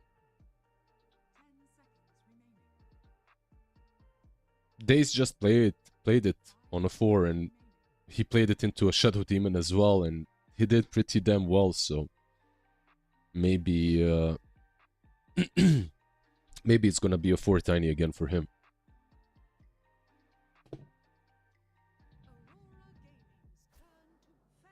Oh. There you go. That's more like it. Uh-huh. Okay, keep going. Like, this hero that has an ability to get on top of you easily, mobility spell, right? And that's the PA into the Clinks is always nice, but historically has been really good versus Beast in the lane. So, because you can snipe the boars with dagger, and you can jump them as well. Yeah, very true. We haven't seen this matchup actually for a while, but we'll see how Beast is able to play into it. So what mid laner they opt for as well. They're going to ban the Storm, so I do want a mid laner with a little bit of damage because I feel like Tree and Shadow Demon don't really provide a whole lot. I know SC's maybe a little bit different now with how you max W some games. But I want damage inside Cole. 5 seconds remaining. Yeah, what's the damage? Right now, it doesn't really exist. We talked in our previous series exactly about the SD and Treant combo, right? Like they bring some catch, they bring some heals, some sustain, but like you said, the damage is truly not their forte, so they need a mid laner that can do that. For Mikoto, maybe even an Invoker. What do you think? Just some Sunstrikes in the call, left, right, and center, electricity for the PA. Something simple, or just a spirit for him as well. It would work.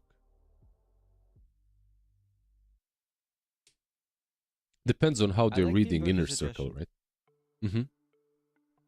Yeah, I wonder what their read is. Well, they're offlane and mid ban. I wonder if the Huskar is protecting some Ember, but then again, Huskar could be kind of decent with the Dazzle, so I don't know if it reveals too much. Yeah, they banned out the two things that they're worried about. Like, Huskar can be played on off as well, but probably just banning it out from the mid lane. Not being 100% on where Beast is going to go. Because with this PA pick, it would make sense that they circumnavigate that pick by putting Beast mid and last picking exactly something like a Tide into the PA would be nice. Maybe a good old Underlord that we didn't see in a bit for Inner Circle as well. Okay. So options for them. They will actually get rid of the Ember. So kind of respecting the Huskar ban. So no Makoto Ember. We've seen today when the other spirits have been banned, they've gone for the Void. Pretty much every game that has been the case. Mm-hmm. I want a little bit more oomph though from Makoto. I like your Invoker suggestion a lot, especially with the Alacrity too with PA. It just makes sense, I think. Puck also makes sense. I forgot this guy's still in the pool. They could put the Beast mid, they could put the Tiny mid even, and then last pick something different if they wanted to. Like when it comes to the Puck matchups, those two aren't that bad. You also have the option of just picking up a Dragonite and putting him mid or an Inner Circle. I feel like that's another pretty straightforward solution to the Puck. High armor versus the PA. Like overall, they're lacking damage. That's something that we talked about, so... Whoa, what? Okay, a completely different approach. Offlane Undying. So they're going to put the Beastmaster mid. Huh. Okay. So yeah, very interesting adaptation from Inner Circle. I know Lice was a big position 3 Undying enjoyer. Why do you feel like they've gone down this different route? Well, like we mentioned earlier, there was a high likelihood of them dodging the PA lane with a Beastmaster because it is a rough lane and PA is in a pretty good spot right now. The only question was, like, what else do they pick versus the PA that they feel very comfortable with? And in the end, it was the Undying. Maybe a part of that is because of the Treant. Like you've got a hero with very slow right-click damage, like slow right-clicks. So the Tombstone is going to have more effect. Just the decay spam versus Treant is pretty good too. So they're dealing with not only the PA, but with the position 5 that's supposed to win the lane. Maybe that's an idea. And also just Undying enjoyers. I really think it comes down to, are you an Undying enjoyer right now or are you not? Because a lot of offlaners have already moved away from the Undying on that offlane. I have. Are you... What camp are you in for the Undying offlane? Are you a believer? I'm a believer. Yeah, I believe the hero can work on offlane. I don't play him that much. I gotta start, but I don't know. I have always been an Undying fan. It's a super annoying hero. Well, with this pick, though, it does not address Makoto's part, which is going to be a massive problem this game. They only have days on the Tiny. But we're going to have to see how this level 1 fight goes down bottom. Sentry already there as Karody looking to try and step on forward. They'll start onto Lice. Does get a decay onto 2. And the Treant Protector's overplayed his hand, but the Banishment's going to give him a couple extra seconds. But Kaori without a doubt is going to give up first blood. And now Mira's going to be run down as well. But the Blood Grenade and the Hawk is going to dive on top. And they might even try and catch up for more if anyone isn't quick enough to get away. I'm pretty sure that I have seen the same exact scenario in which a team tries to go and contest the Quelling Blade shenanigans versus an Undying. It just doesn't work, man. He hits you with a double decay, sometimes triple, but double was more than enough this time. And that's it, right? Like 2 decays, GG, you can't fight that anymore. Yeah. And they've got very good level 1 as well. Avalanche is great. Dazzle's great as well with Shadow Wave, 10-second cooldown, heals massive. But the Beastmaster as well, if the summons stay out for a while, you get a lot of value out of it. So, say, a bunch of net worth that they're going to be working with. They're keeping Axe down bottom, by the way. This is... What the hell is this, even? He's missing his first wave on top.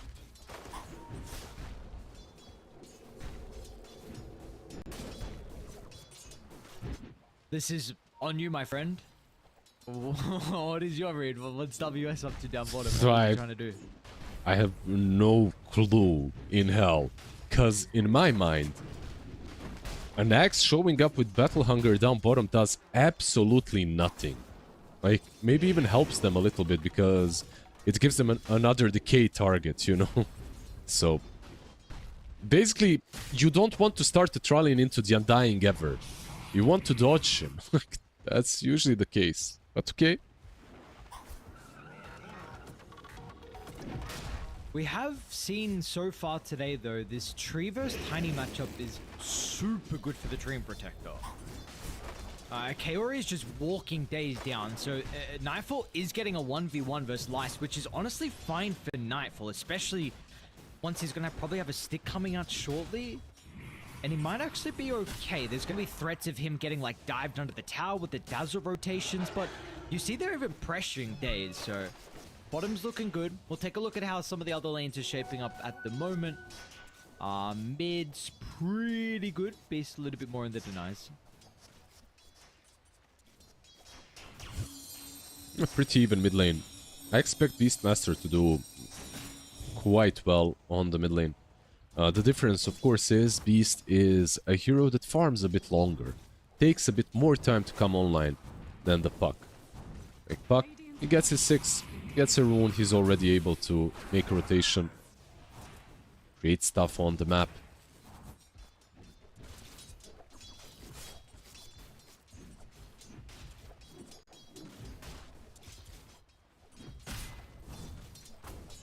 What are you hoping the build's going to be from the Axis game? I know we spoke a lot about it in the previous qualifiers. Mm-hmm. He's got Ring of Health right now queued up, by the way. So it makes me feel like he might even go for something funkier like a Phylactery. Maybe a Vanguard, we'll see. I think this is a pretty good Blade Mail Blink game. And maybe a Crimson eventually, but we'll see. There's that movement that we were actually speaking about, but the Dazzle coming on through the portal. We tried to compete for the Lotus timing, I believe. They did get it. Also the kill. Let's see if they can maybe pressure Nightfall a little bit as well. It's really cool because Klinks is completely safe up top, behind his tier 1 tower farming. Yeah, Nightfall's not. You see the difference, and this combo's really starting to get annoying. The toss is in to the constant decay spams is really what's brought them down low. They've been starting to do it the past couple of minutes. Your toss, line up for the double decay, And they have not had the resources to be able to withstand. Yeah, good rotation by Dazzle though. I think he played a huge part in this. Like his movement down bottom just made that small difference that they needed to get the kills. And he was unnecessary on top. Like top lane was being completely fine for Klinks. With or without him.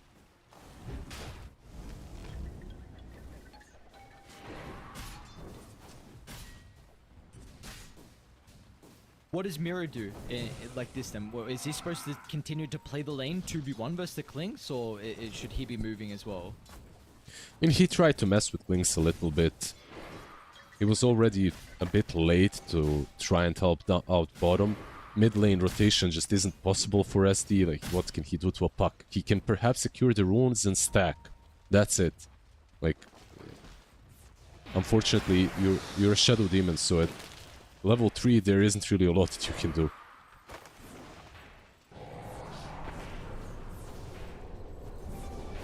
Dazzle. Yeah, WS.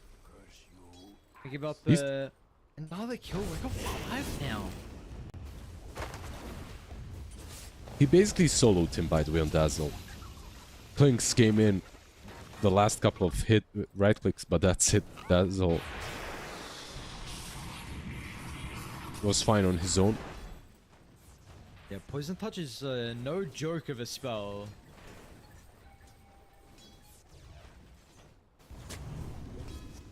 A very fun ability to lane into. Same with Battle Hunger though, but Die getting the last laugh in this lane in particular. No, Tombstone bottom. Bottom lane? Yes. Yeah, Tombstone's gonna be put down. Kaori is gonna start to get rent down. The slow from the dagger means that Daze will be a little bit of far away. They're looking for a toss. They get the vision thanks to the zombies. The slow will be there, and Daze gets close enough for the avalanche as well. One more swipe, and they've got their men. Meanwhile, kill on the other side as well. It's a pretty big one. In fact, it's bigger than Kaori. Makoto goes down. The Raw was able to... it looks like got the connection, and he's going to reap the rewards. It's a arcane rune for Niche now. Yeah, that's a massive kill. Like, the one lane that you could argue went well for Aurora was the mid lane. And now Puck died too.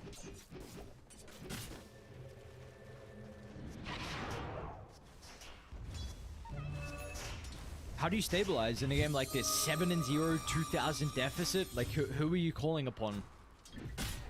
A couple of stacks are necessary from the SD. He's making some poor DX. When it comes to just pure net worth, that's where you stabilize from. But who you're calling for, it has to be Puck. Like, any kind of a move has to come from him. Everyone else at this point more or less is a sidekick. Puck is the only one with levels and with some actual spells that deal damage.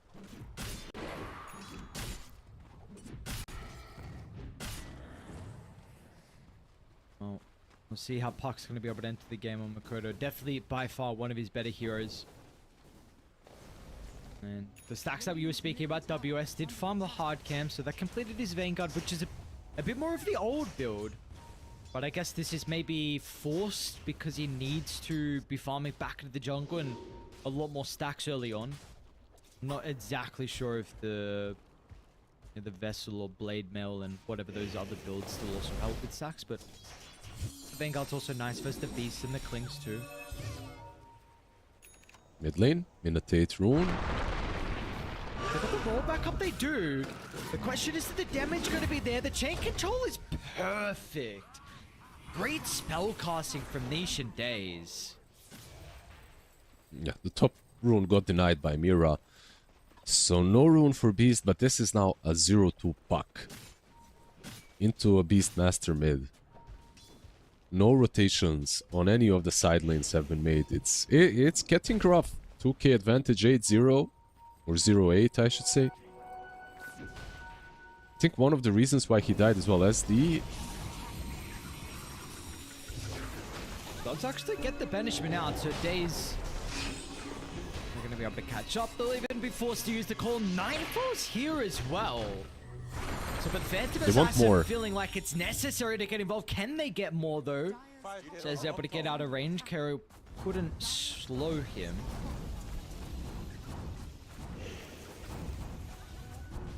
Nice little 5 heroes bottom right there.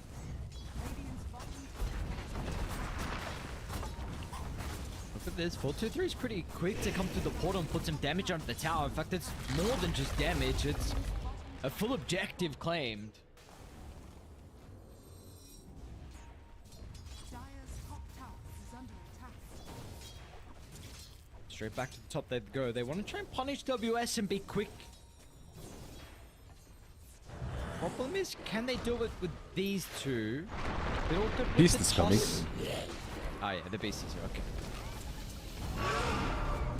Yeah, that one will not work, unfortunately, for you, my friend. WS.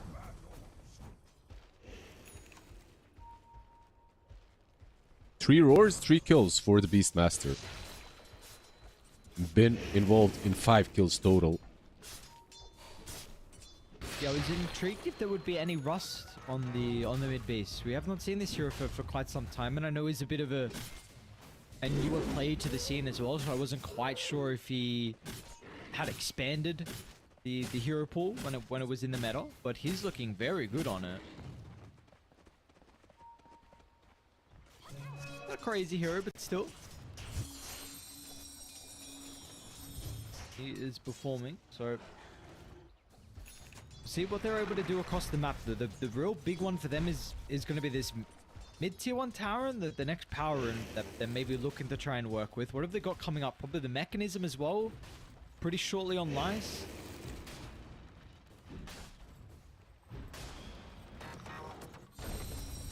Yeah, I would say that they've already won the laning stage so hard that they don't have to do anything too crazy. Like, they can wait for their next items. Force only the fights that they're almost certainly going to win on Inner Circle. Like, it's unnecessary to make any huge risks, basically. When you're 4k ahead in at 11, you're in a good spot. Dire's middle tower is under attack. Radiant structures are fortified.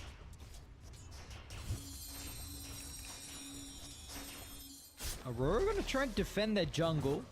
Kero and Nightfall try and push Sarah out. You kind of mentioned that Dire don't mind about this slow pace. You won the lanes, happy to farm and get towards this next set of items. How do you feel about the ultra kind of later stages though? Is there a time where you do feel like Dire, your win condition is going to fall into Radiant's favor as the game goes on, or? It's Puck and PA. I think there's always going to be a chance for Aurora to maybe strike back if the game really goes late. After all, PA is one of the best ultra late game carries. Well, they're actually going to try and force the fight with Nightfall coming over. They've got to address the Tombstone, but it's just Nightfall doing so. He's still got a Phantom Strike, but he doesn't have a target to jump to, so he's going to look to teleport away and doesn't die to the nuke, so will escape. They had Roar, but he couldn't get there on top of the PA, so Nightfall does escape in the end, and this could have been a much worse fight, but it's still pretty damn bad. Like, you lose the tier 1 tower convincingly. Roar is still not used, 300 gold away from the Aghanims. So Power Treads, Aghs, pretty much done on Beastmaster. He's level 12. Like, in a couple of camps, he's level 12. Nice bottom. Maybe a little bit too far forward across the map. He does have a support behind him, but Daisy's only going to be able to watch. Be able to respawn straight away and TP towards bottom. But let's hope he doesn't feed again. Kaori does go inside the sentry range. Look at the damages with these two. Dazzle is starting to move on over, but be able to do a whole lot. No, Tiny now. Still have some presence down bottom. Daisy's still a bit more of a difficult kill though. They're not going to be able to go through the health pool. Lice drops the Tombstone and Aurora are out. Or are they? Nightfall has to chuck out a dagger to slow down Niche. Oh, man, Mirror's damage onto Daze, but it's surely not going to matter. Daze will be fine, but Mirror will not. 4-2-3 is here as well. Okay, there's 5 members of Dire. Yeah, he brought his fresh Dezo to the game. Now, the question is, do they dev top? Do they go Rosh? It's such an early Rosh that I feel like... I mean, yeah, sure, you can go for it. They're going into the pit. I just wonder if this is like... There's no huge objective after you take the Sages. You have a beast, though, with tags, so sure. You want to take it as soon as possible. It falls in seconds, basically.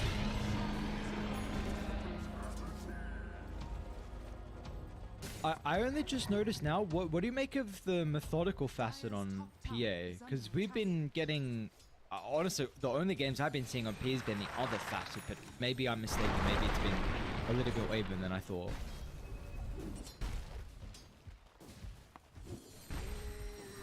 The Stifling Dagger recast, you mean? The other one?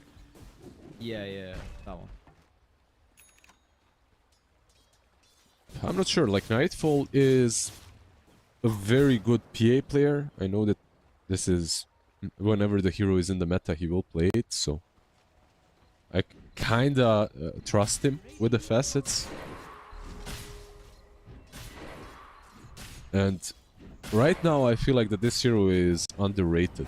I don't think she's played a lot, and she's not played enough at least. I think the double jump on Phantom Strike actually makes quite a difference instead of having a cooldown. That's definitely an interesting change. So that wouldn't be a bad pick considering the state of this game. And Makoto's going to pop out of the tree line. WS will get some stacks as well. So I've revealed that there's an observer nearby or something, but it's a killing spree that WS is going to claim. So he's going to be working on a Blade Mail next, which will be a great response to the Clinks.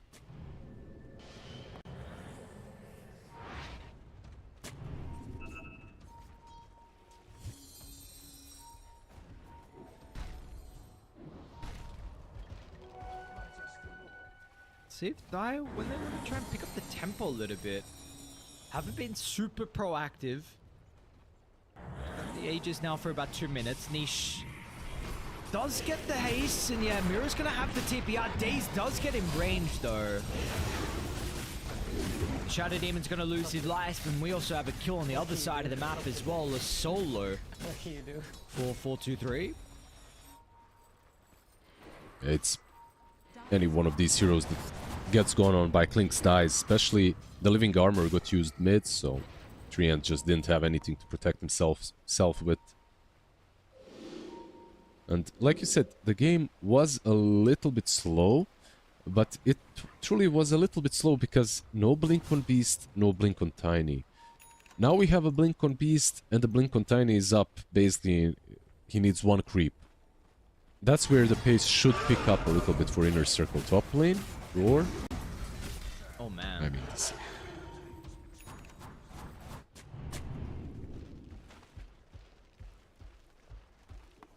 This is going to be a bit of a scary map now to play. We'll see if they can get some deep aggressive wards as well, which can enable these potential pickoffs with the double blink and Clinks roaming as well.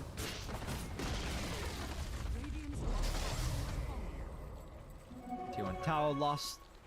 Ace for Aurora is going to go down though.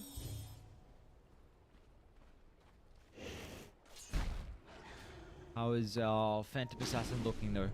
One component completed with the BKB. He's got the Mithril Hammer. See when Puck starts to do Puck things as well. Makoto's got the blink. So it can now start to be a little bit more slippery across the map. I wonder if there's ever considerations for a Hex this game on 4-2-3. We'll see. You can have a bit of a diverse item build, but sometimes you also need to stick to what the standard is. You can't change, and especially in a game like this where you kind of forced to go MKB with the PA.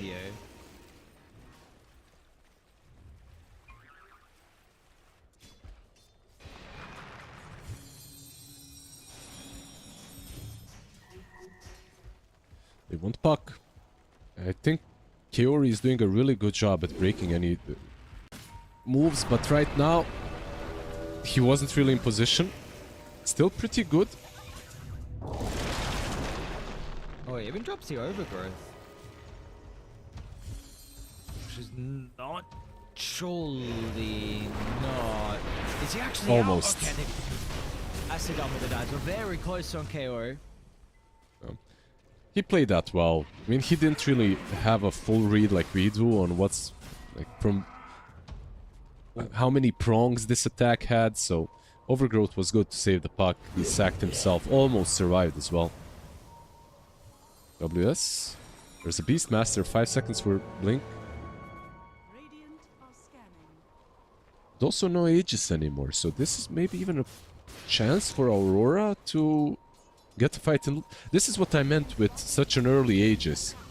That rush could have been taken by them at any given point. That's how strong they were. If they took it like 2 minutes after, then they could convert that Aegis into a Tormentor as well, probably for free. But now, if they do fight the Torm fight, it's gonna be a bit more even. But they do have a net worth lead, though. That's A the big huge thing. one. The Aegis did help them get this lead. Maybe they would have got it still without it. But it looks like they will just bully Aurora away, so no fight, no concern for them. Yep, hypothetically speaking only.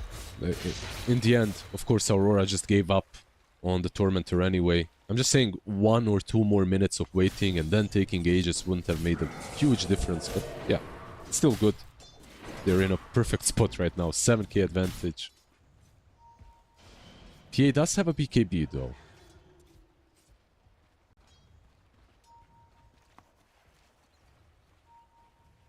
See where the damage is going to come through. That's, of course, the concern with the early BKB. And but the puck still needs a lot of time. Speaking of the puck, Makoto is going to jump and force some reactions out. And Kaori is also scouting Daze to the left. They got a glimpse of him. The toss back's going to be there. Kaori does activate the overgrowth. It's still going to be killed off. Now Makoto inside the middle, but the coil's going to be laid down. But the fight's still looking good because 4-2-3. But the reveal of the Scepter has dealt with the secondary support. Yeah, you're just not winning these fights. Like, it is a fever dream if you think that you can take these heroes down. As Aurora right now. Like, you need more items. You need more items, you need a better angle, and you need to find isolated heroes as well. Klinks is maybe, even though he's very tanky, he's maybe their best bet right now, because he's the one more or less moving alone very often. They're tipping bottom again. Mount a defense. Nightfall didn't use BKB previously, so it does still have it. They're eyeing up Daze, which wouldn't be too bad of a jump. But without the coil, they're going to be relying on WS to stop the disengage. Niche is him. They will be able to protect him. Mirror's ready with the banishment. Still Nightfall. Currently, the BKB is used defensive. It's a pretty decent call with the backline. Daze at defensive. Toss gets 4-2-3 away. Now Niche is just man fighting. And this tombstone's starting to be a problem. The Clink to the backline is going to be able to reposition. He's doing a good job to protect his Dazzle. Meanwhile, the melee Blink heroes, they're starting to run Nightfall down. It doesn't have a Phantom Strike target at the moment. They're going to be able to get that Blink. Toss back, Nightfall, he's in trouble. They gave up. They are lacking some extra spells. But meanwhile, something else is going on the other side. 4-2-3. Looks like they'll get Mirror. Dazzle trying to save the wave so that they can push with it, but they already have some creeps on the left. They don't even need the full wave. They won't push anyways. They will. Klinks will take down the tower on his own. They won't. He will. But you saw how impossible that fight looked, right? Like, they started it off kinda well. Baited out the roar, disrupted the PA, like, reinitiated with the axe in the back, found Klinks, like, everything textbook, basically, from Aurora textbook teamfight, but you still cannot do anything versus these beefy boys. Like, Holy Locket, Greaves on Undying, almost pipe completed. Oh, but the triangle, they're going to get him. Nicely done. Daisy, we've got a +1. WS tries to come to the rescue. Nightfall's only got 1 leap away. An extra charge is actually going to pop on up. It gives him time for the BKB. Is he going to make it out? He does. But the classic Nightfall is away. Absolutely. Kaori will not be so fortunate. Yeah, the puck as well, of course. That's rough. No puck, no SD, no Treant. Roche is back up and alive in the bottom pit, so they can decide whether to take it in the bot pit or wait for it to come to them up top. This game, 14k difference. I mean, as one great caster said, this is a shellacking of the highest class. I don't know when Aurora got beat this hard recently. Yeah. And one of the more convincing ones we've seen recently as well has not been this one side through this qualifier games and the previous one as well. And Inner Circle, open qualifier team, and I don't know, Lizard, this is pretty reminiscent of a fellow team called Rune Eaters, who they beat in the open qualifiers. They 2-0'd Rune Eaters. That's good enough for me.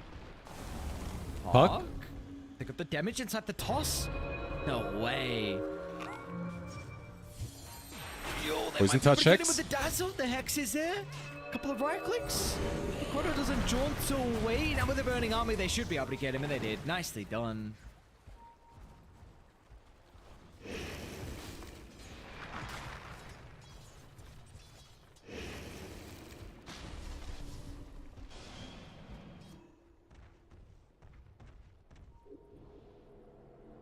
Quite the heroes this Quinks.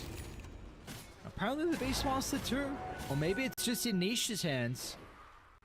Had a very good Void Spirit performance earlier. I think the biggest difference maker currently in this game is the just built-in damage that the heroes can do. The spells that they've got. And it's a pretty big problem for Aurora right now. Like the SD entry and the double pick is hurting them.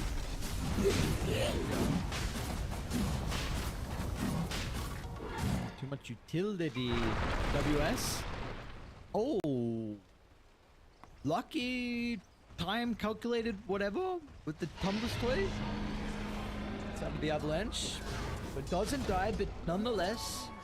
Primary objective is taken in the ages. Nisha's got that.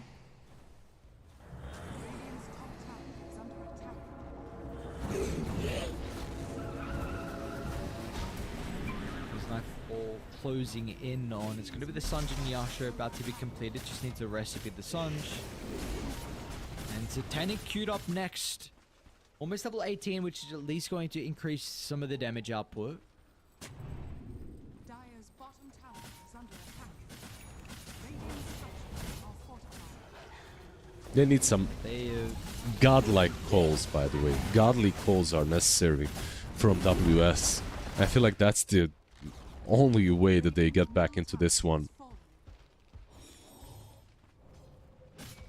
Is it possible the burst could be too much if they all commit 4-2-3 with Cold Blade Mail and PA damage? I think he's their best bet. You know, like he's out of all the heroes, he's their best bet. Of course, Dazzle is the hero that you need to kill first, or he just graves him, but Klinks is, like right now, you see how Klinks is playing? He's playing on his own. If you could run into him somehow, like Mira is about to. Dire are scanning. Dire's bottom tower. Do you think it's Puck's job though to do with the Dazzle? Yeah, you have backline catch. That's usually the Puck's Is under attack. business, right? Like he needs to silence the backlines, catch them. But you also might need to use the Puck as the damage. Oh, they're gonna keep him alive first. And they will not be able to do so.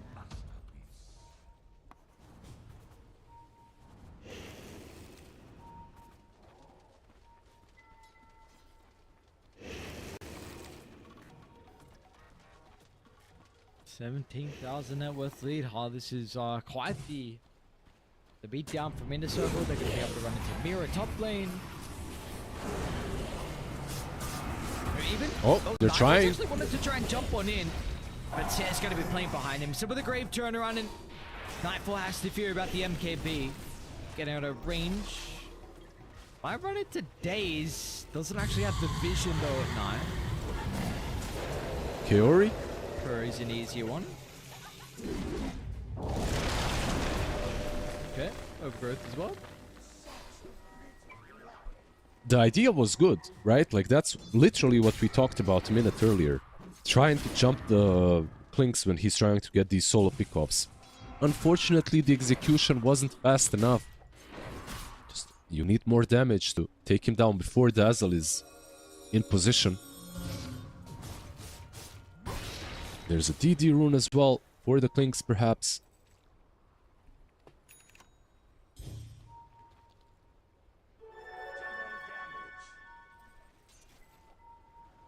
They did get a little bit of information down bottom, seeing both Daze and Niche come through the portal. They're kind of huddling around mid to see if anyone shows inside the wave. They know their bot, right? Two heroes are bottoms. Yeah. Guys, they're going to be able to tip into the outpost, so they're going to be quick. They'll get the start of the Undying, but yet that's not going to work with the Dazzle behind him. Sart actually stops the toss, but they've still got Klink's problems. Core's going to hold them up the high ground, so if Aurora can get out of range, they might be able to live, but the zombie slow is too much. Blink is up shortly from Daze, but it's actually going to be Niche that gets onto the tree and protected. Nightfall is ran down as well. We'll be fine, makes it back towards advancing, but we are getting pretty close to the territory where they will probably type a couple of letters and look to go next. No, they can brute force it. They can brute force mid and bottom for sure. I think this is a second set of frags. Let's see. There's no reason to fall back. Maybe after the glyph is forced. They still have the Aegis for 20 seconds. Yeah, it's 2 sets.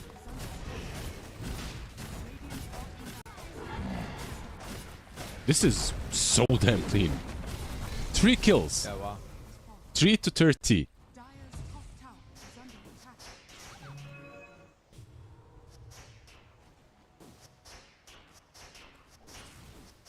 attack. Again, I mean, it's so impressive. We're going with first in Aurora, guys. Like, this is a no joke of a team. I know this is still newly formed as well, but this is just a thing with Europe. It doesn't matter. Eastern Europe, Western Europe, I don't know, dude. Like, any open qualifier team on the right day, they look insane. Look, this is an open qualifier team that won versus Rune Eaters, so you gotta put some respect to their name.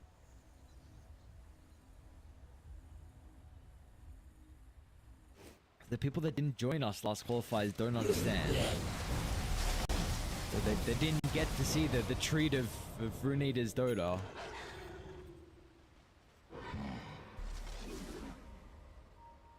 Unfortunately, you kind of have the, can't do that at Dream League nor Birmingham, and unfortunately have to wait till the next qualifiers, so maybe they're in EPL actually.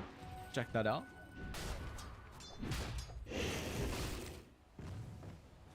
Radiant's top tower is under attack. Oh, surely it's time for us to Tower has fallen. walk up high ground and close this one out. Last set of barracks.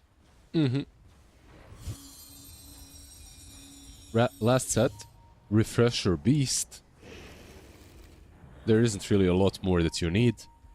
You could wait for an extra You item need on Clinks. 1900 gold into a Rapier. That's what you need. His bottom tower. Because we're close on Nightfall, but unfortunately not close enough. He's going to have to TP back. He will not have an opportunity to farm this up.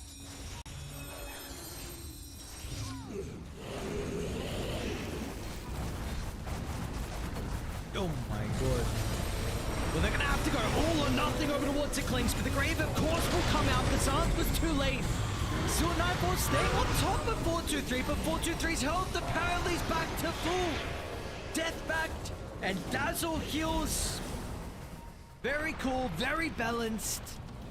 Mirror's going to be ran down. Puck at least will be able to escape, but PA also makes it out, so still has some gold to work with towards Rapier, but nope, they have had enough. This was a hell of a dominant performance from the boys on Inner Circle. 3-2-3. 333 minute 33 as well. Coincidence? I think not. An almost 30k lead on Inner Circle. This is like some Half-Life 3 confirmed. 100%. This was, yeah, this was a mess. They got absolutely crushed. I think for Aurora Gaming to even have a chance this game, they needed to have a puck that could leave the mid lane and then create things, you know, on the map, create some plays, get some kills for his teammates, but he dies mid like 2-3 times, and then your side lanes failed and your mid lane as well. It's unplayable. Specifically with the heroes that they've got, heroes that don't really work only off of levels. Sometimes, very often, when we talk about drafts, I say, yeah, these guys only need levels, and they're active. They can make things happen, right? In a defensive way, they can. The Treant, sure, only needs levels for Overgrowth. Shadow Demon as well, sure, only needs levels for saves, but the other three, they desperately need items, and they couldn't find them. And even when they found them, like this lineup of Inner Circle, like you were talking about the heals from Dazzle, Undying as well was healing. He went Greaves, Holy Locket, soul ripping the target that gets gone on. It's like the sustain was insane. Yeah, absolutely. Sustain was insane. I'm just trying to see how much healing was even done between them. I mean, Dazzle had close to 17,000 and Undying had to 13,000, so you're not too far behind considering he had to go for an item in Greaves to kind of do that with the, you know, Soul Rip as well being leveled up. So very, very solid from Inner Circle. I am expecting a completely different Aurora heading into this upcoming game. We did see, of course, they had to make a lower bracket run to get to the grand finals of the previous qualifiers. They would love to not be playing in the lower bracket once again. But game one now concluded. Inner Circle, they've got the advantage here. We're going to send a break. When we come back, we've got more Dota. See you guys soon.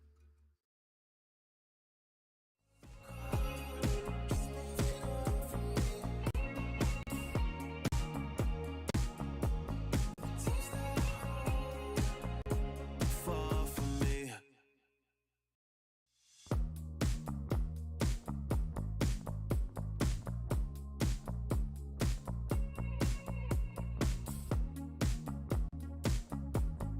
Girl, what's this shit about?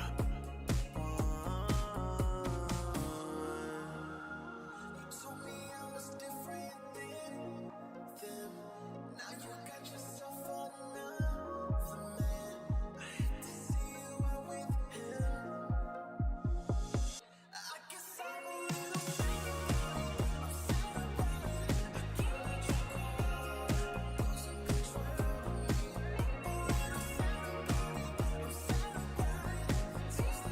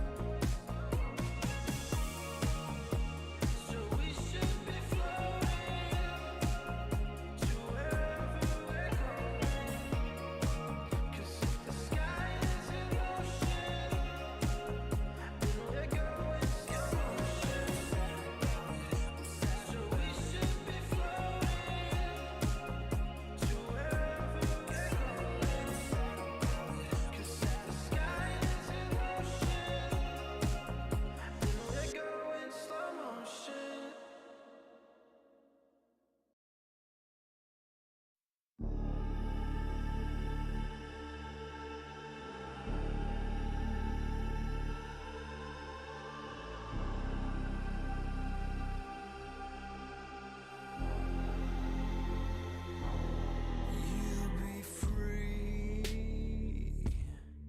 when I set you free. I breathe you in, but all your sins won't disappear. You can see it's true that I want only you when we'll break free. Together, you and me. Take me in your arms,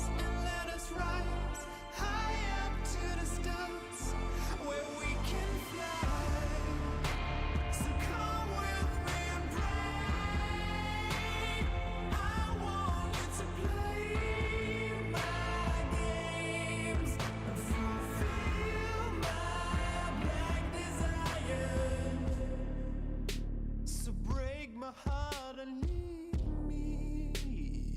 I only need your body.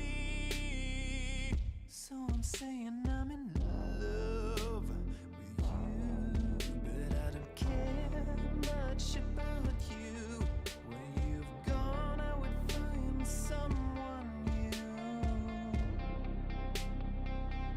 I cannot lose.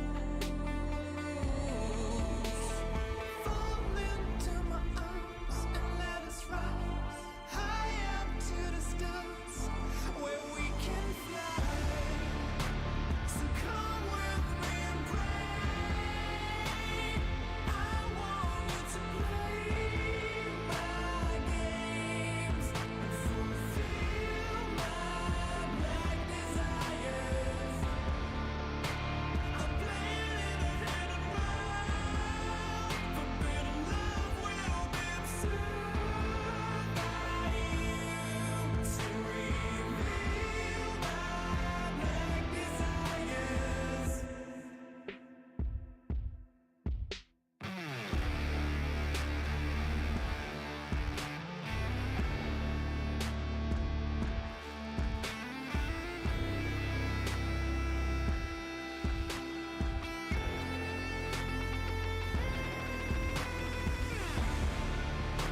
So come with me and pray. I want you to play my games and fulfill my black desires. I'm playing in a hidden world. Forbidden love will be observed by you to reveal my black desires.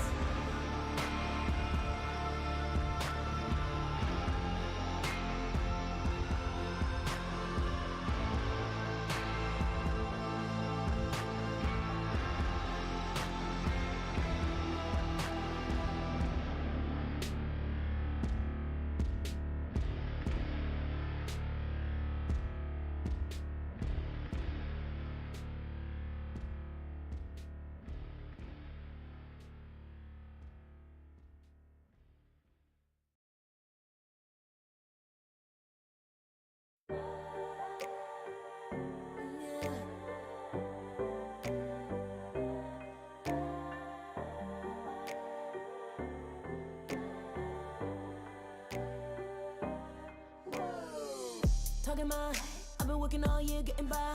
Looking for the high, taking all my time.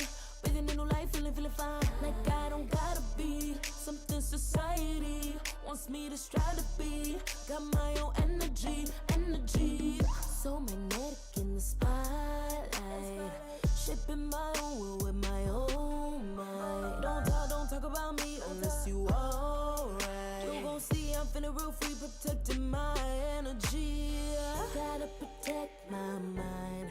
I'm breathing in new life. It's time that I realize what feels good ain't always right. I'm making changes, I got me a new strut. No more settling, I'm running out of good luck. Never chasing, I attract, I'm busy going up. If you see me, come correct and keep it on the book. Get it how I live it, that's the motto, how it goes. No more reaching in it, decent. Hit the lotto, I'm the one. Not denying myself anymore, I'm done with it. Sky is the limit, I'm living like we know. Energy, energy, energy.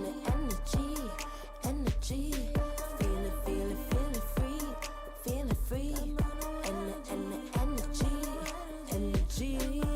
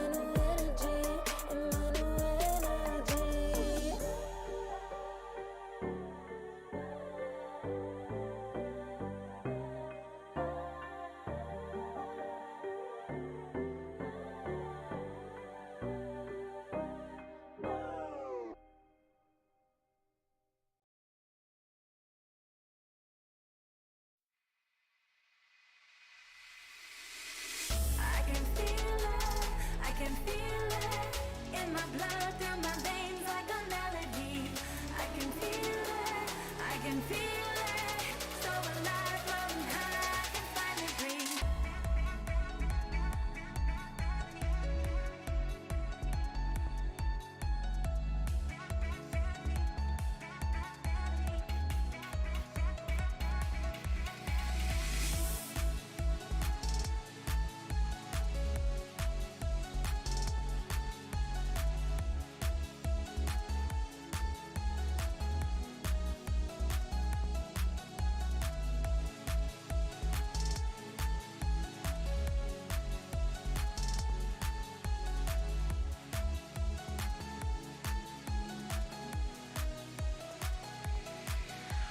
Lately, I've been feeling lonely.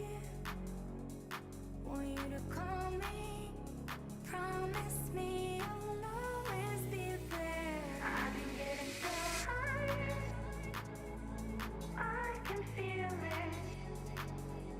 I can feel the gravity is pulling me away, pulling me away.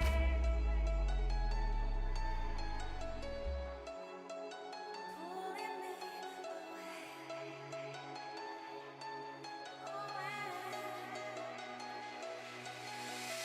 I can feel it, I can feel it in my blood, through my veins like a melody.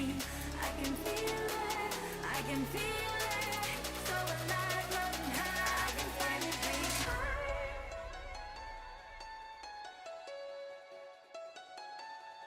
I can feel the gravity is pulling me away, pulling me away.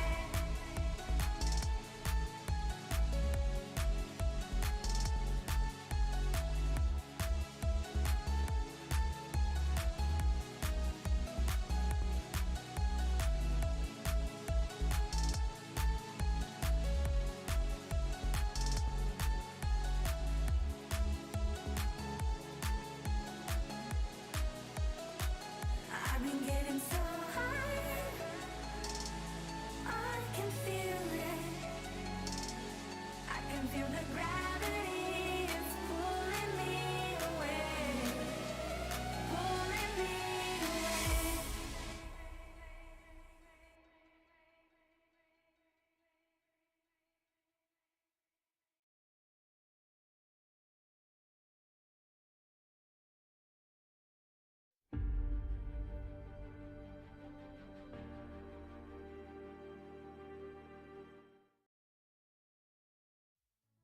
We are back here for the qualifiers, Eastern Europe, ESL One Birmingham, 2 slots. We're still in the upper bracket, and unfortunately one of these teams is going to be knocked down in a circle with a absolutely masterclass performance for them over Aurora. we gotta see a bit of a different Aurora here, Lizard. Well, I hope we got to experience a different Aurora in game number 1, and I hope that we're going to see a little bit of a better Aurora in game number 2, because game number 1 is usually not how you want to see any team, and specifically Aurora in a qualifier. Like, this is a team that, yeah, they can lose like this, but at the main event, they shouldn't be losing like this in a qualifier. Yeah, definitely not. I mean, this is the caliber of players and the caliber of team that you would be expecting to.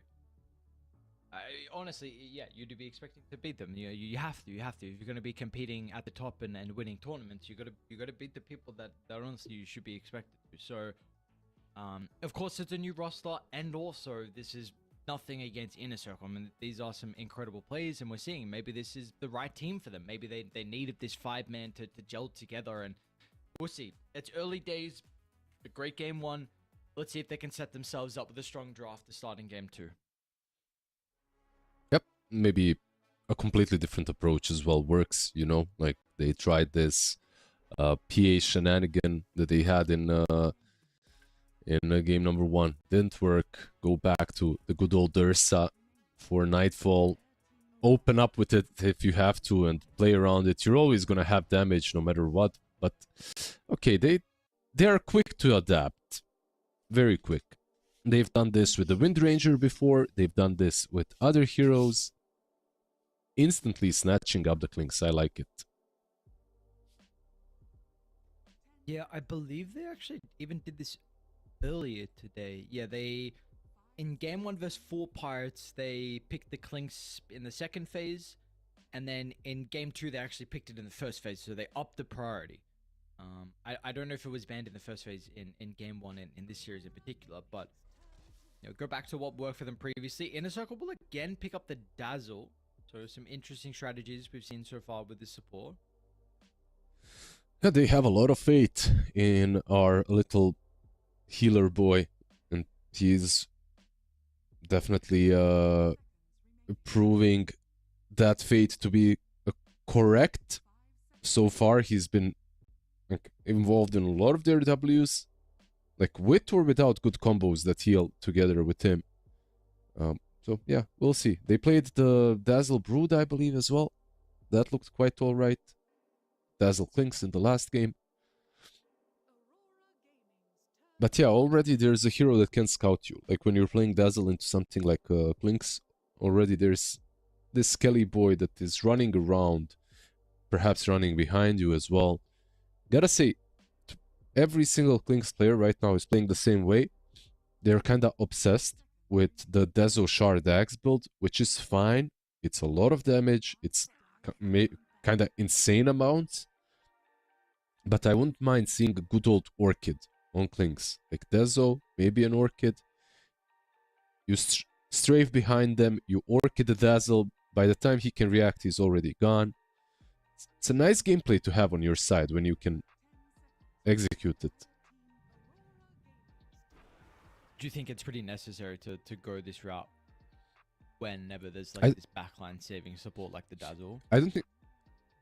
I wouldn't say it's necessary. I would say it's like if you don't have anyone else that can accomplish that for you, sometimes it is nice. But so far, in our Clinks games, he wasn't really required to do a lot more than just stand and right-click to hell, you know? Just spam damage as much as possible. He wasn't supposed to be the one bringing any sort of utility, catch, disables, and yeah, he didn't have to. They're gonna get themselves a Treant though as well in Aurora, like again. But now you have Clinks and Treant, the pretty strong lane.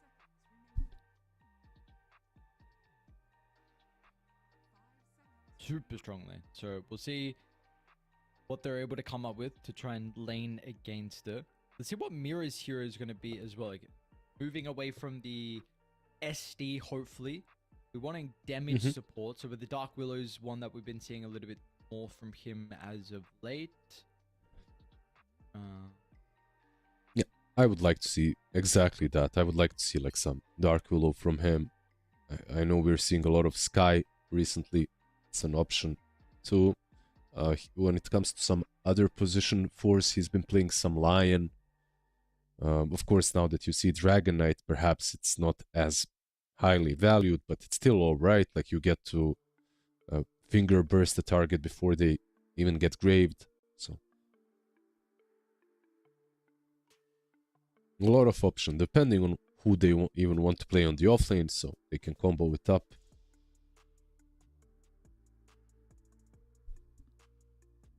And Mira's undecided. Making sure he... Alright, well, never mind. We're back into the SD Treant. So they feel like that obviously was not the problem previously. Realistically, it is a good SD game, right? Like you're playing into Dragon Knight. Like even disseminate into him is already nice. So you definitely do get some benefits from the SD here. But okay, Huskar against them. Huskar, Tusk, Dazzle. So a lot of saves on Inner Circle. A lot of laning stage power. Like when it comes to the damage in the mid game, it's also nothing insane so far.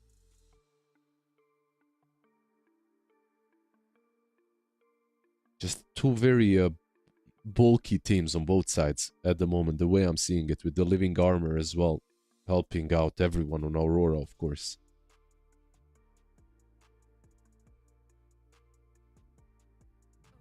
Are you seeing a... Let's see. What are they... We got Enigma. We haven't seen it this year in quite some time. I was wondering if they were going to go for the mid matchup versus the Husker, but I suppose could be flex potentially. I don't know if Lights actually plays it 3. 4-2-3 could play a carry, but regardless, we got the Enigma. How you feel about this pick? Where'd the hero go as well? I think Enigma is all right. I think the hero is definitely playable right now. Sure, maybe not played as much as in some patches, but definitely can be played on support and offlane. I think both roles are fine. When it comes to Aurora right now, they ban out the gyro because they, like you said, they don't really know where the Huskar and DK are going. It could be like a DK offlane, it could be Huskar offlane. Into Klinks, maybe Huskar into Klinks +3, and that sounds like a bad lane for Huskar, to me at least. You know, just this treant even catching you from the sides could be very deadly. But with the sniper ban, I feel like the Huskar is actually mid, not offlane. So maybe it's just a ban as well to throw them off, because it could be like Aurora are reading it as well. Aurora are reading a Huskar mid and actually a DK offlane. They're reading a DK offlane because of the bans. They're protecting Enigma with better bans than what they think Dragonite would do in the lane. Like Gyro and Naga being extremely annoying for Eidolons to deal with.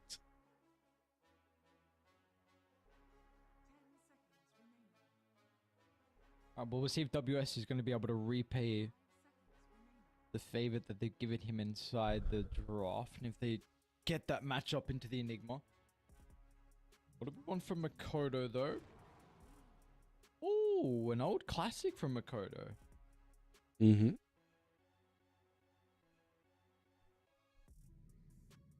Oh, good. Hero to play into pretty much any lane, so should still be okay versus the Huskar. We're going to get a Bristle as well, which hasn't seen a whole lot of gameplay in a while. It will be a carry Bristle too.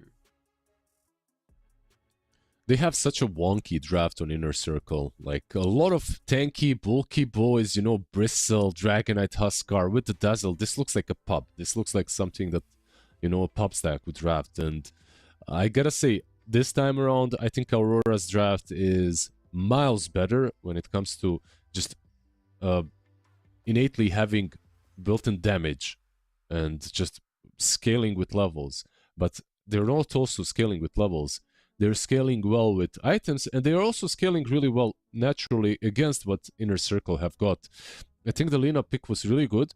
The Bristle was like a nice adaptation to try and deal with the Enigma in the lane, to have that like super tanky carry together with both the DK and the Huskar and run a team over with all the heals from Dazzle.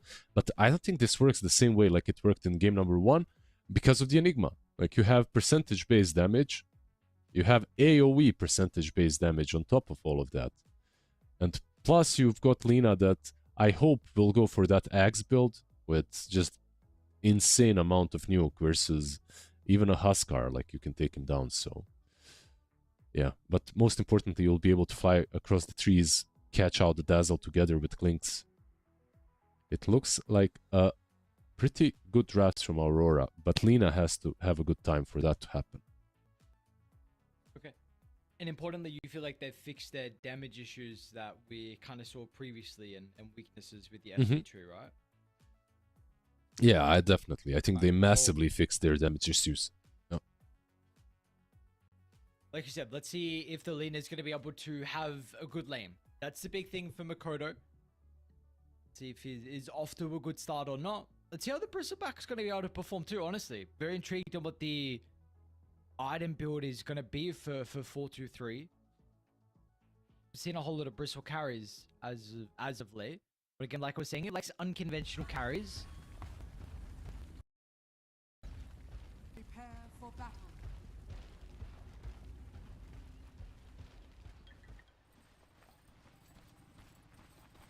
Any fights around the trees?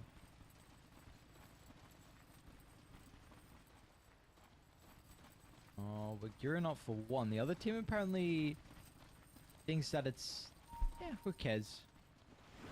We've had enough, I suppose, of our big level 1 fights.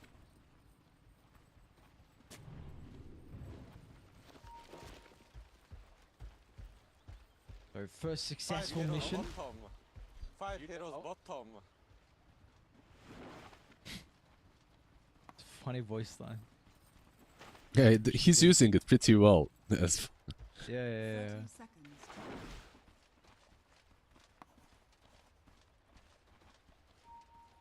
Yeah, that's the important thing. It's got to be the usage of the voice line as well. You got to make sure the the maximum value.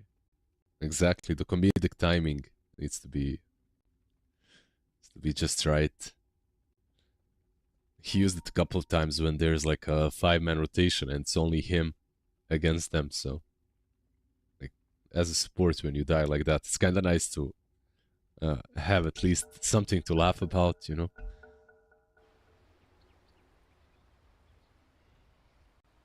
They didn't cut down too many. No? Yeah, they left some actually. They left Oh, some. what are they trying to do across the map? They're making some like 2-man portal move top lane, but let's see. You fought and died. They're obviously up to something. I want to try and deal with the trees. Maybe they're gonna get Mira as he pops his head up on the high ground. Felt like this was gonna be a free bounty, but it's proving not to be the case. It's a little bit frustrating with the disruption timing. It's gonna look to TP out. I think they've got the damage. Oh, wow. He didn't go back to base, but he'll eat through his tangos. It's realistically, it's kind of illegal to get all 3 bounty runes, to get 3 bounty runes, that is, with an Enigma on your team. No, early on. Hero that probably does the least in a rune fight usually doesn't even use Eidolons for the fight, so yeah, it feels quite bad, but alright, they did force out a TP from the SD, like you said. Took basically all of his tangos too. And DK3. Not seeing a whole lot of this at the moment. Even the Frost Dragon. Ah, very interesting. Why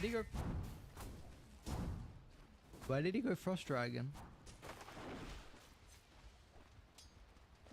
I have no idea, like, what the health restoration reduction this game doesn't feel that incredible. The slow is nice, I guess, but yeah, I'm not sure. Like, he could have went for anything else and I'd be fine as well. Very interesting. Which, for like the minus off, yeah, I don't, okay. Let's see.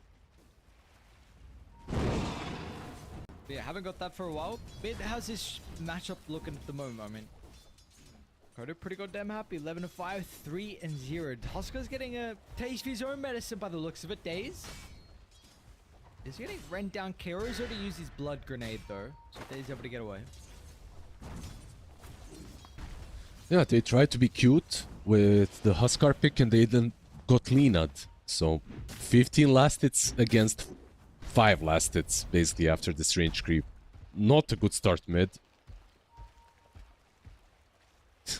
I mean, it's a pretty interesting race between these two, but yeah.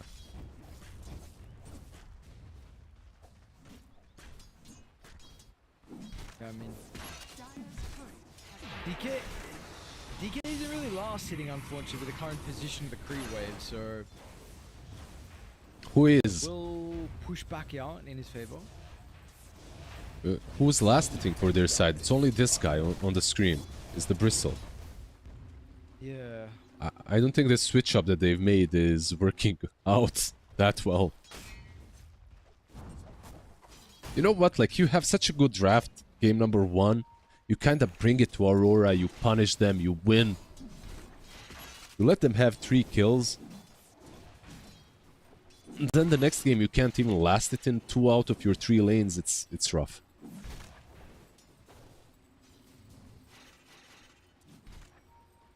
They're definitely gonna put them in Unfortunately, quite the disadvantage here in this second game. So I don't know what Niche does, to be honest. I don't know how you get a Huskar into a game, considering there's really we're coming close to some solo kill potential from Makoto. So yeah, we'll have to see. Mira being a little bit frustrating up top, nothing too crazy, just getting run down.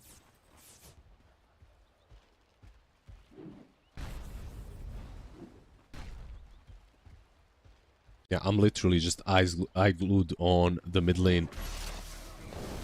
Like, more than ever. Just really enjoying the fact that a Huskar is losing the lane. Nothing more.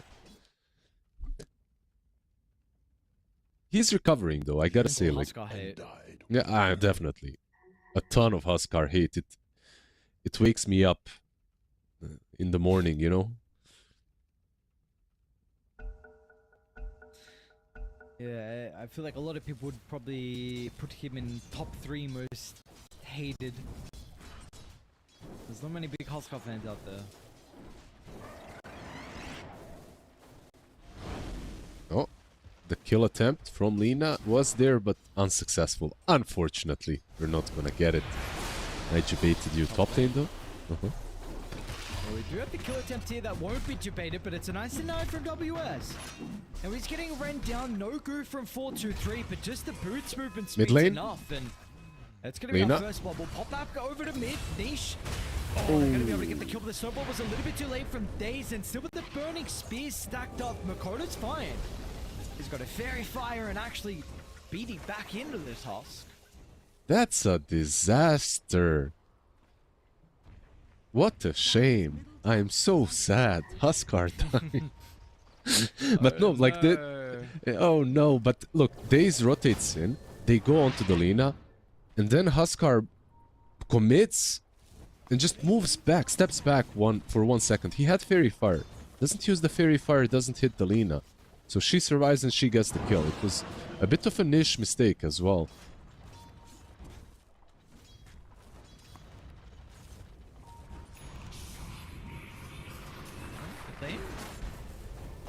Getting ready for the power rune fight, but Nice snowball.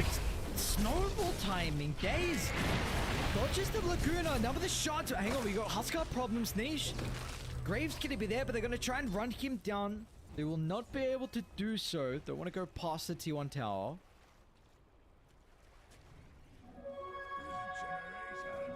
Yeah, they get the rune as well. Not too bad. I mean, that was clutch. The snowball play on its own was fight winning.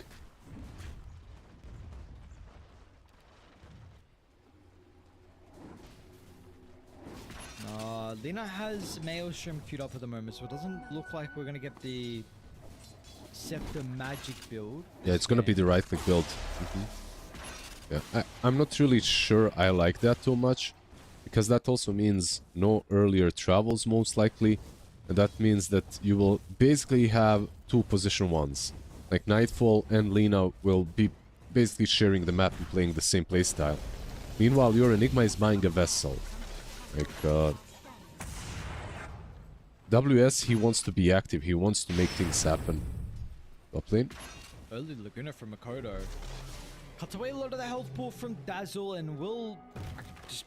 Alright. He got both. No, get out of here and... Oh yeah, okay, they did get both.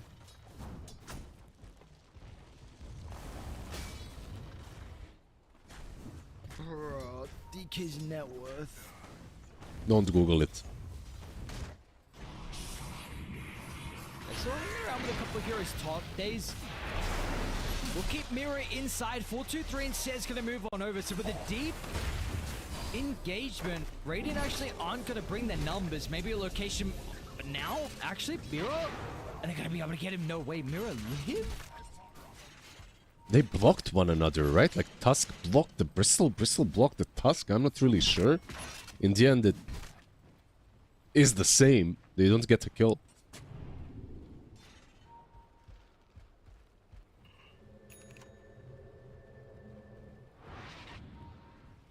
There'll also be a way for the power rune. So Makoto's going to get the invis. We'll see what he can really do with it. Nothing too crazy. importantly, Lice has been scouted up from Nightfall.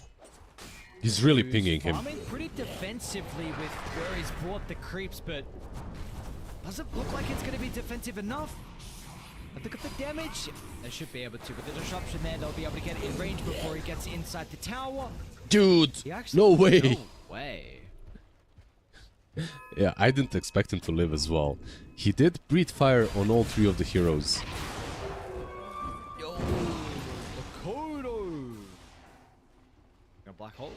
Oh, out of range. Maybe they'll get him just with the 2 supports. So Kaori not going to be able to run him down.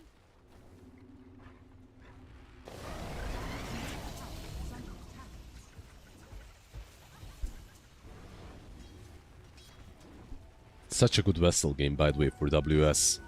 Like a good Vessel game versus Bristle, good versus Dragonite. Versus Huskar, actually, it's not as great as it used to be because of Cauterize, but still. If you could bait the Cauterize out first, it's not that bad. The Vessel's a bit interesting, though, right on the Enigma. I mean, I haven't watched this year in a while, so I don't know what the build is, but because we saw pretty much Drums was pretty much core on every Enigma. You go Drums, and then it can be a little bit different. Maybe there are some games where like you have to rush Pipe or something, but like you said, that's a very good Spirit Vessel game, so I completely understand. But yeah, cool from WS. Yeah, you could ask your Treant or maybe Shadow Demon to buy the Vessel if you think it's really that important. The only problem is it would be they're very late. You wouldn't get it on time. By the time some of these supports would get it, you'd probably have like Lotus on the other side, so they wanted it a bit earlier. I'm fine with that. Dragonite, by the way, buying Midas. He wants to recover. He's been kinda thrown to the wolves, so I get it. Yeah, but is this a hero you want to throw to the wolves, and is Midas the route as well back in? Are you literally just like a Blink W bot? If he doesn't buy the Midas, he's gonna be the Blink W bot 100%. Like for sure.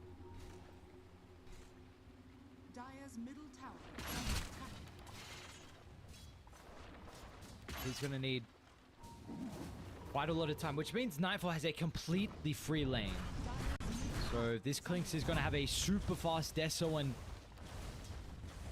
do you feel like there's going to be some problems on how Dire play the map with Clinks roaming, potential route to travel on Lina, maybe not so likely because of the Maelstrom, like right-click build, but you mentioned that you like to see Clinks getting pickoffs across the map. Do you feel like it's a game where Yeah, sure, he can, but all 3 of these cores are nasty tanky on Inner Circle, and I'm not seeing anything from Aurora that is making me think that these guys will be able to create a lot of plays early on, like maybe with Tree and Clinks, and they are moving together right now, like Kaori and Nightfall.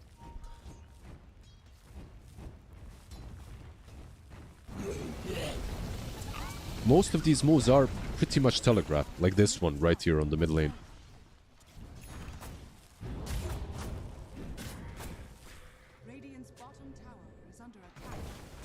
get them an objective though. More of a slow-paced second game here. Game where 423 is happy with all the farm that he's got. And it's about to be a Lotus Orb completed on the carry Bristle back.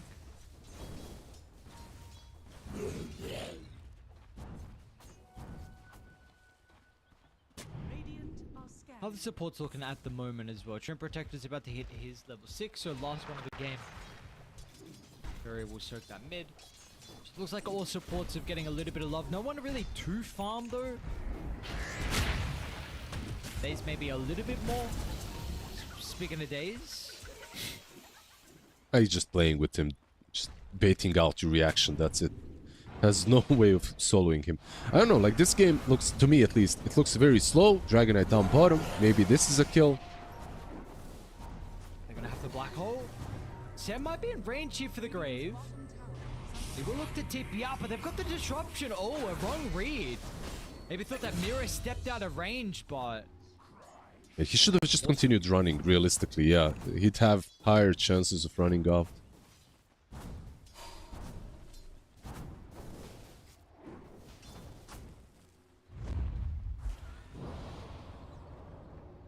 Huskar's done a pretty decent job to be able to catch up with his farm as well. Definitely a hero that excels inside the jungle.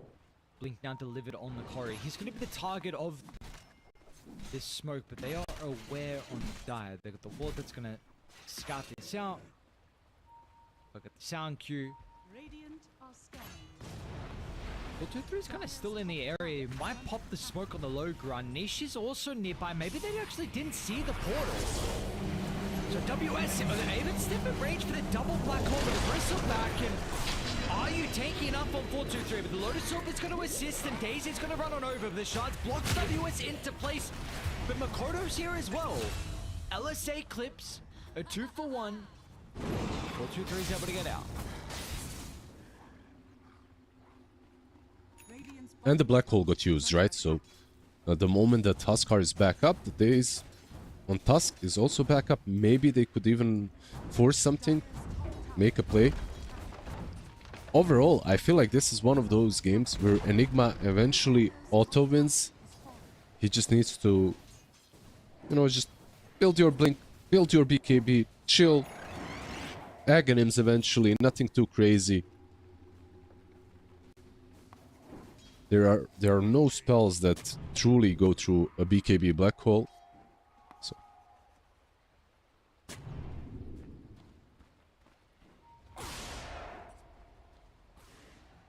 well, they're gonna try and force a fight though on Dire, so any pick-off can potentially lead into Roche, which will start to make its way towards top. It's currently the location they're starting to smoke to. No one's going to be currently here though. WS moves through the portal and they got two other heroes down bottom. They might looks get like Mira though. Yeah, he's running in. Gives away the ward. But yeah, that should be Roche. 30 seconds. Never mind. We're on to Roche. They do take it quickly. They're not really that slow. They might still go into the pit. I wouldn't be super surprised if they did that, just because they know that Black Hole is not up yet. So as long as Black Hole is not up, they could force something. But like you said, yeah, they're just chilling for now, farming up some more. Blade Mill is the next item on the bristle that's already up. Late Nightfall's gonna run into Days. Says, give a decent position so we'll be able to mess around with the Brave. Just a couple extra seconds. This was really disappointing. I was very disappointed in myself here. That was interesting. Well, Midas is getting biased towards his Blink. Oh, he's at least getting some catch up. Radiant's top tower is under attack. Man, I'm just waiting for that one big fight though this game to break this one open.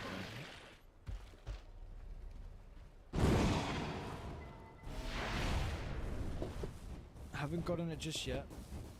Yeah. This is one of those games where I feel like one team just had such a bad laning stage that they're happy that they're even given a chance to recover. But if you're Aurora, you're also fine with them recovering, because I truly do believe that their late game is stronger. Observe a sentry and they're going to be right nearby to be able to capitalize on the opportunity. Enigma's going to be caught as well. He will get the black hole off for the grave. Huskar's going to be okay. Niche will be healed up shortly afterwards. He's got the armlet as well, but the damage from Makoto will actually secure with a kill. Now 423's Blade Mail is going to expire as well, so he is in a lot of damage. Cess still in a pretty good position once again, so with the Dazzle proving to be quite useful inside these fights. He had perfect positioning. On the high ground, wasn't in vision. They couldn't get to him. Luckily for Aurora, the Dragonite is just chilling down bottom with the Midas, pressuring the tower, farming up a storm. Yep, he didn't want to. He wasn't even thinking about TPing in. Like, I was checking him in his movements. He was just farming the whole time. There's some big victories for Dire, no doubt. The fact that you're getting these trades and Lice is getting the farm that he wants across the map? Yeah, I would say it's a pretty big, not a pretty big win, but it is a win. Also the fact that Black Hole got used, right? So opens up the map a little bit further for Inner Circle. This Bristle plus Dazzle combo is actually very scary. I would say it's scarier than the Huskar plus Dazzle. And unable to take the Bristle down could prove to be very problematic. Are there any items that help with that this game? Yeah, of course, anything that gives you a break, right, is always nice versus Bristle, and you've got quite a few choices on Aurora for that. Speaking of the Bristle, Mira will run into 4-2-3, but Inner Circle is playing on the high ground. They're going to smoke defensively, and Radiant will also reevaluate. They're going to position themselves. Oh, Lights actually looks to get involved. First time for himself this game. A quick pick off one of the tree and Protector, and they're also considering for more days. Maybe Pit? Run into Nightfall.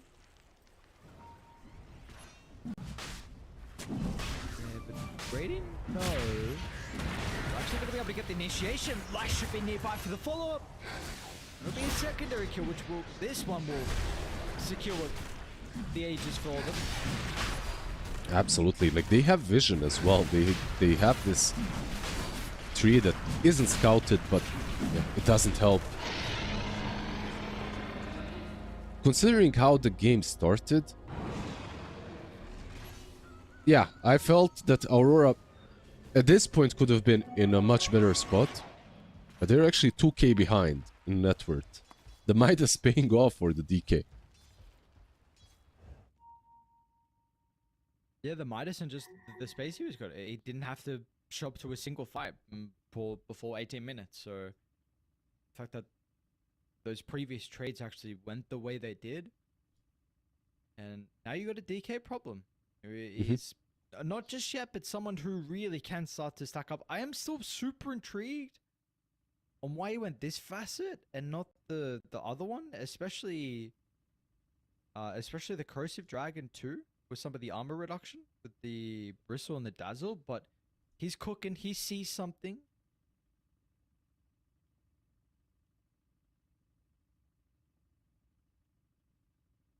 What is Bristle going next as well? It's going to be the Sanjin Yashra case, which is a little bit more scaling items. 4-2-3 by the looks of it. It's done with his utility.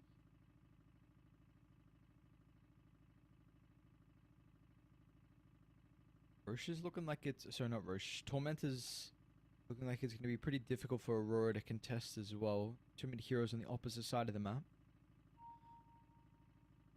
Pretty much. They have Black Hole now. If they're quick enough, they have travels on Lina. Actually, no, 30 seconds. They're still on cooldown, so can't really connect to the Tormentor that quickly.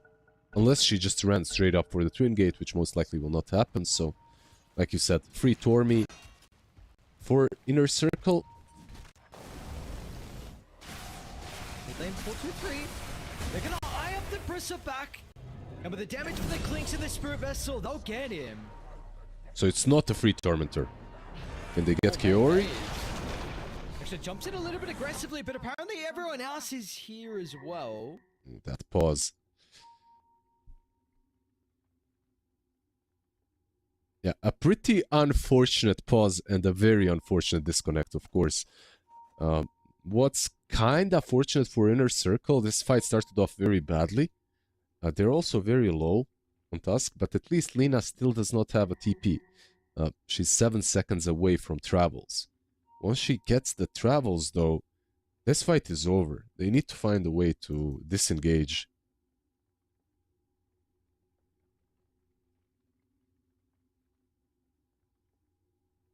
Now with the Huskar being deep inside, I'm not even sure if they can. There's still Demonic Purge, by the way, available for Mira, so he can use it on anyone. Most likely it should be used on Huskar when he comes out of disruption. See how they've reset. They should be able to get days inside the shards. Or can Sek get... Nightfall's turn to pause and a DC. Okay. Does look like we're back in a way though. Maybe actually no one's gonna go down. But Tusk has Vessel on him and 2 Shadow Poison charges, but yeah, he probably shouldn't die as well with... there's Grave up and available on Say, so he could use it on him or on the Huskar. They should be able to even keep the Aegis alive, I feel like. Lina is just way too far. Good trade though, good trade from Aurora, recognizing that Tormentor is gonna get taken the moment it spawns, so they found a nice little kill in the mid lane. It was a very fast adaptation by them.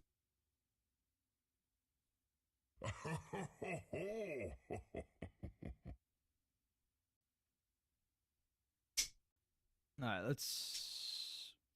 Can't... Well, that one's not good. Anyone die? Oh, WS actually jumped in. Okay, set. Has to use the great defensive, which means that Tusk doesn't have it. Does snowball and blink away. So unfortunately will be ran down.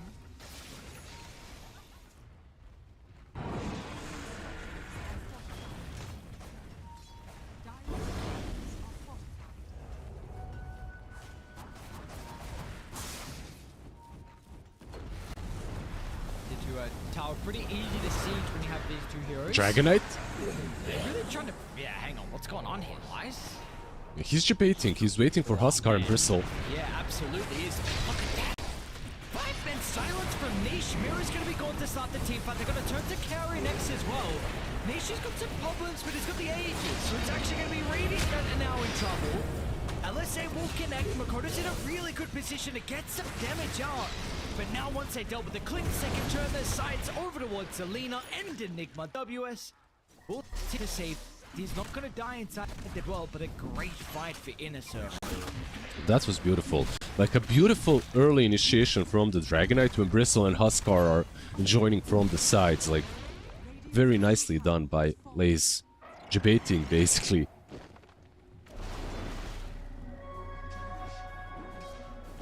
Everything after, of course, you called it out perfectly. 5-man silence.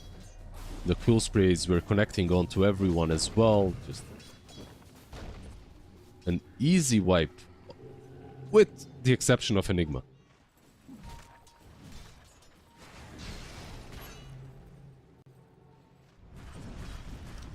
Oh, what a turn of events, though. 3,000 net worth lead, 4,000 now for Dire, in fact.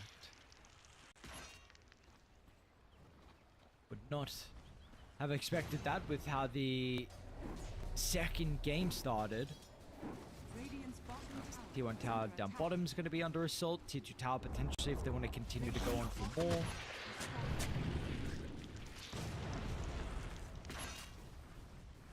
I would be very worried for Aurora seeing the state of the game, if not for Enigma. I feel like this is one hero that is just giving me confidence that we might see game number 3.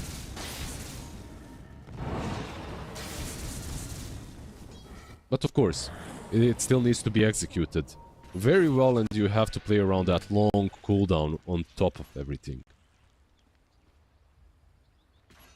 Yeah, long cooldown on a lot of items, unfortunately, for WS to help assist with that weakness of the cooldown dependency. So he's going to need quite some time to get towards the... with the BKB, importantly.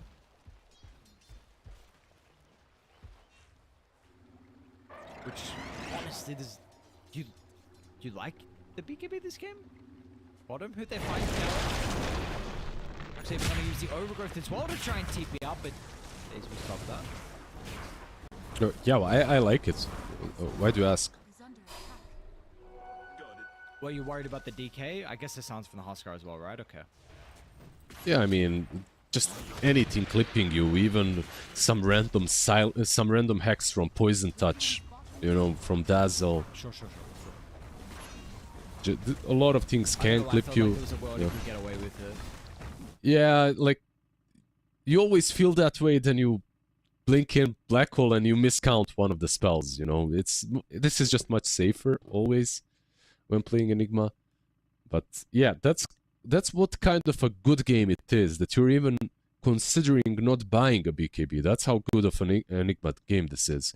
And on top of all of that, like, you're dealing with basically 3 dumbest heroes in the game when it comes to how big they become, right? Bristle, Huskar, Dragonite, they're all very tanky. So the Midnight Pulse percentage-based damage, plus the Black Hole Aghanim's percentage-based damage if he gets there. And he did just queue up Aghanim's, by the way. Yeah, it's pretty damn good versus all 3 cores on Inner Circle. But So do you think they have do they have an easy time to stall the game on Aurora? Yeah, I don't think stalling the game should be a massive issue for them. They have Treant as well. Well, they don't have him right now, but they should have him. So you've got Living Armor for the towers. You should be able to clear the waves with Lina.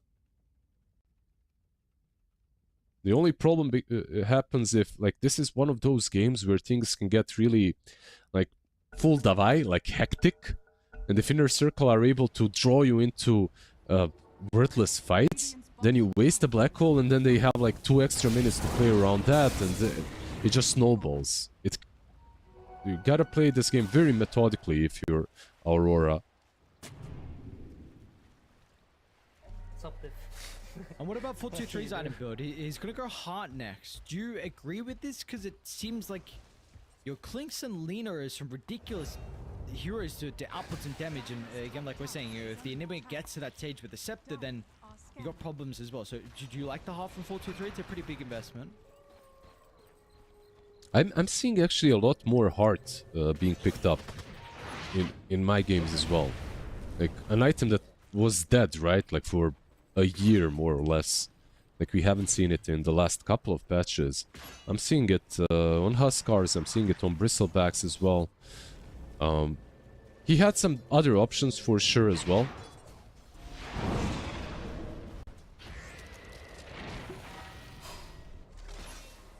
But okay, like, it tanks up, it gives you damage as well. Strength hero, not too bad.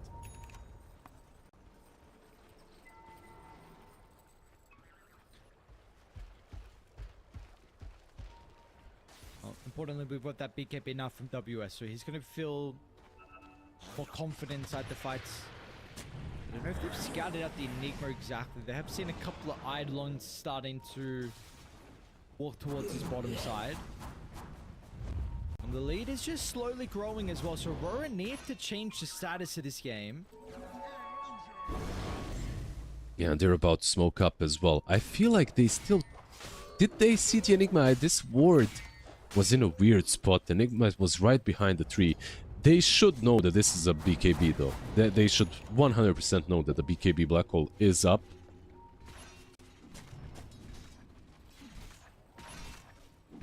The question is, do they just jump? They need a way to be able to deal with the Dazzle though. That's the problem. Clinks or Lina, that's going to be their role to try and kill Sail in the backline. Be easy if it clings to try and scout him out. He's got to be careful of the sentries, which they have one laid down. WSC with the black hole, but they have the grave. The Huskar's going to be okay at the moment. Can he get the life still back with a satanic niche without it? Down won't be able to survive. Clinks is gone. It's just on Makoto, but as soon as they get a glimpse of Lina, Snowball's going to be there. They've got the Hurricane, but it will not matter. There are 0 casualties from Dire, 4 heroes dead. It's about to be a wipe. What a team fight from Inner Circle again. Yikes. Like, they instantly jumped them. They caught a glimpse of Clinks and instantly blink in the backlines, caught the targets they needed. Dazzle Grey was pitch perfect on Huskar, of course. And the Black Hole seemingly, yeah, did nothing. Like, yeah, you control the Huskar to 0 HP, but if you don't kill him because of the grave, it doesn't really matter. I gotta say, like, they have a very obvious problem. They have 2 right-clickers, 2 glass cannon right-clickers on their side, and no one to actually jump the backlines and create a mess. There's no one on this draft of Aurora that can do that. Lina was maybe able, if she went for Aghanims, like she maybe could have played that playmaking role, but she didn't. Now they're kind of stuck. Can they win in the late game? I still believe that they can, but this is already turning into, okay, we need to defend our perimeter, our high ground, and that's it kind of a game. And they're starting to ping WS as well, who's farming underneath the ward. We'll be able to blink away just at that right moment.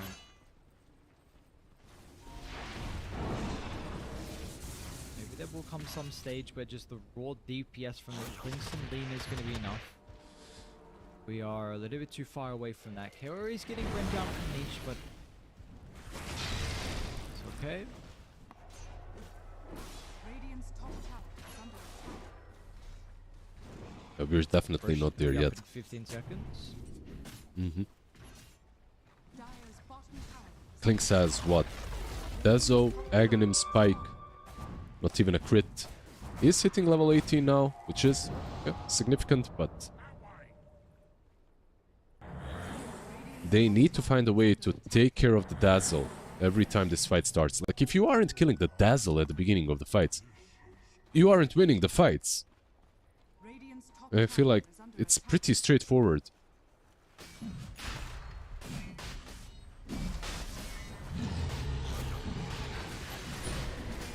Well, unfortunately, now they're going to have a second life that they'll have to go through. Curry's going to try and get them a little bit more information, but Seb will get rid of the tree straight away. This is Roche killed off for free. Bottom, they're also setting up as well. Daze gets the jump onto Nightfall. Mirror's management's going to stop the Dragon Tail, so it's going to try and TP out without any stuns, but they've got the Hex thanks to Dazzle's ultimate. They're not for projection. Is there at the right moment, and SD's TP will be cut down as well. Dude, these guys are playing. You know what? Rune Eaters impressed me in the last qualifiers, but Inner Circle, I gotta say, I'm impressed with what I'm seeing from them as well. Playing really well. Jumping the right targets, setting up. While rushing, Tusk is already setting up on the other side. And props to Mira, because it was a very good disruption. Like, he used disruption exactly on the target that he needed to use it on. DK that was jumping in. Unfortunately, the Dazzle as well was there with his Blink too, to catch the Clinks with Poison Touch. Yo, no, you can't be dying right now. Oh, that's not a good time. Not the tree too with the living armor, bro. When it rains, it pours, basically. Top as well. Bottom's completely pushed in, so but the map state pretty rough for Aurora after this.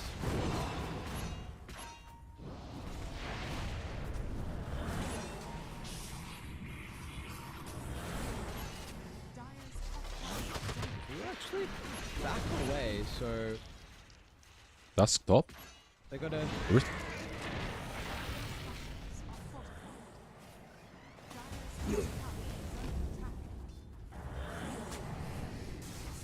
they go back in? What's the call from Dire?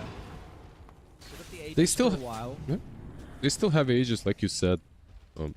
Are they building anything crazy? Like, when it comes to items, is there something that they're waiting for? Not really. It was a triple mango brought out to 4-2-3, by the way. Jumping from ice. Just a dream protected, but Mirror's gonna try and offer banishment, but he now puts himself into harm's way. So both supports hopefully have a buyback from Aurora. Looks like SD is gonna have one. Yeah, they gotta have this Black Hole BKB available, but realistically, into an Aegis, into Dazzle in the backlines, like, you just cannot. Like, how do you take this fight? Clinks needs to go behind and find the Dazzle, eliminate him on his own. And it's too much to ask off of your carry. Radiant's bottom barracks has fallen. Radiant's bottom barracks has fallen.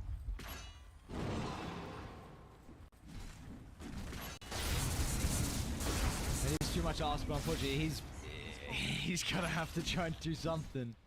He's about to find the DD. Adidas? Yeah, alright. That's nice. I mean, it's now or never. How did it get the start? Who's gonna try and create some chaos? Lights will be in, and they've got the damage surely for the Shadow Demon, but Makoto's gonna pop out with Nightfall, and they've dealt with the Ages, and they should have to Black Hole for the second round. Is Dazzle gonna be in range to be able to protect him? Niche will jump over to the left side to try and deal with a trip protect. They might not even need the Black Hole. Hang on a second, Daze towards the back, does get a glimpse of the Enigma, so WS is getting control at the moment. It's a defensive BKB, which will mean that Dire are able to run away, but WS, oh no, can he get in range? Blinks there, gets a glimpse of the Dazzle. Nice, not going to be able to cancel this, but he actually gets dragged into the Black Hole. Maybe this is the moment that they've been waiting for, but they will not be able to cancel the TP out. A great fight from Aurora, but not good enough. Yeah, a great fight, and that fight was more or less without the Black Hole. Let's be real, like it came way too late. Tusk did a pretty fine job. He, like, I don't know if you noticed, he jumped the backlines with a snowball, and he caught like 2 heroes in ice shards, one of them being Enigma. The guy had to TP from his throne to the barracks just so he could use the Black Hole. That was some Omega control by Daze. Very nicely done. Still though, a defense is a defense. Like, they managed to hold. They did, but they are down Black Hole. So what are they trying to accomplish with the smoke on Aurora? They're trying to keep on striking. Like, sometimes you do this. You get one fight when you're this far behind, and you try to compound these kills. Like, just get one kill after another. You hope for the best. You just hope that you can get some kills before they respawn, and you continue picking them off. Unfortunately, they're all back up, so it's not gonna happen. WS. Oh, they stopped the blink. The Tusk illusion. Oh no.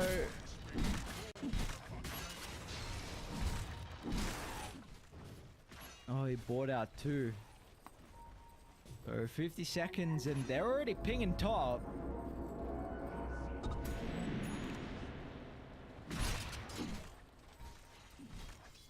We're gonna have to get No back Enigma. ready and get back quick. 4-2-3 doesn't turn around. Well, Dave's gonna be in with a snowball. But they themselves have their own save. Dave still is in a lot of trouble. They get the kill towards the task, but the makers have been claimed. Kaoru is a little bit slow for the overgrowth to stop Inner Circle from retreating to the low ground, and job has been accomplished. Yeah, job has been accomplished. No task for 80, and keep in mind that this game does not end with mega creeps. Like, they have a very strong team against megas.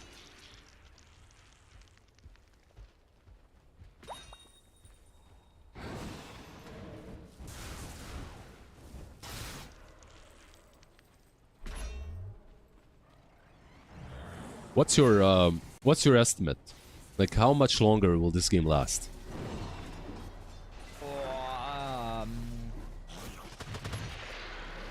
Over or under? Like 10 minutes. Well, under 10. Okay. Fair enough. I feel like it should last under 10 minutes as well, but if they make a couple of mistakes on Inner Circle, we might be in for a ride. Like, it's one of those. Most likely, yeah, like, it should be under 10. Well, this is some super greedy positioning. Says finally going to be the person that's initiated on first. And now they need to run into 4-2-3. But he is out. They lost the gem, right? And with that gem, they lost the way of seeing all the trees from 3 ends. So, gotta be a bit more careful now when it comes to positioning, even though they have megas. Aghanim's on Mira, by the way, in about, what, 600 gold. He's got that plus 100 greedy. Should have it very soon.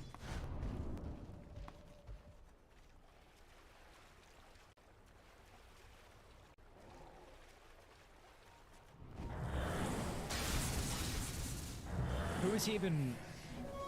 I mean, what are the best targets to purge? Like, what is even Mirror thinking about in these fights? Spell. Who's a bad target to purge? Besides the two supports, like who's bad? Like there isn't a bad target. Like you can purge the Bristle, purge the DK, purge the Huskar. All three are pretty good target to go for, I would say. Probably the best one would be the Bristle, plus Lotus.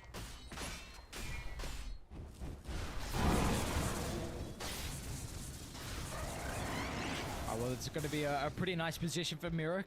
Doesn't have to use too much brain power to work it out. Everyone's pretty nice to get the break.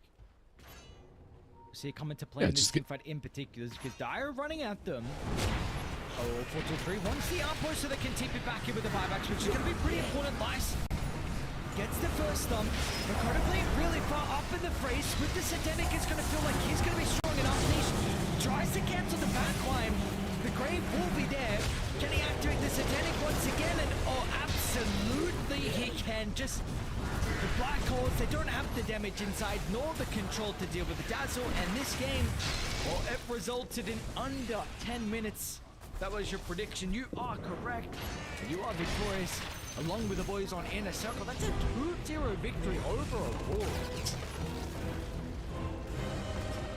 You know what? Like, I'd be shocked, probably, if I didn't see what kind of an open qualifier Inner Circle did have and what teams they had to go through to get here. Because teams that they 2-0'd in the open qualifier also won versus Aurora in the previous closed qualifiers. So, yeah, Inner Circle definitely showing up, playing super well in the last two series, especially in this one. Like 2-0ing Aurora, probably like... top 3 teams in every Eastern European qualifier when it comes to thinking that they can qualify. So, yeah, very nicely done. Especially in this last game in which they lose 3 lanes. They buy a couple of Midases, one Midas, on the Dragonite. And he ends the game 10-1-7. Like, just a beautiful performance by them. On Aurora, on the other side, like, yeah, maybe some itemization here and there could have been a bit different. Make your life a little bit easier when you win the lanes, right? It doesn't matter if you win the lanes or lose the lanes if all that you do after the laning stage is just farm, because you bought farming items on all of your cores. Besides the Enigma. Enigma wanted to fight. I gotta give it to my man. He went for Vessel, he went for Blink BKB, he just wanted to get some team fights going. Yeah, he wanted to brawl, but unfortunately everyone else wasn't in that position. So yeah, exactly the same as those previous qualifiers for Aurora, knocked out in the upper bracket semis from the open qualified team. They made the run through the lower bracket where they knocked out AVULUS, 1W, and Rune Eaters, but then of course losing to BetBoom in the grand finals. Again, going to be a bit different in these qualifiers with 2 slots, so we just have, you know, double best of 3 in the upper bracket, lower bracket, but we'll see how their run is going to continue. Importantly, how Inner Circle's run is going to continue as well, because this team is looking incredibly dominant, honestly. It's going to be great to watch. They have BetBoom or 1W tomorrow for a qualification series. So, for us, though, on the Ember stream, we are going to be done tonight. We'll be starting same time tomorrow, I believe. So, yeah. Eastern European done. You got some other streams going on. You got some other regions going on. So plenty of Dota. Go check that out. If you want more Eastern European action, we'll be back tomorrow. So appreciate everyone tuning in. Go have a lovely day. See you guys soon. Give to me.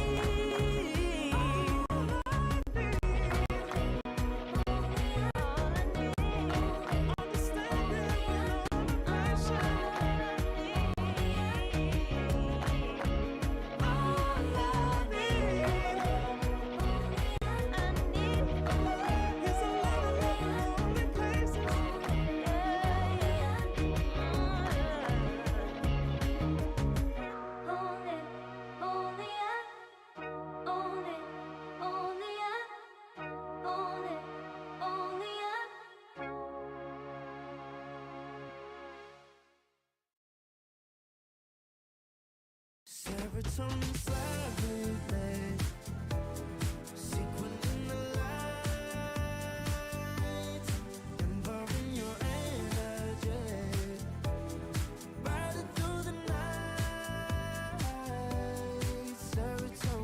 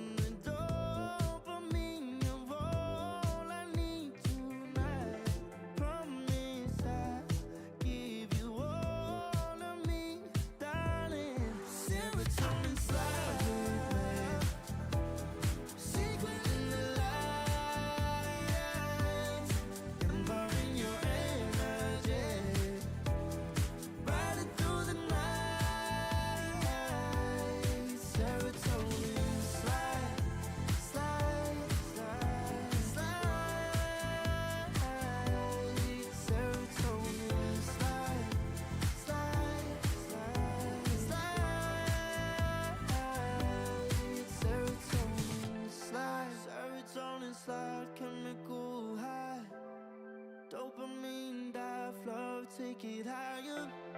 Serotonin slide, chemical high.